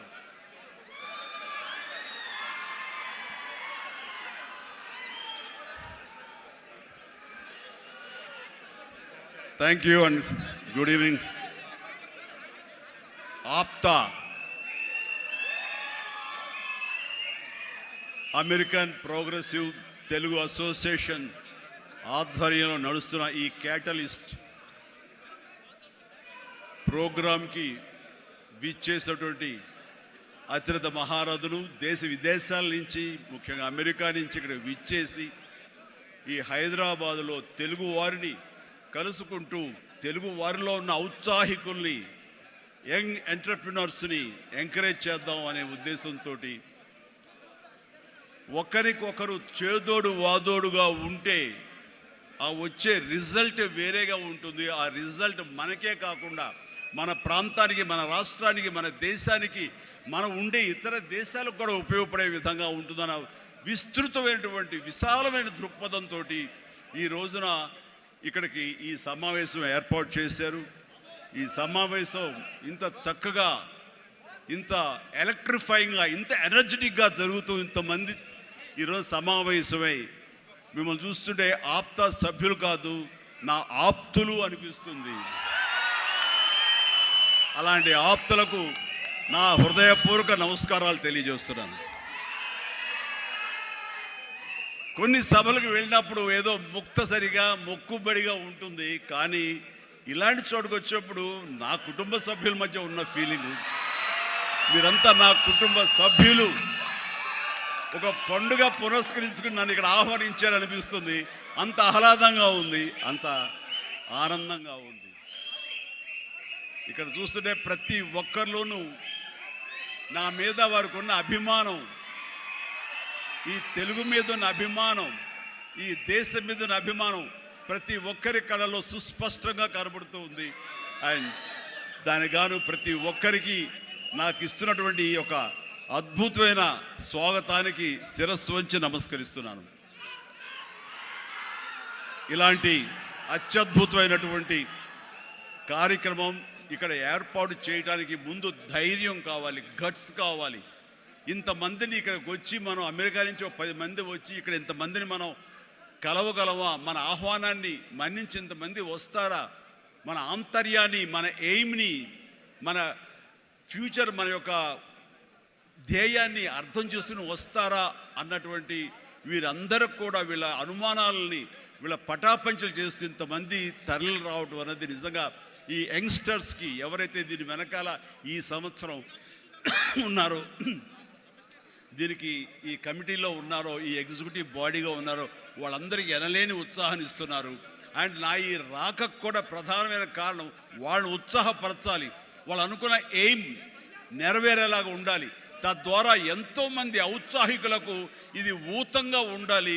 భవిష్యత్తులో వాళ్ళకి ఇది మరింత ఎత్తులకు ఎదిగేందుకు గాను వాళ్ళు అనుకున్నటువంటి ఆయా సంస్థలు కానీ, ఆయా ఎంటర్ప్రెన్యూర్లు కానీ, ఆయా కంపెనీల్లో కానీ వాళ్ళందరూ అభివృద్ధిలోకి రావడానికి దోహదపడి ఒకరినొకరు భుజం కాస్తూ ఒకరికొకరు చేదుడు వాదోడుగా ఉంటూ, నేను కాదు, నా కుటుంబ సభ్యులు కాదు, నా స్నేహితులు కాదు, నా కమ్యూనిటీ, నా మనుషులు, నా తెలుగువారు వీళ్ళందరూ కూడాను పైకి రావాలనే సదుద్దేశంతో ఈ తెలుగు కమ్యూనిటీని మనందరం ఒక చేసి వాళ్ళందరూ అభివృద్ధి దోహదపడాలి. ఈ రోజున మనం సంపాదించుకున్నాం, మనం అమెరికాలో బాగా ఉన్నాం అనే కాకుండా మనం బాగుండటంతో పాటు మరింత మంది కూడా బాగుండాలన్న సదుద్దేశంతో ఈ రోజున ఈ క్యాటలిస్ట్ అనే ఈ ప్రోగ్రాం ఆప్తా ఆధ్వర్యంలో నిర్వహించడం అనేది ఎంతో ఉదాహరణ. వారందరికీ కూడా అభినందనలు తెలియజేస్తాను. వారిలో ముఖ్యంగా సుబ్బు కోట, అలాగే సాగర్ లగ్గిశెట్టి, అలాగే Ramesh Tummu, Madhu Valli chairman of the APTA, అలాగే చంద్ర నల్లం, శ్రీనివాస్ చందు, శ్రీనివాస్ చిమిట, విజయ్ గుడిసేవ, బాబీ అడ్డా. ఇలాగా ఇందులో కొద్ది పేర్లు మాత్రమే ఉన్నాయి. చెప్పాలంటే ఇక్కడ ఉన్న ప్రతి ఒక్కళ్ళ పేరున మనం చెప్పుకొని పోవాలి. వారందరికీ కూడా నా సంతోషాన్ని వ్యక్తం చేస్తున్నాను. ఇక్కడ ప్రత్యేకించి యంగ్ ఎంటర్ప్రినర్షిప్ గురించి కానీ ఎంటర్ప్రినర్ గురించి మీరు చెప్పాలి, ఏదైనా మాట్లాడాలి అంటే ఏం మాట్లాడాలి? ఎంటర్ప్రినర్కి ప్రాపర్ స్పెల్లింగ్ కూడా తెలియదు నాకు. ఏం మాట్లాడాలి, ఎలా చేయాలి దీని గురించి అంటే నాకు తెలియదు. నాకు అప్పుడు అనిపించింది, ఒక మనిషి అభివృద్ధిలోకి రావటానికి ఈ ఎంటర్ప్రినర్షిప్ గురించి మన పెద్ద పెద్ద ఎడ్యుకేషనిస్టులు ఏమైతే నిర్వహిస్తాయో, ఏమైతే చెబుతాయో అవన్నీ కూడా మన కాలేజీకి వెళ్లకుండా బహుశా నేర్చుకున్నామేమో. అవి మన అంతరంతరాల్లో ఉండి మనల్ని ప్రాంప్ట్ చేసినేమో. కాబట్టే అంచెలంచెలుగా మనం ఈ స్టేజ్కి చేరుకున్నాము. అంటే నేను ఒక నోవేర్ నుంచి ఈ రోజున సమ్వేర్కి ఈ రోజున వచ్చానంటే కనుక బహుశా అవన్నీ కూడా నాలో అండర్ కరెంట్గా ఉండి నన్ను ప్రాంప్ట్ చేస్తూ, నన్ను ఎంకరేజ్ చేస్తూ, నన్ను సరైన మార్గంలో నడవబట్టి ఈరోజు ఈ స్టేజ్కి వచ్చానేమో. కాబట్టి నా గురించి, నా ఎదుగుదల గురించి, నేను ఎవాల్వ్ అయిన విధానం గురించి, నన్ను నేను మలుచుకున్న విధానం బట్టి, ఆయా ప్రతికూల పరిస్థితిలో ఎలాగ నేను దాన్ని నాకు అనుకూలంగా చేసుకుని, నాకు అనుకూల పరిస్థితి చేసుకుని ఎలా ఎదుగుతూ వచ్చాను అనేది ఈ రోజున మీతో నేను చెప్పుకోగలిగితే, మీరందరూ చదువుకున్న వాళ్ళు కాబట్టి ఈ యొక్క ఎంటర్ప్రినర్షిప్లో, ఈ బిజినెస్లో, ఈ కార్పొరేట్లో ఏమేమి చెబుతారో వాటి మీరు అన్వయించుకోవచ్చు. అందులో ఈరోజు నా గురించి నేను చెప్పుకోవాల్సి వస్తే కనుక ఒక సాదాసీదాగా ఒక లో మిడిల్ క్లాస్ ఫ్యామిలీ నుంచి ప్రారంభించిన వాడిని ఈరోజు కొత్తగా నేను చెప్పాల్సిన అవసరం లేదు. కానీ ఇదివరకు గతంలో ఎవరితో షేర్ చేసుకోలేనటువంటి కొన్ని విషయాలు, అది ఈ రోజున ఫోటోగ్రాఫర్ ప్లీజ్ కూర్చోండి. ఆల్ ద 3 కానిస్టేబుల్ గారు ప్లీజ్, థ్యాంక్ యూ. వాళ్ళందరూ ఏమండి మీరు అడ్డొస్తారు, మీరు కిందకి వెళ్ళిపోండి ప్లీజ్, దట్ అడ్లేకండి. Thank you. సో నేను ఎలాగొచ్చాను, ఏమిటి నా మైండ్ సెట్ ఎలా ఉండింది, ఎప్పటికప్పుడు అది మార్చుకుంటూ ఎలాగ నేను ఎవాల్వ్ అయ్యాను అనేది ఈ రోజున మీతో నేను షేర్ చేసుకుంటే అది చాలామందికి ఆలోచింపజేస్తుంది, ఆచరించేలా చేస్తుంది. అది ఆమోదం అయితే కనుక అది వినియోగించుకునేలాగా కూడా చేస్తుందని నేను ఆశిస్తున్నాను. అండ్ నాకు చిన్నప్పుడు స్కూల్లో చేరినప్పుడు 7th 8th క్లాసుల్లో నాకు ఇంట్రెస్ట్ అనేది ఏమిటి అని అన్ని ఏదో ఒకటి సాధించాలి, ఏదో ఒకటి ఉండాలని ఉండేది. గేమ్స్ అనేది, ఆట అనేది ఎవరికి ఇష్టం ఉండదండి. చదువు అంటే కష్టం కానీ ఆట ఎవరికి ఇష్టం ఉండదు. సో చదువు వైపు తప్పనిసరిగా వెళుతున్నాం కానీ నా మనసు ఆటల వైపు అని. అప్పుడు బాల్ బ్యాడ్మింటన్ ఉండేది, ఎల్లో బాల్ ఇలా ఉండేది. సో 1-2 రోజులు ఆడిన తర్వాత 3వ రోజు ఆడు ఎవడో ఏమో తెలియదండి, సరిగ్గా కొడితే అది నా కంటికి తగిలి కళ్ళు వాచిపోయింది. ఆ తర్వాత మళ్ళీ ఆ గేమ్ వైపు వెళ్ళలేదు. సరే వాలీబాల్ ఆడదాం కదా అంటే వాలీబాల్ ఆ అవతల షాట్ ఎగిరి కొట్టినప్పుడు నేను ఫింగర్స్తో టచ్ చేశాను. ఇలా టచ్ చేస్తుంది, ఫింగర్తో టచ్ చేస్తే మొత్తం ఏళ్ళు వంగిపోయినాయి. ఆ ఆట అంటే భయం వేసింది. క్రికెట్ అంటే ఆడెవడో మనం బాల్ తీసుకొచ్చి నా బొట్టనవేలు మీద కొట్టాడు, బొట్టనవేలు వాసిపోయింది. ఏంటి మన గేమ్స్ అచ్చొచ్చేలా కనపట్లేదు, నెక్స్ట్ ఇది కాదులే అనుకున్నాగా ఎన్సీసీ అనేది, నేను ఎక్స్ట్రా కరికులర్ యాక్టివిటీస్లో పార్టిసిపేట్ చేయాలని నాకు ఎన్సీసీ కనిపించింది. ఎన్సీసీలో ఒక క్రమశిక్షణ వస్తుంది అండ్ ఎక్సర్సైజ్ ఉంటుంది, డిసిప్లిన్గా మనం ఇది అన్వయించుకోవచ్చు, అలవర్చుకోవచ్చు అనే ఉద్దేశం దాంతో చేరిన నాకు కాలేజీ డేస్లో బీకామ్ చదువుతుండగా ఫస్ట్ ఇయర్లో ఒక క్యాడెట్ ఆఫ్ ఎన్సీసీ, నేవీ ఎన్సీసీలో నేను చేరినప్పుడు ఒక క్యాడెట్గా చేరాను. నెక్స్ట్ ఇయర్ పెటీ ఆఫీసర్ అయ్యాను. ఆ తర్వాత క్యాడెట్ కెప్టెన్ అయ్యాను. ఆ తర్వాత సీనియర్ క్యాడెట్ కెప్టెన్ని 3rd ఇయర్లో అయ్యాను. అవ్వటమే కాదు, ఈ ఇంటర్నేషనల్గా నేషనల్ వైడ్గా జరిగేటటువంటి మన ఆర్డీసీ క్యాంప్ రిపబ్లిక్ డే సెలబ్రేషన్స్లో మా రాష్ట్రపతి రోడ్డు మీద నేను మన సైన్యంతో పాటు నేను కూడా కవాతు చేయడం జరిగింది. వాట్ వండర్ఫుల్ ఎక్స్పీరియన్స్ అంటే, ఓ పక్క నుంచి ప్రధానమంత్రి గారు, పక్కన ఇందిరాగాంధీ గారు అప్పట్లో అండ్ ప్రెసిడెంట్ వాళ్ళందరూ ఉన్నప్పుడు వాళ్ళు నడుస్తుంటే ఇది కదా మనం సాధించామంటే ఎస్ అనుకునేవాడిని. ఐమ్ 9 క్లౌడ్లో ఉండేవాడిని అనమాట, క్లౌడ్ 9లో. నేను ఆ రకంగా చేసినప్పుడు ఎన్సీసీలో సాధించేసాను అనుకునేవాడిని. ఆ తర్వాత నెక్స్ట్ ఏంటి అంటే నాకు దారి కనపడలేదు. మహా అయితే కనుక ఒక సబ్ లెఫ్టినెంట్ గానో మళ్ళీ నేవీలోనో పడవల్లోనో ప్రయాణం చేయాలి, షిప్పులో. అది కాదు, something else is bothering me. ఏం చేయాలి అని అనుకుంటుండగా నాకు అనిపించింది, కాలేజీలో అనుకోకుండా ఒక డ్రామా వేశాను. ఆ డ్రామా పేరు రాజీనామాలో నాకు బెస్ట్ యాక్టర్ వచ్చేసింది. వెంటనే ఆ ఫోటోగ్రాఫ్ ప్రింట్ చేసి మా కాలేజీ మ్యాగజైన్లో వేసిస్తారు. అండ్ అక్కడి నుంచి ఎక్కడికి వెళ్తున్నా సరే అమ్మాయిల దగ్గర నుంచి తోటి వాళ్ళ దగ్గర నుంచి నన్ను హీరోలాగా చూస్తుంటే అబ్బా రాత్రి డ్రామా చూసాము, ఆ చైర్మన్ పాత్రలు అదరగొట్టేసాము, చాలా బాగుంది అంటుంటే అప్పటిదాకా ఎవరు నన్ను అలాగ చూడని వాళ్ళు ప్రతి ఒక్కరి నడుచుకుంటూ వెళ్తుంటే, సైకిల్ మీద వెళ్తుంటే నన్ను అలాగ చూస్తారు. ఆ చూపులో అందమైన అమ్మాయిలు అలా ఇంకా చూస్తుంటే ఇంకా ఖుషిగా అనిపించేది. వావ్, అది ఎంత ఎంకరేజింగ్గా ఉండేదంటే ఎస్ నా ఫ్యూచర్ యాక్టింగ్ అయితే ఎలా ఉంటుంది అన్నది అక్కడ సీడ్ పడింది. అక్కడి నుంచి నా ఇంట్రెస్ట్ డెవలప్ అయింది. అక్కడి నుంచి సినిమాలు చూడటం, సినిమా మీద దృష్టి పెట్టడం జరిగింది. డిగ్రీ అయిపోగానే ఏం చేయాలి అని నాన్నగారితో వాళ్ళతో డిస్కషన్ వచ్చినప్పుడు నేను మెడ్రాస్ వెళ్ళి సినిమా యాక్టర్ అవుతాను అనగానే నాన్నగారికి సినిమాల మీద మక్కువ ఉంది. ఆ ఎక్కడ లోకల్గా సినిమా షూటింగ్ జరుగుతుండగా ఆ ప్రొడ్యూసర్ తోటి ఉన్నప్పుడు నాన్న 1-2 వేషాల్లో చిన్న వేషాలు, మహా అయితే సెకండ్స్తో ఉంటుంది, 1 మినిట్ కూడా ఉండదేమో. ఏ సెంటర్గా నాకు ఇది ఎందుకు చేయకూడదు, చెయ్యొచ్చురా, కానీ అది మన ఏరియా కాదు, మనకు ఎవరు తెలిసిన లేరు, అక్కడ దిక్కుముక్కు లేదు, నీకు ఎవరు ఆసటగా నిలబడతారు, బాసటగా నిలబడతారు, ఎవరిని చేయూతనిస్తారు, చాలా కష్టం, ఎక్కడో అన్నోన్ ఫీల్డ్కి వెళ్ళి నువ్వు రాణించగలవా, ఒంటరిగా వెళ్తున్నావు అని అంటే ఏదో గట్ ఫీలింగ్, నేను రాణిస్తాను అన్న నమ్మకం, నేను వస్తాను అన్న నమ్మకం. ఎందుకంటే ఏమనుకున్నా, ఏ బ్యాంక్ ఎంప్లాయీ అనుకున్నా, నాన్నగారిలాగా పోలీస్ డిపార్ట్మెంట్ అనుకున్నా, ఇంకోటి అనుకున్నా, నేవీ ఆఫీసర్ అనుకున్నా కిక్ ఇవ్వటం లేదు. అదే సినిమా యాక్టర్ అయితే యా అని అనిపించింది అని అప్పటి నుంచి సినిమా మీద దృష్టి పెట్టాలంటే నేను లింగులిటుకు ముందు వెళ్ళి 4 ఫోటోలు తీసుకుని ఆఫీస్కి వెళ్తే ఎవడో ఆదరించడు.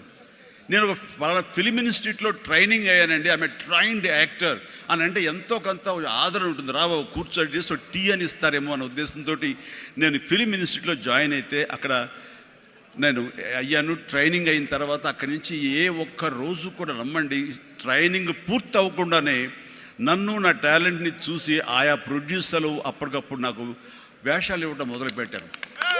నా ఫోటోలు తీసుకుని ఏ ఆఫీస్కి వెళ్ళలేదు, ఏ ఆడిషన్స్కి వెళ్ళలేదు నాకు, బట్ ఒకటే ధ్యేయం ఎస్ అని.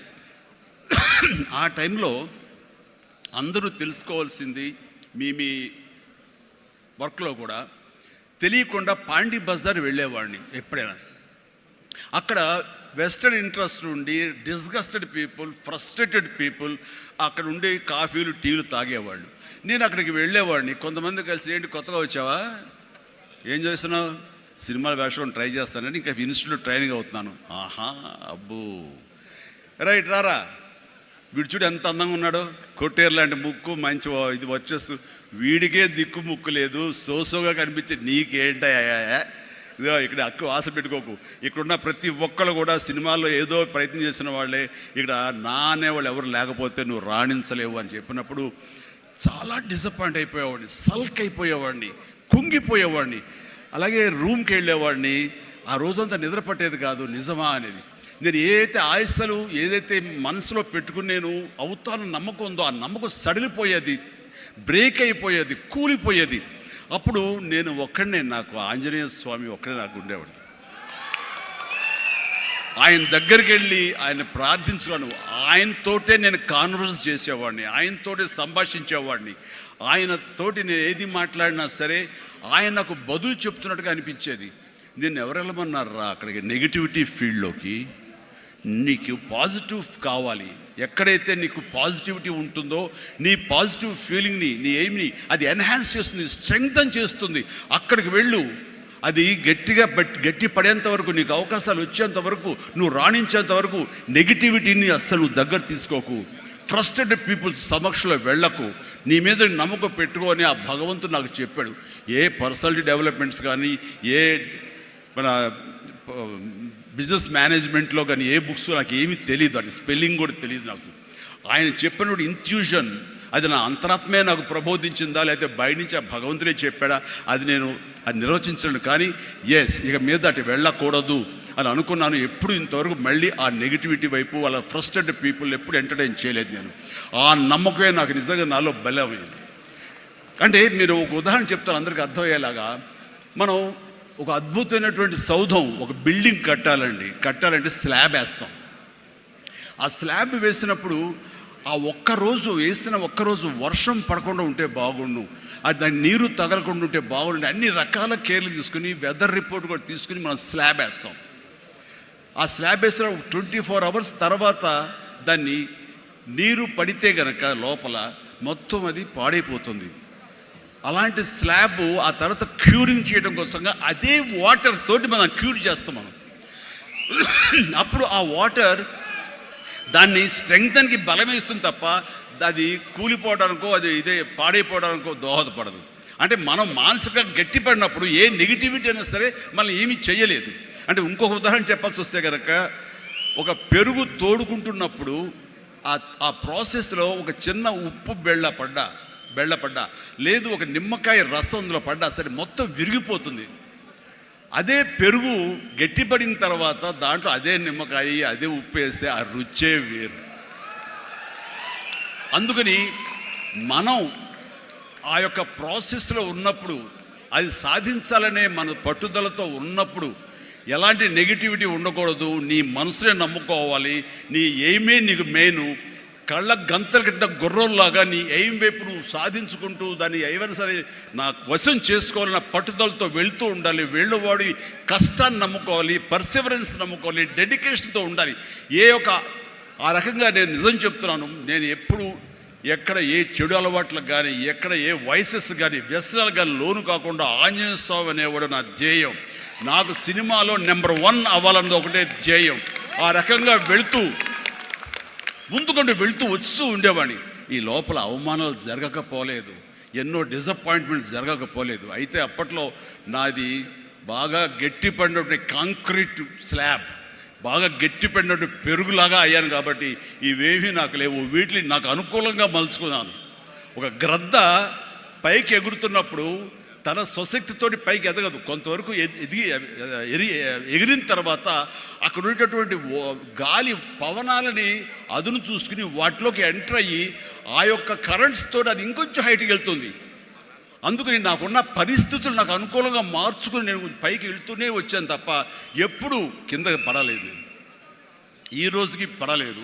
సినిమా ఇండస్ట్రీకి అంత ఇదిగా ఉన్నానంటే నాకు నేనుగా ఏర్పరచుకున్నటువంటి, నాకు నేనుగా చూసిన ఫిలాసఫీ తోటి ఆ యొక్క దీంతో ముందుకు వెళ్తూనే వచ్చాను. అంటే చాలాసార్లు చెప్పాలంటే ఎన్నో డిసప్పాయింటింగ్ జరిగింది నాకు. అంటే ఒక సినిమాలో నన్ను బుక్ చేసి మహానటుడు రామారావు గారితో అప్పట్లో ఒక సినిమా చేశాను, తిరుగులేని మనిషి అని. దేవి ప్రసాద్ గారు ప్రొడ్యూసర్. అందులో నేను, ఫటాఫట్ జయలక్ష్మి, ఆయన, రతి అగ్నిహోత్రి చేశారు రామారావు గారితో. ఆ సినిమాలు చాలా బాగా చేశాను. రామారావు గారి పక్కన మరొక హీరోగా నాకు అవకాశం వచ్చింది. అంతా ఎర్లీ స్టేజ్లోనే అనుకుంటాను. నాకు ఆ సినిమా ఫెయిల్ అయింది. ఆ తర్వాత మళ్ళీ అదే రామారావు గారితో మళ్ళీ సినిమా చేసే అవకాశం వచ్చింది ఒక దిగ్దర్శకులతోటి. అయితే నాకు డేట్లు ఇచ్చారు, నా మెజర్మెంట్స్ తీసుకున్నారు, నేను వెయిట్ చేస్తాను. కానీ నా పేరు లేకుండా మరొకరి పేరుతోటి ఆ అనౌన్స్మెంట్ అయ్యేసరికి ఎక్కడ డిసప్పాయింట్మెంట్ వచ్చింది. ఏంటిది అని ఆ రోజున ప్రొడ్యూసర్ని పిలిచి, ఇదేంటండి షెడ్యూల్ స్టార్ట్ అయిపోతుందంట, నాకు డేట్లు చెప్పారు, నేను ఆ డేట్లు ఎవరికి ఇవ్వకుండా నేను ఇక్కడ దాచిపెట్టాను, నేను ఎదురు చూస్తున్నాను అంటే, సారీ చిరంజీవి గారు, ఎలా చెప్పాలో తెలియక మేము టైం తీసుకున్నాము.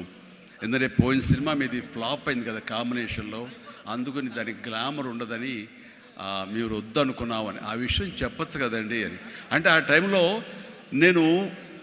నేను నాతో సినిమా చేస్తే సినిమా ఫెయిల్ అవుతుందని ఒక బ్యాడ్ ఒక నా మీద స్ప్రెడ్ అయ్యే అవకాశాలు ఉన్నాయి.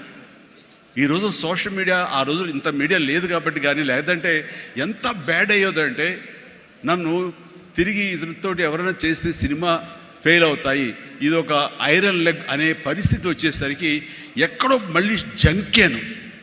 కానీ గ్రద్దలాగా నాకు అనుకూలంగా ఉన్నటువంటి అవకాశాల పవనాల్ని అదునుగా చూసుకుని నేను ఎదిగాను. ఎస్, దాన్ని పాజిటివ్గా తీసుకున్నాను. ఎవరైతే వద్దులే ఈ సినిమా చిరంజీవి వద్దులే అని నన్ను పక్కన పెట్టి అనుకున్నారో అలాంటి వ్యక్తితోటే నేను రామారావు గారి కంటే ఎక్కువ సినిమాలు ఆయన నాతో చేసేలాగా చేసుకున్నాను. అత్యధిక సినిమాలు రామారావు గారు చేస్తే ఆ మహానుభావుడు ఆ దర్శకుడి దగ్గర, అదే దర్శకులు వారు నన్ను భుజం పట్టి నన్ను పైకి తీసుకుని ఆయన కంటే 4 సినిమాలు ఎక్కువే చేశారు నాతోటి. అది పరిస్థితుల్ని మనకు అనుకూలంగా మలుచుకోవటం, మార్చుకోవటం, తద్వారా మనం ఇంకొంచెం పైకి వెళ్ళటం అనేది. ఆ రోజున డిసప్పాయింట్ అయిపోయి నీ కసి లేకుండా, లేదా ఆ కసిని నెగిటివిటీ పెట్టి మార్చుకుంటే కనుక అది నిన్ను తినేస్తుంది. నువ్వు ఇలాగే ఉండిపోతావు, అలాగే దిగజారిపోతావు, అలాగే కనుమరుగైపోతావు. అలా కాదు, మనం ఎదురు తిరగాలి, పరిస్థితులు మనం అనుకూలంగా మార్చుకోవాలి. అందునే గ్రద్ద ఫిలాసఫీ నాకు ఫిలాసఫీ. అండ్ ఎదిగాను, పైకి వెళ్తూ వచ్చాను. ఆయన దగ్గరే నా రికార్డులు ఉన్నాయి. అది నా ఫస్ట్ సినిమా ₹1 కోటి చూసిన సినిమా అదే. నా రెమ్యునరేషన్ కాసుమా, సినిమా బడ్జెట్ 75 లక్షలు వస్తే కనుక బ్రహ్మాండ బడ్జెట్, ఎంత రెవెన్యూ అనుకునేవాళ్ళు. ఫస్ట్ ₹1 కోటి. నా తోటి హీరోలు కూడా ₹1 కోటి తెలుగు సినిమా అనే లెవెల్కి వెళ్ళింది. అక్కడి నుంచి కోటి అనేది మామూలు అయిపోయింది. ఒక్కొక్క ఏరియాలోనే ₹1 కోటి, ఆ తర్వాత నా రెమ్యూనరేషన్ ₹1 కోటి పైబడి అలా అంచెంచుగా ఎదుగుతూ వచ్చాను. నేనేమన్నానంటే, మీ బలం మీ పాజిటివ్ థింకింగ్, మీ బలం మీ కన్విక్షన్, మీ బలం మీ ధ్యేయం నుంచి పక్కదారి పట్టకపోవటం. మీరెవరైనా సరే మీ ఎయిమ్ ఏంటి అనే దాన్ని మీరు ఫిక్స్ చేసుకోండి. ఆ ఎయిమ్ని వెళ్ళటం కోసంగా దారులు వెతుక్కోండి. అవకాశాలు ఇలాగ అబండెంట్గా ఉంటాయి. వాటిల్లో మనకు కావలసిన అవకాశాలు, మన ధ్యేయానికి లక్ష్యానికి దగ్గరగా ఉండే అవకాశాలు మనకి పాపపై కనపడుతుంటాయి. ఆ పాపపై కనపడే దాన్ని మనం గుర్తించగలగాలి, వాటిని ఎంబ్రేస్ చేసుకోగలగాలి, వాటిని మనకు అనుకూలంగా మనం మలుచుకోగలగాలి, అవి మనం బలంగా చేసుకోగలగాలి, వెళ్ళాలి.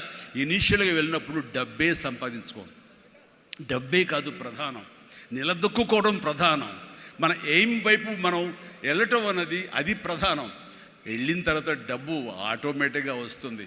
అనుకున్నావా ఇంత వస్తుందని, ఆ తర్వాత డబ్బునే పెంచుతుంది. సో నేను అలాగే వెళ్తూ వచ్చాను. నిలదొక్కుకోవాలి, ఇక్కడ నెంబర్ 1 అనిపించుకోవాలి, నా స్థానం సుస్థిరం. ఇది లేకపోతే నేను బయట నయా పైసాకి పని చేయను. ప్రైమ్ టైం నా లైఫ్లో అయిపోయింది కాబట్టి ఇక్కడ ఏమైనా సరే అని ఆ రకంగా వెళ్ళాడు. ఎక్కడ ఈగోకి వెళ్ళకుండా, ఎక్కడ హర్ట్ అవ్వకుండా, వాళ్ళు నన్ను సినిమాలను తీసేసరే, నన్ను కాదన్నారే అనే కోపం కంటే కూడాను వాళ్ళని ప్రసన్నం చేసుకోవాలి. వాళ్ళు మళ్ళీ అతన్ని మనం బాధ పెట్టుంటామేమో కదా అని వాళ్ళ మనసుల్లో వాళ్ళు గిల్ట్ ఫీల్ అయ్యేలాగా చేసి నెక్స్ట్ ఏమైనా సిద్ధం సినిమా చేయాలయా అని అనిపించేలాగా నా బిహేవియర్ ఉండేది. ఆ బిహేవియర్ తోటి వాళ్ళ ఆఫీస్కి వెళ్ళి కూర్చునేవాడిని. అంటే అక్కడ నాకు ఒక పౌరుషం లేదని కాదు, పరిస్థితి నాకు అనుకూలంగా మలుచుకోవడంలో నేను అది ఆ రకంగా కొంచెం తగ్గి వెళ్తాను. నేను తగ్గడం మూలంగా ఆ తర్వాత వచ్చే కరెంటు వేవ్స్ దాని మీద ఎక్కితే అదే తీసుకెళ్తాను పైకి. అది నమ్మిన వాడిని నేను. అలాంటి దర్శకులతోటి, ఆ దర్శకులతోటి నేను హైయెస్ట్ సినిమాలు చేశాను అన్నది ఈ రోజున వాస్తవం. అలాగే ఇక్కడ సినిమా ఇండస్ట్రీలో నీ టాలెంట్ అనేది ఇనీషియల్ స్టేజ్లో secondary. How you behave, how you cooperate with the producers. So all the time how you look in to their benefit, వాళ్ళ బాగులు ఎలా చూసుకుంటావు, వాళ్ళకి లాభం రావాలి ఎలా చూసుకుంటావు అనే దాని మీద దృష్టి పెడితే అది నిన్ను మరింత దగ్గర చేర్చుకుంటుంది. రామారావు గారి ఎగ్జిట్ తర్వాత, ఆయన పాలిటిక్స్కి వెళ్ళిన తరువాత ఒక గ్యాప్ లోపల ఉన్నారు మహానటులు ఎంతోమంది ఉన్నారు. శోభన్ బాబు గారు, కృష్ణరాజు గారు, కృష్ణ గారు, నాగేశ్వర గారు అందరూ ఉన్నారు. ఆ టైంలో ఒక కొత్త వాటికి ఛాన్స్ రావడం అనేది ఎంత కష్టం అనేది నేను ప్రత్యేకించి చెప్పక్కల. ఈ రోజుల్లో మాత్రం కానే కాదు. ఆ రోజుల్లో ఏంటి అంటే నా టాలెంట్ ఉంది కదా ఎస్ అని అనుకుంటే కుదరదు బాబు. నీ బిహేవియర్ కూడా దానికి అడిషనల్గా యాడ్ అవ్వాలి. మనం కొంచెం ఏంటంట అని అన్నామనుకోండి, అబ్బో వీడితో ఎక్కడ పడుతున్నా బాబు, వద్దురే బాబు, ఆల్టర్నేటివ్ చూడండిరా అనేలాగా వాళ్ళ మైండ్ సెట్ ఉంటుంది. మనలాంటి నటులు ఎంతోమంది ఉంటారు. బట్ వాళ్ళలో మనం బెస్ట్ ఆప్షన్ అంటే అపార్ట్ ఫ్రమ్ అవర్ హిస్టానిక్ టాలెంట్స్, మనకున్న నైపుణ్యం కంటే కూడా మన వ్యక్తిత్వం అని కూడా చాలా చాలా ప్రధానమైన పాత్ర వహిస్తుంది. అలాంటి వ్యక్తిత్వాన్ని నమ్ముకుని వాళ్ళ ఆఫీసులకు వెళ్ళి కూర్చుని వాళ్ళతో సత్సంబంధాలు ఏర్పరచుకుని మీలో ఒకడిని అంటూ వాళ్ళకి ఆ నమ్మకం కలిగించి పెట్టి అలా ముందుకు వెళ్తుండేవాడిని.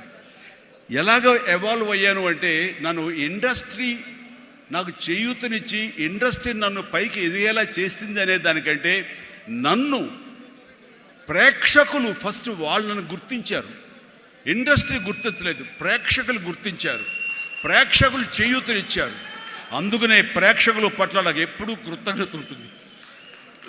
ఇది మీకు అర్థమయ్యేలాగా తేటతెల్లంగా చెప్పాలి అంటే రామారావు గారు ఎగ్జిట్ తర్వాత ఎవరు అంటలో ఇద్దరు ముగ్గురం పోటాపోటీగా నిలబడి ఉన్నప్పుడు లక్ష్మీ ఫిలిం డిస్ట్రిబ్యూటర్స్ అని విజయవాడలో ఉండేవాళ్ళు. అప్పట్లో ఇప్పట్లాగా బయింగ్ అలాంటివి లేవు. ఏరియాల వైజ్ కొనటం సినిమాలు లేవు, బయర్ సిస్టమ్ లేదు, ఓన్లీ డిస్ట్రిబ్యూషన్. అంటే డిస్ట్రిబ్యూటర్ అనేవాళ్ళు బెజవాడ నుంచి వచ్చి ఎవరెవరు ఏ సినిమాలు తీస్తారు, కథలు నచ్చితే కనుక ఆ కథకి ఇంత బడ్జెట్ ఇచ్చేవాళ్ళు. ఆ బడ్జెట్ తోటి సినిమాలు తీసేవాళ్ళు, అందులో లాభాలు ఎంతో మిగుల్చుకొని మిగతా వాళ్ళు డిస్ట్రిబ్యూటర్స్ వాళ్ళు డిస్ట్రిబ్యూట్ చేసుకుని ఆ వచ్చే డబ్బు వాళ్ళు పంచుకునేవాళ్ళు. ఇది సిస్టమ్. ఆ సమయంలో ఒక కథ చెప్పి మేము సో హీరోని మేము అనుకుంటున్నామని ఆ ప్రొడ్యూసర్స్ చెబితే లింగమూర్తి గారని లక్ష్మీ ఫిలిమ్స్ సంబంధించినటువంటి వాళ్ళ CEO ఆయన వచ్చారు. ఓకే, ఎంత ఎక్స్పెక్ట్ చేస్తున్నారు ఆ హీరో మీద?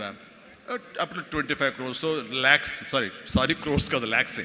25 lakhs 30 lakhs, కానీ మాది బడ్జెట్ ఎక్కువ అండి, 50 lakhs పైన అవుతుంది అని. అంటే ఆ హీరో మీద 50 lakhs అంటే మాకు చాలా రిస్క్.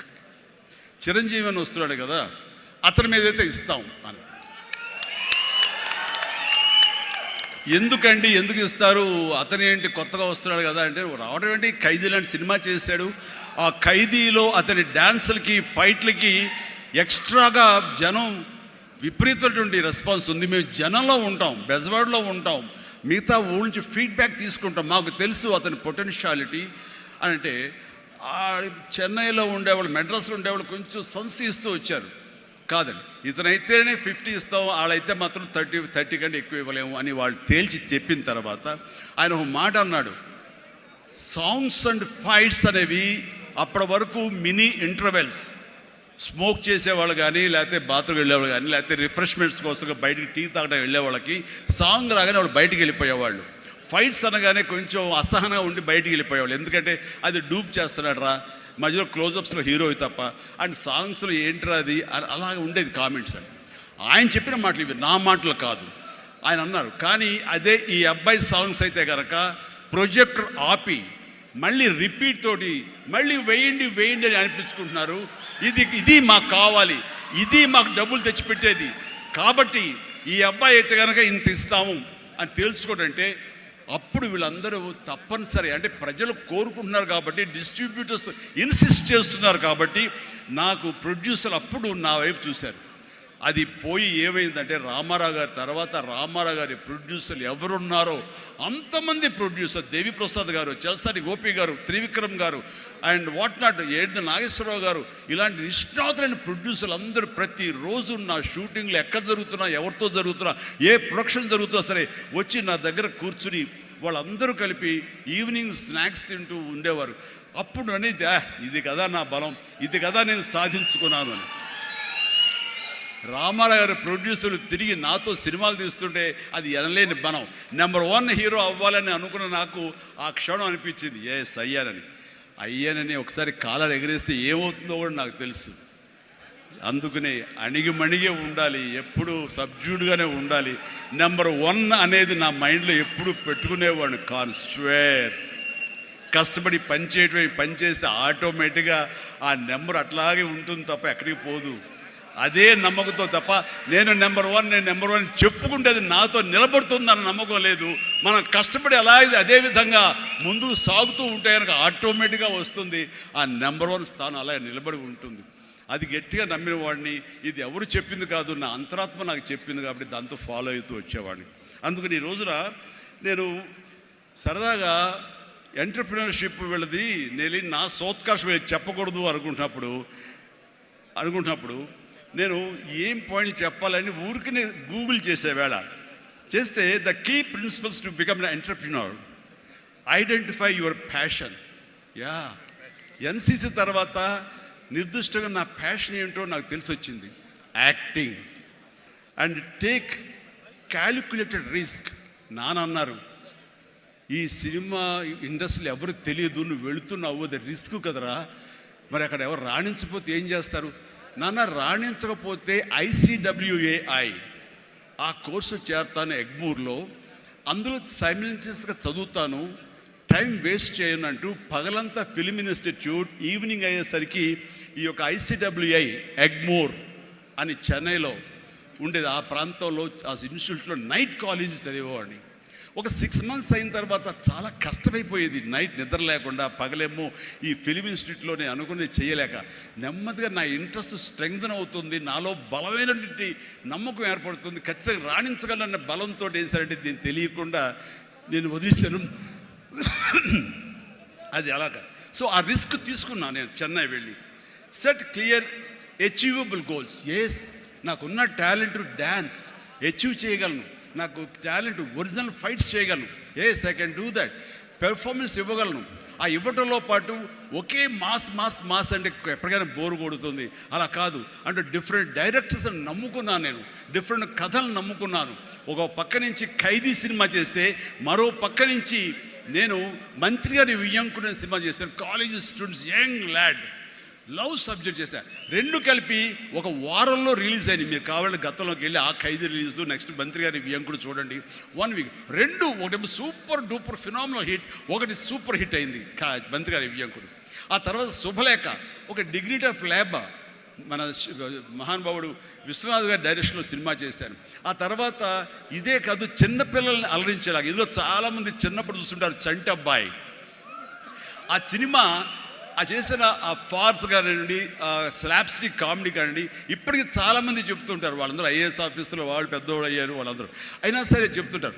అదొకటి. ఇట్లాగా వైవిధ్యమైనటువంటి క్యారెక్టర్స్, స్వయం కృషి కానివ్వండి, యాక్షన్ సినిమాలు కానివ్వండి, రాఘవేంద్రరావు గారి గ్లామర్ క్యారెక్టర్స్ కానివ్వండి, కోదండరావు రెడ్డితో చేసిన కామెడీ కమర్షియల్ సినిమాలు కానివ్వండి, గోపాల్తో చేసినటువంటి ఫ్యాక్షన్ సినిమాలు కానివ్వండి, అట్లాగా 1-2 అలాగా మన ఇది మా బావగారు భావన అలాంటి సబ్జెక్టులు కానీ, ఒకటే ఇలా ఇంద్ర ఇలాంటి సబ్జెక్టులు అందరూ చూస్తుంటే కనుక నాకు అనిపించింది అన్ని రకాలుగా నాకున్నటువంటి టాలెంట్స్ని అన్ని పక్కలకి వ్యాపింప చేశాను. అంటే అంతమంది ప్రేక్షకుల్ని ఈ రోజున మహిళా ప్రేక్షకులు వచ్చి ఆప్తుల్లాగా వచ్చి నన్ను ప్రేమించిన లేడీసే కాదు, యంగ్స్టర్సే కాదు, పసిపిల్లలే కాదు, పెద్దవాళ్ళే కాదు, ధనికులే కాదు, ప్రతి ఒక్కళ్ళు క్లాస్ మాస్ వాళ్ళు వీళ్ళు అందరూ ఇంతమంది ప్రేమించారు. కాబట్టి ఈ రోజున ఇంతమంది నేను ఆస్తిగా చేసుకున్నాను, ఇంతమంది ప్రేమ పొందే అదృష్టం భగవంతుడు కల్పించగలిగాడు.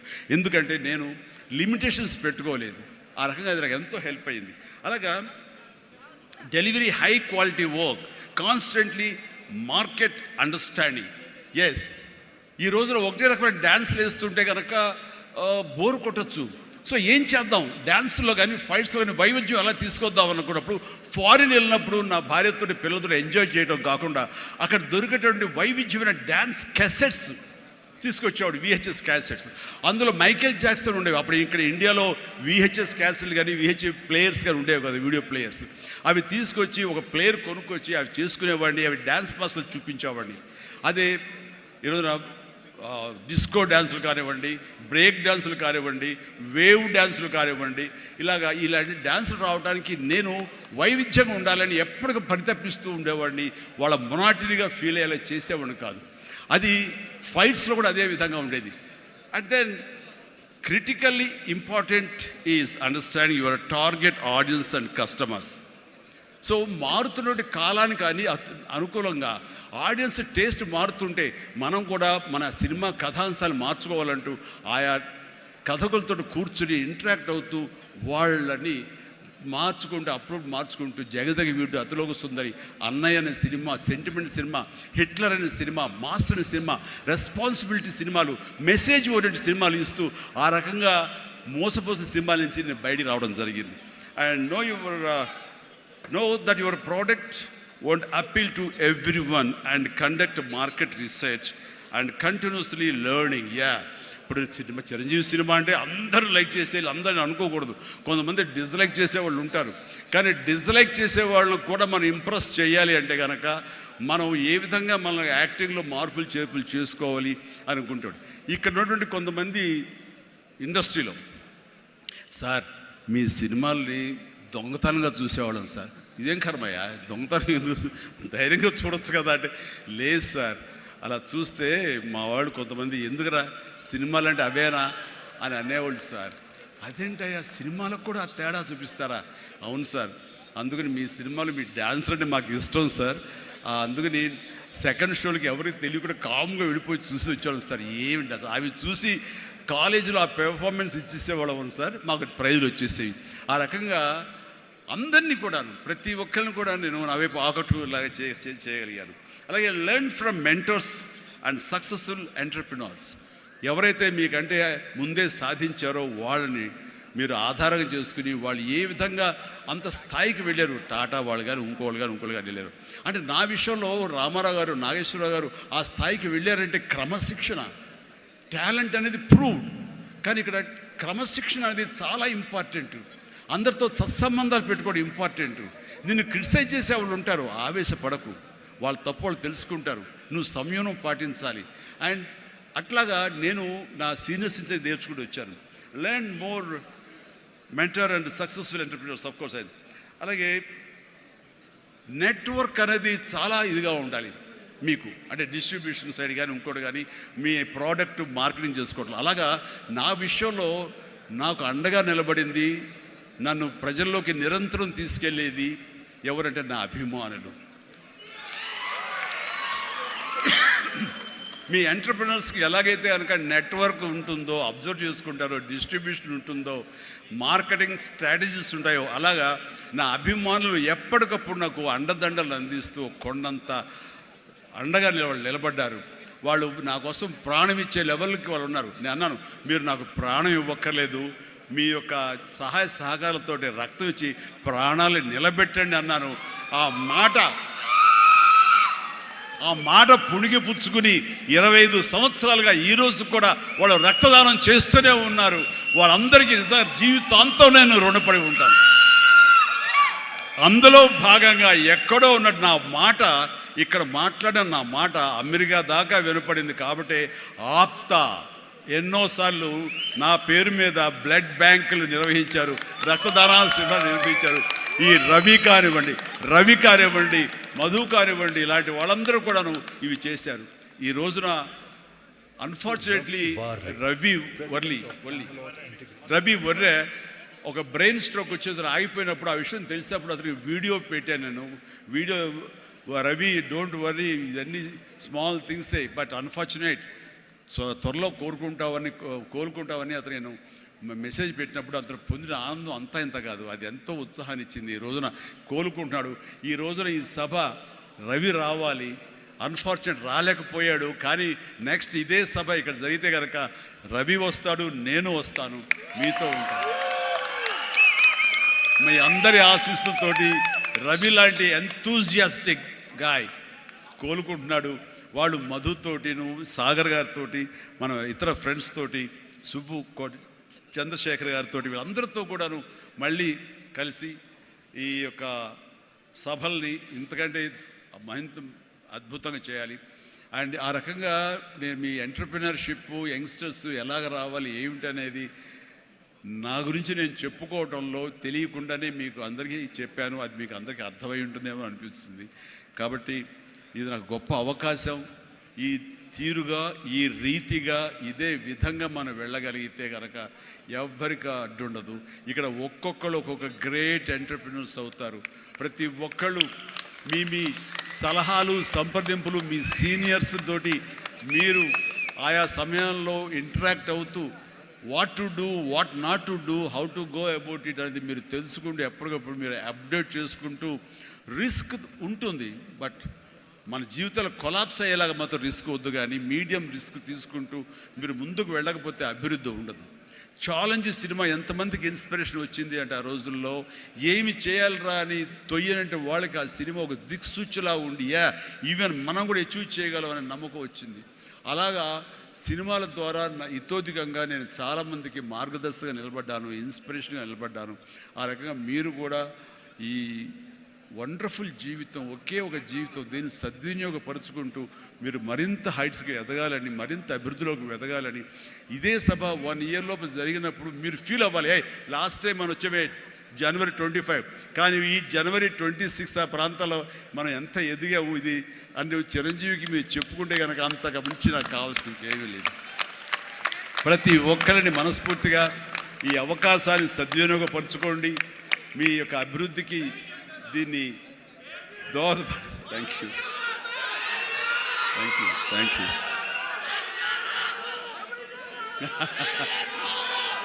ఎస్ ఇందాక నుంచి చాలా చెప్తూ నా అచీవ్మెంట్స్ గురించి చెప్పాను. Pawan Kalyan is my achievement, Ram Charan is my achievement, నా ఫ్యామిలీలో ఉన్న అందరు బిడ్డలు అందరూ కూడా నా అచీవ్మెంట్.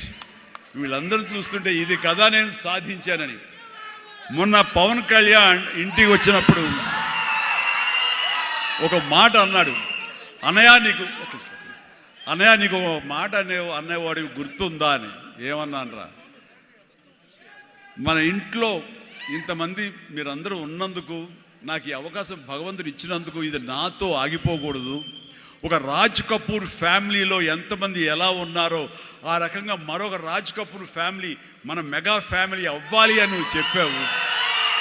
ఈ రోజున చూస్తుంటే తలుచుకుంటే నీ మాట ప్రభావం, నీ మాట మంత్రంగా ఈరోజు పనిచేసి మన ఫ్యామిలీలో ఇంతమంది 90 ఉన్నావు, 10 మంది దాకా ఉన్నావు అంటే కనుక నీ మాట పవర్. ఎందుకంటే నువ్వు చాలా నిష్కల్మషంగా అంటావు, అనేదో కన్విక్షన్తో అంటావు, అందులో ఎలాంటి పొల్యూషన్ ఉండదు కాబట్టి దానికి బలం ఎక్కువ అన్నయ్య. మంచి మనసుతో అంటావు, పాజిటివ్తో అంటావు అని కళ్యాణ్ బాబు అంటే అవును కదా అనుకున్నా.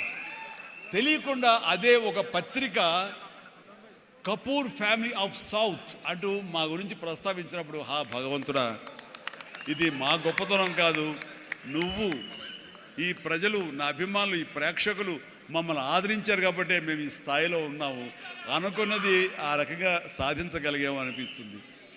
అండ్ గతంలో ఎప్పుడు నేను ఏ సభలోనూ ఇంత మనసిప్పి మాట్లాడుకోలేదు. అది మీతోటి నేను మనసిప్పి మాట్లాడుకునేంత ఆప్తుల మధ్య ఈ ఆప్తా సంస్థ సంబంధించి నా గుండెని టచ్ చేశారు. అందుకు నేను లోపల నుంచి అది తన్నుకు వచ్చింది కాబట్టి మనస్ఫూర్తిగా నా కుటుంబ సభ్యులతోటి నా వాళ్ళతోటి నేను మాట్లాడుతున్నట్టుగా అనిపిస్తుంది. అండ్ మీరు ఎప్పుడు ఈ ఆప్తా సంస్థ ఇప్పుడు ప్రెసిడెంట్గా ఉండొచ్చు, రేపొద్దున ఇంకోటి ఉండొచ్చు, ఎవరైనా సరే ఇదే డెడికేషన్ తోటి, ఇదే కన్విక్షన్ తోటి, ఇదే నమ్మకంతో మీరు అంతా ముందు చేయాలి. అండ్ ఇక్కడ ఈ రోజున ఈ అద్భుతమైనటువంటి ఎన్విరాన్మెంట్లో ఈ యొక్క వెన్యూలో మనం చేయగలుగుతామంటే వెనకాల మన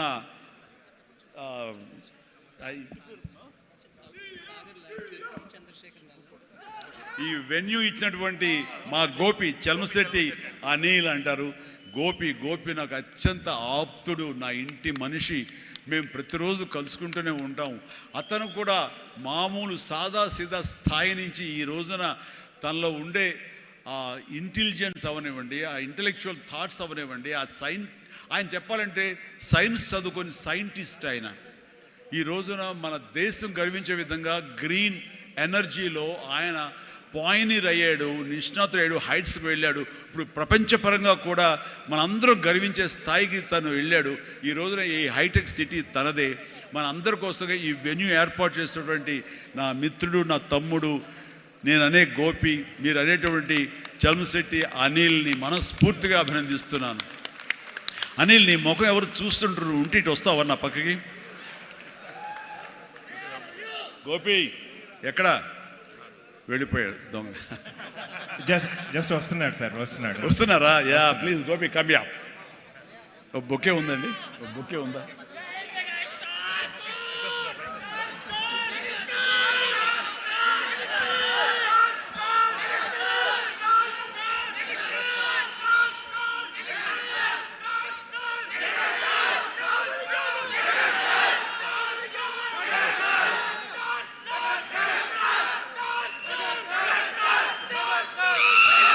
మెగాస్టార్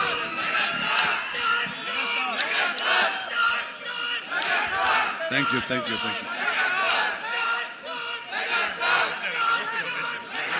గోపి గారు, థ్యాంక్ యూ గోపి. అండ్ వీళ్ళు ఏర్పరచిన ఈ సభకి మీరు చేసినటువంటి ఈ యొక్క సపోర్ట్కి వారందరి తరఫున, ఆప్తా తరఫున, నేను ఆప్తా క్యాటలిస్ట్ తరఫున నేను మీకు ధన్యవాదాలు తెలియజేస్తాను. More important is I want to this being a catalyst and an entrepreneurial platform. It is the basic nature what we have to learn. మనం ఈయన పర్సనాలిటీ నుంచి I think I personally know him 70 years. Before that, I always learned so many things understanding Chiranjeevi garu. How hard work, determination, commitment to the society, family, the fundamentals of any entrepreneur to create a social impact. The fundamentals what we have learned and I learned from him. And today I would say most of the credit goes to him. I always say you are my guru. Yes, sir. You are my brother. Yes, sir.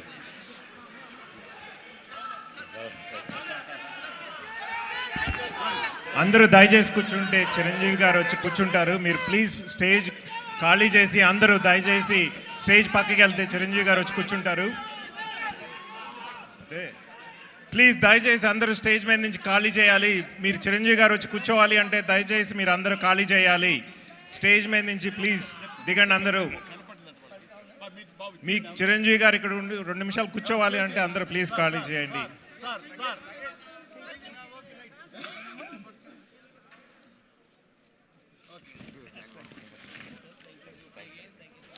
Thank you అండి. So nice of you. చాలా ఓపికగా, ఎంత ఎంకరేజింగ్గా విన్నారు నా మాటలు. నమస్తే, good night, జై Hind.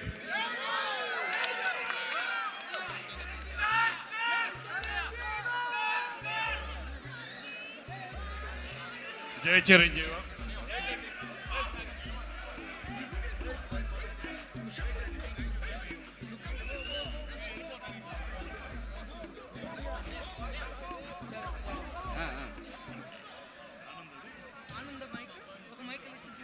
Thank you. Thank you all, and the program will continue. Thank you, Megastar. Thank you for coming and gracing the event. Thank you.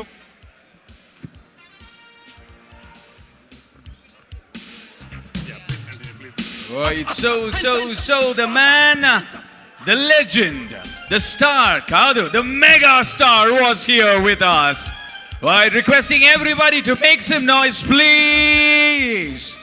All the fans standing there at the count of 3, 2, 1. Once again at the count of 3, 2, 1.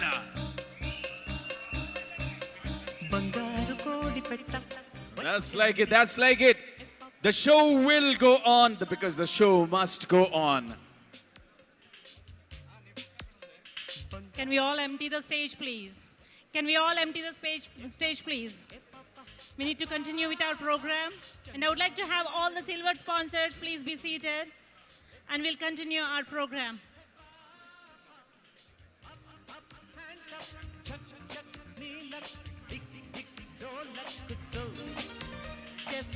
Right, requesting everybody to vacate the stage. Requesting everybody to vacate the stage, please, because the show must go on. Handing over Ramesh.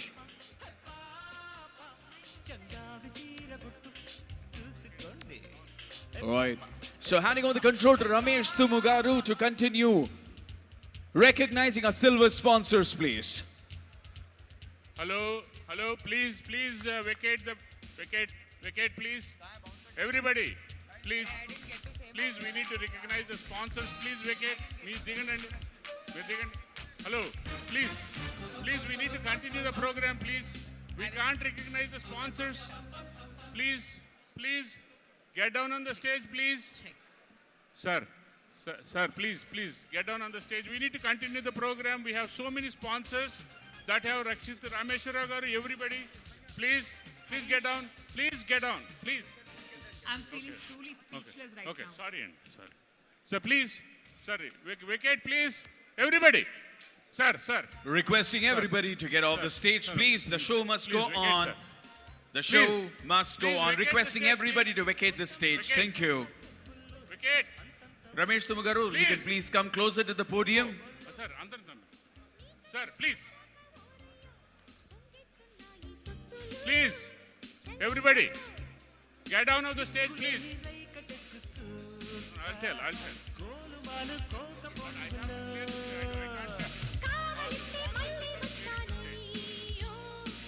No. Sir, Arjun Garu, clear the stage, please. Sir,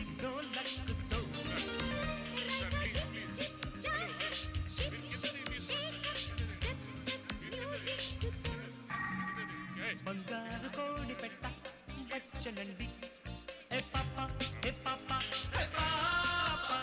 Please, don't get onto the stage, please. We need to continue. Respect to the sponsors, please. Please, guys. This is not acceptable. Hello. We are disrespecting all the sponsors, please. Sir, Anil Garu Nonni. Hello, please. Guys. Hello, Burra Babji Garu. Next, our silver sponsor, please come onto the stage, please. Can somebody play the AV of Burra Babji Garu SVS projects? Can the bouncers please report to the dais? Tej, okay. I think I'll go ahead and call Tej Pakyala and Venkatesh Pakyala onto the stage. Our silver sponsors, Tej Pakyala and Venkatesh Pakyala onto the stage. AV, please. Son of Krishnamurthy Garu and Rama Hello, Garu, please, who please stays sit in down. Dallas along with Please his wife sit down, Alika guys. and 2 kids. He's Please, a true visionary and a relentless We are entrepreneur disrespecting who the has built sponsors, a legacy with sheer determination not and good. hard work. As the founder of Anvaya Capital, Yeah. he has led the charge in the real estate industry, managing an impressive portfolio of 350 million in assets under management. His journey is deeply rooted in the principles of entrepreneurship and resilience taught by his mother, which continue to guide his every step. He also runs a successful international tax firm offering invaluable services to clients across the globe, along with his father and brother Venkatesh.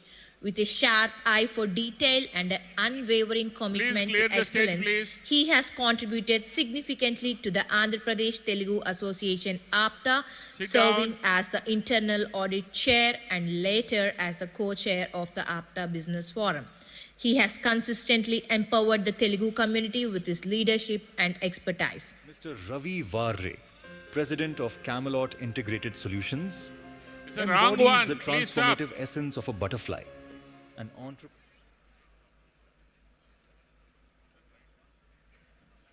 Good evening, everyone. మీ అందరూ చిరంజీవి గారు ఇందాక రవి వర్రే గురించి mention చేశారు.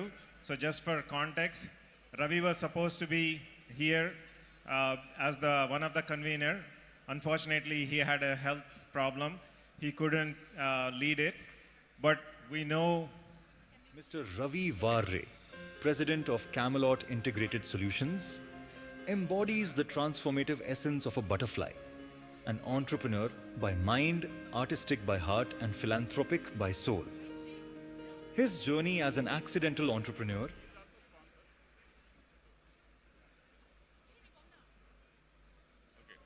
Next, Tej Pakyala. Tej Kiran Pakyala, son of Krishnamurti Garu and Ramadevi Garu, who stays in Dallas along with his wife Alekia and 2 kids, is a true visionary and a relentless entrepreneur who has built a legacy with sheer determination and hard work. As the founder of Anvaya Capital, he has led the charge in the real estate industry, managing an impressive portfolio of 350 million in assets under management. His journey is deeply rooted in the principles of entrepreneurship and resilience taught by his mother, which continue to guide his every step. He also runs a successful international tax firm offering invaluable services to clients across the globe, along with his father and brother Venkatesh. With a sharp eye for detail and an unwavering commitment to excellence, he has contributed significantly to the Andhra Pradesh Telugu Association APTA, serving as the internal audit chair and later as the co-chair of the APTA Business Forum. He has consistently empowered the Telugu community with his leadership and expertise.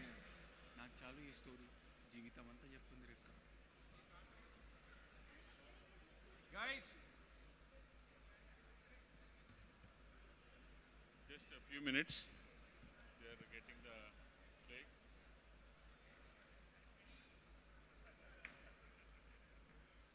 Friends are running.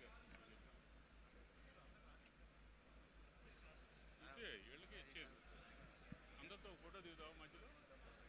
Okay sir ఒకసారి మీరు ఉండండి, అందరు sponsors కూడా పిలుస్తానండి.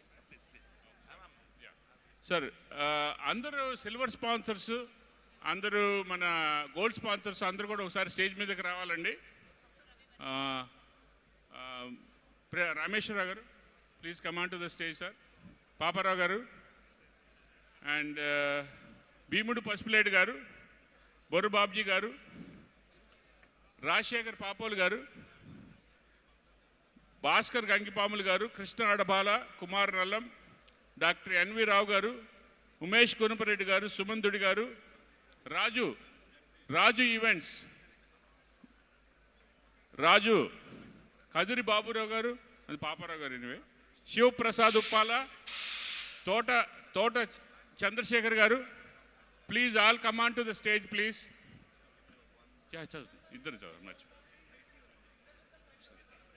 Please please spread out.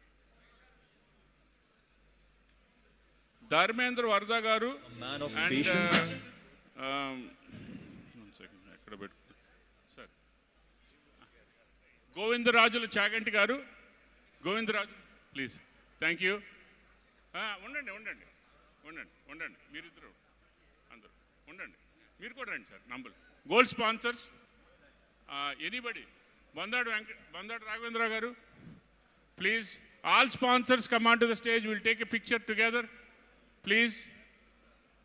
Bandadu garu please please spread out spread out spread out. Bandadu garu, any other gold sponsors here today? Harithota garu, Suresh Katamareddy garu, Venkatasanna garu, silver and gold sponsor anybody here? Please come on to the stage. Silver and gold sponsors. Vijay Gudsev garu, come on to the stage. Come on to the stage, please. We are running out of time. Please, any sponsor, silver or gold, please come on to the stage. Sir. Sir, so Chandra Nallam, please come on. Chandra, Shiva Malubanti. Shiva Malubanti. Shiva Malubanti. Only sponsors, please. Silver and gold, please. Silver and gold sponsors only, please. Yes. Thought Satyanarayan garu ravalandi. Thought Satyanarayan garu, please come on to the stage. So, sir, Anil garu తెప్పించండి sir కుదిరి. Sir ఒక్క నిమిషం, వాళ్ళకి ఎక్కువసేపు మనకి time cut చేసాము. అనిల్ గారు తెప్పిద్దాం sir. Anil గారు మీరు ఇవ్వండి ప్లీజ్. సుమన్ గారు ప్లీజ్ ఒక్కొక్కళ్ళు. తర్వాత మనం one by one. So we are running out of time, sir. Sorry, we could not do one at a time. We are really sorry for that. You saw the craziness. Hopefully everybody understands, you know. Dorraj garu, run sir. Anybody gold, silver sponsors, please come onto the stage. పిలిచానండి వచ్చారా అందరికి అనిల్ గారు plaques ఇస్తారండి 1 by 1. హరితోట గారిని పిలిచాను. హరితోట గారు కృష్ణాడబాలని పిలిచారు sir. అది అక్కడే ఉన్నారు, వేరే ఇచ్చారు వాళ్ళు. ఇంకెవరైనా ఉంటే పిలవండి సార్. సో మళ్ళీ అందరికి ఇచ్చేసేయండి సార్ ఒకసారి. సార్ మీరు కూడా తీసుకోండి, మీరు తీసుకున్నారు కదా sir. Thank you sir. Sir పక్క రండి.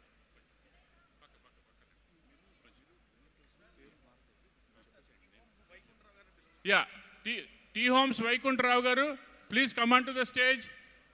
ఏంటి ఓన్లీ స్పాన్సర్స్. మళ్ళీ ఒకసారి మళ్ళీ ఇచ్చేస్తున్నాను. జస్ట్ ఉన్నారు కదా, మళ్ళీ one by 1. Sir, anybody here? Gold and silver sponsors, please. We don't have the time to play the videos. Sir, okay, Nish. 1 by 1. Please. Yeah, Nambula garu kuda vacharu.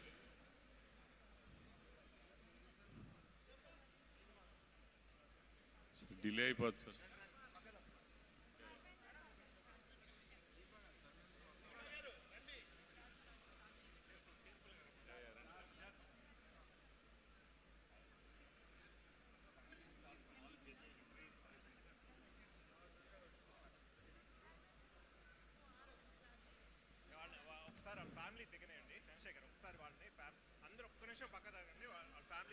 అంటే ఒక్కొక్కళ్ళని ఆయనతో దిగుదాం sir, మాకు పక్క తప్పుకుని please. పిలిచాను నేను, రాజు ఈవెంట్స్ని కూడా పిలిచాను.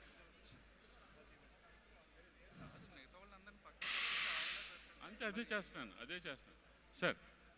మనం ఆయనతోనే ఒక్కొక్కరితోనే దిగుదాం సార్.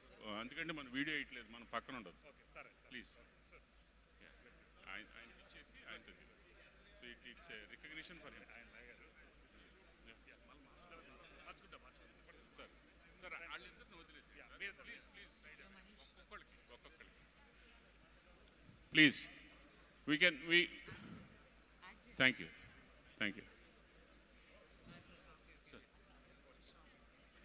సార్. ఒక్కొక్కటి థ్యాంక్ యూ సార్. పక్కగా జరగండి కొంచెం ప్లీజ్. Thank you. అందరూ ఉన్నారు, అందరికి ఇవ్వాలండి.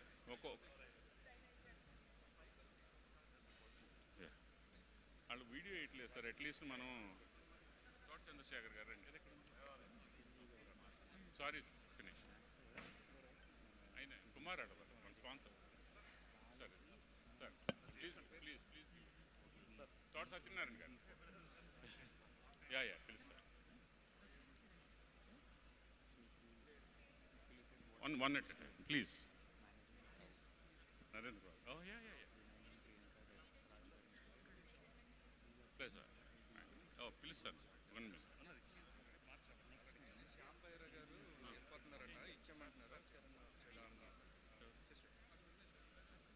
Finish it sir. Narendra Babu Nambula garu finish please.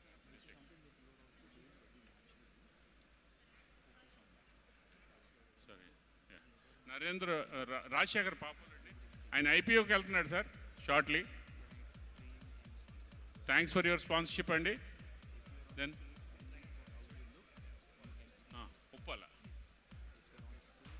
Uppala Sivaprasad Uppala. వెళ్తారు. టీ హోమ్స్ వైకుంఠరావు గారు ఉందా? ఒకటి ప్రస్తుతానికి లేవు. టీ హోమ్స్ వైకుంఠరావు గారు, మీరు కూడా వెళ్తారు సార్?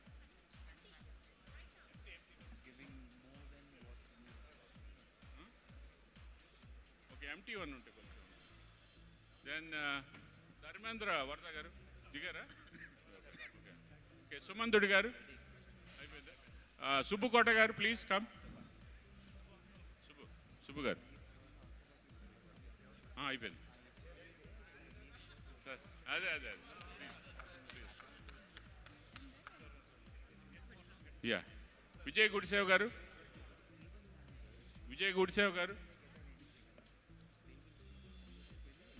ఉన్నారు వస్తున్నారు. సురేష్ చలంపతి గారు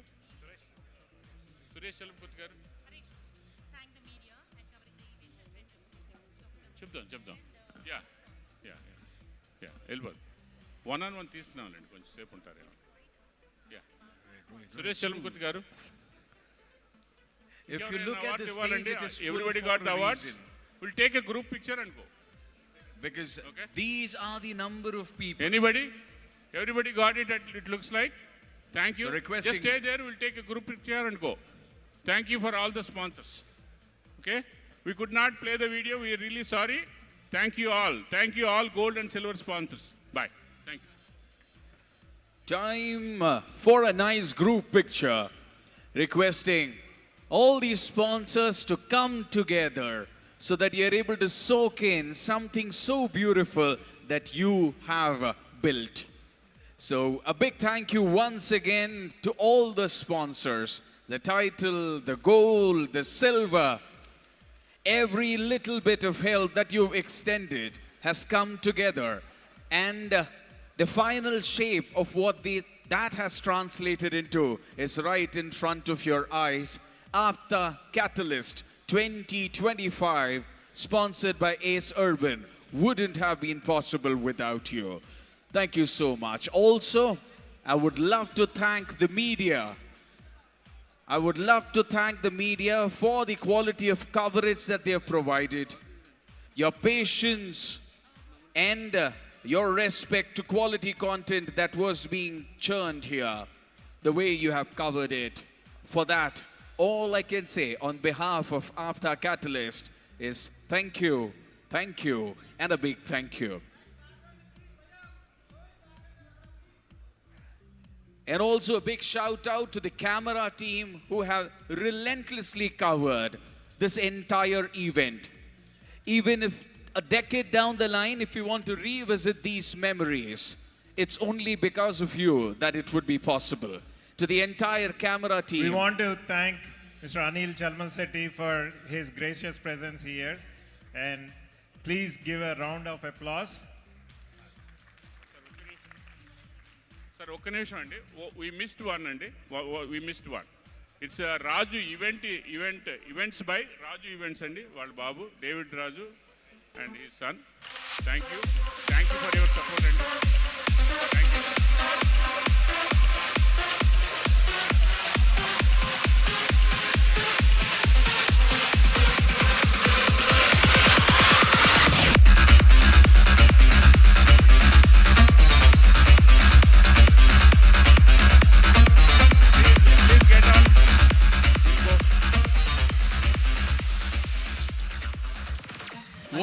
What a show.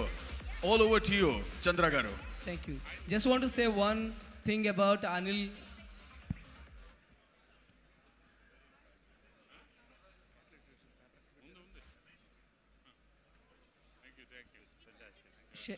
Shekhar Puli embodies the transformative essence of a butterfly. There is place for taking an pictures. Entrepreneur by mind, artistic by heart, and philanthropic by soul. His journey as an accidental entrepreneur is marked by his ability to inspire, lead, and create a lasting impact across industries and communities. Under his leadership, Camelot Integrated Solutions has soared as a premier provider of consulting, technology, and support services with a diverse team of over 200 consultants driving innovative solutions. Beyond corporate success, Mr. Ravi is passionately dedicated to social responsibility. Camelot's initiatives include partnerships with organizations like the Houston Food Bank, where the company is a 1 million meal sponsor, and Asha Jyoti, for which Camelot has been a platinum sponsor of the annual 5K run for over a decade. As a steadfast supporter of the APTA since its inception, Shekhar Puli రావాలి ఇక్కడికి. గోపి.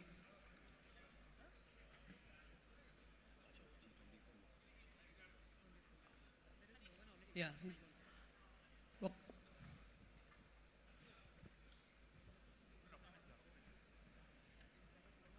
గోపి గారిని మనము sponsorship కోసం request చేసినప్పుడు ఆయన ఒక మాట అన్నారండి, మనకి ఇక్కడ gold silver and platinum packages మాట్లాడుతున్నప్పుడు ఈచ్ ప్యాకేజ్కి దానికి ఎలా ప్రమోట్ చేస్తామో అవన్నీ మాట్లాడుతున్నామండి. మాట్లాడుతుంటే ఆయన మీ టైటిల్ స్పాన్సర్ అండి, మీరు 2 crores ఇస్తున్నారంటే మీకు ఏ రకమైన ప్రమోషన్ కావాలని అని అడిగితే ఆయన, చంద్రశేఖర్, మేము నాకు కానీ మా కంపెనీస్ కానీ మా బిజినెస్లు కానీ ప్రమోషన్ కోసం మేము ఈ స్పాన్సర్షిప్ చేయట్లేదు, కేవలం మన కమ్యూనిటీకి హెల్ప్ చేయడం కోసం చేస్తాం అన్నారండి. దట్ ఈజ్ గోపి చల్మల్ శెట్టి గారు.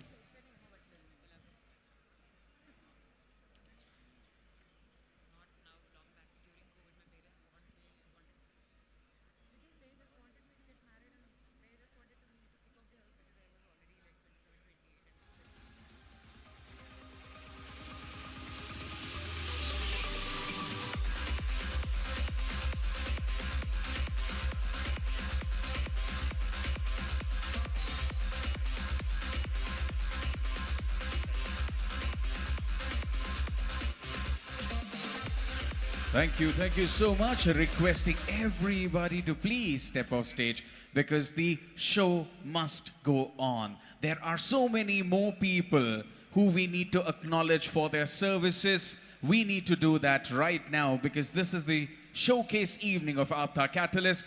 Requesting everybody to please vacate the stage. The seats are calling you so that we are able to call in more people who have contributed towards the success that we are enjoying today.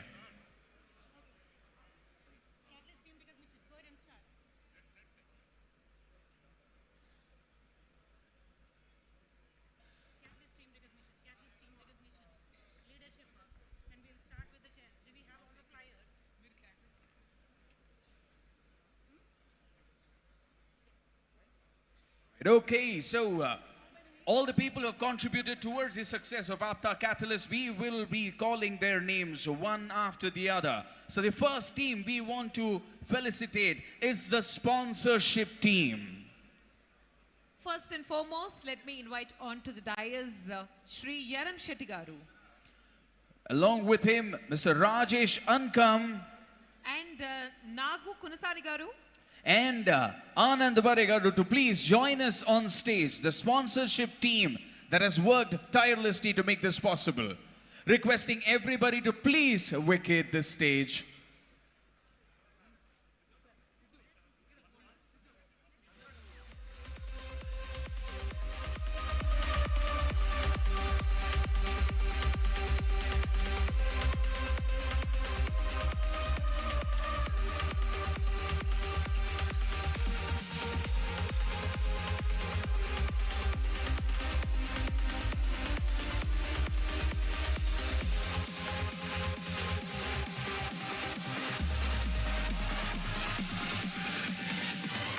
Inviting the sponsorship team, Shri Yaram Shetty Garu, Rajesh Ankam Garu, Nagu Kunasani Garu, and Anand Varegaru to please join us on stage. The sponsorship team has worked fantabulously to make a dream become a reality. Can we have some nice music for the teams when they walk in, please? Because they are the ones who have worked really hard to make this possible.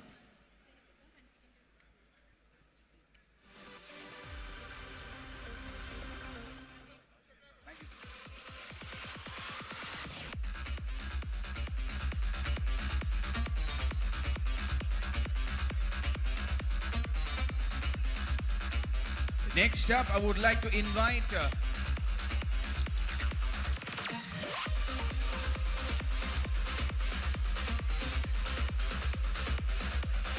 right, so next up is the registration team, the team that managed such a massive volume so seamlessly. As the advisor, we had Mr. Doraraju. And we have another advisor, Mr. Ramesh Tumugaru. And as chair for the registration team was Mr. Shiva Molavanti. And the co-chairperson, Rajesh Tangelamudi Garu. Another co-chair was Harish Mumareddy Garu. Another co-chairperson, Channa Rao Garu. Apart from that, part of the registration team were Nagakumar Narina, Funny Veju, Shivakumar Parimi Setti, Amar Lagisetti, Yalla Varaprasad, Kanakadurga Sitala, Amar Lagi Setti, Adabala Chanakya, Sai Kiran Garikapati, Chandana Sai, Jarugu Potraju, Sai Chaitanya Designing Team, Shiva Wangala and team. requesting the entire registration team to please join us on stage. We would love to thank you for the endless, tireless service that you have rendered across APTA Katalyst to make it a rousing success. Music.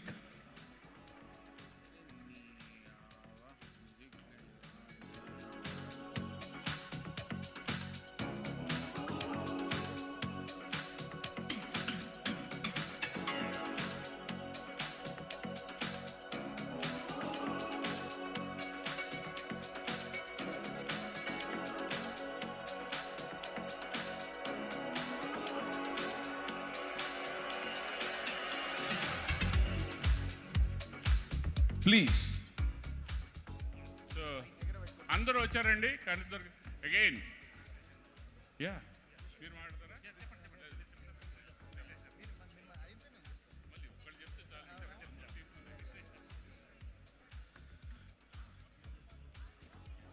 Hello అండి,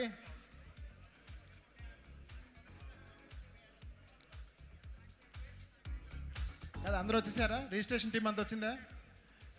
ఏ దర్రాజ్ గారు, registration team మొత్తం వచ్చిందా? నాగకుమార్ గారు ఎక్కడున్నారు?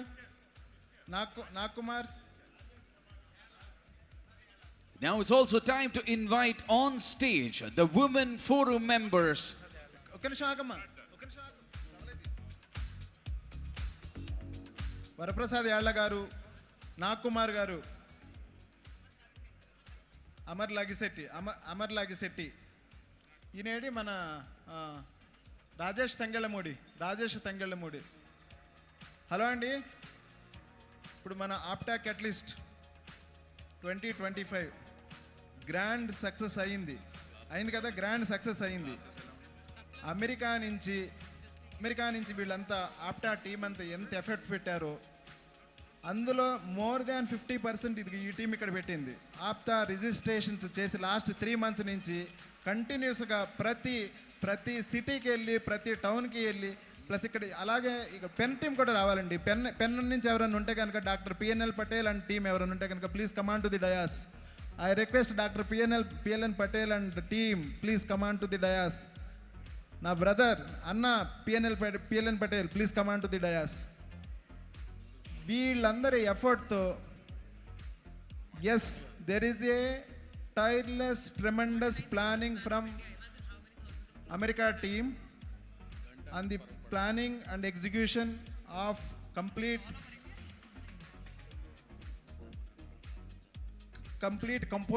composing of this program. But in India, this kind of registrations, 3,000 registrations for this program is not a joke, and it's a tremendous efforts led by Dorraj Garu, Alive Sweet Man Dorraj Garu and entire team from last 3 months. We must give big hands to this team, please. Thank you registration team, thank you very much. Making this program grand success. We declare this program is a grand success today. Thanks Andy. Everybody, please get on. Thank you everybody.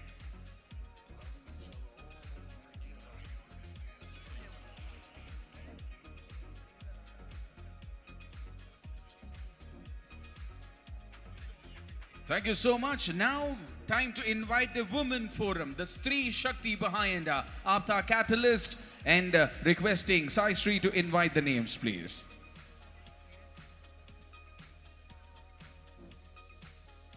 The women are Kavita Akula, Lalita Baira, Sunita Tati, Dr. Saujanya Vidala, Swarna Chalamal Setti, Priyanka Gaddam, the one and only Priyanka Gaddam, Parvati Kollipara, Dr. Andal Ammisetti, Dr. Ammani Jakka, Kanakadurga Sitala, Ritu Bhogadi, and Vijaya Spandana Ete. వీళ్ళందరూ కూడా వేదికపైకి రావాలి. The stage is gonna be looking the most beautiful than ever before. With all the beautiful ladies coming up on stage, once again inviting all the members of the Women Forum. Priyanka Gaddam, where are you? Where are you? Come over, come over. Kavita Akula garu, Lalita Vaira garu, Sunita Tati garu, Dr. Sojanya Viradala garu, Swarna Chalamala Shetty garu, Priyanka Gaddam garu, Parvati Kolipara garu, Dr. Andal Amish Shetty garu, Dr. Amani Jakka garu, Kanakadurga Sitala garu, and Ritu Bogadi garu. Also, Vijaya Spandana Ite garu, lovely to have you here. Requesting all the Women Forum members to join us on stage.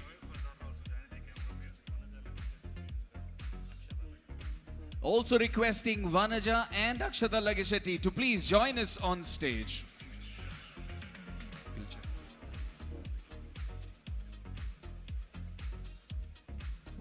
I don't know why, but the stage looks the most beautiful when compared to all the 3 days put together. And we Harish, know the reason why. Sorry, this is what Stree Shakti actually is, because whenever we are at the center of the dais of the stage, you can not look at us. You cannot not look at us. Yeah, you cannot not look at us. Sorry for forgetting the not, but that was my intention. We know, we You know, definitely we know. can't take your eyes off. Absolutely, absolutely.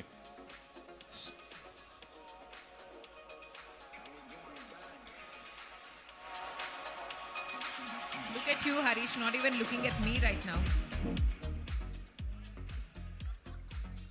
We can't get them off the stage till they are satisfied with the photo. Let's make sure.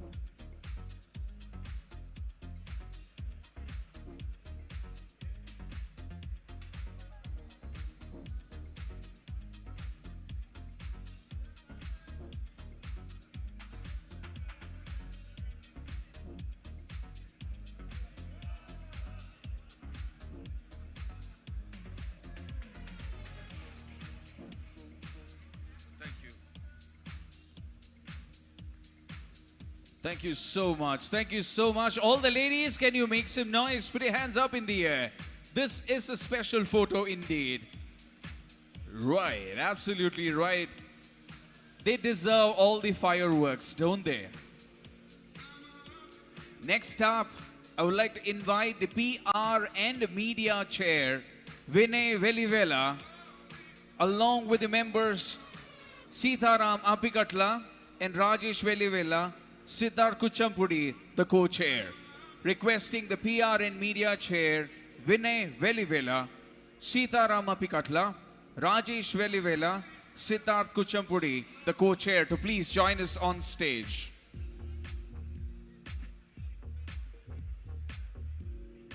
Also inviting the PR and the media team, the chair Ram Dondapati Garu and Vinay Velivela, co-chair Siddharth Kuchampudi and Pavani Nunagaru to please join us on stage.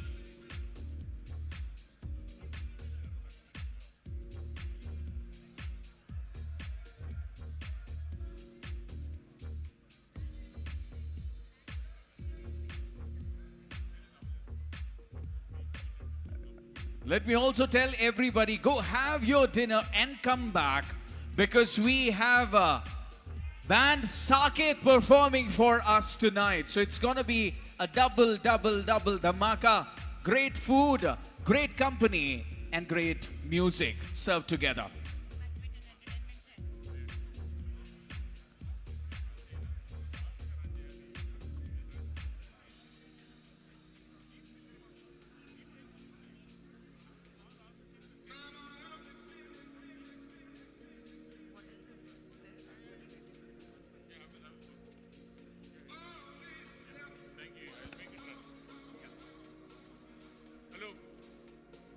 Hello, please now. Yeah. Now, PR and media, Ram Dandapati, Vinay Valivela, Siddharth Kuchimpudi, co-chair, member, Pavani Nunna, please come onto the stage. Sir, thank you. Yeah, next up. Yeah. When you, no, it's going in the sequence, and yeah. ఒక్క నిమిషం sir మా team ఒక్క నిమిషం please I need to go and recognise all the team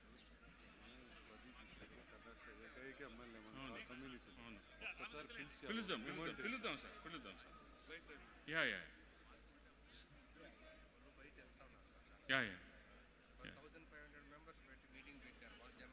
sure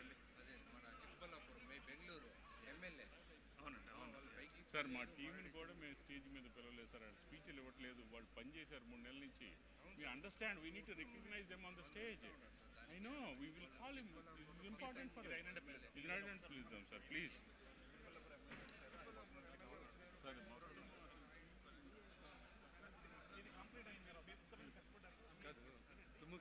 వాళ్ళు ఉండేటప్పుడు పిలిచి ఇచ్చేస్తే బాగుంటుంది మనోళ్ళు ఉండేటప్పుడు మనోళ్ళ చేతిలో ఒకే ఒక సెకండ్ సార్ ఒక మెమోని తెచ్చుకోండి sir please PR and media.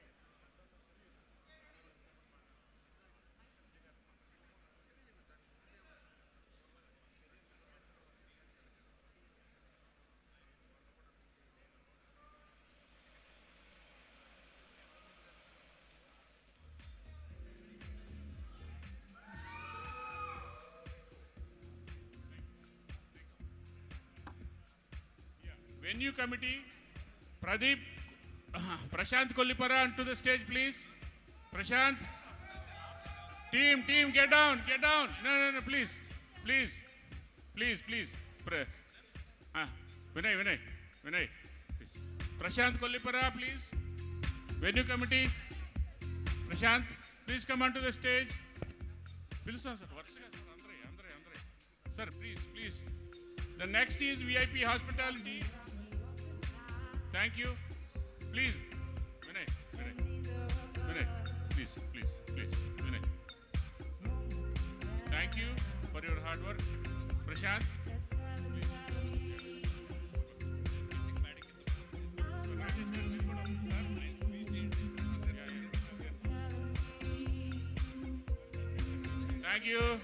Thank you, Prashant. This is not made possible without you. Thank you very much. You came all the way.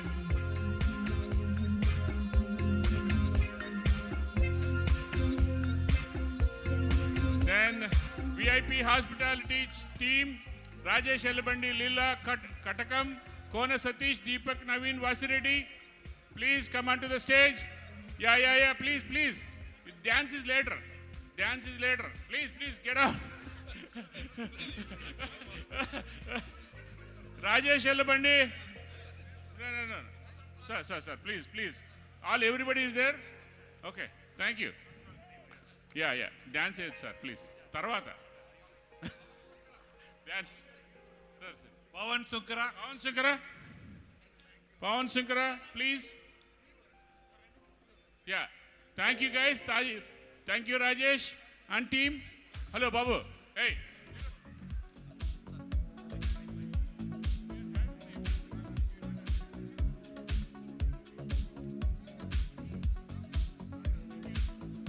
Then Banu Chandan Narhar City, Chair Naresh Babu, member. Banu. Led Woodlaw, nada? Sorry. Banu, please come. Please. Hello, please. Rajesh, it's not good at me, please. Get down and take pictures, please. It's the eye. Bindu Narhar City.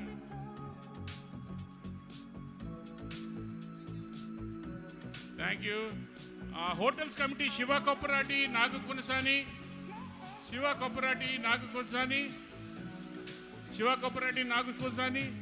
Please. Thank you very much. Guys, thank you. Thank you, Andy. Thank you very much. Thank you. Sir, ready. Nakun Sani. Shiva Koparati. Sir.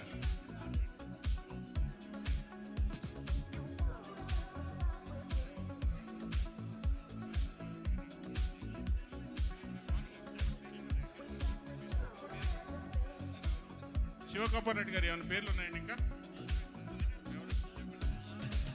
Nag Eram Setty, Suresh Agaram, అశుకో Tadavai, Suresh Gona. Please come on to the stage. Hello, మళ్ళీ చెప్పండి. Suresh Agaram, Nag Eram Setty, Ashok Taduvai, Suresh Gona, Padmini Sripati. Thank you guys. Thank you very much. Sarath Kavi, Bhattini, Padmini. Please come onto the stage. Padmini garu, thank you for all the helping with the hotels committee. Please take a picture.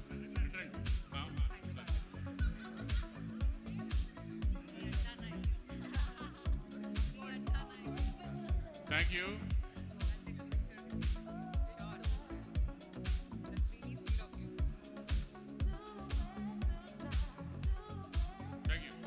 Yeah, thank you. Buyers team, again, say here, Shiva Koparati. Everything, the hotel and both are done. Souvenir committee, Ramesh Basa, Journal Chair, Srikant Chintala, Co-Chair, Gopal Gudupati, Editorial in charge, Funny Veggie Co-Chair, Amar Lagsetti Co-Chair, Ritu Boga, the Sub-Editor, Sai Desh Publisher. Please come onto the stage, please. Sai Desh, everybody. Sare, please. Yeah, thank you. Thank you, everybody.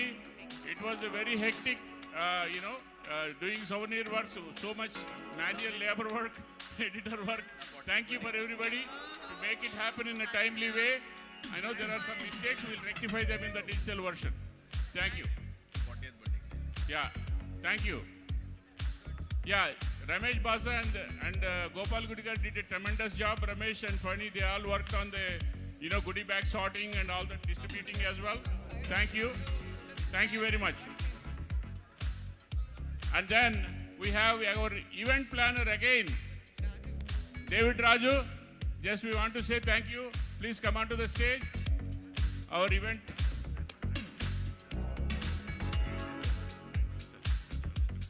Once again, let me remind you, we have a little more. Nah, not just a little more, a lot more for the evening left.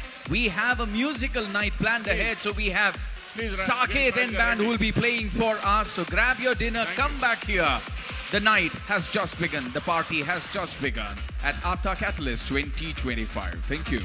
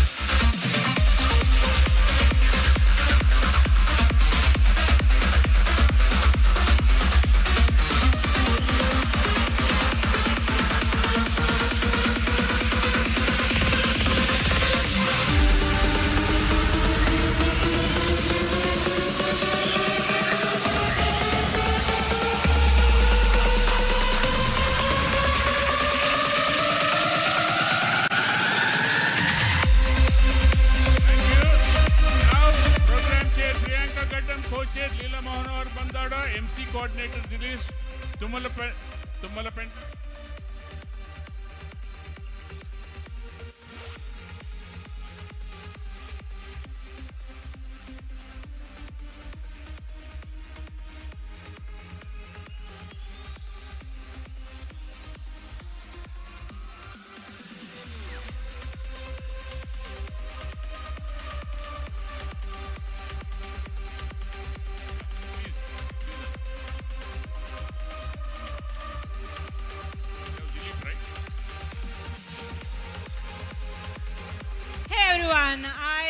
hope everybody has enjoyed the show very much.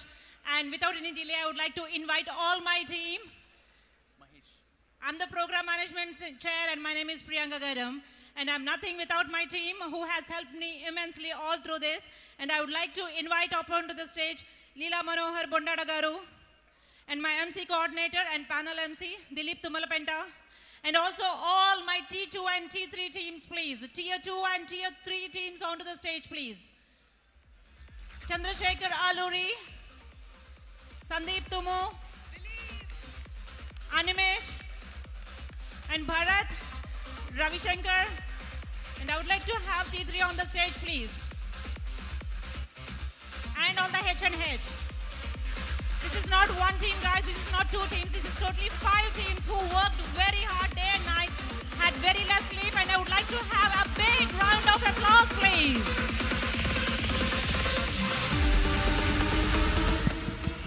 And I would like to have our MCs here, Sri Sai Shri and Harish Bharadwaj.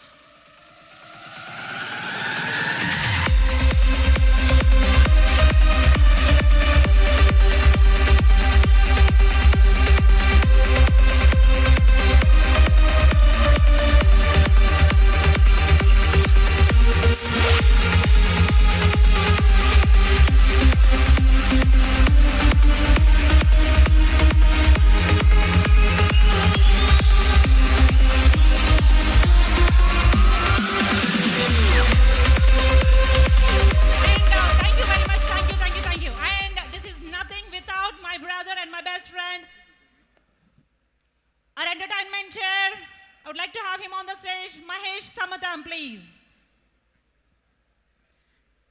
And banquet co-chair, Saptagiri Shindugula.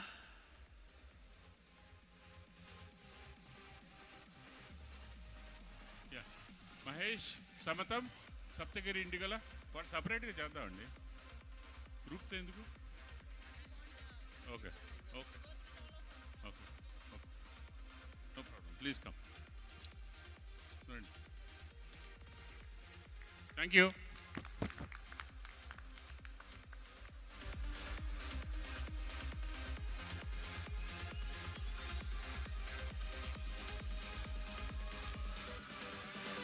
Committee chair Sadguru Manikonda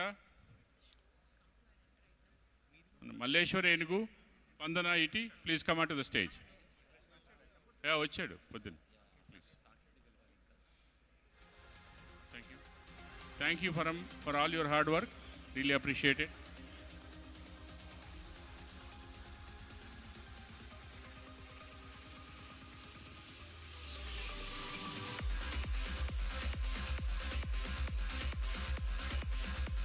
Thank you. Awards, Chair Gopal Gudipati, Naga Konasani, Ritu Bogadi, and Siddharth Kuchimpudi. Again, awards, panelist, team be ready. Satya Gopalam, Subbu Channam, Adi Gopalam, Haritota.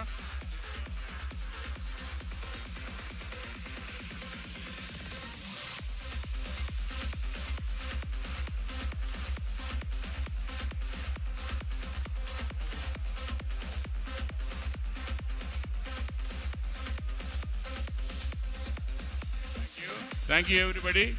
Political chairs team, Bobby Adda, Kishore Anishetty, Sri Ram. Please come onto the stage.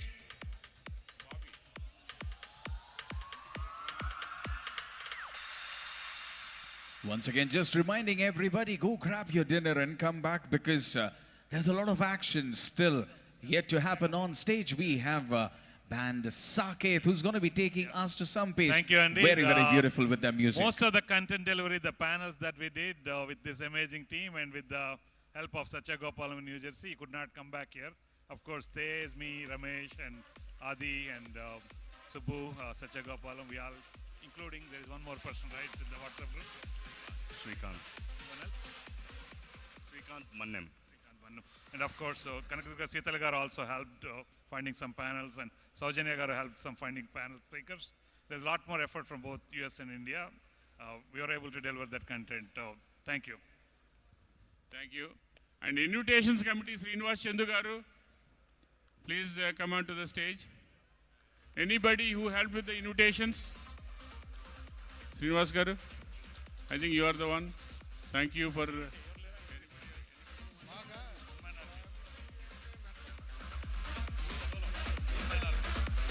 He is the one-man army for invitations.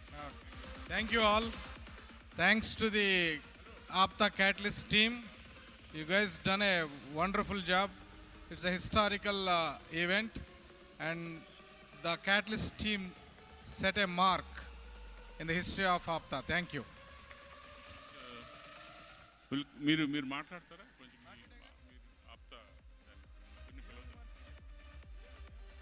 Another quick reminder, request everybody to quickly grab your dinner and come back to the main hall, because the music at APTA Katalyst is not done yet. We have another fabulous performance lined up for all of us. Go grab your dinner, come back. Thank you. Srinivas చెమట గారు, ప్రసాద్ సమటి గారు.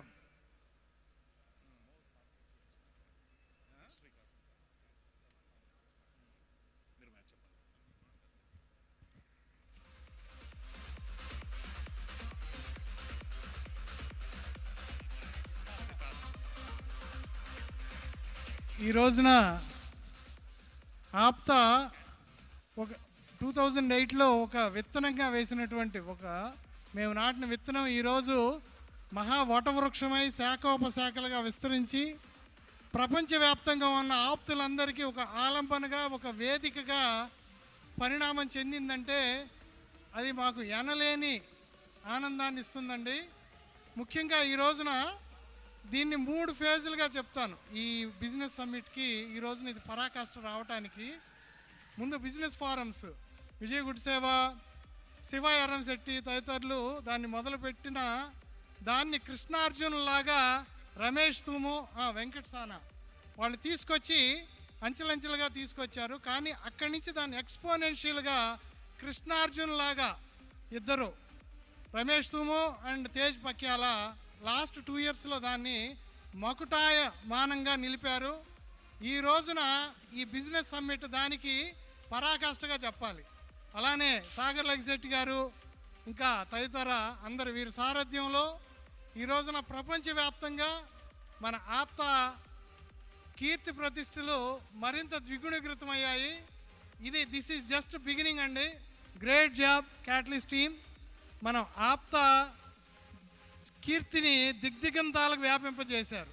Thank you so much, wonderful job. అలానే ఈ సందర్భంగా మన leadership అండి, ప్రతి సంవత్సరం 2008 నుంచి మొదలుపెట్టినటువంటి ఈ సంస్థ ఆవిర్భావం నుంచి ఉద్యోగాల కన్నా పర్సనల్ ఫ్యామిలీ టైమ్స్ ఎంతో సాక్రిఫైస్ చేసి వందలాది అవర్స్, ఇంత టైము నాకు తెలిసి ఏ తెలుగు ఆర్గనైజేషన్లోని ఇంత టైం స్పెండ్ చేయరండి మన ఆప్తాలో చేసినంత. ఆ లీడర్స్ అందరికీ నా మనపూర్వక నమస్సుమాంజలి. ఈ సందర్భంగా the whole credit goes to all our APTA leaders and volunteers. Thank you so much.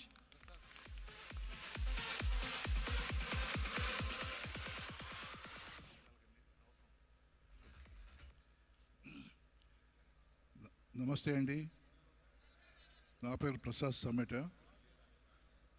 నేను one of the founders of APTA and we started APTA in 2008. 2008లో స్టార్ట్ చేసినప్పుడు మా ప్రయారిటీ ఏంటంటే అసలు ముందు మెంబర్స్ని కనుక్కోవటం, వాళ్ళందరినీ పట్టుకోవటం, ఒక తాటిపై తీసుకురావటం, వాళ్ళని ఆర్గనైజేషన్లో చేర్పించటం. ఇది దాదాపు ఒక 3-4 ఇయర్స్ జరిగింది. తర్వాత మేము రియలైజ్ అయింది ఏంటంటే కాస్త ఈ బిజినెస్ ఆస్పెక్ట్స్లో కూడా కొంత కోఆపరేషన్ కోఆర్డినేషన్ ఉంటే బాగుంటుందని చెప్పేసి చిన్న బిజినెస్ ఆర్గనైజేషన్ బిజినెస్ ఫార్మ్ని స్టార్ట్ చేసాము. ఇది కూడా 2010 ఆ ప్రాంతాల్లో స్టార్ట్ చేసినట్లున్నా. ఇఫ్ ఐ రిమెంబర్ వెల్ న్యూజెర్సీలో స్టార్ట్ చేసాం. అక్కడి నుంచి ఇది రకరకాలుగా అభివృద్ధి చెంది ఇప్పుడు ఈ రోజుకి ఈ స్టేజ్కి వచ్చింది. ఇన్ఫ్యాక్ట్ ఇది స్టెప్ నెంబర్ 1 లాగా అనుకుంటాను నేను. ఇప్పుడు దాదాపు మనకి ఒక 10 to 15% ఆఫ్ ది పీపుల్ దీనిలో ఇన్వాల్వ్ అయ్యి ఉంటారు బిజినెస్లో. నా ఉద్దేశంలో ఏంటంటే అట్లీస్ట్ ఈ టర్మ్లో సాగర్ గారి ఆధ్వర్యంలో దాన్ని ఇంకో 30-40% ఇంక్రీజ్ చేయగలిగితే చాలా బాగుంటుందని చెప్పేసి నేను ఆశిస్తున్నాను. I'm sure Sagar will definitely do that, and Sagar team has also got a lot of interest in that. అలాగా కాకుండా ఈ అభివృద్ధి అనేది మనకి ఆటోమేటిక్గా కనిపిస్తుంది, కాబట్టి మనం దాని గురించి పెద్దగా వరీ కావాల్సిన అవసరం లేదు.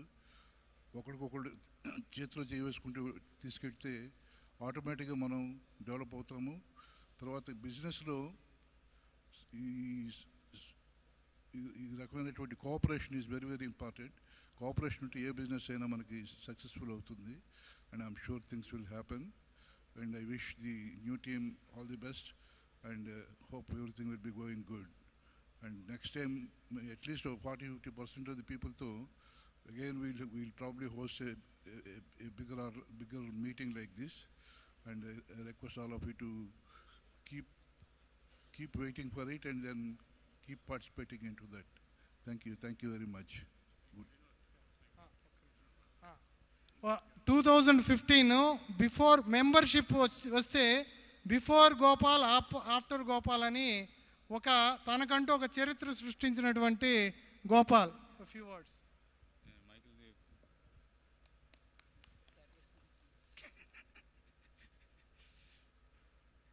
ఈ మధ్యకాలంలో స్టేజ్ ఎక్కడం కానీ మైకిల్తో మాడటం కానీ చాలా తగ్గించాను కాబట్టి, కానీ ఏదో ఒకటి చెప్పమని చెమట అంతా అడిగితే, ఆప్తా క్యాటలిస్ట్ ఒక 2 ఏళ్ల క్రితం ఒక బిజినెస్ కన్వెన్షన్ చేయాలనేది ఒకటి అయితే, దానికంటే ముందుగా 2018లో కూడా ఒకటి పెడదామని ట్రై చేసాం. అది జరగకపోవడానికి ఎన్ని కారణాలు కానీ అదొక బీజం.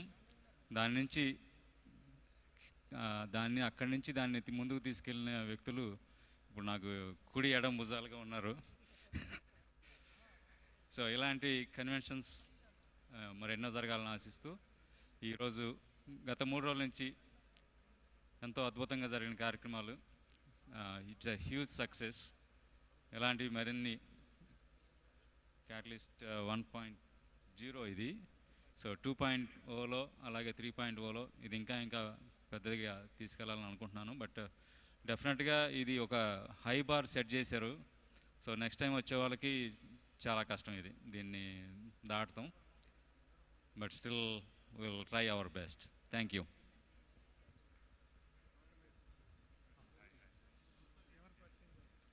లోకేష్ పెద్దిరెడ్డి, ఈ కుర్రాడు మన ఆప్తా లాగానే యూరోప్లో తెలుగు అసోసియేషన్ ఒకటి ఫామ్ చేశాడు, అంటే కమ్యూనిటీ కోసం. ఏంటమ్మా పేరు? ఇది మన ఆప్తా ఎలాగైతుందో American progressive Telugu association, Europe పెట్టి మిగతా ప్రోగ్రెసివ్ తెలుగు అసోసియేషన్ అలాగే ఉంచామండి. So Europe progressive Telugu association, అలాగే Africa progressive Telugu association, Gulf progressive Telugu association, అలాగా 70 కంట్రీస్ అప్రాక్సిమేట్లీ. చందుగాతో 22 నుంచి ట్రావెల్ చేసి మన network build చేసుకొచ్చామండి.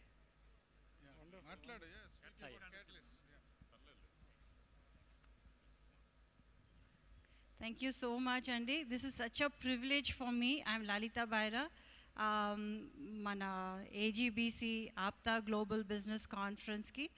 I am the Business Woman Chair. So, thank you, Spandana. It's a great privilege to be here today in AGBC. Asla enta baga jarigindante the crowd, I mean enta mandi vacharu, mana aaptulo vacharu, and women especially, because I did the women panels, we had a whole team doing, they're cheering me over here. But women panels lo asla we had such wonderful women come over there, and anta every program was inspirational. It was I mean it was just beyond imagination. Anta baga chesaru. There was one lady who came and said, I thank the entire APTA team. Akkadi nunchi ekkadi nuncho vachi ikkada vachi chesaru. She was just an ordinary woman who came to me and who actually thanked me. I recorded her and I'm going to post it on the leadership group, because I thought it was so nice that upproku andaru chaala ba chesaru, but she was really saying that, you know, APTA valla meer akkadi nunchi vachi you have come and did this for us, anadi it is a great vishayani. Thank you so much for giving me this opportunity, and we want to take this much further. Thank you. Thank you, everybody. Now, APTA leadership team, this year 2024 leadership team, Venkatasana garu, Shyam Baira garu, Everybody who is part of the APTA 2024 leadership team, whoever is here, please come onto the stage. Trinath Mudragad garu, anybody who is part of the APTA 2024 leadership team, please come onto the stage. 2024 team APTA leadership team.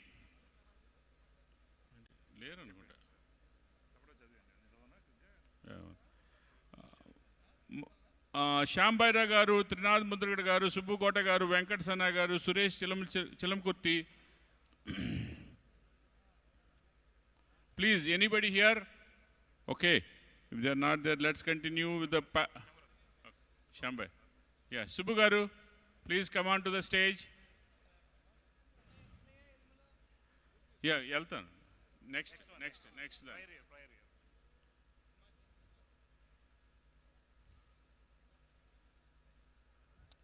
Yeah, we are missing some people, but they have done a tremendous job this whole year, working relentlessly for APTA. Really thank you, 2024 leadership. Appreciate it.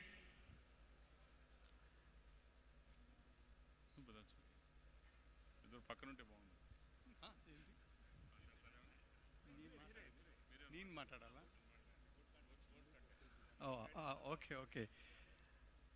I'm representing the board of directors.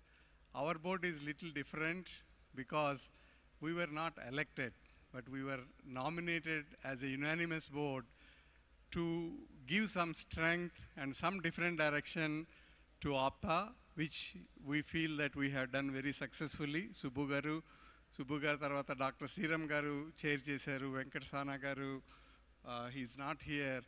And the major thing, when Ramesh Tumugar presented about AGBC, we had a lot of questions. And a lot of times we felt that maybe we are paining them with too many questions. Please do not take like that, but it's when we came here, when we saw this, it's such a wonderful thing, which is none of us could even imagine it will be at this level.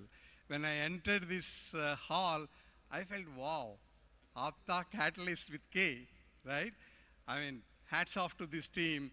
And we were only behind the scenes and backbones, only questioning them, rather than doing anything. Thanks for doing this, Ramesh garu, Sagar garu, Tej garu, and every one of you. Thank you very much. Subbu garu, meer emanna maartara?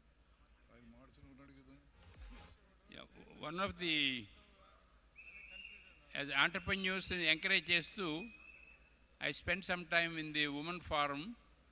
I was impressed with the amount of ideas and how they are coming along. Thanks to Lalit garu to manage the whole process. And in that vein, I made a small announcement upstairs, but never had a chance to talk about it in the mainstream. I might say it. For next 3 years, I promised to give 25,000 for the each year 25,000 for the best entrepreneur woman enterprise. So I love to encourage them, and hopefully that will set the trend. Just want to announce it. Thank you all for your participation. Subbu garu, oka question sir. Idi second time announce chestunarante inko 25,000 na lepothe first 25,000 la? Okay, thank you. Again, thank you, Subbu Kota garu, for announcing another $25,000 for women empowerment for 3 years. Thank you very much. Entrepreneurship, yes, thank you. And now we are calling APTA, please, 2025-26 leadership team, Madhu Ulli, Innaya Inumala, Shiva Molabanti, Priyanka Gaddam, Naga Konasani, Saptagiri Indugala, Anil Veer Setti, Madhu Dasari, Kumar Parabatula is there. So anybody here, please come onto the stage. This year leadership, really sorry that we had to call you at the last, but you have a huge responsibility to take whatever this 2024 leadership has done to greater heights. And congratulations, team. Really appreciate it. Thank you, Priyanka Garu, for coming onto the stage. And Madhu Garu, you want to say a few words?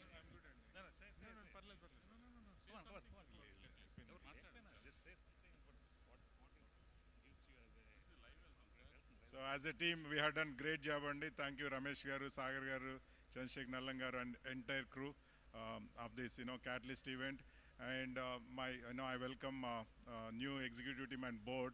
We have a lot of responsibilities after this successful event, but we are going to rock with so many events, and we are going to help the community. Thank you. Thank you, Madhuli Garu. Really appreciate it. We are really sorry that we could not accommodate on the stage some guests today. Pradeep Ishwar Garu, we're really sorry. Jayashree Mogal Garu, she was here. We could not accommodate her onto the stage. I think they have left, or if they're here, if both of them can come to the stage. We really thank them to come here. We invited them, but due to the flow of events, we could not accommodate it. We're really sorry, and we are saying again sorry on the this live for the live audience. Thank you.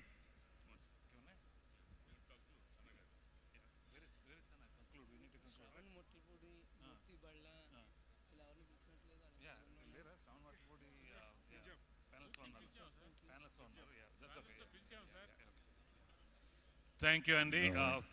Prashant, you want to say something? Once again, reminding everybody, I know the concert is going to be cut short, but please don't miss the music that's going to be served piping hot for you by band Saket and his team. So people who are there in the dinner section, request you to grab your feet, come over, grab your food, come over, enjoy your food with some amazing music that's going to be served right here on stage at APTA Katalyst 2025. I just want to let everyone know there is a lot of effort to make this whole event happen. When we are architecturing this whole event, there are a lot of people who got involved during the design, and many people, many volunteers, many vendors who got involved to make this whole event, to have this one of the biggest stage which no one can imagine.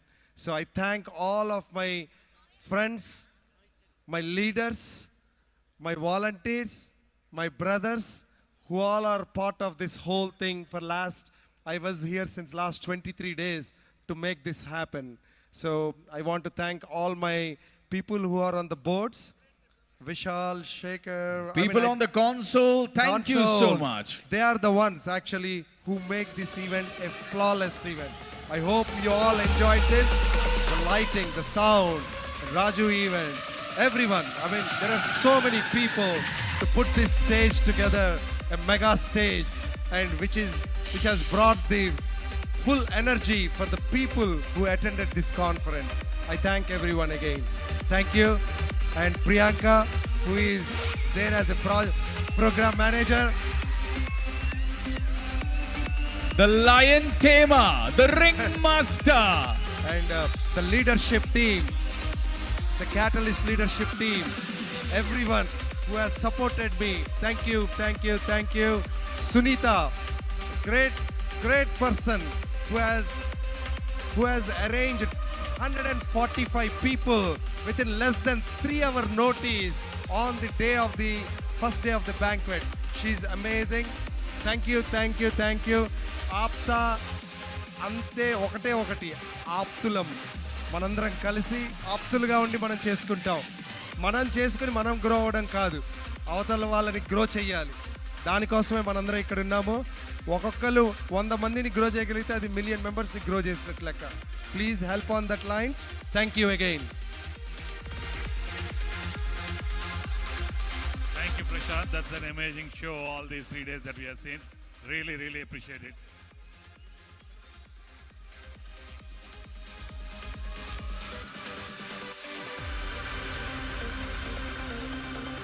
Jayashree Garanti, BJP Secretary, we'd like to have her speak few words. APTA catalyst చాలా great job చేసింది. It's really a great initiative by APTA. మీ అందరికి కూడా మొత్తం అంటే ఒక programme organise చేస్తున్న దగ్గర నుండి మొదలు పెడితే డయాస్ మీద ఉన్న స్పాన్సరర్స్ అందరికీ కూడా అండ్ బ్రిక్ బై బ్రిక్ పెట్టిన ఆప్టా ఫౌండర్ మెంబర్స్కి, అక్కడ నుండి వచ్చిన డైరెక్ట్గా వచ్చిన అందరికి కూడా, గోపాల్ గారు ఉన్నారు ఇక్కడ, రమేష్ గారు, చాలామంది నాకు ఆప్టా ఆర్గనైజేషన్ అట్లాంటా ప్రోగ్రాంలో అందరినీ కనెక్ట్ అవ్వడం అయింది. అప్పటి నుండి ఇప్పటికి కూడా ఇంకా చాలా పెరుగుతూ వస్తుంది. సో ఈ స్పెషల్లీ క్యాటలిస్ట్ ప్రోగ్రామ్ అన్నది ఎంటర్ప్రినర్ అందరికి కూడా చాలా ఉపయోగపడుతుంది. అది మన కమ్యూనిటీ కానివ్వండి అన్నిటి కూడా చాలా బ్రహ్మాండంగా ఉపయోగపడుతుంది. It's a very good initiative. ఇది ఇక్కడితో ఆపకుండా దీన్ని ఎక్స్పాండ్ చేస్తూ డిఫరెంట్ కంట్రీస్లో అన్ని మన స్టేట్లలో కూడా అన్నిట్లలో ఏపీలో కానివ్వండి మళ్ళీ నెక్స్ట్ టైం ఇట్లా అన్ని ఈ ప్రోగ్రామ్ని ఇలా కంటిన్యూ చేస్తే డెఫినెట్గా ఎకానమీని చేంజ్ చేసేలాగా, అంటే ఇండియన్ ఎకానమీని కానివ్వండి గ్లోబల్ ఎకానమీలో మన పార్టిసిపేషన్ అనేది చాలా బ్రహ్మాండంగా ఉంటుంది. We have that strength in our community. Let us grow together. Thank you. Thank you so much అండి. Thank you ma'am. Thank you very much.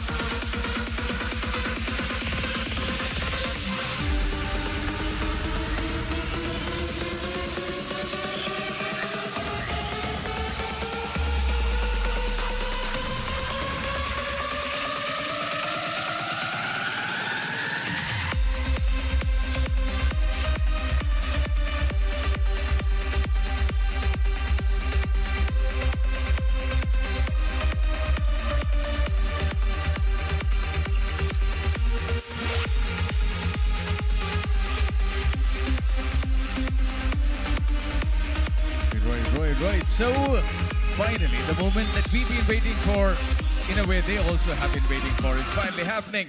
Let's give it up for Band Saket. Let's see some magic. Some music. Nice. Some magical music happen. Thank you. One small request. The photo sessions could move off stage for a little while so that we can start the band, please. Oh, yeah. I know. No rules apply to you.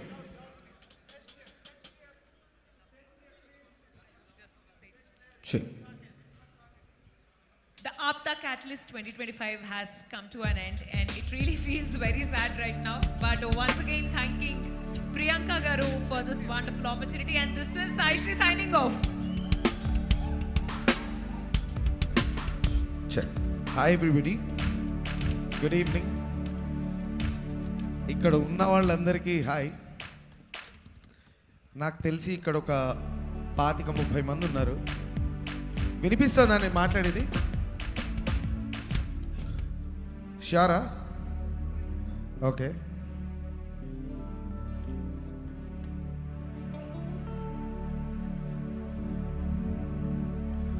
ఒకసారి ఉన్న వాళ్ళందరూ ఉన్న 10-15 మంది అయినా నా వైపు చూసి ఒకసారి గట్టిగా ఏమైనా మీరు అరుపు whistle. Thank you so much. So firstly I prepared for a 2-hour show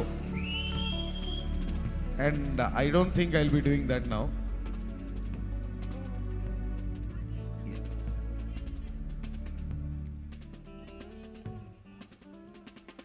so నాకు తెలిసి ఇక్కడ మీరందరూ కూడా ఎంత యుఎస్లో ఉన్నా చెక్ ఇక్కడ పాలిటిక్స్ కానీ ఇవన్నీ బాగా ఫాలో అవుతారు కదా. లాస్ట్ డే కాబట్ట. థ్యాంక్ యూ భయ్యా. లాస్ట్కి వచ్చేసరికి పవన్ కళ్యాణ్ సాంగ్స్ అడుగుతున్నారేమో అనుకున్నా. లాస్ట్ డే అన్నారు. Thank you. మీరందరూ జనరల్గా జిఎస్టీని బాగా పర్సనల్గా తీసుకున్నట్టున్నారు. ఎందుకంటే నేను పేమెంట్కి పర్ఫామ్ చేద్దాం అనుకున్నా, అంటే పేమెంట్ అంత ఆడియన్స్కి. బట్ ఆ పేమెంట్ సరిపడా జిఎస్టీ ఏదైతే ఉందో ఆ జిఎస్టీ అంత ఆడియన్స్ కనిపిస్తున్నారు నాకు ఇప్పుడు.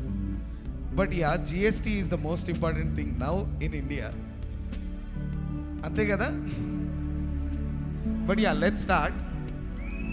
Varun, can you increase Chinnu's keys in my years?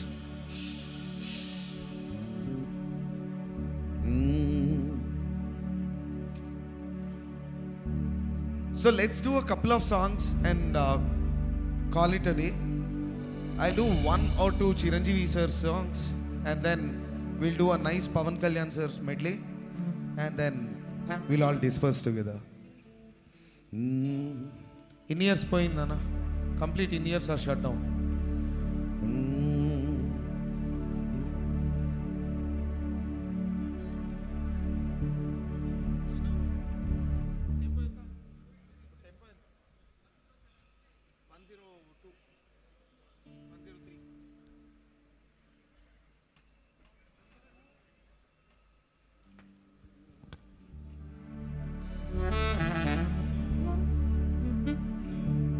సరి మామ గరి సని రస. చిరంజీవి గారి ఫ్యాన్స్ ఎంతమంది ఉన్నారు ఒకసారి గట్టిగా వేసుకోండి. సరి మామ గరి సని రస రే మదని గప సాసని రప మగ మరి యమహానగరి కలకత్తా పురి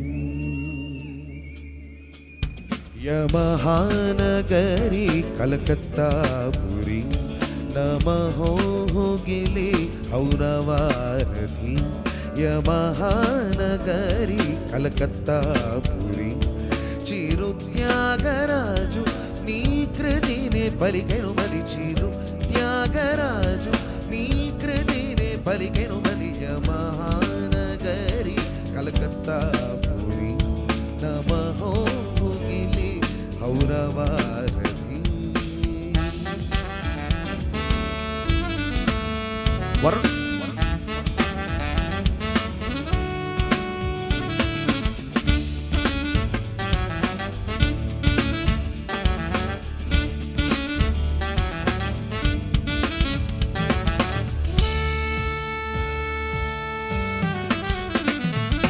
నేతాజీ పుట్టిన చోట గీతాంజలి పూసిన చోట పాడనా తెలుగులో ఆ హంస పాడిన పాటే ఆనందుడు చూపిన మాట సాగనా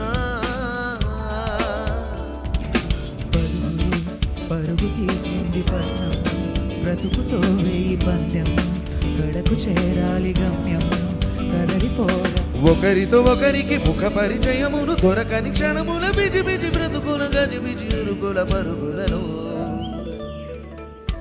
యమహానగరి కలకత్తా పురి నమహోగిలి ఔరవారని చిరుత్యాగరాజు నీ కృతినే పలికెను మరి చిరుత్యాగరాజు నీ కృతినే పలికెను మరి యమహానగరి కలకత్తా పురి నమహోగిలి ఔరవారని.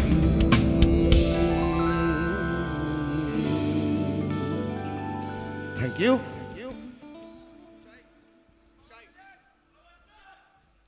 పవర్ స్టార్ అప్పుడే రాడు, నాకు స్టేజ్ ఎప్పుడు వచ్చిందో అప్పుడు వస్తాడు పవర్ స్టార్. అది అది అయిపోగానే మీరు కూడా వెళ్ళిపోతారా? ఇంకా నేను కుర్చీలకు మాత్రమే పాడాలి.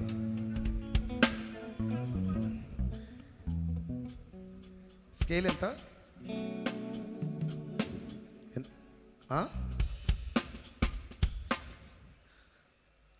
ఏ షాప్?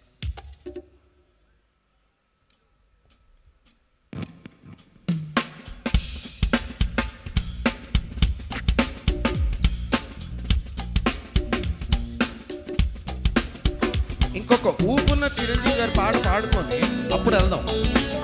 పవన్ కళ్యాణ్ గారు ఇక్కడ ఎంతమంది లవ్లో ఉన్నారు? పెళ్ళి ఎంతమందికి అయింది? పెళ్ళైన బ్యాచ్ ఎంతమంది ఉన్నారు? మీరా? మీ ఎవరికి పెళ్లి కాలే కదా? చైల్లా చైల్లా చైల్లా చైల్లా నేను వెంటబడ్డ పిల్ల పేరు లైలా. చైల్లా చైల్లా చైల్లా చైల్లా నేను వెంటబడ్డ పిల్ల పేరు లైలా. హోయిలా హోయిలా హోయిలే హోయిలా నడక చూస్తే ముక్కు ముక్కు రైలా. హుల్లా పిల్లాంటి ముక్కు చూసి ఆ పల్స్ రేటే అదిరింది. జిలేబీ లాంటి షేపు చూసి నా హార్ట్ బీటే అదిరింది. పాలమీగడంటే రంగు చూసి నా రక్తమంతా మరిగింది. నా ఏరియాలో ఎప్పుడు లేని లవేరియా నాకు అంటుకుంది. ఓ మాయా ఓ మాయా ఈ ప్రేమ అంటే మాయా. అరే గోలా ఇది గోలా ఇది తీయనైన గోలా. ఓ మాయా ఈ ప్రేమ అంటే మాయా. అరే గోలా ఇది గోలా ఇది తీయనైన గోలా. చైల్లా చైల్లా చైల్లా చైల్లా నేను వెంటపడ్డ పిల్ల పేరు లైలా.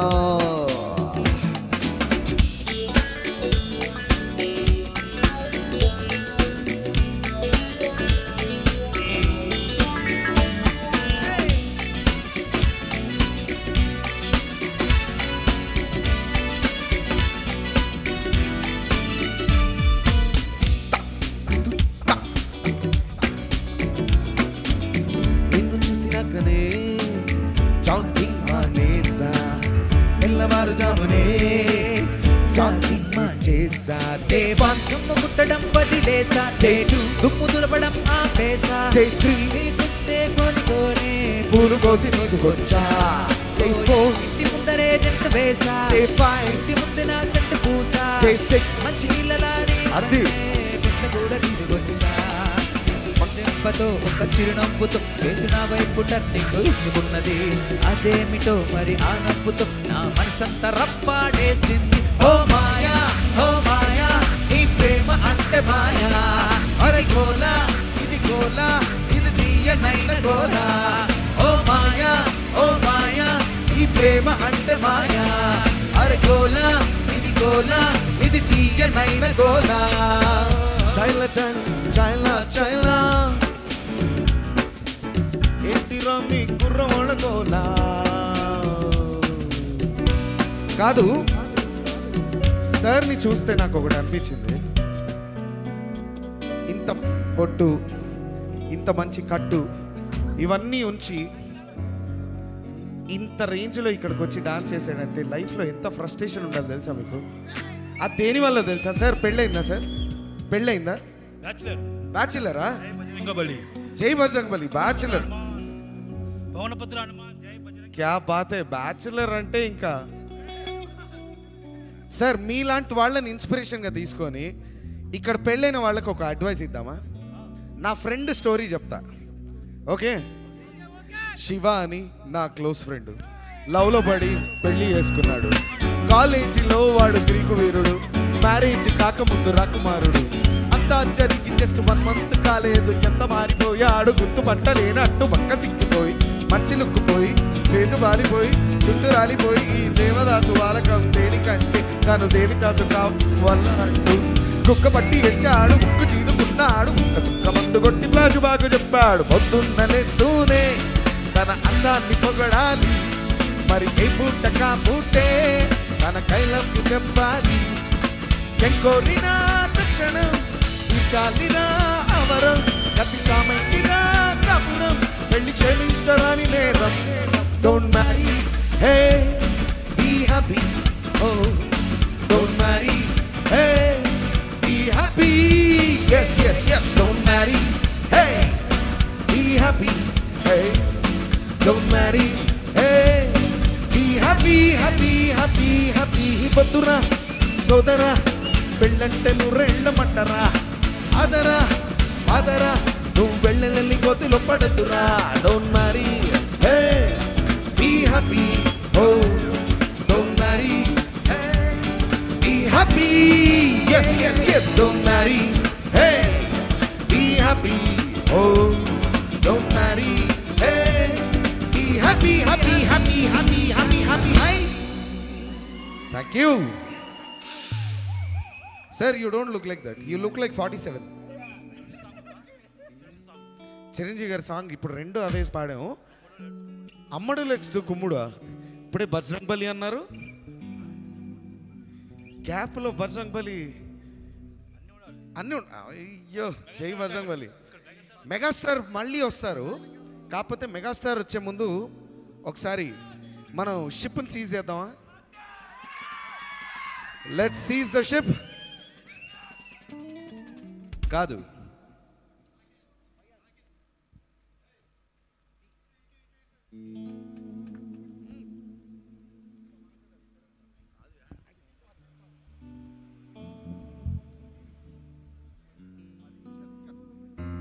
రాజు ఈవెంట్స్ రాజు గారు వెళ్తా అంటారు, అక్కడున్న గేట్లన్నీ వేసేయండి, ఈయన వెళ్ళకూడదు, నా ప్రోగ్రాం అయ్యేంత వరకు ఇక్కడే ఉండాలి, ఉండండి.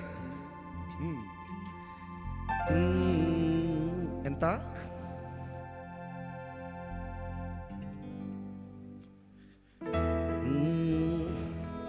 సరే ఒకసారి అందరు చెయ్యి, ఒకసారి మీ రైట్ హ్యాండ్స్ ఎత్తండి, అది అలా తెచ్చి ఇక్కడ పెట్టండి. అది మినిమం నాకు కూడా ఆ పవర్ కావాలి. ఆ పవర్ వస్తే అప్పుడు ఏమవుతుందో తెలుసా? యారి భామా నీ హంస నడక ఎందుకే తొందర తొందర, ముద్దుల గుమ్మ ఇందరి ముందర, రేపకే నా గుండెలో దడదడ.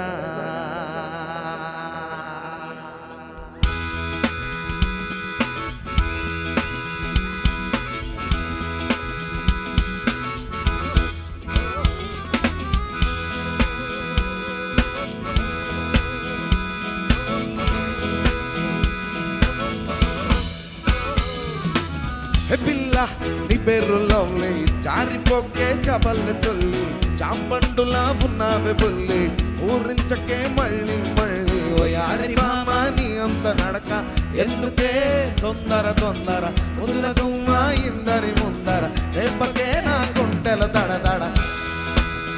ప్రియాంక గారు ఇంత మంచి పాట అవుతుంటే మీరు ఏం చేస్తున్నారు? రండి, ఈరోజు ఈ పాట మీకే డెడికేట్. అరే ఎన్ని సైగలు చేసా దొరసానికి కనబడదే, నీ కోసమే కథ వేషాలేసా సిగ్నలే రాదే, పలకరిస్తే సరదాగా బదులు రాదే, అసలు నడుము ఊపుతూ ఊపుతూ సింగారంగా చూడు ఆ హొయలు. Why doesn't she talk to me? ఈ సింటోడెనకే వెళ్ళవే సిలక. Why doesn't she walk with me? ఈ కంటోడెనకే వెళ్ళవే కొలుక. వయారి పామ నీ అంశ నడక, ఎందుకే తొందర తొందర, ముద్దుల గుమ్మ ఇందరి ముందర, రేపకే నా కొండెల దళదళ. ప్రేమంటే సులువు కాదురా, అది నీవు గెలవలేవురా. ప్రేమించే షరతులేమిటో, అందులోని మర్మమేమిటో, ప్రేమితో విలువైనది అందరికీ దొరకలేనిది, చూసేందుకు చక్కనది తాకావా భగ్గుమంటలే. మీ ఇద్దరికే ఈ సాంగ్ అడిగే. అలా చెప్పదు, మనసుండే మార్గం ఉంటది, సై అంటే చేసి చూపుతా, లోకాన్ని చాడి చెప్పుతా. అమ్మాయే సన్నగా అరనవ్వే నవ్వగా, అది నవ్వే కుర్రాళ్ళే మంచాన పడ్డారే. అమ్మాయే సూటిగా కన్నెత్తి చూడగా, ఆవాళే చూపులకు మంచైన మరిగేది. ఆ నవ్వులు ఈ చూపులు, ఆ నవ్వులు ఈ చూపులు కలిపేస్తే ప్రేమేలే. అమ్మాయే సన్నగా అరనవ్వే నవ్వగా, మది నవ్వి కుర్రాళ్ళే మంచాన పట్టారే. ये मेरा जहां मेरा घर मेरा आशिया, ये मेरी दुनिया तेरा काम क्या है यहाँ. ये मेरा जहां मेरा घर मेरा आशिया, ये मेरी दुनिया तेरा काम क्या है यहाँ. चीर के अंधेरे सूरज ढोले यहाँ, कांटों की राहें मिले कलियां बिछाते वहाँ. कल तो मस्ती में जल जल जल जाएगी मंजिल वहाँ. कल आने वालों को देख तेरे कदमों की दिशा. ओ ओ रप्पा परा बा बा बा, ओ ओ रप्पा परा बा बा बा, ओ ओ रप्पा परा बा बा बा, ओ ओ रप्पा परा बा बा बा. सरी गम पदनी सा, अरे करो करो जरा जलसा जलसा जलसा. सनी दबा मगर सा, अरे करो करो जरा जलसा जलसा जलसा. తెలుసా తెలుసా తెలుసా ఎవ్వరికైనా తెలుసా, సునామీ ఎదురుగా వస్తే ఎలాగ కనబడుతుందో. తెలుసా తెలుసా తెలుసా ఎవ్వరికైనా తెలుసా, తుఫాని తలుపును తడితే ఎలా వినపడుతుందో. అరే తెలియకపోతే చూడరు బాబు, ఈజ్ హ్యూమన్ సునామీ, తెలియాలనుకుంటే డేంజర్ బాబు. You got to believe me. पदनीसा एरे खरो खरो कर जलसा जलसा जलसा. ऐसा नहीं दफा मगर सा, अरे खरो खरो खरो जरा जलसा जलसा जलसा.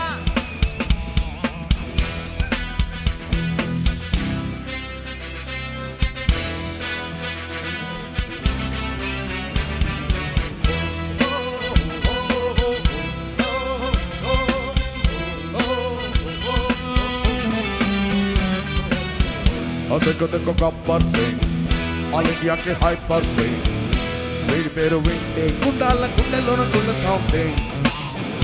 వీడి పేరు సీకేసి, వీడి నరం నైలాన్ సింగ్, వీడి క్యారెక్టర్ గుండాల గుండెలోన గుండ సౌండింగ్. కొట్టాడు పరిగు ఏ లేలే, వచ్చాడు హరిగు ఏ లేలే, ఇస్తాడు మీటింగు ఏ లేలే, వీడు పిల్లలకి బట్టెట్టు వార్నింగ్. వచ్చాడు పరిగు ఏ లేలే, చాడు పరిగు లే లే లే, వీడు ఏ విధంగా warning. Gabbar Singh is all the way to do something. Gabbar Singh, it's a brand new song to sing. Gabbar Singh is all the way to do something. Gabbar Singh is a brand new song to sing.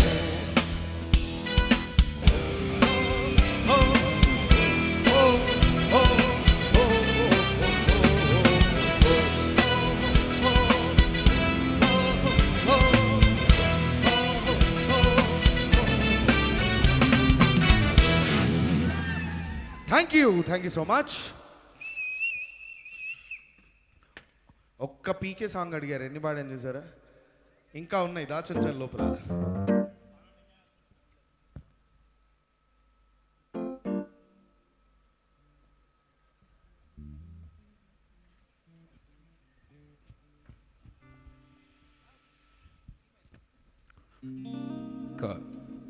So we have Srinivas Dharamsetti also in the house. Thank you. మీరందరూ తన్ని Indian Idol, Sa Re Ga Ma Pa ఈ రెండు reality షోస్లో చూశారు. Saregamapa winner, Indian Idol runner మా Srinu. So he is always there with me, my brother. ఇప్పుడు ఇద్దరం కలిపి, అప్పటి నుంచి ఇద్దరం కలిపి పాడుదాం. బట్ ఇప్పుడు ఈ నెక్స్ట్ పర్ఫార్మెన్స్లో కొంచెం ఎక్కువ పాటలు, ఎక్కువ పోర్షన్స్ తానే పాడతాడు. ఊరు వెళ్ళిపోతానా? మీరు ఇట్లానే అడిగితే నేను వెళ్ళిపోతా. నా వల్లే ప్రాబ్లం అంటే నేను వెళ్ళిపోతా. ఓకే, ఇక్కడ 90s కిడ్స్ ఎంతమంది ఉన్నారు? 90s. ఓకే, రెట్రో సాంగ్స్ ఎంతమందికి తెలుసు? అర్థం కావట్లా. ఇక్కడ ఉన్న వాళ్ళు అందరూ 30s, 60s, 90s. అంతేనా? మినిమం. నువ్వు స్టార్ట్ చేసి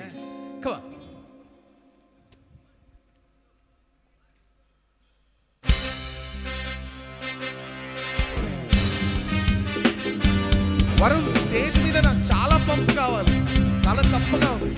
titles, monitors, everything. Just pump it up 10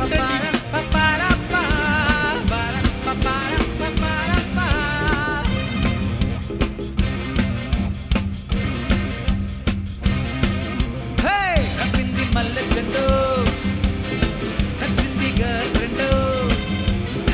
నచ్చింది మల్లె చెట్టు, నచ్చింది గర్ల్ ఫ్రెండ్. దొరికే రామచాగ చాలు, జరుపుకో భలే రొమాన్సు. దుర్రక సకమిక ఇందు తీరేదాకా. నచ్చింది మల్లె చెట్టు, నచ్చింది గర్ల్ ఫ్రెండ్. దొరికే రామచాగ చాలు, జరుపుకో భలే రొమాన్సు. యురక సకమిక సకమిక సకమిక సకమిక సకమిక.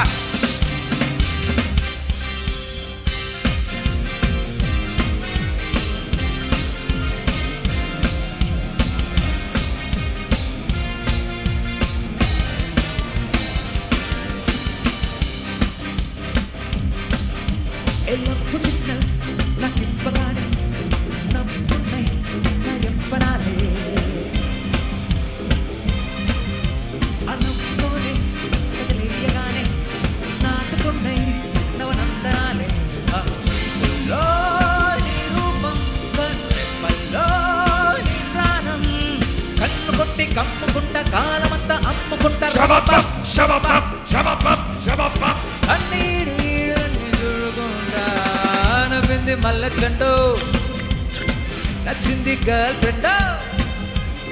నవ్వింది మల్లె చెండు, నచ్చింది గర్ల్ ఫ్రెండ్. దొరికే రామచాగ చాన్సు, జరుపుకో భలే రొమాన్సు. యురక సకమిక సకమిక సకమిక సకమిక సకమిక.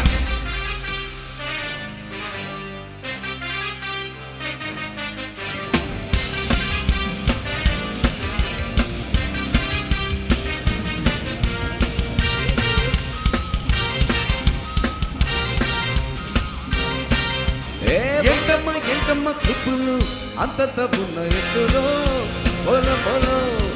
ఏని కన్ను పట్టాక ఓరయ్యో పొక్కేస్తున్నాయి సొత్తులు. చలో చలో సిగ్గులేని వైఖరికి చూసా కోరమాని కోకముందులో. ఏ రావలిస్తే మళ్ళీ వస్తాయో కన్నీరు చున్ను కొట్టకు. Up up hands up, check check నీలం బిగ్ బిగ్ ఢోలకుతో. చేస్తా జిప్ జిప్ చాకప్, ship ship shake up, step step music గుర్తు. బంగారు కోడి బంగారు కోడి బంగారు కోడి పెట్ట వచ్చనండి. హే పాపా హే పాపా హే పాపా, చెంగారు చీర గుర్తు చూసుకోండి. hey papa, hey papa, hey papa, hey hop hop, hands up, check check, electric big door at the door. Just a tick tick jack up, shake shake shake up, step step, music the door. బంగారు కోడి బంగారు కోడి బిడ్డ వద్దని Hey papa, hey papa, hey papa, చెక్కా చూసుకోండి హే పాపా హే పాపా హే పాపా.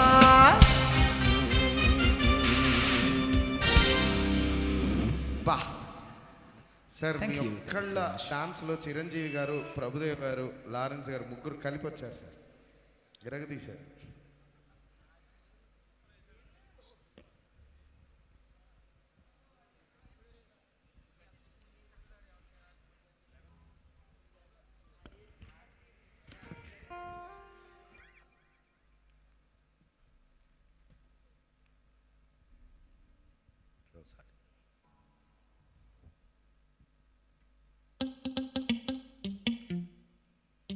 సరే మీరు ఏ పాటలు వినే మూడ్లో ఉన్నారు చెప్తే. ఐ థింక్ మెలోడీ అన్న, అలాగనే అనిపిస్తుంది చూస్తే. మెలోడీయా? మెలోడీయా? పాత పాటల, కొత్త పాటల?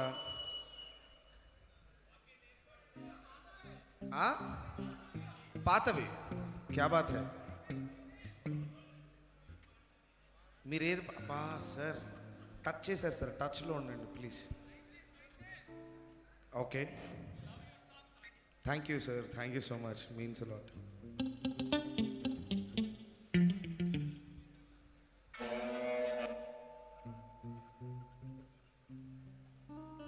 సరే అదే పాడదాం అయితే, ఓకేనా?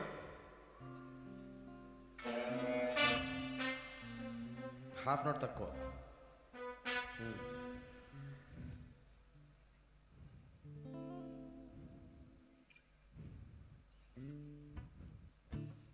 ఓకే, భీమ్లా నాయక్ వేసుకుందాం. That's all. Group 2 Bheemla Naik.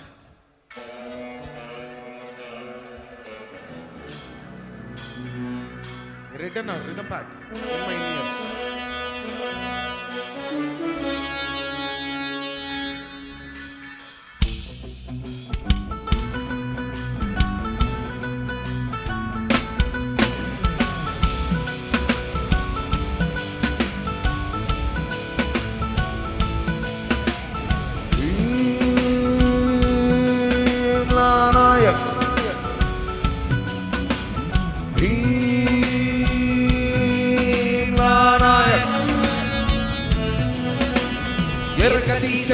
పైరు సల్లగుండా కాకి డ్రస్సు పక్కనెడితే వీడు పెద్దగుండా నిమ్మలంగా కనపడే నిప్పుకుండా పుట్టుకుంటే తాటలేసి కోతి తప్పకుండా ఇస్త్రీ నలగని చొక్క ఒకరుగా తిరిగే దిక్క చెమడాలొచ్చే లెక్క కొట్టాడంటే పక్క ఇరుగురు బొక్క భీమ్లా నాయక్ దుర్గరాం కీర్తన బాణించే లాఠీ కాయక్ భీమ్లా నాయక్ కచ్చి తడతడలాడించే సేవక్ ఆ చెట్టు నట్ట మంత్రించినాడో సికాల చూలు విధించినట్టే అశాంతకు వికెట్టినాడో రెండోన కొలులు బంధించినట్టే ఆ జుట్టు నట్ట సవరించినాడో సింగాల చూలు విధించినట్టే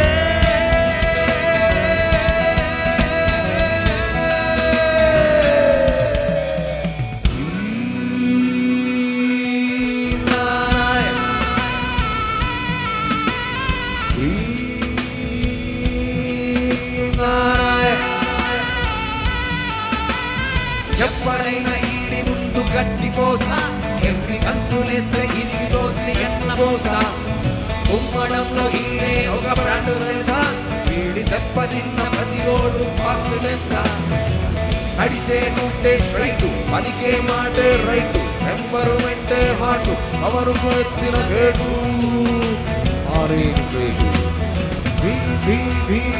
భీమ్లా నాయక్ దుర్గరాం కీర్తన బాణించే లాఠీ కాయక్ భీమ్లా నాయక్ కచ్చి తడతడలాడించే యుక్తి సేవక్ గుంటూరు కారం ఆ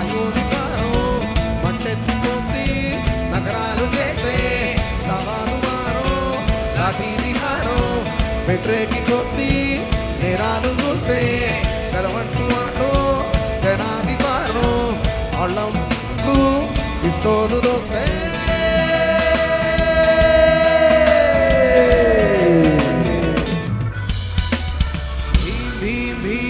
భీమ్లా నాయక్ బుర్ర రామ్ కీర్తన పాడించే లాఠీ సేవక్ భీమ్ భీమ్ భీమ్ భీమ్ భీమ్లా నాయక్ కంచి దడ దడ దడలాడించే duty Sevak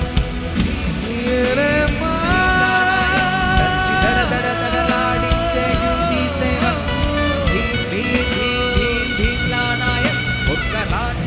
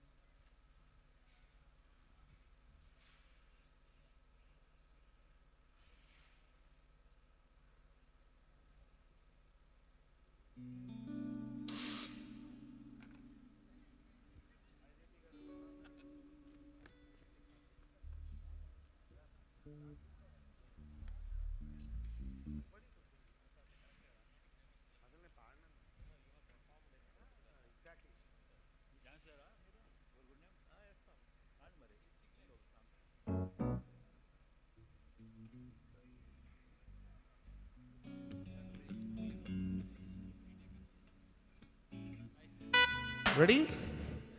Let's do the last two songs of the evening. One is a power pack Chiranjeevi sir's medley, and then closing it with Pawan Kalyan sir and a nice DJ.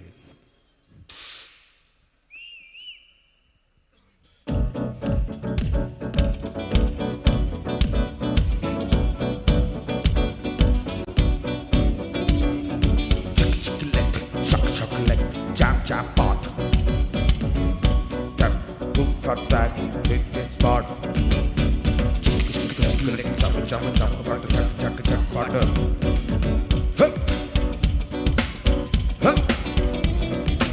रूप तेरा मस्ताना नीक तेरा वेस्ताना सोपुरे से वस्ताना शेपुलन्नी इस्ताना काटे सुकुता में गिल्ली कच्चा नीटे सुकोरारा मुद्दू मुच्चा దగ్గరైతే సిగ్గుపెట్ట దూరమైతే అగ్గిపెట్ట ఇద్దరైతే ఇద్దరంట దగ్గరైతే దూరమంట సిగ్గుపెట్టి అగ్గిపెట్ట దగ్గరైతే దూరమంట తెర్రా మస్తానా నీకు తెర్రా వేస్తానా వేస్తే వస్తానా చెక్కులన్నీ ఇస్తానా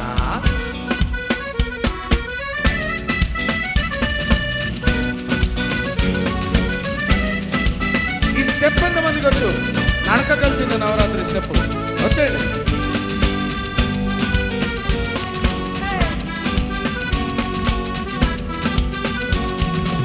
నడక కలిసిన నవరాత్రి సిగ్గుపడితే శివరాత్రి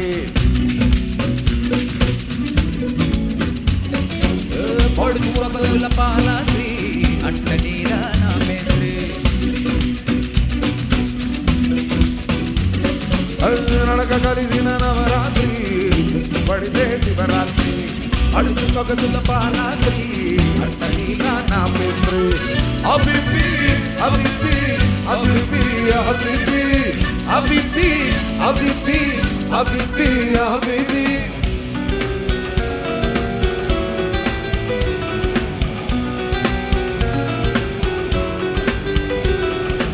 మొగుడు మొగుడుని అంటే స్త్రీ మొదలు పెడితే 1 2 3 ಒಂಪು ಸೊಪ್ಪುಲ ಗಂಗೋತ್ರಿ ಕಾಲು ಕಾಲಕ್ಕೆ ಗಂಗೋತ್ರಿ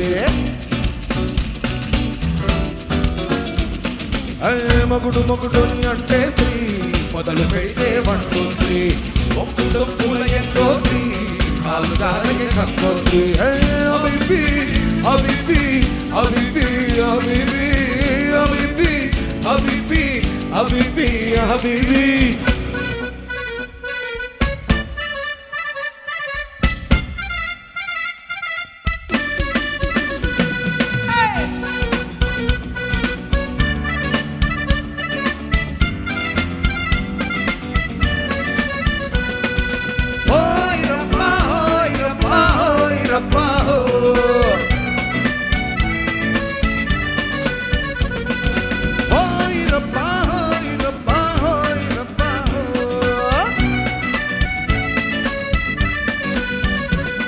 ఈ పేటకు నేనే మేస్త్రి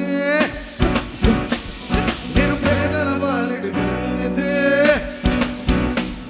ఈ పేటకు నేనే మేస్త్రి నిరుపేదల వాలిడి నిండికి ఆయా కష్టం ఎరగని వాళ్ళకి ఖబర్దార్ కస్తే అన్నే మేస్త్రి అన్నే మేస్త్రి ఓయ్ రబ్బా ఓయ్ రబ్బా ఓయ్ రబ్బా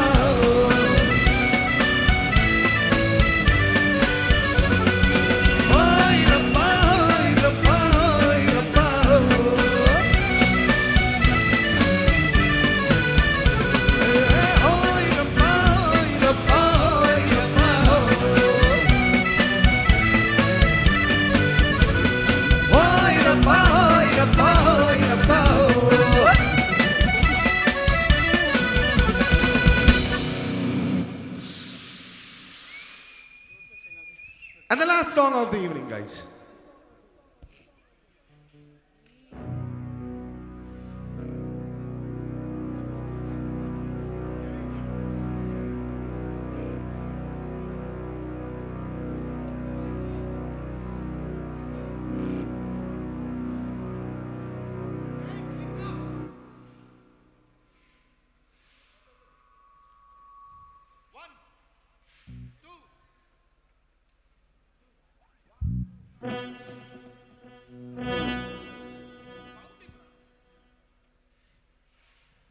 లాలా భీమ్లా ఆడమిదులే ఒడవబడే ఒడిసిబట్టో తంచికొట్టో అత్తిపట్టో అదరగొట్టో గడగడ గడ గుండెలెదర దడదడమని గుండెలెదరే గలగల గల లాలా గలగల గల గలగల గల భీమ్లా గలగల గల గలగల గల లాలా గలగల గల గలగల గల భీమ్లా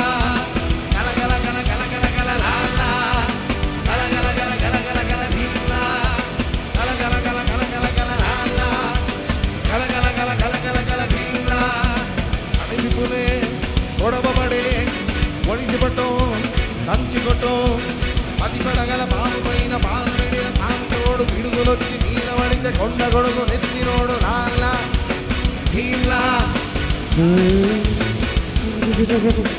ఎత్తులొచ్చి మీద